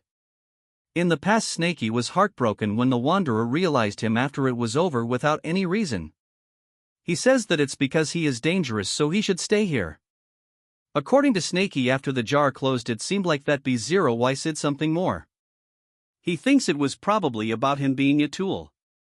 Different from him, our Chad never treated him as a tool. Even if he were to use him, he expresses gratitude and shows him respect. This is not because he lost his spirit link due to the situation, but for the sake of a friend. As he releases even more energy, his colors starts changing again. Before he closed the jar, he said that he doesn't need complete freedom, but he shouldn't contain him. He says that he might not be able to hear him, but he has been a great help to him. He regrets not being able to give him the affection he deserved. Since he has reached the caliber of a true poison master. The sorcerers of Defying Heaven won't leave him alone. They came to the Tang clan to get a hold of Snakey. He continues saying that if someone from the future generations finds him, he hopes that Snakey will get freedom. Till then, he will take care of anyone that might stand in the way of his freedom. He thanks him for everything, calling him a friend. As our Chad and this turd fight it out, our Chad continuously.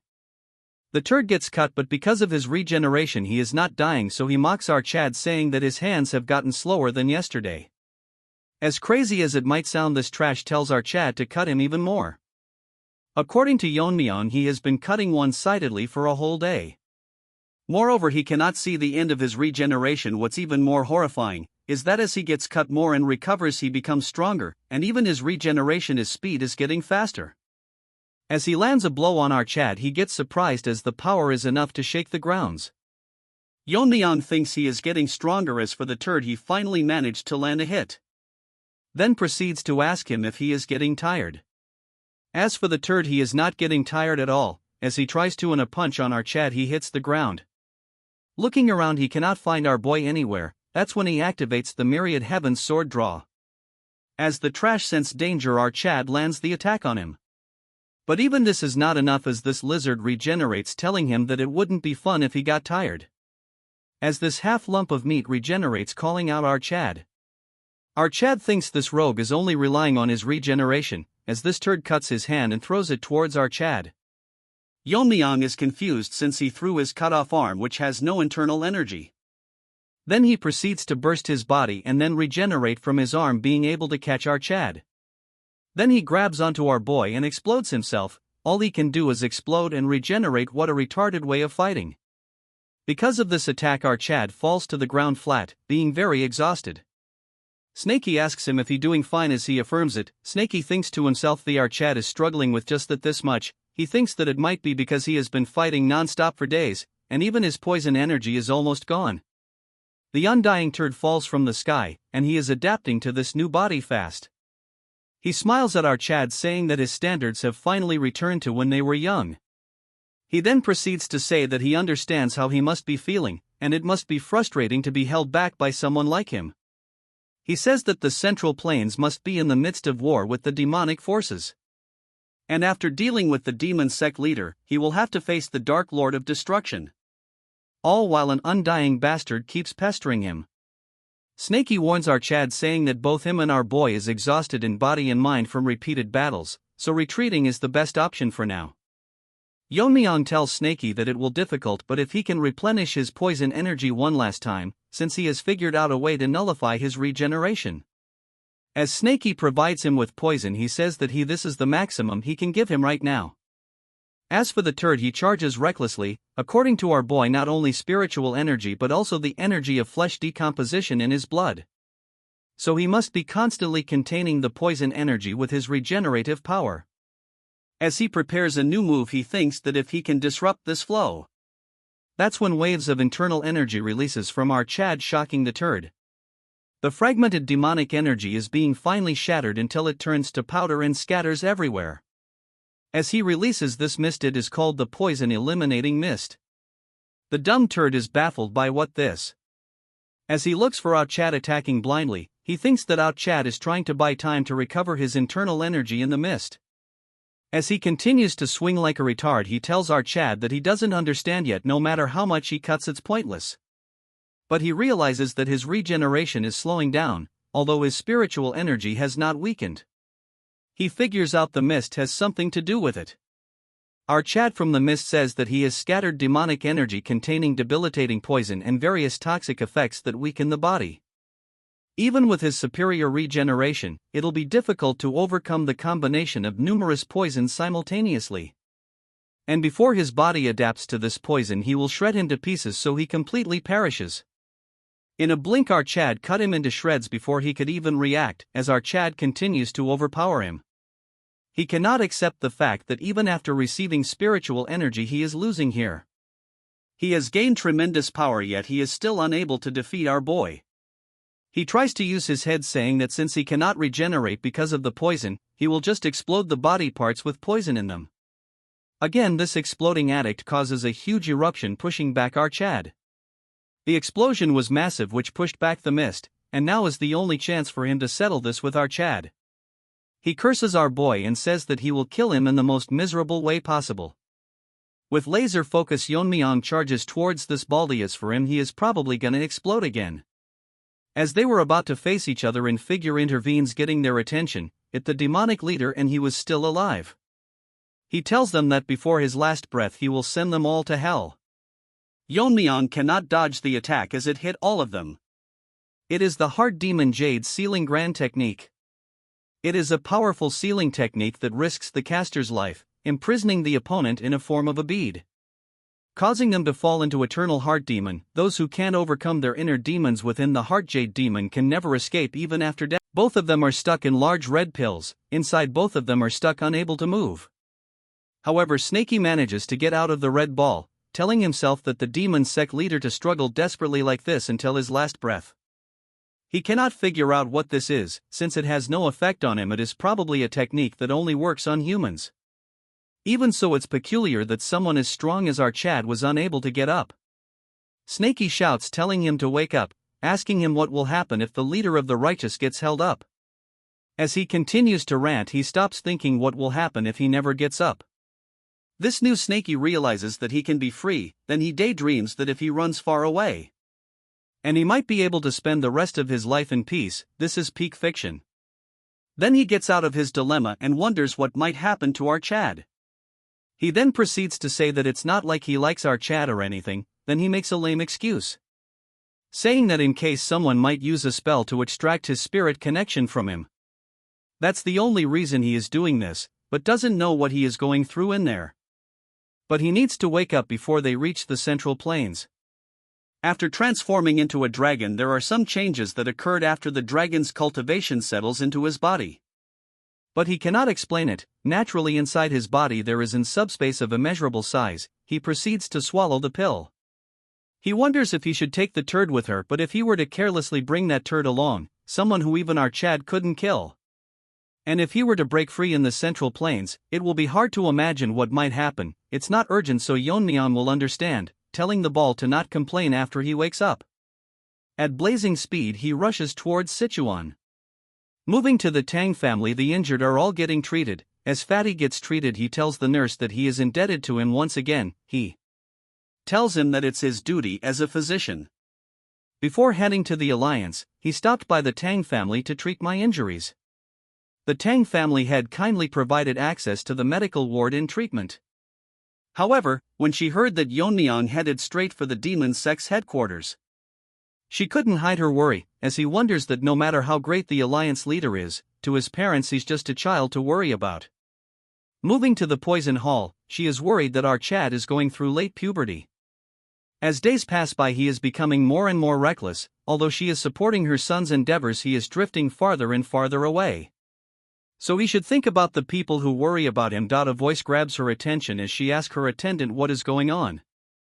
He says that she has a visitor and he should let them in. It's our waifu as she greets the family head. She is aura farming, as even the attendant thinks that she is extremely pretty. She introduces herself as for my wife. She is shocked to know that our Chad has a connection with her. With a gleaming look in her eyes, she says that he saved her when she was waiting to die from blocked meridians. Since then she wanted to repay his kindness but never had the right opportunity. Then today, while she was visiting the medical wards on an errand, she heard from the injured that our Chad is fighting the demon sect alone. In this situation she just cannot sit by and do nothing since her body is weak, so she asks if there is anything she can do to help the family. Instead of answering her, my wife asks her if she would call her mother. Hearing this, our waifu turns all red, telling her that it's not the time yet. He laughs, saying that she is joking since our Chad should have introduced such a pretty girl if he met one. She thinks to herself that he made a bond with such a pretty girl without him knowing. As for Miso, she says that she doesn't dislike the idea of calling her mother. My delusional wife says that if he starts a family, he will gain some sense of responsibility for his actions. She asks Miso if she suffered from blocked meridians. She must be a descendant of the Ice Palace people who had a marriage alliance with the Tang family in the past. She asks if her meridian was blocked at the level of triple or quintuple. Mommy gets shocked when she hears that it was the 9. Even in the Ice Palace, talents above 7 only appeared once every few hundred years. But she is not even a direct descendant, has a 9 constitution. Moreover, if her blocked meridians were treated, there is a way to help. She thinks for a while and asks her if she wants to help the family. Miso gets shocked as she tells her if she is interested in learning martial arts. With a confused look she asks him if it is too late for her. Mommy laughs, telling her that if she were to learn it would make a good impression on our Chad. She says that as a mother she worries about her son, but she cannot stay here forever. When he becomes the family head he will need more people by his side. People who can protect and represent the family whenever he steps up like today. If she is willing she will teach her martial arts by herself if that is her choice. Miso thinks for a while and then agrees to her. In her mind she says that she cannot let a potential daughter-in-law slip away. She says that her training will start from tomorrow when a guard barges into her room telling her that there is urgent news. She asks him what all this commotion is about and he says that the heavenly pervert has attacked Shaolin, and as a result it was destroyed. Moving to the medical hall, everyone is shocked because they cannot believe old man Baldy is drinking tea with a non-existent hand using void grasp technique. He laughs, saying that he might have drawn unnecessary attention. He asks Ljian how Taeho and that angry gorilla are doing. He says not to worry too much, their damaged meridians have settled back in place, so they should regain consciousness soon. He says that it's a relief, so he should take good care of them until then. He thinks that it is a peaceful rest, enough to forget about the war with the demonic forces for a moment. But they are at the Sichuan province where the Righteous Alliance is located, and one of the very few places the demonic forces haven't reached yet. He hopes that the other master regain consciousness as soon as possible, since it is unsettling to be in such a comfortable place while in a raging war. Aijin asks him if he is aware when Yeon-myeong will be coming back. Baldy, hearing him call by his real name, says that it seems he is very close with the alliance leader. With a smile on her face she says that they were from the same group. As mommy walks into the room he says that they must be comrades who has been through life and death together. Although he agrees, but our Chad overpowered them all. He says that he is very modest since who would not boast about having such friends. Why wife call for them as he asks her why she has a serious look on her face. She says that urgent news just arrived so he should remain as calm as possible. She says that Shaolin has been annihilated by the Dark Lord of Destruction's attack, along with nearby secular sections. He drops the cup, telling my wife that the joke has gone too far. He cannot understand how Shaolin, which has stood for 1,000 years, has been destroyed in a few days. Moreover, Shaolin is the birthplace of Zen Buddhism, supported by the imperial court. As he releases aura he tells her to explain from the beginning to the end, and if this is nothing but a rumor, he will not let such an insult pass by unchallenged. She says non-interference in military affairs. The Dark Lord of Destruction received a non-interference treaty from the Pang family of Hebei and the imperial court. And then they all immediately advanced to Shaolin. He falls to the ground, unable to believe that Shaolin has been abandoned by the imperial court. She says that his distress is huge, but there is more to it. The Hua family, a demonic force in Shaanxi, has made their move. They are currently heading towards Huashan and Zhongnan. And a full 5-KL war with the demonic forces has begun in the Central Plains. After the invasion by the Heavenly Ervert, it took less than a day for Shaolin to be annihilated. Even so, this turd didn't leave Shaolin. Instead, he began to eradicate the remaining forces of Shaolin in Hunan. As he drinks wine, his behavior was as if he was trying to erase all traces of Shaolin from the world itself. As he sits on top of a pile of bodies, he thinks that his masked sidekick is late. It seems like there are more skilled fighters among the small fries. As he wonders if he should have gone there himself, moving his eyes to the side, he says that he didn't expect them to be this late. This delusion turd says that the retired Shaolin monks who cut ties with the secular world only shows themselves when Shaolin is in crisis. But he thinks it is surprising that they are appearing a bit too late. According to him, all of them have reached the flame realm. He smiles, saying that it worked out well, as he picks up his sword, saying that they can entertain him for a bit. An old man charges towards him with a lot of force, but he dodges it easily, telling him that although he is fast, his flank and wide open. But he gets surprised that his counterattack was stopped as he holds onto his sword. He is clearly intrigued that the technique he used is the golden body protection, also known as the Vajra indestructible body. The old man, clearly nervous, says that he is right arrived. And this is the Buddhist technique, is the energy of righteousness. And he confidently says that his demonic art can never break through this defense. He says that he is right since his demonic energy is dissipating, but just blocking his strike won't accomplish anything. That's when another similar-looking baldy prepares an attack, landing the 100-step divine fists. As the attack was about to land, he is curious if this is the 100-step divine fists. He says that it is a long-distance strike that negates distance by extending energy imbued with intent, rather than physical force. Why is this turd getting so much attention? Moving forward, this turd says that this way he can deliver an instant blow without energy loss, just like close combat. While holding back one baldy, he stops the attack. None of the monks present can believe that he completely blocked the 100-step divine fist enhanced with the Vajra indestructible body. All that with just one of his hands. As his energy starts wrapping around his sword, he says that he is curious about all their talk about righteousness and intent. Why the so-called masters waste time explaining martial arts, as he overpowers the baldy, releasing his sword. He says that it is enough to just overpower with overwhelming force. As more monks join, he says that they are negating distance by imbuing intent, which is similar to infusing a lot of energy and slashing. As he uses annihilation, instantly killing two of them. In response to that, he thinks that the sword demon's martial arts are simple, asking if stabbing and killing is the essence of martial arts.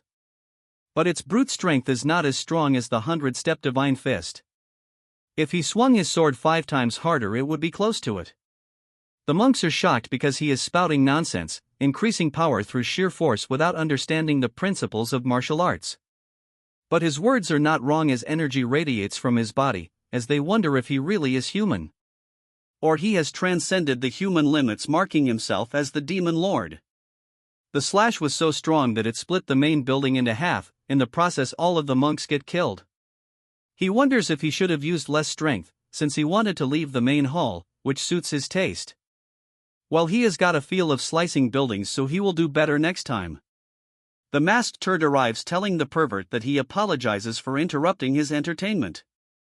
He then says that he is a bit too late, as the man says that he just finished his extermination.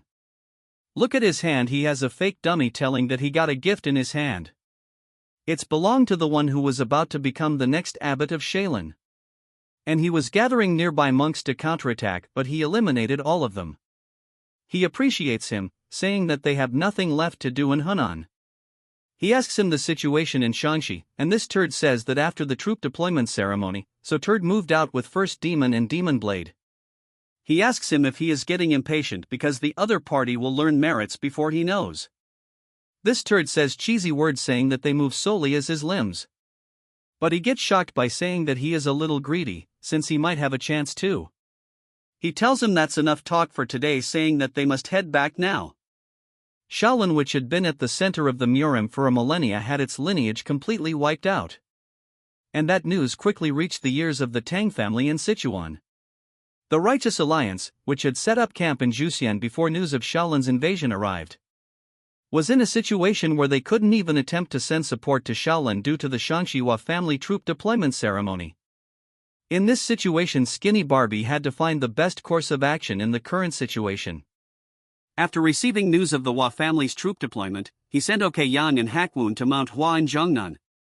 So they must persuade these two major sects to block the Hua family's advance. Although Manhwa and Zhongnan are both righteous sects in Shaanxi, they don't get along. But both of the leaders have reached the peak of the Flame Realm.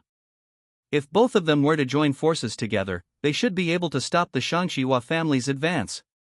Recently, a young disciple of the Manhwa sect have reached the Flame Realm, as he was born with extraordinary talent.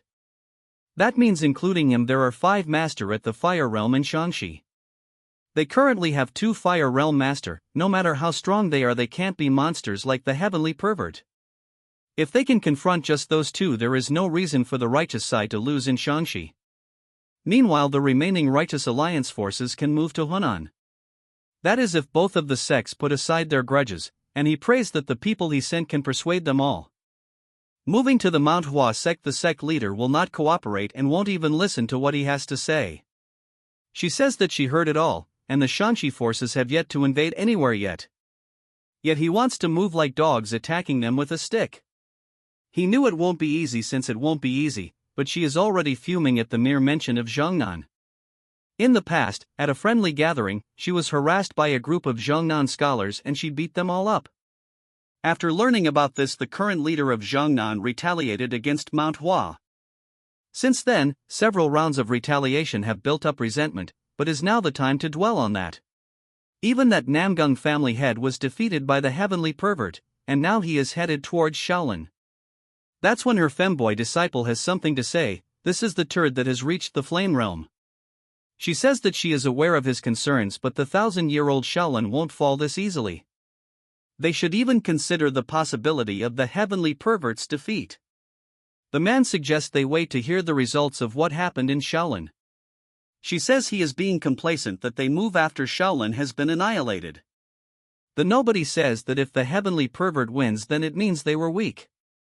If it comes to Manhwa, they are different.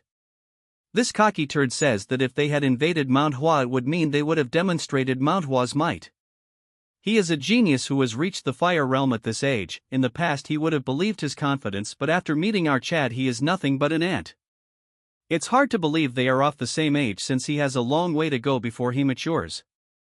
But the leader says that there was a time when she thought that her disciple would rival the Black Death Alliance leader. No offense, but he would insta-kill this joker. She says that if those Zhongnan people are so desperate, they should come to Manhwa and kneel at their feet. He says that he has said enough and he will directly go to Zhongnan and seek cooperation himself. He says that if she cannot change his mind, she doesn't need to stop him. Today he didn't come here as a member of the Manhwa, but he came as an envoy of the Righteous Alliance. She says that he has become insolent and needs a beating. All of a sudden a noise grabs his attention. As they rush outside, she gets surprised. Someone tell her that the righteous faction people are all weak now. Joker says that they are all trash and instead of training they rely on authority. Noticing them, he says that the energy of them are different and they should introduce themselves. They are guard from the Hua family, and by the orders of their leader they must annihilate their sect. Moving back to the Zhang'an sect, someone holding the cup says that Shaolin was attacked by the Dark Lord of Destruction, and the Hua family has mobilized their troops. The sect leader knows as Hakyu says that he is right and had no time to sit back and observe. And there must be a reason for these simultaneous movements. He asks if this news has reached Mount Hua as well. The messenger says that the Righteous Alliance has sent him an OK Yang at the same time. The leader is smart, as he says that knowing the leader's personality they won't make a move. But after hearing the news about Shanxi, the situation might be too big for pride. That when a shout alert them that there is an enemy raid.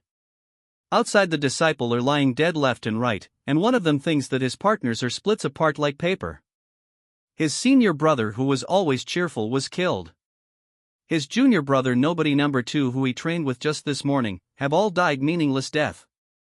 This similar looking turd wears a golden mask, so Golden Turd Barbie says the injured kid that he is trembling. He doesn't want to finish off cowards who have no will to fight, but today is different. He uses aura trying to finish an ant of quickly. A sword manages to block the strike from landing, and it is none other than the Zhongnan sect master. Seeing him, the ugly Barbie gets excited because he was waiting for him all this time. Another strong strike lands, causing an energy wave, it none other than Hakyun. He curses this golden Barbie, asking him how he can do this to his disciples. The turd instantly recognizes him, saying that he is part of the Righteous Alliance, and guesses that the Righteous Alliance sent their response quicker than he thought. A mysterious figure says that their momentum is not to be underestimated. Asking him if he will be alright by himself. If they are going to strike Zhongnan, then it would be ideal to launch a full-scale attack. This cocky Barbie tells him to not worry, since numbers are meaningless after reaching a certain level. So he should wait and see the situation unfold. It's enough for his troops to surround and pursue and ants that escape. All credits of them eliminating the sect will be given to this guy, who is the young master of the Shangxi Hua demonic family. He says that if the elder Golden Barbie wants this, he will follow him gladly. The righteous goatee says a righteous slogan, but let's skip that. As a dark aura starts releasing from him, he says what he is saying, they will find it out soon. It will be obvious to see what they are capable of. The release of energy is sinister that it shocks both of them as fear strikes them. As this turd goes legendary Super Saiyan Barbie, he shouts, saying killing 2 Fire Realm Master will earn him greater merit. He tells them to attack together since he hates wasting time. The leader orders Hakwun to take the disciples to Mount Hua before an encirclement. Hearing this, he says that it is best if they break through this together. He tells him he had thought he has a grasp of the Fire Realm master of the three demonic families, but he cannot gauge the identity of this Barbie nor his level. Since he is moving alone, the other master are attacking Manhwa. The leader says his guess is correct and they are attacking two places simultaneously at once. It is in order to prevent one sect from fleeing if the other one falls. Since they know that their forces are divided, they must reinforce Manhwa and take them down one by one. As the Barbie launches an attack, the master blocks it easily, but the second attack causes a huge explosion of energy. With a serious tone, he tells him to follow his order. The confident trash says that even two wouldn't be enough to handle him, yet he thinks he can go alone against him. And he should already be aware of his level after the first strike. The leader is in a tough situation since his demonic energy far surpasses his internal energy. As he grips onto his sword, he realizes it's been a while since he has felt the possibility of losing his life. But he must hold him until the disciples evacuate. He releases his energy, saying that he must pay the price for underestimating the sword Zhongnan. The freak shouts, telling him to entertain him. The dogs are chasing the rabbits, in this case the Zhongnan disciples, as one barks, telling them not to escape. Hakwon expected a pursuit team, but they instantly started. He tells the disciples to keep running and not look back until he hold them off. All of a sudden, a huge wave of energies collide, gaining attention of everyone present at the SCE, and all he can do is pray that his master can hold it off. Moving to the Xinjiang mountain, Snakey is flying non-stop, but now he is exhausted. He was carried by our Chad, so he didn't realize how vast the place was. Because originally he was a snake, so he is not used to long-distance flying, so he hopes our Chad, who was having a beauty sleep, wakes up. Moving to Yeon-myeong, he wakes up wondering where he is and realizes that the leader's spell hit him. He wonders if it has been dispelled and asks Snakey how much time has passed. But gets shocked when he sees that it is the same place from his past life. He believes this is happening and it is impossible. A voice gains his attention, saying that since ancient times, sword techniques have focused on one of 7 principles as their ultimate goal: weight, speed, illusion, destruction, dispersion, singularity, sharpness. But that's the path chosen by ordinary people who couldn't grasp the ultimate principle from the start. It's because they can't handle the repulsive force inherent in the principle of strength. As a result, the world escapes to principles like softness, but it's by confronting the repulsion with overwhelming force that one reaches the principle of ultimate strength. Our Chad remembers that this is a scene from the past, and if he is dreaming. Because he is seeing his master again and wonders if he unconsciously longed for those days with his master. But he gets shocked and nervous as his master call him out, telling him why he is watching him like a thief when he is training. And how he managed to get here. If he fails to answer, he will cut him down. His master warns him that he will lose the head of his, but he is at a loss of words since this is not a dream. He is aware of our Chad and even conversing with him. Now he is confused if he has traveled to the real past or if it is just a memory. He tries to make up something by introducing himself, but before he could even finish, his master splits him in half. Saying that he asked how he got here, the simple strike was so strong that it split the place in half. But he is surprised that R managed to see through the sword techniques. For a moment our Chad forgot that his master has an eccentric personality, and doing that strike probably stimulated his competitive spirit. Our Chad thinks that he will show interest if he counters him with swordsmanship, but he is in trouble as he cannot find white snow. He is in deep trouble because he cannot white horn, moreover Snakey's either, which means he is still under the spell. As for his master, he laughs, telling Yeon-myeong that he grasped his sword path, so now he is see more of his skills. Moving back to the battle, Golden Barbie cannot believe it is taking him this long, and it's trickier than he has though. Praising him that he didn't become the sect leader just like that. But he cannot change his fate since Zhongnan will fall with his generation. The leader says that just because he has the upper hand, he is speaking so easily of annihilation and ending bloodlines. Old man says if he thinks sects disappears like dust, even if he falls his sect will not crumble. He gets surprised as old man releases extreme amounts of energy. Even if one of his disciples, his sect will continue and he will give his life to stop him. This turd laughs as if he is a main character that says the old man has a strong spirit, so he has changed his mind. He will leave him just barely alive, then he will make him watch as he kills the Zhongnan disciples in front of his eyes. As they exchange moves, the old man gets overwhelmed, so he uses his secret art to launch multiple strikes, managing to create distance. But he continues to spam attack, and this time the 9-dragon demonic steel. As he continues to stop the attacks, he thinks he can hold on, but his body gives up. As he falls, he thinks to himself that by now the disciples of Zhongnan must have escaped. He has no regrets or last words to leave for his sect. His only regrets is for the sect leader of Manhwa, who he has words that are unsaid. In the past, they were known as the Shinchi Dragon and Phoenix and the top representatives of their sections. On the day of a friendly gathering, their eyes met by chance, and he fell for her at first sight. To impress her more, trained relentlessly until the next gathering. He researched shops she liked in Shanxi and rewrote love letters to express his feelings. However, at the next gathering something unexpected happened. She has broken the arms and legs of all Zhongnan disciples named Hack. Her rampage had not stopped and tried to attack him, but she was exhausted after battling so many people. So it was not difficult for him to handle her. He tried to find reason behind her sudden actions. Because of peer pressure from the turds getting beaten up, they want him to avenge them. So he could not ignore the martial brothers' cries, so he too broke arm and legs of the Manhwa sect named disciples. So the friendly exchange between both his sects split apart. Later he learns that the reason for her going berserk was because his martial brothers harassed her. Along with feeling sorry for her, he felt ashamed of his sect. He wanted to clear up their misunderstandings, but the relationship between the sects has already become irreparable.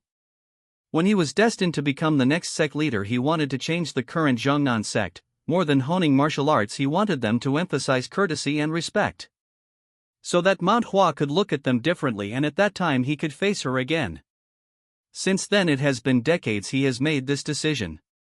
As his eyesight starts to fade, he says that he should have apologized regardless of the sect's reputation and position. As Turd was about to finish him off, he gets shocked when he sees Plum Blossoms. The attack was so strong that it managed to injure him. He is confused as to how she is here since they sent 2 Fire Realm Masters there. It's none other than Ok-yun. Even if she is old, she is a fine specimen. Seeing her, the old man gets shocked and she smirks. Turd asks her it is strange because they sent troops to Mount Hua as well, so he cannot understand how she is here. She cannot hold her anger as she tells him that she is trying to have a long overdue conversation with the old man, asking him if his parents didn't teach him any manners, so for someone lacking manners she will need to beat some manner into him.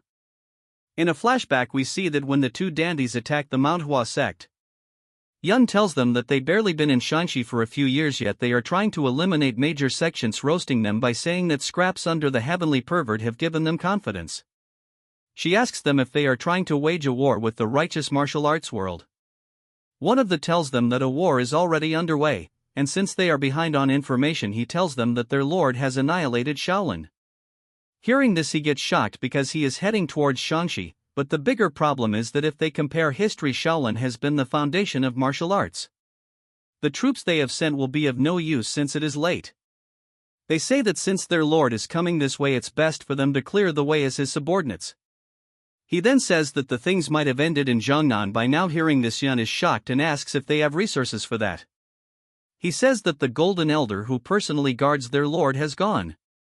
This is the first time we know that Golden Barbie is a girl. Her martial art is far beyond what they can compare to. As they says that Zhongnan might end before Mount Hua. Hearing this, she cannot control her anger, gritting her teeth. She tells her allies that she doesn't have the comfort of being stubborn right now, so she has no choice but to leave this place. Hearing this, one of the turd jumps in like a fool, but green hair blocks the attack, saying they cannot question the sect leader, telling her to leave it to them. She apologizes to Yang, saying that she wasted time with her needless stubbornness and now she has to burden the situation to her. He tells his sitter to not worry since he knows why she is doing this. Hearing this, she gets pissed but says that she is counting on him. As an intense battle begins between them, she rushes towards Zhongnan. Moving to the present, she explains the situation and says that she has a lot to say to the old man, so she wants her to just shut up and take a beating. She tells Yun that the purple energy on her face less from the violet mist divine technique. Asking him if she is the Mount Hua sect leader, she asks her why she is saying this and if the thought of a female sect leader beating her is a problem. I thinks there is a problem with the translation, so I will keep this Barbie as a man. Hearing her way of talking, he is extremely pissed because she is showing this much impudence even after seeing the state of the Swordmaster. But since she has a way with words, she says that the real impudence is his ugly face that cannot even shows his face proudly. A horse reaches the scene asking the turd if he is alright. Seeing him, he gets shocked, but Yun won't give him a breather.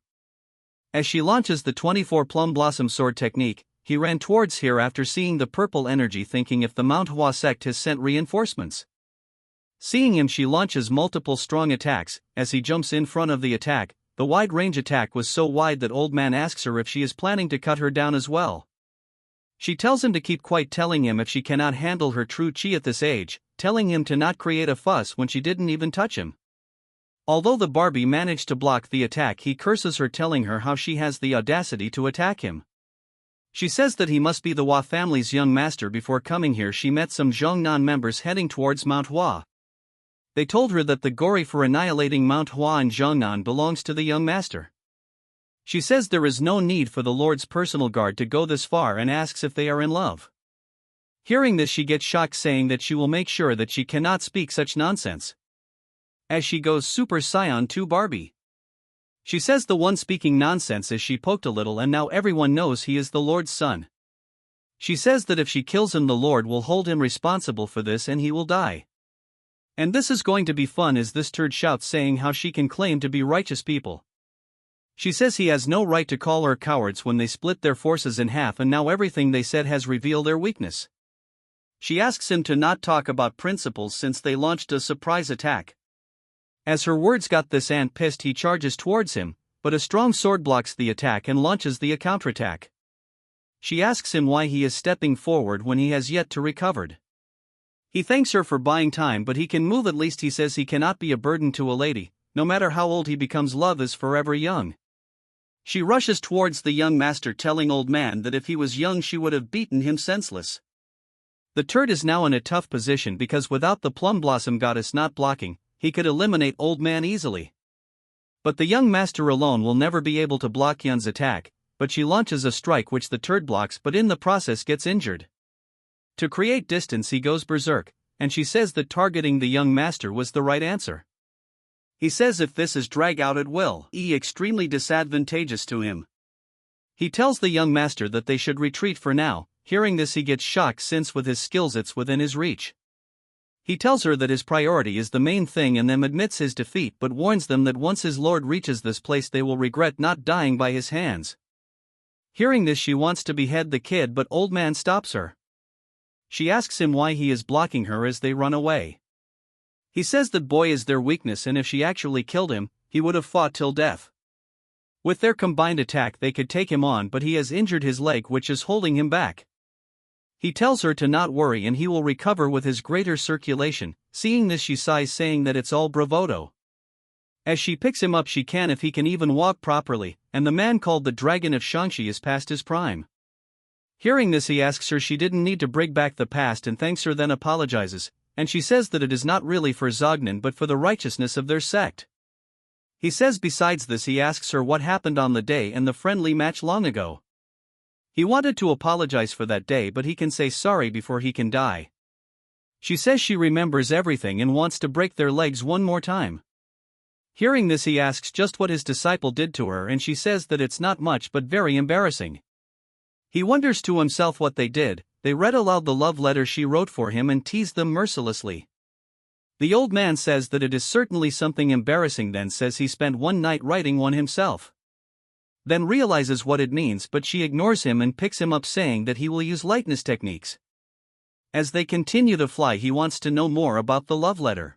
This part starts at the Manhwa sect, where a huge battle is going on, and as always all side characters in this story are useless.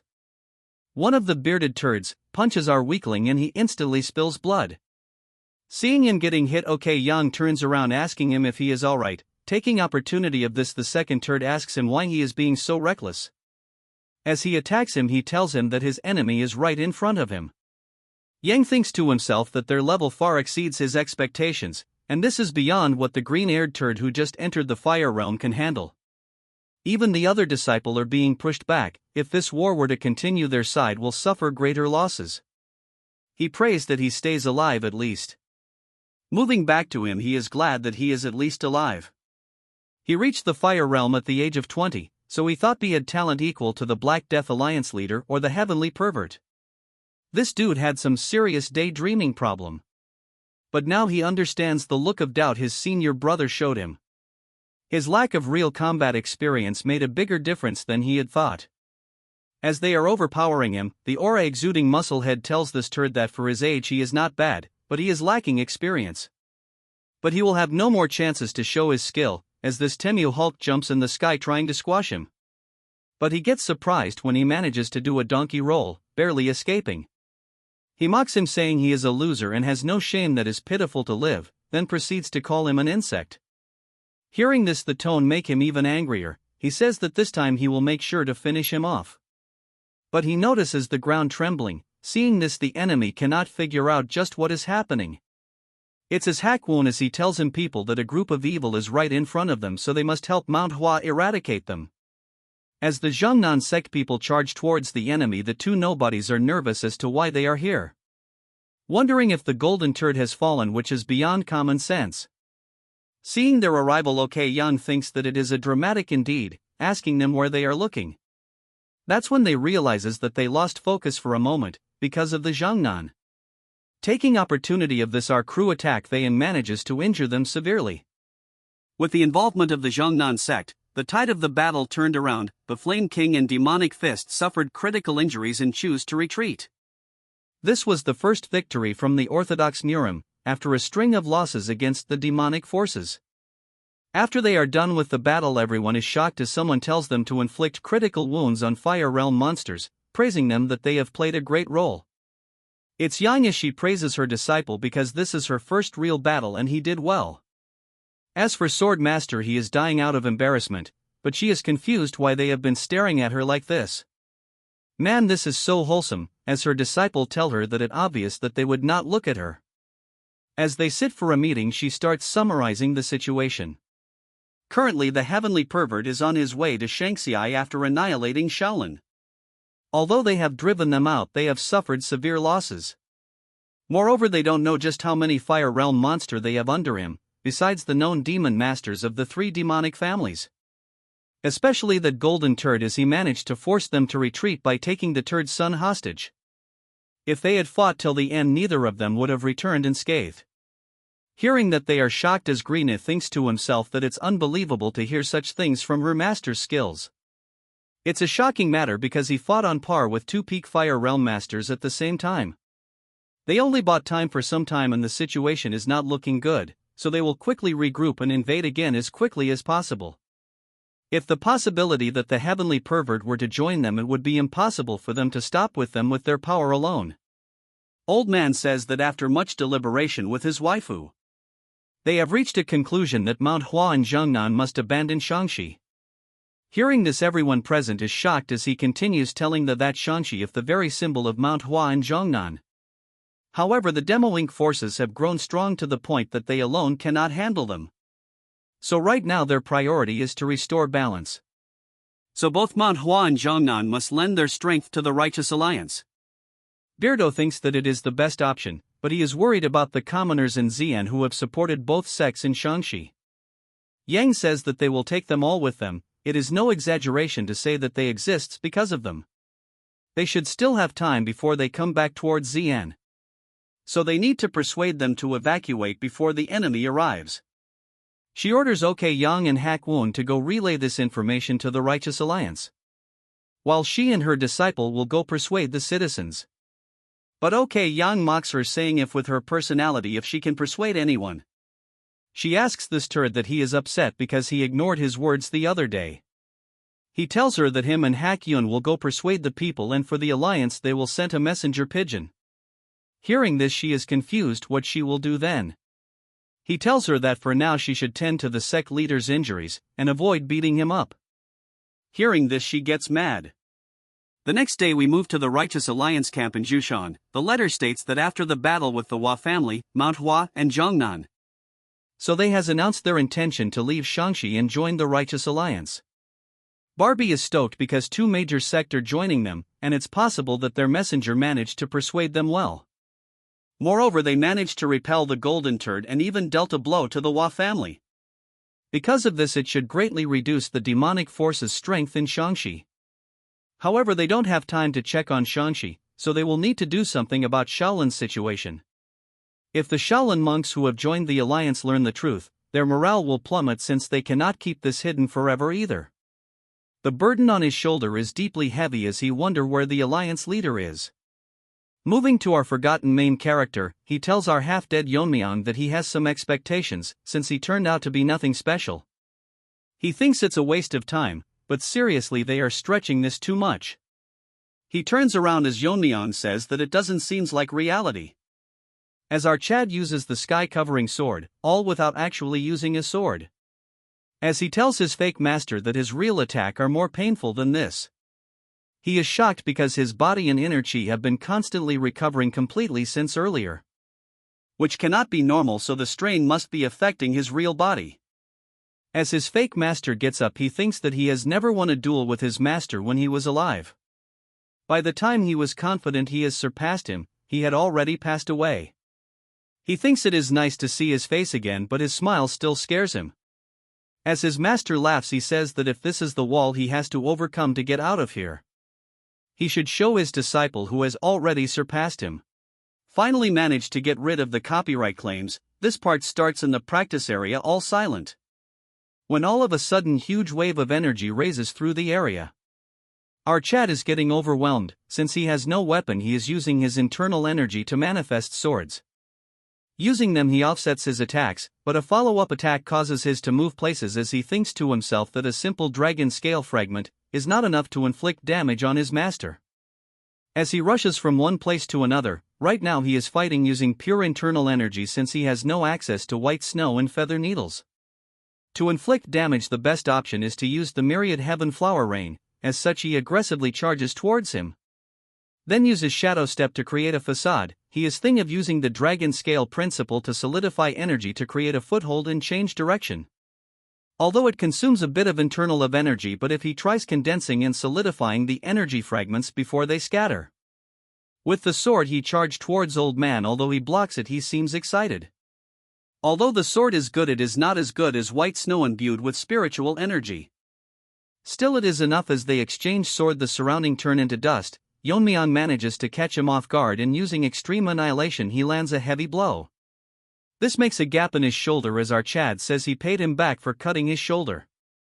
As they create distance, our Chad is confused, then goes serious because his master is laughing since he is not an ordinary human. As he makes a poker face, old man says that it was a magnificent strike. And they are few in this world who could display such swordsmanship. But from the wound a little girl asks him why even with this much power he couldn't save her. The dark creepy thing says why he watched as she burned, and hearing all this he remembers what had happened. He grips onto his sword tightly, saying himself that he must not waver since all of this is not reality. The creep doll asks him if he is going to kill her with the sword, like all the people he did behind him. Behind our Chad, all the people he has killed is surfacing. As they continue to curse him, he grabs onto his sword and instantly raises them to the ground. He convinces himself that all of this is just memories of the past. But more of them latch onto him, telling him he feels no responsibility for all those he has killed.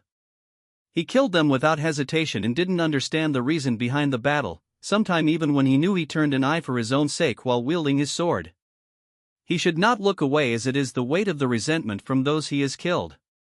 What is dragging his feet is the swap of doubt, guilt, and arrogance he has created himself.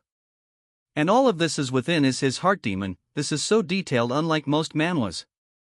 As they drag him under the swap, our Chad also realizes that all his action was wrong. Recalling his life memories, he has solved everything with force. In both his live he has never learned or though of any other way. This is peak character development. He planned to live his second life ordinarily, yet he is still floundering in the river of blood. Despite getting another shot in life, he is still not aware of his past life. He remembers that Snaky told him that him thinking of living ordinarily is not possible, because someone with talent like him must have a reason behind it. That's when he realizes something and his hand comes out of the swap, shocking the creep doll as a huge fluctuation of energy blasts through the swap. As he has released himself from it, he tells them that there is too many he wanted in ordinary life. So he tried to remove obstacles, but at some point connection took root around him. He was alone in his last life, but this life he has friendships, got to teach others and lead them, make friends and feel affection towards a woman.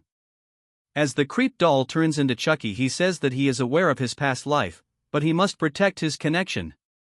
As the sword remanifests itself, he says that he has decided that these connections are a reason for his life. It won't matter even if he thinks it's a deception towards those who have fallen, since he is going to leave this place no matter what. Hak Yun and his buddy visit the nearby villages and inform the civilians about the current situation in Sichuan. They warn that after destroying Shaolin, demonic force were coming to eliminate Manhwa and Zhongnan sect as well.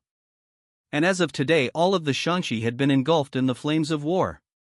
While ordinary conflicts between martial sects don't harm civilians, it's a different story when demonic forces are involved. As such a progression of refugees formed and soon Xian witnessed a large-scale refugee exodus ever seen. To ensure the procession wasn't blocked by wild animals or bandits, Hakun, Okayun, and Chong Myong stood at the front. Hakyu and Okayun took charge at the rear, in case of possible pursuit by demonic forces. Yun asks Old Man where they are going, since they can't take the entire refugee procession to Zhuxian Mountain where the Righteous Alliance forces are stationed. He says that they will all move together within Shaanxi, then go to Zhuxian Mountain. Then they plan to send the refugees to Sichuan under Hakyu's leadership. Since Sichuan is the safest place in the Central Plains with the Tang family and the Righteous Alliance there. Since it will guarantee the safety of the refugees, Yun adds that Thu will be fortunate enough if they don't get ambushed on the way. Hearing this, he tells her to not say ominous things. She asks him that there was something strange about the man called Golden Spirit. But Old Man doesn't understand it, so she tells him to not give it mind. She thinks to herself that for being the Lord's son he was excessively ordinary. Wondering if there was any need to overprotect such a being to that extent. It is a worthless act and chosen by the logic of demonic forces, and relationship seems too emotional to be just a guard. Moving back to Sichuan, someone is practicing martial art. Someone handed her the technique called cold poison ice crystal cultivation technique. It's a cultivation technique created when the Tang family was exchanging knowledge with the Ice Palace. My wife says that those with the Nining constitution have difficulty learning ordinary martial arts. But they're actually optimized for learning ice techniques. In other words, this cultivation technique is meaningless to those without the Nining constitution. That's why it wasn't destroyed even during the Dark Lord of Destruction's invasion back then. As Mirio practiced the art, she realizes that it's a cultivation technique that would harm oneself if learned with an ordinary body. She thinks to herself that why the Dark Lord of Destruction didn't pay attention to such arts, but it's extremely precious to her, so she must practice diligently. My wife thinks to herself that fate is truly mysterious. That among the many martial arts lost that day, the remaining one would be helpful to that child. That's when she remembers that 17 years ago the heavenly pervert finished of the family had her father. She heard him saying that if it is the Lord's will, after that he retreated. Now that she thinks about it, she wonders if it was really the Dark Lord of Destruction, but it is actually Goldie. Moving to Goldie, who had treated, all of them failed and are in front of the Lord. The young master hides behind the tree, telling himself that the Dark Lord of Destruction is his father. He is too ashamed to meet him since they lost to both Manhwa and Zhongnan. Goldie apologizes, telling the Lord that due to his carelessness, they failed to achieve victory in Shaanxi.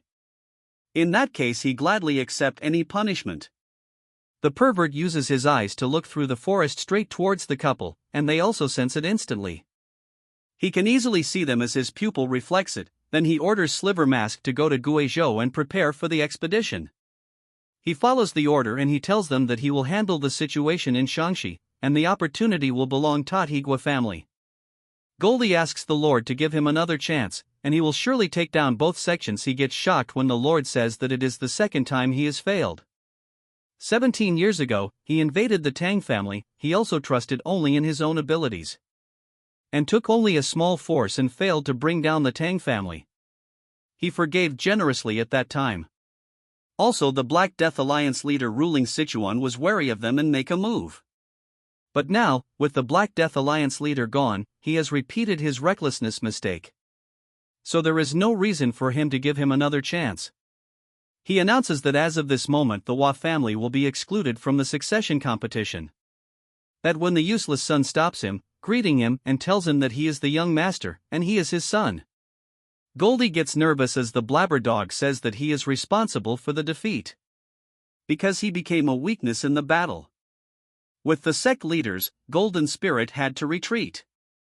Then this dumb turd tells him to not ignore Goldie's requests. The Lord gets pissed saying that he stopped him for such a stupid reason. Since all of the responsibility lies within him, then he must pay the price. As an attack is aimed towards him, he can't even react, yet Goldie blocks the strike, falling to the ground. The Lord says that it is dreadful to die like this, since he raised him as his shadow all this time, only for him to give his life for mere affection. But there is nothing he can say as he walks away, saying that parents bear the sins of their children. Dumb kid cries saying that he is not of the Lord's bloodline and Goldie is his father. As Goldie lies lifelessly, we see a flashback where two kids are being adopted by the Lord as they will be his honor guards. There were many children S0LD to the heavenly demon sect to obtain divine pills. Among them, the twins were chosen by the young sect leader of the heavenly demon sect. And under his support, they received demonic manuals and spirit medicines, reaching the realm of extreme demon. And wearing gold and silver masks respectively, they became the young sect leader's honor guard. As shadows they took down those who blocked his path, and acted on his stead, and one day he ordered them to create an heir. He tells them to make the daughters of the families that have surrendered to them bear the seed that will succeed him. It was an incomparable order, to suddenly seek an heir through his honor guards.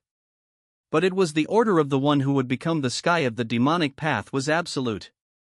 So they couldn't question it. He also excluded personal feeling, which is simply an order. That's what he HD though. Until 10 months passed and he held a small lump of flesh in his hand, he developed feeling that a shadow should not have. Knowing he couldn't do anything made High want to call him out more desperately, his son. These were words he could never say in his entire life, but he kept this one promise that even if he becomes the Lord one day he will protect him until the end of his life. As he lies dead on the ground as rain showered the area. And this dumb turd cries with no words coming out. This part starts at the Gua family state. As he gets dressed, Sliver Mask says he must follow his lord. His wife says just how long are they keep going to wait. She heard that the Hua family held their departure ceremony if they were to achieve victory. Then their son would be out of succession without even a chance to compete. He says that he cannot do anything since it is the Lord's decision, but understands her impatience. Instead, this Riz Lord kisses her and says that he cherishes their son as much as she does, so she should wait a little longer and he will find a way. As Silver Mask rushes towards the Gua family, he is happy that Goldie has failed, and thanks to that an opportunity has arisen. This dumb turd is going to deploy all forces and attack Sichuan, which is the Righteous Alliance main base. Since most of the Righteous Alliance forces are at Mount Jusian, so reinforcements will be slow. If they take down the Tang family, the position of the next lord will belong to his son. Moving back to the squad, they are splitting and one of them will escort the civilians to Sichuan, then later they will meet again at Mount Jusian. As they depart with extreme speed, Yun asks Old Man if Hakwun would be alright alone. And he might get ambushed leading that many people. He says that Goldie and the Hua family has suffered serious internal injuries.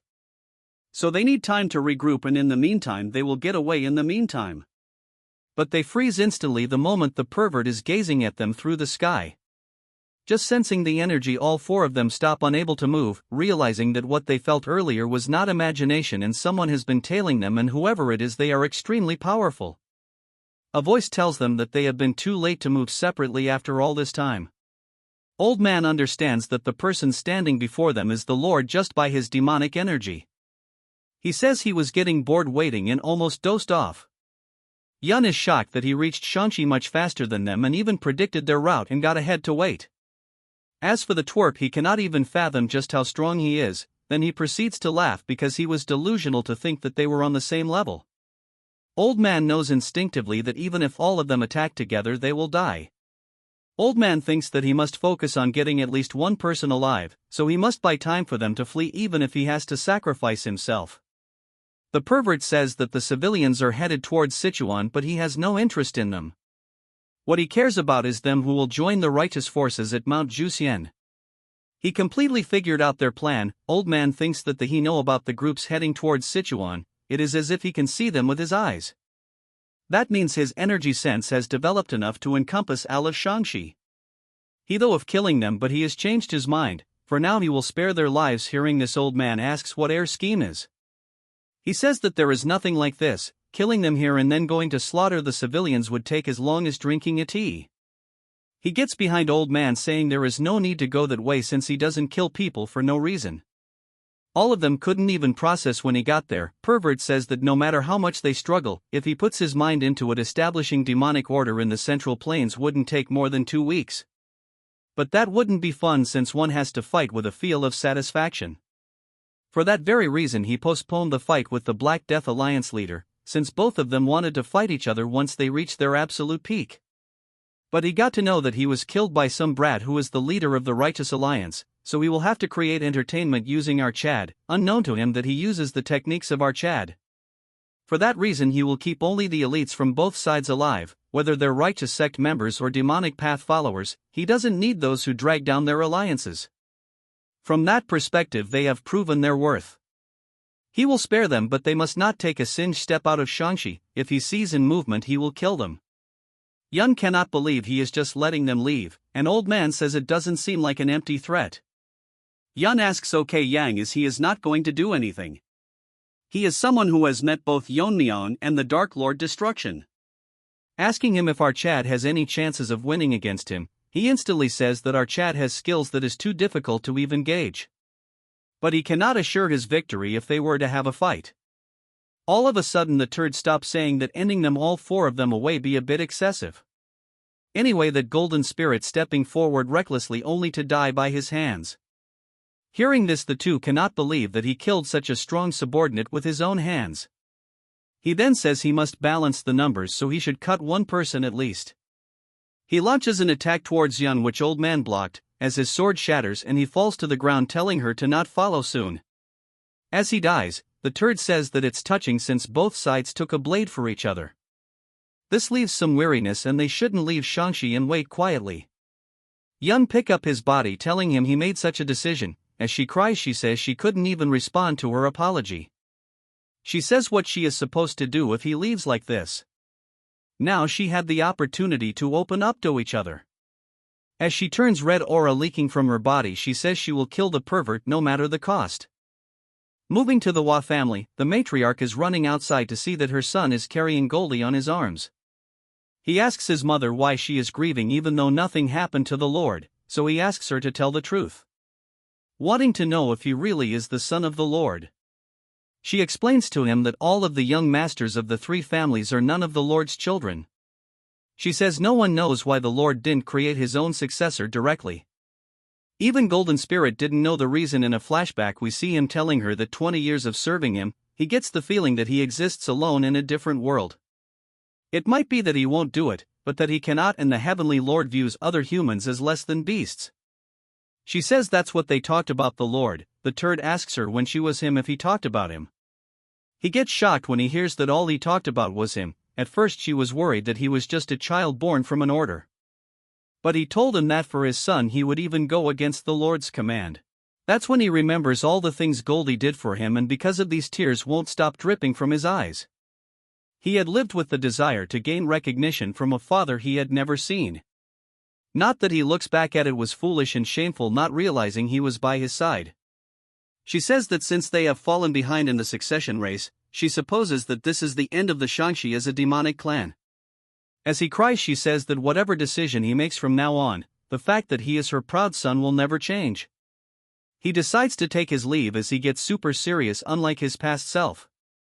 Moving to the Hwa family, the lady is doing her makeup when someone barges into the room, shocking her. Her pupil get excited and she jumps over, calling Silver Mask darling. She says that since he came in person, if it is what she is thinking. He says that she is right and the time has finally come for the Hwa family, so they now need the forces of the family to deploy. In the Righteous Alliance base, someone is telling Barbie that why he is ignoring his words. With Shaolin destroyed, there is now any part of Shaanxi remains unsatched, they would have already fallen victims. So they should go to Wuhan No and prepare to attack Pervert together with Wudong. Barbie says that they have lost communications with Shaanxi forces that were supposed to come. Hearing this, he laughs as such. Barbie with a serious tone tells him that he finds this situation amusing, asking him if this is good news that they have lost contact with their allies. He says that he doesn't mean it that way. Barbie says that he wants to go to Wuhan so they can ensure that the alliance forces survive regardless of what happens to the sections. Hearing this, he gets pissed, telling him to watch him words or he won't tolerate further insults. This turd is releasing killing intent without any hesitation, as he wonders if they can really trust this person. If our Chad was here, he would have discipled this rabid dog. Shifting to another scene, we see that Barbie had to tell the monks that Shaolin had been annihilated. He says that given the situation in Shanxi they couldn't provide support. He apologizes for delivering the news late. If they want to leave the alliance they may do so, since he has no right to keep them here, as he kneel apologizing for all this. One of them says how can he, their leader, bow his heads for the deeds the heavenly pervert has caused. They are already grateful that he has informed them and none of them is blaming him. So he should not worry and continue leading the alliance. They will personally resolve the resentment for the sect's destruction in the upcoming battle against the demonic forces. For their sake he cannot accept the proposal of the so-called Sword Saint. So he informs him that there will be no change in plans. This pisses him off and he says if they are not going there, then are they waiting at the mountain for? He says he has decided where they will advance since they just received a report from the forward scouts.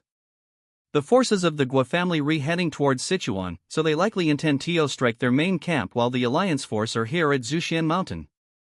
The turd makes a point saying that they are abandoning Wuhan yet they want to go and defend Sichuan. He says that they are not so shameless and they are using the Gua family's deployment as an opportunity. They are going to attack Guizhou itself. Moving on to Qinghai, the village steward Archad met is in trouble, as bandits are residing in the Kunlun territory. Her wonders if he can handle them since he doesn't have much poison and feather darts left, wondering if he can handle these guys. He motivates him saying that he cannot die and must lead them to Sichuan. A turd says that he will start by killing 3 of them, but before they can even react Snaky enters the scene finishing all of them in an instant. The steward couldn't even react. He cannot believe that a dragon is heading towards the Central Plains.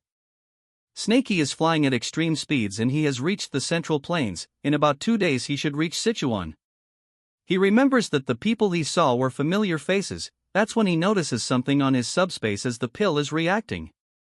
He wonders just what is happening to our Chad. Moving on to him, he is on equal grounds with his master. The voice says that he wants to leave this place, as if he could make up his mind and leave. His master says that he might have settled his resolve but he didn't succumb his heart demon. As they collide swords they are equally matched, and their clashes are so strong that mountains are being raised instantly. The heart demon says how he even dreams of leaving this place, when his swordsmanship is useless here. But all of a sudden he starts overpowering old and shocking him.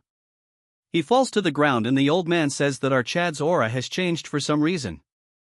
Before he could even react he lands another strike with extreme force. He laughs saying if he wants to see this through, but Yeon-myeong is focused. The sword strike he had brought down has no form, no technique and no path. It was a single strike imbued only with pure intent. In a state of non-self it's headed towards a single path. The old man thinks if it is the ultimate strike as such he finished the heart demon off. It laughs saying that there is no more wavering in his heart. But it is not over yet even if he faces karma directly and see himself, and a heart demon isn't something so simple to overcome. That's when he get injured, shocking him because the technique that fills up everything visible with energy, imbued with the intent of the flower rain of the sky. As such the technique replaces his master. The heart demon has grasped the essence of the flower rain. That's when a huge wave of energy replaces it, shocking Archad as one thought was over and another appeared. And using the essence of the technique it takes the form of his ancestor, the invisible guest. In the south of Shanxi they have buried old man and Yang tells Yun that they must leave for now. With pure intent she says it time to attack the heavenly pervert, but he tell her to stop talking nonsense. Since they barely made it out alive. She says him sparing their lives were momentarily, so rather than being played she would die on her own terms. He tells her to get a grip on herself and not let the old man's sacrifice go in vain. They should for now escape, but looking at her, she is not someone prepared to die, it is the empty gaze of someone who has nothing left to lose. That when someone enters the scene gasping, saying that he is a messenger sent on a secret mission from the Hua family of Shangxi. Hearing this, they confirm if he ID from the Shangxi Hua family, so he must be from the demon sect. Green Face says that seeing him alone he must not be lying, but he cannot understand what the Hua family was thinking sending him here. He says that he is just a low-ranking member, so he doesn't know the details. He was ordered to inform them that they must leave Shangxi immediately. Moving to another place, the turd tells the pervert that they must atone for the damage done to Manhwa and Zhongnan by standing against the Dark Lord of Destruction. Guess the boy turned into a man. The turd says that he came here because he sensed a large demonic energy movement from the Hua family. He asks them why they are doing here, since he made it clear that the Hua family no longer has any chances. They are doing things without his orders, and if they want to earn merits this way they should forget about it. The man, that's what we are going to call him, he asks the turd to explain the significance of the succession struggle. And if this is to succeed high as the Lord's son and the master of the demonic path. He sighs, saying that he is continuing to waste his time, but he is in a good mood, so he will tell him. The Dark Lord of Destruction is merely a tool to establish a foothold for the heavenly demon divine cult's advance into the Central Plains. He is originally the young sect leader of the heavenly demon sect. When the demonic world order is established, he will return to that position as the master of the demonic path. But sorry to him, our Chad annihilated the entire sect unaware to him. Anyways, he says that after that he would need someone to manage the Dark Lord of Destruction left in the Central Plains. In other words, it's a competition to select the governor of the Central Plains for the cult. He asks the man is this is enough, but with an angered look he asks him why he played this children ploy to begin with. He says that the answer seems sufficient, so they should get lost now. The man tells him if the answer why he deceived them, then, hearing this, he says to use his brain a little. It provided justification for assigning the demon elders. He says that if he did not make this play, there was no chance that Flower Realm Masters would have faithfully played the role of dogs under someone as ordinary as him. The man says that he is glad someone like him is not his father. Thanks to that, his heart has gotten lighter. Then he proceeds to say that earlier, when he asked where he was leading all these troops, he was here to avenge his father. Hearing this, he laughs, saying that at this rate the Hua family of Shangxi will lose everything. But he cannot understand the fact that the two flower stage demons are going along with it. They respond to him that they are disappointed, despite serving the Lord faithfully over a decade. They are discarded without mercy when deemed unnecessary, and he deceives his subordinates to manipulate them. So they cannot just follow someone who feels no remorse. One of the demons says that until now he has walked the path of demons with pride, but today he trembles with rage at his own foolishness. Hearing this, the turd says that he came to the demon path seeking power, yet he is taking about righteousness. He thinks something is wrong since all of his subordinates have gone wrong in the head. He thought they would be useful for longer, but it cannot be helped. As he releases killing intent, he says that now he has no choice but to kill them all together. He says that before the sun sets the Hua family will be annihilated. The intent is so strong that just by standing in front of him, yet he feels like he is being devoured. The pressure is overwhelming, but the masters tells him to keep his composure. Even if they are fully prepared, they cannot do anything against the Lord, but they cannot forget their purpose. In a flashback we see that he telling the masters that he has lost the succession race and he is not even the Lord's child either. So they don't have to show courtesy towards him. They will aim to not dishearten him, since he failed the succession race, since their bond as master and student will remain, so he asks them even if they will follow him even if he goes against the Lord. Although someone like him would never reach the Lord, but he cannot just sit idly after witnessing his father's death. Even if he can cause the slightest disruption to the Lord's long-cherished wish, so he will risk everything to obstruct him. Hearing this, they say that if it is his will they will follow him even if it means death. Moving to the present, he is happy that there are at least people who trust and follow behind him. He says that they are about to start a fight with no chance of winning. He is grateful that they choose to follow him despite knowing all this. Since he has now become a man, he says that the Hua family will not live under the protection of the Lord, even if history records his decision as foolish. He would rather die than live a life with false bloodline, so he orders them to become fools like him, all charging towards him. Moving to the other side, the squad is informed that an internal strife has began. Okay, Yan thinks that if it is true, then it is the perfect time to make a move. Yun says that it is great news, that the demon turds bear fighting among themselves. She has lost her mind as she draws her sword, saying that in the chaos she will find an opening and finish the turd that invaded Manhwa and Zhongnan. Then she moves towards the messenger and asks Hai if he was there during the invasion of the Manhwa with a black cold stare. Ok Yang had enough of his sister and slaps her directly on the face. He says that if she will kill someone that even 4 Fire Realm Masters don't dare to face with a sneak attack. As for the sneak attack, he says that is a stupid idea, since by the time they arrive, everyone from the Hua family would have been annihilated by the pervert. She asks him what they should do then, since she lost him right in front of her eyes. She grabs him by the collar and asks him about her revenge, and if he's saying she doesn't have the right to have her revenge just because she is weaker than him. Hearing this, Ok Yang tells her to look at her feet. Looking down, she sees the old man's broken sword. He says that they are the only one that can take care of his belongings. He says that if they die there will be no one to carry his will, so what they need to do right now is not revenge. To ensure his sacrifice was not in vain and to honor his will, they must survive till the end. Hearing this, she is having a hard time controlling her tears. Moving to his disciple, he is at a loss of words, so he tells the sobbing minion if he is going to go along with them.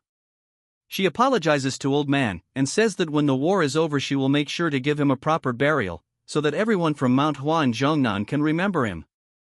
We move on to the other side of the story, and it's not our Chad. Everyone from the Hua family has been slain, and the turd says that even after all of them attacking together, this is all they could amount to. At the moment he grabs the man by his neck, and tells him that he cannot understand, as he told him that from the beginning that they cannot draw a single drop of blood from him. And all he did is pile up meaningless corpses. Even if they did nothing, they could have at least prolonged their lives. That's when he realizes that something is wrong. The man is laughing crazily, telling him to use the great ability of his figure it out. Hearing this, he uses his ability to figure out that the Mount Hua turds have disappeared from his energy detection range. He asks the man if he really threw away all this life just for the enemies to escape.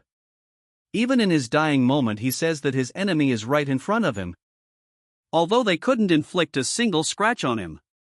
Before he could continue talking, he uses his aura to punch his gut instantly, saying that he is foolish to think such a thing will harm his action. But he will praise him that he was not just a fool. It would have been better if he showed this sight in front of Mount Hua and Zhongnan. As he falls to the ground, he says that it was entertaining and that he will watch it from the afterlife how useless his defiance was. And he will personally show him that all of the central plains will realizes it. Moving back to the other side, we see the messenger telling them to not go to Zhuanshan Mountain, elaborating that there is someone called Silver Wolf who guards the Lord alongside Goldie. He was ordered to lead the Gua family army and attack the Tang family and destroy the Righteous Alliance. Hearing this, they are in a tight spot as he continues to explain that by now their army should have learned about this and withdrawn from Sichuan. So they might cross paths with them on the way. Since he is done with his orders, he take his leave. Afterwards, as they were running towards Sichuan, Yun cannot understand why the Guizhou forces are moving now. So she wonders if the Lord is really thinking this as entertainment. Yang thinks that this is fortunate for them, because if the 3 demonic families and the Dark Lord of Destruction had moved at full force simultaneously, the righteous factions would have already been annihilated. That's when they notice something. Yang thinks that the movement is unusual, and it is like they have a will of their own. Yun wonders how many people on Earth can do something like this, since the pervert is currently looking for them. He is manipulating the flow of the clouds to look for them. Currently his level has gone beyond martial arts. She tells them to speed up, or else he might just locate them. As a huge dragon with glowing eyes manifests itself. Moving to the Righteous Alliance, Yanjiang is exhausted because she has to make reports on outer patrols and internal maintenance along with her training. Since she is the actual military commander and temporary chief of administration. His uncle's communication has been cut for a week, and there is no news from our Chad, which is frustrating. As she misses him, she prays that nothing bad happened to our sleeping Barbie. That when some guy enters the scene telling her that she has been working hard, he then tells her that he has bought some snacks and offers some for her. As she stuffs her mouth in them, saying the guy that she is going to live thanks to the section leader. He tells her that she has been pushing herself too much and he is worried about her health. Dude has no chance, but Sleeping Barbie will not be available for more new chapters. as he suggests her some methods to offload the work. Hearing this, she says that she is fine, since this is nothing compared to the ones who went to the battlefield. They have this dumb filler talk. I can go on writing this, so just imagine them talking about the same thing again. That's when a voice shocks them, telling them he hates to ruin the mood, but the news is very urgent. As the busybody is daydreaming, one-armed Chad says that the Gua family troops are heading towards Sichuan. This shocked them very much, as he informs that they grew, turning every place they pass into wastelands. Moving to them, the army is walking through a village all burned out, and the sadistic young master Gui turd is enjoying this chaos. Now we even need to know his backstory. Back at him, he had to live an ascetic life due to his surveillance, and the dignity befitting his status. That's when a voice tells the troop that morale is important in war. Since they can liberate themselves here, as this sadistic is going crazy, for the next 2 hours he commands the troops that he will be closing his eyes for 2 hours. In that time he won't give any punishment taken against civilians. They can kill as much as they want. Silver Turd seeing Elvis thinks that they are wast 5ing too much time, but the one on the horse says that he is too concerned. This weirdo says that looting in war is necessary, so they can afford to waste this much time. This guy is the great elder of the Gua family, the great spear king. He then says that a virtuous general knows how to loosen discipline appropriately rather than tightening it too much. This turd had entered the demonic path but was originally a military general. This guy is close to a soldier than a martial artist, after the pervert saved him when he fell into demonic darkness. He then joined him, and since then he has been helping the Gua family. But his word and action has a different kind of darkness that make him feel uneasy. As he wickedly laughs, he says that despite all this his skill are excellent, so for now all he can do is watch. A messenger bird arrives and the man reads the letter, and his smile instantly fades away. Silver Turd asks him if this is serious. He tells Silver Turd that it is too late to defend, so they are attacking their main base to make them retreat. He thinks that this is a good strategy, and all of this is going according to the predictions. In the letter she said that as per the elder's advice, they have withdrawn all forces from the path to lure them into a false sense of security. As per the elder's advice, we've withdrawn all forces from the path to lure them into a false sense of security. They have requested support from the Fu Zhenlu family, securing a promise of several hundred troops. In particular, they say that Baek Sarayan of the Ice Snow faction, the Lu family's strongest force, is coming, as she's the strongest among the Lord's subordinates. Considering his actions towards the Hua family, the pervert will not intervene, and now it is just a matter of who beheads him first. She told Slivery Turd to not worry about her safety. He is impressed that even though it is planned it is a matter of life and death, yet she is composed. The Turd says that since the madam has ordered, they will march forward and his son will achieve more merits. Silver Turd also thinks that he is right. If they make a mistake here, they will end up like Hua family. He thinks they should hurry up and destroy the Tang family and the alliance base. He tells all of them to march forward, and on the other end our righteous minions are going to fight elephants. The Purple Turd sighs disappointed, telling him that just when things were about heat up. Since T6 Hay have eradicated the entire place, then one of the Turds says that they captured several beautiful women. Among them he has hand-picked them himself, so he won't be disappointed, offering him to relieve the fatigue of the battle before they go. Purple Turd turns his crazy mode, saying that it would be impolite to disregard the sincerity of his subordinates. Then he laughs. That's when someone saying that the Grand Elder has sent a letter, telling him that the Righteous Alliance army is heading towards the Gua family's main family. This shocks him as he continues, saying that he has ordered him to attack on the Righteous Alliance's company. He confirms and says that it cannot be helped, so he won't let his desires cloud his judgment. Tells his minions to kill Therm since they are just baggage now. And her does so. As travel for longer times, we see Purple Turd sighing. He says that he should have indulged a little before. He is not dumb, as he thinks to himself that them hurrying will not change the outcome of the war. He then rethinks, since his mother is risking herself, so he must at least pretend to be diligent. So those around him end up acknowledging him. He says himself that it's not like he only has a day to live. That's when he sees a rope, and afterwards the horse is shocked, as from the ground whipping ropes with poisons. As the Tang family guards charge towards them, the purple tuns one of them into half. The warriors instantly became aware that even though they are first-rate warriors, to cut one of them so easily. So he must have at least reached the realms of supreme masters. As for the purple turd, he is pissed that they are using such a cowardly methods, asking them where they are from. That's when a voice tells him that it is truly shameless for him to talk about cowardice even though he is from the demonic clan. He is dazed and the voice says that considering the atrocities they have committed in Sichuan, it's regrettable that they didn't have time to prepare something worse for you. It's Yeon-myeong as she gives this longest speech and tells them that she will stop all of them. Instead of worrying about the outcome, he is tense that the moment he saw her his breath was taken away. Because his mother is a famous beauty in Guizhou, he has never lost composure to just any woman. Then his mouth starts foaming as he says that he wants her, elaborating then that since they are from the Righteous Alliance there is no need for them to hurry up. Yeon-myeong is a little concerned since the Flower Realm Masters are not here. So they must have gone towards the Tang family, although they have already sent them letter. This dumb Rox tells Yeon-myeong that she is truly beautiful and would like her to be his concubine. She thinks that he is truly disgusting to have thoughts like this in this critical time. Even if times were right, she would not want to tell him anything. Holding his spear, he says that he will take it slow, since the situation is not ideal. As he kills more of them, she tells everyone to prepare for battle. The demon turds also get ready for battle, although they are all still poisoned. Guess what his first command is? He orders them to capture the woman with the fan at all costs. The rest they can kill. After some time, even the sun has set and the Tang family members are almost out. Yeon-myeong is also injured as there is difference in their skills. They even used advanced troops, yet there is such a large difference.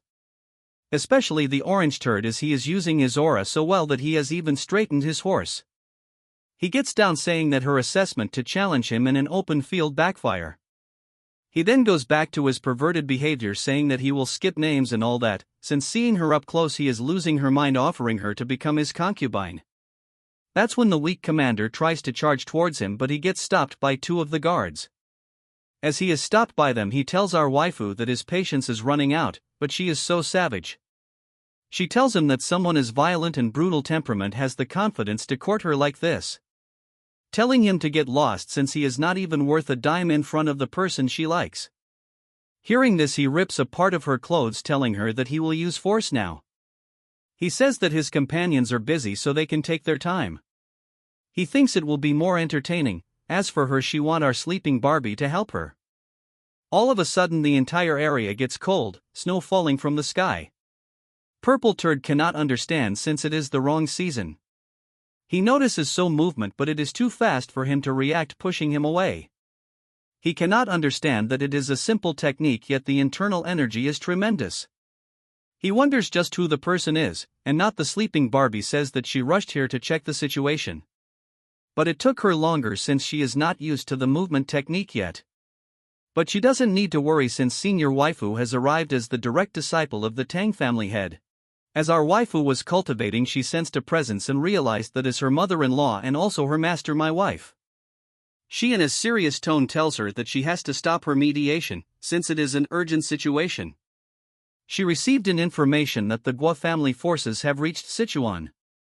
According to the intel, the army was split in two and one part is heading towards the Righteous Alliance and one is coming for the Tang family. Although they are short on manpower, but the alliance is in an even more bad situation since they have minimum personnel. So she asks her to go as reinforcement. Hearing this, she asks her if she is capable. More importantly, if the main forces her, she should stay, but she tells him to not worry about this place. Since they have formation masters from the Jagal family, so although they might not win, they have a defensive advantage. She says that the one heading towards the Tang clan have two Fire Realm Master, as for the alliance they is at max entry-level extreme demon. Although she doesn't want to force her, she should achieve victory and support the Tang family. Because she is someone more talented than she thinks. Yeon-myeong cannot believe that the last time she saw her they were on the same level, yet she has become this strong. But the horn dog is not worried about his life yet, he is appreciating her beauty. He orders them to capture her alive, but she use a cold poison ice technique. As it release a blizzard not affecting any of them, as they laugh Yeon-myeong thinks they are done for. Purple turds giggles until it fades away as his minions start shivering, falling tot air deaths. He is angry on them since they are not using internal energy to keep themselves cold. But Miso tells him to look at himself first, even his hand has frozen. Moreover, the cold seeps as time passes. If he doesn't want to lose his arm, he should run away. Since she has recently learned this technique, she doesn't know how to control things like severity. Moving back to the Tang family, Wu Jin welcomes my wife as she asks how the situation is. He says that all troops are ready for battle and can attack anytime upon her orders. She says that the extreme demon masters with the enemy's main force are Great Spear Demon Guncheon AK, who was dispatched to the Gue Zhogwa family. And there is also Silver Wolf. According to intel, this Silver Wolf was the one who annihilated Shaolin with the Dark Lord of Destruction a few days ago. So his martial prowess is immeasurable. Since he's the one wiped out Shaolin, it is impossible to even measure his prowess. Fortunately, this time they have Baldy, who is ready for blood. Still, they are at a disadvantage. He asks if Fatso and Gen Z uncle are awake. She says although they have gained consciousness, for some reason they are unable to circulate. Internal energy circulation is blocked. In their current situation, if they were go out, it would become a burden. So they cannot rely on them and will have to handle this situation all by themselves. For now they should defend, as another messenger barges in saying that the scouts have learned that, just now, an extreme demon master Silver Mark left the formation. And he is heading towards the Alliance. This gives her a scare. What happened at the enemy's side is Old Turd says that there is no support coming from the Tang family, with no ambushes or traps along the way. At this rate, before dawn breaks they might win, yet Silver Mask stop him, saying her must go towards his son. He says that the Turd has learned the swift armor technique, so the path to the Alliance should be no big deal, so there is no need to worry. He would like to think like this as well, but judging by the worm, something is wrong. He tells the elder that he should be enough for the Tang family and says that he will join after saving his son. As he leaves, he thinks it's very protective to plant a gui to monitor his son. It like the kids of all the families are fighting the war for them. The purple Turd is getting overwhelmed as he gives excuses that if he could ride a horse he could use the swift armor cavalry technique, overwhelming them easily. According to one-handed chat, he says that purple Turd is getting more impatient. Also, his movements have slowed down because of the ice techniques. As they attack him from multiple sides, he gets overwhelmed and they have managed to gain control of the situation. As they both land major strikes from both sides, the Turd was about to fall down, when Silver Turd barges himself, causing a serious explosion. One is knocked out on the ground and the other is about to die, all in a matter of seconds, as he says the Turd was in trouble because of her ice techniques. As the Turd starts blabbering, Silver Turd tells him to melt the ice. Miso is scared that Silver Turd is her, since he's supposed to head towards the family. Taking a closer look at her, he figures out that the department of her martial art is shallow, but her internal energy is tremendous. As killing intent increase, he realizes she has cold energy, asking her if she attacked him. Moving to the pervert, he says himself that in order to go away from his eyesight they need to run away from the central plains itself. That's when he discovers a grave and splits it open, saying that although the materials are lacking, he will use the extreme demon soul restoration technique. My wife thinks she has made a fatal mistake, as she never thought that Silver Turd would suddenly appear there. She sent Miso to the Righteous Alliance to keep her away from dangerous battlefields. Instead, it led to her falling into the hands of the most dangerous enemy. To quickly strike Great Demon Spear, who's coming to the Tang family, and then go and provide support. Since his cavalry skills excel in open battles, as such a defensive battle is essential. She should have sent Baldy to the Righteous Alliance. That's when a voice grabs her attention. He says that Baldy was the first to see the war report and he then handed the letter to him and departed. She confirms if he left at a time like this, and confirming her, he said that it is urgent, so he had to go first. Moving back to the Alliance battlefield, Silver Turd says to Miso that having the ice talent is quite a rare thing. Since the Ice Snow faction would be pleased to know. As for Miso, she is in a right spot, since there is a clear difference in power. As she is right now, she cannot defeat him. As for the Turd, he exudes killing intent, saying he will spare her, but the purple dog with a damaged arm tells Silver Turd to capture both of them, including Yeon-myeong, since he had quite an educational experience because of them. Since they are the ones who ruined his arm, he will shower them with a lot of affection. He looks at his pathetic state and thinks to himself that he is thinking about women at a time like this. Officially, he is just the young master's honor guard. He would like to give him a stern lesson right now, but the leader would not bother about the pureness of an ice technique user. He tells the girl that given the situation they should both surrender quietly, and Miso asks him if they don't, and in response he says that then their comrades who are barely breathing will die. In his mind he thinks to himself that if they are left like this they will eventually die anyways. But he gets shocked all of a sudden and Miso cannot believe what is happening as old man Baldy has come to the rescue. Hearing the voice, Miso gets flustered as she has though that he was going to assist the Tang family yet he is here. Old man super pissed tells her that he will handle this. He asks Silver Turd that he is one of the demon masters that led to the annihilation of Shaolin, the Sliver Turd. Silver Turd says that he had thought that he would be the main force behind the Righteous Alliance or fled after the destruction of Shaolin. As Old Man says that he will not show any mercy as he release an extreme amount of energy. The silent landscapes get overhauled by waves of energy as Silver Turd is barely holding his own. As he is indeed worthy of the title Vajra Great Victory since he is levels above the Temple Abbot. Although he has lost an arm he is still overwhelming him and it is not like his strength has diminished at all. But it's not like he cannot defeat him as he uses Kaioken times 10 and pushes Old Man to the side.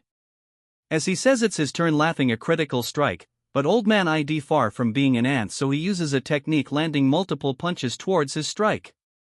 The pressure is so much that Miso thinks that they wouldn't dare intervene in this setup. As it is a battle between masters who have surpassed the Fire Realm. As for Old Man he is currently overwhelming the Silver Turd, as for Purple Dog he cannot believe that he is getting pushed back asking why he didn't die when Shaolin was getting pushed back. Silver Turd thinks to himself that demonic energy techniques and Shaolin Buddhist techniques are almost polar opposites. If this turns into a battle of internal energy attrition, they will be at a great disadvantage. He thinks he must look for opening but it flops as he grabs him by the head and throws him onto the ground. The impact was significant but Old Man feels something and stops. His energy channels are twisting and yet he haven't been affected by his demonic techniques. That's when he realizes that Buddhist techniques originally control the flow of energy through internal circulation. However, his deep-seated killing intent for the destruction of Shaolin interfere with controlling this flow of energy, as such the conflict between reason and action ultimately led to demonic possession. As the Silver Turd releases demonic energy as he get overwhelmed, Silver Turd thinks it pitiful that he got blinded by revenge. As he falls to the ground he says that it was close but in a matter of seconds the tables have turned. Miso tries to land a sneak attack, but he notices it and grabs her by the neck. Telling her that she is too slow and if she decided to launch a surprise attack she should have done it fast, that when Old Man says he was indeed too late. Hearing this he tells Miso that the Old Man has gone crazy after falling into demonic possession. As he was rambling he notices a presence scaring the wits out of him. Turning around he cannot see anything but the energy just past him. Although it was brief the presence rivaling the Heavenly Lord. The Old Man completes the sentence that the Alliance leader is late. As he saves our waifu and chopped the fingers of Silver Turd. He apologizes to everyone for being late and thanks everyone for enduring until now, despite the difficulties. As Silver Turd is at a loss of words our sleeping Barbie has finally come to the rescue. Silver Mask couldn't even react what had happened before him. Silver Masks thinks that he has reached the level of Fire Realm, but he couldn't sense his presence until he got close to him. He realizes that the person in front of him is the Righteous Alliance leader. As Miso is crying seeing our awake Barbie, Yeon-myeong says unlike the first time he saw her, she has gained a lot of internal energy as well her as flow. It seems like she has been training diligently, but she says yet it was still not enough.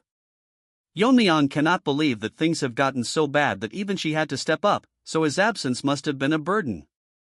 That when the Silver Turd uses Kaioken times 20 causing red shockwaves. Yet he is clearly aware that his instincts tell him that he is very dangerous, so he must kill him no matter what. He tells the Purple Turd to leave this place immediately since he cannot fight him while he is here. Looking at Yeon-myeong he analyzes that Silver Mask is on a higher level than the envoys, as he wonders if the Dark Lord of Destruction have many martial artists of such caliber. He tells Miso that they will have to postpone catching up for later. As he summons his sword he says that he will deal with this trash first. As they charge towards each other, a huge eruption of energy collides, they exchange multiple moves in a blink, while Silver Turd is flying in the air. The difference in their strength is however enormous, so it'll be impossible to fight and escape.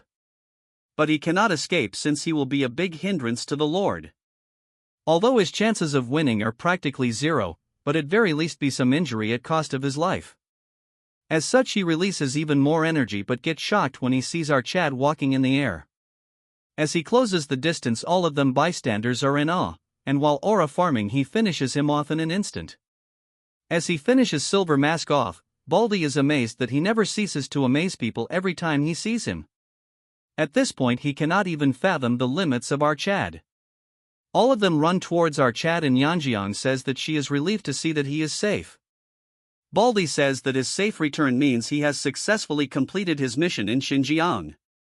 He asks him if he inflicted some heavy damage on the demon sect. But they get shocked when he hears that the demon sect has been annihilated. He explains that he only intended to deal them a blow, but they created a poison that could plague the world. It was clear that they would eventually extend their reach to the Central Plains, so he attacked their headquarters. Although I struggled a bit because of their sorcery, he not only eliminated their main force but also their leader. Baldy cannot rest easy since he has uprooted the main forces of the demonic forces. He is concerned about leaving the turd in Xinjiang, but unless he gets the same opportunity as he did, he won't be able to come out. But for now he has matters to attend. He tells everyone to wait for a moment since he has some unfinished things to take care. As Purple Turd runs away, he cannot believe that Silver Turd died without putting up a fight. He cannot comprehend since Intel said that most of the Tang family forces had moved to the Zhuxian mountain. As he starts crying, he rants about how if they knowed he was this strong, they would have never attempted to attack this place. But our Chad gets a hold of him and stings him with a poison needle. He asks him that he wants to walk away unsatched after messing with the members of the Tang family and the Righteous Alliance. As our Chad asks him if he has heard about the rules of the Tang family. That is to repay kindness twofold and repay grudges tenfold. Then he returns to the scene and Baldy asks him if he killed the one who fled on horseback. Our Chad agrees. Hearing this, Baldy says that is impressive, but he couldn't express his gratitude earlier. He punished Silver Mask, who annihilated Shaolin and the demonic forces as well. Hearing this, he gets shocked since he was aware of all this. Yeon-myeong explains to him while he was away 3 demonic forces begin their attack. In Shanxi, Manhwa and Zhongnan defend their main temple from the Hua family's offensives. But they could handle a second wave of attack, but they evacuated with the civilians. Afterwards the Gua family entered Sichuan and advanced towards the Tang family. Her uncle and the alliance on the other hand went to attack the Gua family's main castle. But they have received support from the Lu family, so they have lost contact with them. Hearing all this, our Chad apologizes, saying that has suffered because of his foolish actions. Baldy thanks him instead, saying that they no longer needs to worry about the demonic sect and the Western Front. He has accomplished great things, so he should not blame him too much, so their main focus shall be to eradicate the Dark Lord of Destruction and save the Central Plains. That's when Snaky manifests itself, saying that the monk is right and he has noticed it before as well, saying that he is sometimes too sentimental. But for some reason the girls are completely shocked. Baldy asks him what the talking creature is. Snaky notices that they are staring at him and he says that how they can see him. Before he can blabber anymore, our Chad tells him that he warned him not to show himself in front of others. Snaky says it's unfair since he is a spirit, so they should not be able to see him. He wonders if this is because he became a dragon that this is happening. He realizes that things have gotten chaotic, and Snaky didn't do it intentionally. He reveals that Snaky is the guardian spirit of their main family since it's time for their ancestor. And he has been assisting them. As Snaky is getting impressed, he adds how when he was trapped in the heart demon, Snaky carried him all the way to the Central Plains. Baldy thinks that knowing about Snaky is surprising, but he is worried about the heart demon, since he has overcome it and transcends demonhood. Our Chad says that he did manage to overcome it, but he did get some help. As he was facing both of them at the same time, he was getting overwhelmed, although he tries to hold them off, but they simultaneously attack him. As the little girl and White Turd stand, they thinks that he is taking too much time. Normally most would be crippled, but he never expected his attachment to life to be this strong. He should have given up easier. Now he is facing fear, pressure, and everything. It says that a battle with a heart demon is a battle of enlightenment, so there is a clear limit to facing it alone. That when something drops from the sky. Our Chad has been fighting endlessly and now he cannot even move. He doesn't see an end to this. The more doubt he has, the stronger the heart demon becomes. He can't do much since he is facing one of the strongest people on the planet. As they were about to charge, our Chad loses remembering friends and family. That's when a voice tells him to get up. The one who defeated him is struggling here because of his heart and will, it's Black Lizard. Telling him that if he pulls himself together he can leave this place. Our Chad is shocked and cannot believe that the Black Death Alliance leader is with him. He asks Black Lizard how he is here, and Smarguy says that he is not the only one trapped in the Heart Demon prison. He elaborates that his remnant thought's White Snow is here, although he has nearly exhausted his spiritual energy to enter his mental realm. Our Chad gets shocked when he says that he had witnessed everything he has been through. But he cannot understand why he is struggling when he overcome being consumed by the Heart Demon so well. It's very frustrating to see him shaken by the illusions he sees, which is torturous and tedious to watch. As the light grows, he says he will lend him his power. As White Snow is back, seeing it, our Chad feels a sense of hope. As his masters are chasing towards him, he grabs onto the White Snow and pushes them back. As huge eruptions occur, they say that the one who has his will broken is regaining his will. Once our Chad has gotten a hold of White Snow, he can now truly end this. He has figured that fundamentally the Heart Demon is not encountered through training, it was triggered by the malice intended to imprison him. The image of his master and his ancestor are part of the Heart Demon, so what he needs to cut is not the illusion before his eyes. So he will cut this world itself. It was created by the will. As he lands a strike beyond comprehension, and it is a strike that seeks to suppress his will and brings him down. As the strike lands, it ends all of them, and his master says that he has finally pinpointed the right place to attack, but the strike is clearly annihilation. But it exceeded its original power, asking him if he has named the sword technique. He has named it the heaven-shattering annihilation, since he has imbued it with the determination to cut through a world with will that is not his own. It is created by combining his master's teaching and the principles of the myriad heaven's slower reign. As his master fades away, he says that it is an excellent sword. As for the nameless wanderer, he says that he sensed the familiar energy from his soul. As he fades away, he tells him to take good care of Blue Horn. Hearing this, our Chad gets shocked because he cannot understand how illusions created by the Heart Demon to speak like they were real. Moreover, he had though that the ancestor viewed Blue Horn as a tool. But the sensation was S equals strange, yet he is not sure if he can use the heaven-shattering annihilation outside of this place. As he was blabbering to himself, he wonders where White Snow went. But he realizes he has turned into Black Lizard again. He asks him what he is helping our Chad, as it goes berserk, saying that he didn't appear when she needed him. Before our Chad could say anything, he tells him to stay put. Although it's from his Heart Demon, he wants to resolve this. As the Heart Demon tries to stop him, he overcomes its powers and hugs him, apologizing to his daughter that he was late. As the words are said, she instantly starts crying. Seeing this, our Chad cannot fathom what is happening, since even now she acted like the real Manhwa, not just an illusion in the Heart Demon. Blackie says that by now he has probably realized that these illusions aren't simply illusions in his Heart Demon, but lingering thoughts summoned by the soul-gathering technique. In other words, they are souls. That's why he wanted to resolve this, as he couldn't stand by and watch her suffer again. Our Chad was also relieved that he didn't have to deal with her, since he didn't want to relive that day's events. He asks if the Alliance Lord doesn't resent him, since he has lingering thoughts left in the White Snows. They must have the same memories and emotions. He would lie to say there is none, but he is not foolish enough to ignore the suffering of the child before him, blinded by the past. He is also grateful that even as a lingering thought, he was able to say what he couldn't to his daughter. Now they must go their separate ways. Our Chad asks him where he is going, and he says that he must go to the land of dead.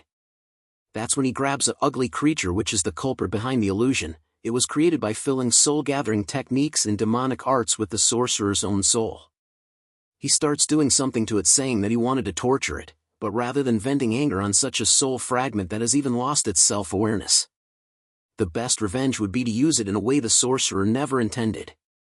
He used the Samadhi true fire to erase its resentment and turn the spirit into something like an elixir.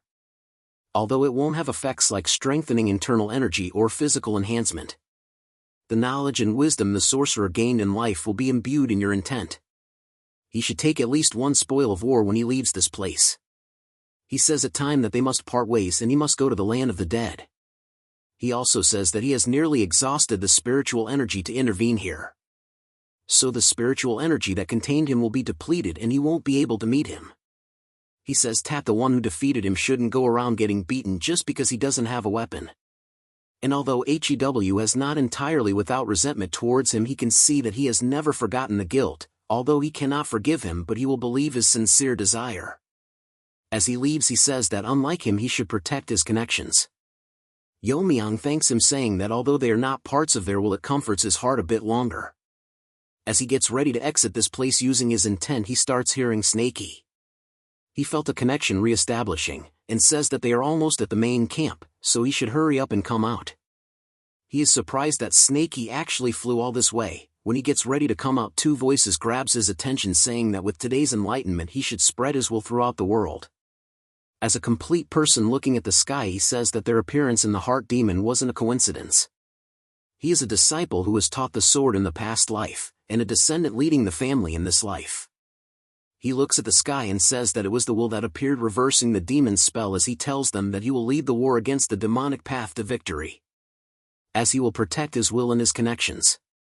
As the mommy force and demon squad comes face to face, they are shocked that their sheer number is twofolds of their family. They cannot find Silver Mask since he has gone towards the Alliance. Baldy went after him, so she does not need to worry about that. She tells her minions that their only command is that there's no way around it, that they outnumber them. And before they die they should at least kill 10 by any means necessary. When they invaded before, they suffered annihilation, but today it will be different as per the Tang family code. As they charge towards each other, she says that they repay kindness twofolds and repay hatred tenfolds. As the battle continues, the old man says that although they overwhelm them in numbers, yet the battle lean against them. That's when he finishes one of the assassins trying to sneak up on him. Since it has been a while that he made a mistake after a long time in military tactics. Still, in battles between martial artists the power of the commander is critical. That when multiple dagger attack him, but he uses his demonic energy to fend them off. My wife thinks that the art he uses is the Imperial Guard Pure Demon, just like she had heard it, an incredible wall of chi. The man gets arrogant, saying that there is no way a mere dagger can break through this armor. But instead of listening, she throws more dagger, creating a type of formation. He is confused since none of them managed to hit him. But my wife assures him to check it again, as they start spinning using the flying dagger chi art, the soaring pedal dance, causing whirlwinds that stop his movement. She says in the realm of refinement it's the battle of chi, and that flying daggers are merely designated a node to manipulate the chi flow. She is aware that the gust of chi at this level will only manage to hold the horse. While having all this time, she throws poisons balls infusing the air. He blocks it using the chi, and she is clearly waiting for his chi to wear down. The wind pressure has bound his horse's legs. If he doesn't disengage from the pure demon armor art, he will run out of internal energy and die. That was the idea, but he will show her the true power of the pure demon art. Seeing the situation, Wu Jin tells the guards that the enemy commander is stuck, so they will finish off the rest. Taking opportunity of this, they increase the intensity of their attack. Seeing the battle, she thinks they are fighting better than she expected. Because of the encounter with the Black Death Alliance, they haven't slacked on their training, and with more experience, and it shows. Suddenly the huge wave of energy blasts through the whirlwind and flies towards the sky. The trash says that his martial art is originally created for chaotic battlefields. All the damage blocked while mounted is stored as chi can be unleashed in a single strike. Mommy tries to block the attack, but her blades don't even make a dent, since the output of the spear is so massive. As it was aimed towards the battle of both sides, she decides to block it herself, telling everyone to evacuate. But they were caught off guard. By the time they saw, it was too late, since Wu Jin thinks that even fleeing won't be enough to survive. As Mommy was passing by, all of a sudden a figure passes through her in blazing speed. Before she could even react, our Chad comes in front of the spear and negates the attack, directing it towards the sky, as such a huge explosion occurs in the sky. All the Tang family members start laughing. The trash on the other hand thinks to himself how he deflected a weapon-grade strike at the explosive spear in a single strike. As our Chad lands to the ground, he asks if he is the leader of the demons. Seeing the outfit, the man says that he is as formidable as the Alliance Lord the report suggests. But he gets shocked when he says that he is the Lord that they are talking about. But according to intel, he has gone to the western Xinjiang front. Mommy enters the scene saying that she is happy he is here, but the Alliance need him more than they do, but he tells her to calm down. Since they will be here shortly, hearing this, she get baffled. That's when Miso call for her master, and all of them are riding on top of Snaky. Seeing him, all of them are shocked to the point they turn into dolls. The man starts sweating bonkers when by what he is seeing is a dragon, Even with all his experience, he cannot believe his eyes. But he cannot understand that if the Alliance people are doing fine, then where's Silver Mask and the Purple Turd? Yeon-myeong tells him that judging by his expression he is lost and though, and throws something saying if this is what he is looking for. Seeing it, he gets shocked, realizing that it is Silver Turd. He asks how someone who is supposed to guard the young master doing here. Our Chad says if he is talking about the pathetic brat, then he has poisoned him and left him to the wild animals. He holds onto a weapon and releases a lot of energy, saying that how he could do this. In a flashback we learn that before he joined the demonic forces he lost his daughter right before his eyes in the war against the nomadic tribes, which led him falling into the demonic path, and one of the main reason he joined them is because the leader of the Gwa family exactly looked like his dead daughter. So she is like a grandson to him as he charges towards our Chad, but without any reacting, our Chad ends him, saying that he has already dealt with them on his way here. After the death of the old turd, the remaining minions lost their commander and fled. The Tang family warriors, who hadn't forgotten their desire for revenge against the Dark Lord of Destruction, didn't miss this opportunity. They pursued the demon sect members without hesitation and finally achieved great victory, filling the knights of Sichuan with joyous cheers. Snakey is impressed as he is the clan's 10 poisons. It is surprising that the 10 poisons actually existed as a legendary creature. She is grateful to him that he has been helping our Chad all this time and they should go back and celebrate their victory. But our Chad tells him to postpone that for later, since according to the letter he found on the body of Silver Mask, they are thoroughly preparing for the Righteous Alliance's attack. The Ice Snow faction's extreme demon master from the Fu Zhenlu family has been dispatched to Guizhou, and his power is said to be the Dark Lord of Destruction's greatest force aside from the Lord himself. If that's true, the Alliance's valuable troops are in danger. Before we fight the Dark Lord of Destruction, to avoid losing our troops, he will go to rescue their Alliance members. That is the role of the Alliance leader, after all. Moving to the Gwa family Barbie, that they have gathered their remaining troops and prepared for resistance. The Saint Turd says that what they need to do now, the strategy is simple. He tells him that their main force confronts the Gwa family's troops, while he, a master who has surpassed the 3 flowers gathering at the Crown State and one of the strongest in the Righteous Alliance, will infiltrate and capture Lady Gwa. Turd says that even if they succeed, what if Silver Mask were to return? He says if the Alliance leader they trust doesn't come back, they will end up on their one trap and be annihilated. They have brought all their forces, including the ones guarding the main base, trusting his judgment that they have a good chance without the Fire Realm Masters. Barbie says that unlike some others, their alliance would never betray his word. He asks if he is still holding onto their previous argument. He is just saying that pinning all their hopes on the alliance leader is excessive. But his only response to it is that he will definitely, but he has some issues. At that point their conversation got halted by a massive explosion of ice energy. Seeing this they get shocked. The Turd says, sensing the energy, it is coming from the Gwa family, wondering what on earth is going on. A foot enters the scene and says that their argument even reached his ears, telling them they should have arrived instead of fighting among themselves. This old hag is the Ice Snow faction master Baek-soo Ryan. Seeing him, Barbie gets shocked to see that the Ice Snow faction master, who is an absolute master that only existed in rumors. As the Turd continues to stare, the hag throws a body. Seeing it, all of them shocked, since it is the head of the Gwa family. She had originally planned to kill her when you and the Guizhou Gwa family forces started fighting, but they were taking too long, so she couldn't wait any longer. Barbie asks why she would kill her own allies, since the war is to determine the successor of the 3 demonic families. Their family is already in a remote place, unlike the other families, since the lady couldn't bear a son, so it was half neglected. Previously, when the madam heard the deal they proposed, the hag said that indirectly it would benefit the Gwa family. But she was surprised when she said to go and help them. She says that they should create some achievements even though their ranking is low, the Lord would not like it. Then she plants the seed that unexpected things happen in war. For example, the demonic path's noble lady were to die by accident. She laughs, realizing that it might be killing 2 or 3 birds with one stone. Barbie realizes that woman is cunning, so they plan to kill us all and disguise it as mutual destruction between the Gwa family and the Righteous Alliance. This is an even worse situation, but he tells everyone to get ready for battle, encouraging they have a Fire Realm Master at their side as well. Hearing this, she laughs about the Fire Realm Master telling Barbie whose side he is, as he points his blade towards Barbie. He tells him to not resent him since it is all his fault. On the day when the Jagal family was completely destroyed and by the Lord, the backup Wudang set was halted as he said that he doesn't to annihilate them all just now. The aura was so strong that he realizes that the existence of a wall that human can overcome. But he cannot just let those who have come this far go. He asks the Sword Sovereign that he is the strongest in Wudang. If you were to face him, he will spare the rest except him. Hearing this, he surrenders, telling him to show mercy. He thinks it's disappointing and then orders Silver Mask, and the next second he throws something. It is a demon worm, and he is ordered to not interfere with the war between the righteous and the demonic forces.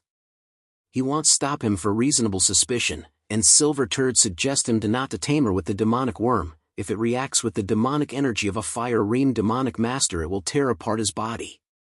Barbie realizes why he was neglecting advancing, and he says if you were to come in contact with a fire realm demonic master you would die in, given how thinks when he had to save his own life. The turd shuts him up, saying that to him this war is just a plaything. If he puts his mind to it, the righteous martial world would be completely annihilated. No matter how strong out Chad is, he can never defeat him. He tells Old Hag that Wudang is retreating. Hearing this, she says that she is too old for battle, so they should take care of the alliance. They and Wudang will have to lend her their strength. Hearing this, Barbie is shocked and at a loss of words. As she was waiting for the spectacle, she noticed Mirio and thinks she spotted something interesting. As the Wudang turds were blabbering, she kills multiple of them. Seeing this, everyone is shocked, and the turd asks she agreed on not touching Wudang. Ignoring that, he asks if she is a descendant of the Ice Palace. Baek Su Ryan was the master of the Ice Snow faction, and the absolute master of ice techniques currently alive. The reason she joined the demonic path, also known as an extreme demonic master, was not widely known. She was born with the 17 constitution as a child. She achieved great accomplishments, enough to be selected as the next youngest family head. One day, feeling the limits of ice technique cultivation through energy, she made a dangerous attempt. She tried combining demonic arts with the human body, which has a yang nature like the ice techniques, but this experimentation led to the destruction of the Ice Palace. The fusion of the two energies went out of control to an extent that even she couldn't handle. By the time she barely managed to control the energy, she was the only one who survived in the family. Tormented by guilt, she confined herself in a cave, and decades later someone came to pay a visit. It was none other than the White Turd. Tells her that she has already experimented demonic energies with ice techniques, and even the demonic sect is trying to change the innate physical qualities. He then offers her that if she joins their sect, he promises to rebuild the ice palaces. That was the reason old woman devoted herself to the demonic sect. Later, by the sect leader's orders, she went to the Central Plains with Yun Young-hyuk and became the main force of the Dark Lord of Destruction. She had joined hands with the demon sect to realize the ice technique constitution. But she never expected to find a child with natural tripling severed meridians. She thinks with the help of Mirio, she can advance in rebuilding the ice palace much faster. She makes an offer to him that it is a fact that the blood of the ice palace flows through her, offering her to become her disciple and rebuild the ice palace together. If she agrees to this, she will spare the alliance troops and eliminate Wudang. Hearing this, the turd starts shouting, telling her that it is different from their agreement. She says that it was Wudang who broke it first, since the Lord told him not to get too deeply involved. She tells Mirio to go along with her, but Mirio refuses, telling her that even if the blood of the ice palace flows through her, she is a person of the Tang family and a warrior of the righteous alliance, and there is no negotiation with the demonic paths. Hearing this, she gets disappointed and asks if this is what she has decided, freezing her legs, telling her that she has no intention of harming her. But as a result of pissing her off, she will eliminate the alliance troops and the Wudang members. She has put Mirio in a tough spot, saying the lives of the people present here depends on the decision she makes. That's when she notices a presence behind and turns around with fear in her eyes. Even the alliance members are shocked, as it is our Chad, the alliance leader. The old hag asks him if he is the alliance leader, and seeing him, Barbie asks him how he got here. The hag cannot believe that she who has combined the 17 ice techniques with demonic arts, cannot read our Chad's energy. As he walks past her, Mirio, crying, asks if this really is him and how he got here.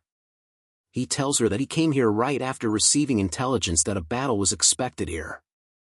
He is glad that the alliance losses are not too much, but he cannot understand why the Wudang sect leader is holding a sword to the general's neck. He says he has many questions but he will first deal with the old hag furs. Hearing this, she gets pissed, saying that she won't go down so easily. The pure yang energy made her ice techniques useless. Panicking, she orders the Wudang turd to defeat our Chad and cut down Barbie. If Ed doesn't move now, she will activate the bug and kill him instantly. Yeon-myeong comes to the conclusion and he has many questions, but he will stop her from doing rash things first. He uses a demonic pearl to block her energy, as such she cannot move her body. She cannot understand how he can bind his demonic energy when he is not the sect leader. As he passes by her, he says that the knowledge of the dead sect leader proved to be helpful. Hearing this, she gets scared. He grabs onto her shoulder and says that she specializes in the ice techniques, but he has also experienced extreme cold before. As he releases ice-cold poison palm, and in an instant half of her body freezes up. She cannot fathom how a human can simultaneously handle yang energy that overcomes 7 een and cold that surpasses 7 een. Our Chad tells him that there was a lady suffering from the 9 een illness, but her desire to live one more day for her family forced her to endure the cold for 10 years, but it seems to him that he didn't have as much desperation as her. Barbie cannot believe that Suryan to be unable to put up any resistance and be defeated so easily. As they cheer for Yeon-myeong, the Wudang turd is baffled that Extreme Demon Master was defeated so easily. Since she is done for, our Chad decides to move to the turd, asking him why he had his sword pointed towards the strategist's neck. Since he is shocked, our Chad says that he heard about a deal and comes to the conclusion that he probably betrayed the alliance. He thinks he is done for when Barbie intervenes, saying that the Ice faction proposed that both sides withdraw, and they were arguing if they should accept it or not. He says this turd was only thinking of reducing their casualties, so he should overlook it for this time, as he is still scared his wits out. Our Chad asks him if this is because of that. All of Wudang's warriors pointed their swords at Alliance members. Pointing swords at him, the Alliance's representative, and Alliance members, is like challenging him. And he is asking him to overlook all this based on his word. Barbie defends him, saying that the people of Wudang was just following his orders, so he should at least embrace their loyalty. If his anger does subsides, he can just postpone the responsibility until after the demonic is over. He says some emotional words which convinces our Chad, saying that he will let this slide at the request of Barbie, and he should be grateful. Afterwards he punches the gut of the turd, making him vomit something. Barbie gets shocked seeing this, since he senses a foreign energy in his body. This worm is the one that forced him to go against the Alliance. He figured it out when the strategist said he will postpone the punishment so they can all relax. Our Chad apologizes to him for being rough, then proceeds to pick him up, only to poison his dantian. He says that Barbie might have forgiven him, but normally he could have killed without any hesitations.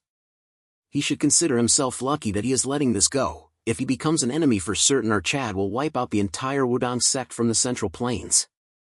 He remains dead silent as our Chad order everyone to follow him to the Central Plains with him. As Mirio was going, the frozen hag tells her to wait, telling her that these are words only for her to hear, so she should not get startled and just listen. She doesn't need to worry, since she will die anytime now. Although things turned out like this because there was differences, her desire to rebuild the Ice Palace was sincere. So she passes on 2 treasures to her, especially talking about miso. If what our Chad really said is true, she must give her these. She asks her what these are, and she says that are the water jade and 10,000-year ice crystal. She wanted to say more, but he doesn't have time, saying that her attempts to make amends drove her into a corner. Leading to today's incident, she has no regrets, since all her choices were solely for the Ice Palace. She hopes that Mirio, her final choice, will become the hope of the Ice Palace. It might be hard to trust, but it feels too strange to be a trap set by a dying person. She says she respects her legacy, but she is not doing it for the Ice Palace, as she has always been a member of the Tang clan. 2 days later, at the Sichuan headquarters, after the war with the 3 demonic families, the remaining key members of the righteous factions all gathered in one place. One of the voices says that although they faced severe crises, he is glad to see them alive. The reason they have all gathered in one place is to share the current situation and who responds to what comes next. The Fatty and Tae-san are still recovering, and he doesn't see anyone representing Zhongnan. Hak-won has been deeply hurt by the passing of his master, so he will convey the situation of Zhongnan on their behalf. Our Chad stops him midway and tells Barbie that he said that the Manhwa sect leader would inform the. So he tells him to share the current status with those present here. So he starts talking about the current situation, while Ma Guangqian destroyed the Shaolin Temple, Golden Spirit, who surpassed the skills of the sect leaders. The Dark Lord of Destruction gained the upper hand in the war between righteousness and evil by annihilating Shaolin. After that, the entire three demonic families mobilized, and battles broke out across the Central Plains. In Shaanxi, Manhwa and Zhongnan clashed with the Shangxihua family. There were some casualties, but they repelled the extreme demon masters of the Hua family. Golden Spirit, who surpassed the skills of the sect leaders, was purged by the Lord, possibly as the reason for defeat. The forces of the Guizhou family that invaded Sichuan, along with Great Spear Demon Gun Chion AK. And Silver Wolf, who had skills similar to Golden Spirit, simultaneously invaded the Alliance and the Tang family. But along with him and the main forces of the Guifamo were annihilated by Archad. The remnants of the Guizhou family were wiped out due to the betrayal of Baek Surian, the Ice Snow faction master from the Fujian Lu family. Subsequently, the Alliance leader went to Guizhou and eliminated the Ice Snow faction master. According to intelligence, after this incident, the Fujian Lu family has gone into hiding. In other words, at this point, the three demonic families have been virtually wiped out. The only real threat remaining is the Dark Lord of Destruction. As he was talking about the Yun intrudes, saying that if they gathered all the forces they would amount to 10 fire real masters. She asks Archad how powerful he is, apologizing to for being rude. But she faced the Dark Lord of Destruction directly along with Hakyu, Okeyang, and Chongmyong. Despite having 3 fire realm masters among them, they clearly felt their defeat without even crossing swords once. That's why they couldn't do anything. Even when Hakyu was killed by him. To him, multiple fire realm masters are nothing to him. She cannot understand why he is staling, because everyone present here including them are powerless in front of him. Since she thinks that he has reached a realm that is only a myth, the realm of transcending demonhood, same as the sect leader if I must add. Barbie is panicking thinking what they should do. Yeon-myeong tells her that he cannot live up to her expectations as he himself doesn't know how strong he is himself. He says that he didn't kill Fire Ream Master thinking he was stronger but because he had to win. She checks his energy to realizes he is not bluffing since even in such a situation he is concealing his energy. Baldy says that before the 3 demonic families moved, the Alliance leader and he went to Qinghai to help Kongtong and Kunlun. But he went towards the demonic lands alone and everyone gets shocked when he hears that he single-handedly eliminated the entire Heavenly Demon sect and its leader. They cannot fathom that the Heavenly Demon sect had been opposing the 9 sects alone for ages alone. If all this is true, he is someone like the Heavenly Pervert to whom the number of masters are meaningless. Baldy asks if he is encouraged after hearing this. She says she didn't mean to discourage them. On the contrary, if they hold only vague hope, everyone will be put in danger. Barbie continues saying that facing their final enemy, they must unite and move as one. According to their spies, the Lord has disappeared from Shaanxi and vanished without a trace. However, with all the 3 demonic families collapsed, there's only one place he could go. It should be his initial place, the former Muram Alliance headquarters. As soon as all their forces regroup, they will commence the final battle. The Turd gets informed that every one of his people have been slain by Archad. He asks the minion about what the Lu family is doing, asking him that there was rumor that the madam was having an affair with the 10,000 gold ghost Kong Haesang. When he went there, he figured out that within a day the Fujian Lu family emptied out. He apologizes for the delay, but due to defeats everyone fled and now only he is left. Hearing this, the Turd laughs, saying that those who enjoyed power under his name have not only been defeated but have also fled. The only person remaining is a useless third-rate like him. He says that doesn't matter, although his minions have all been defeated, he uses the Soul Restoration Grand Technique to replenish his forces. As he was speaking, all of a sudden something comes out of the ground. The third-rate gets shocked when the pervert explains that these corpses are his new swords. This concludes this part. A like and subscribe is appreciated.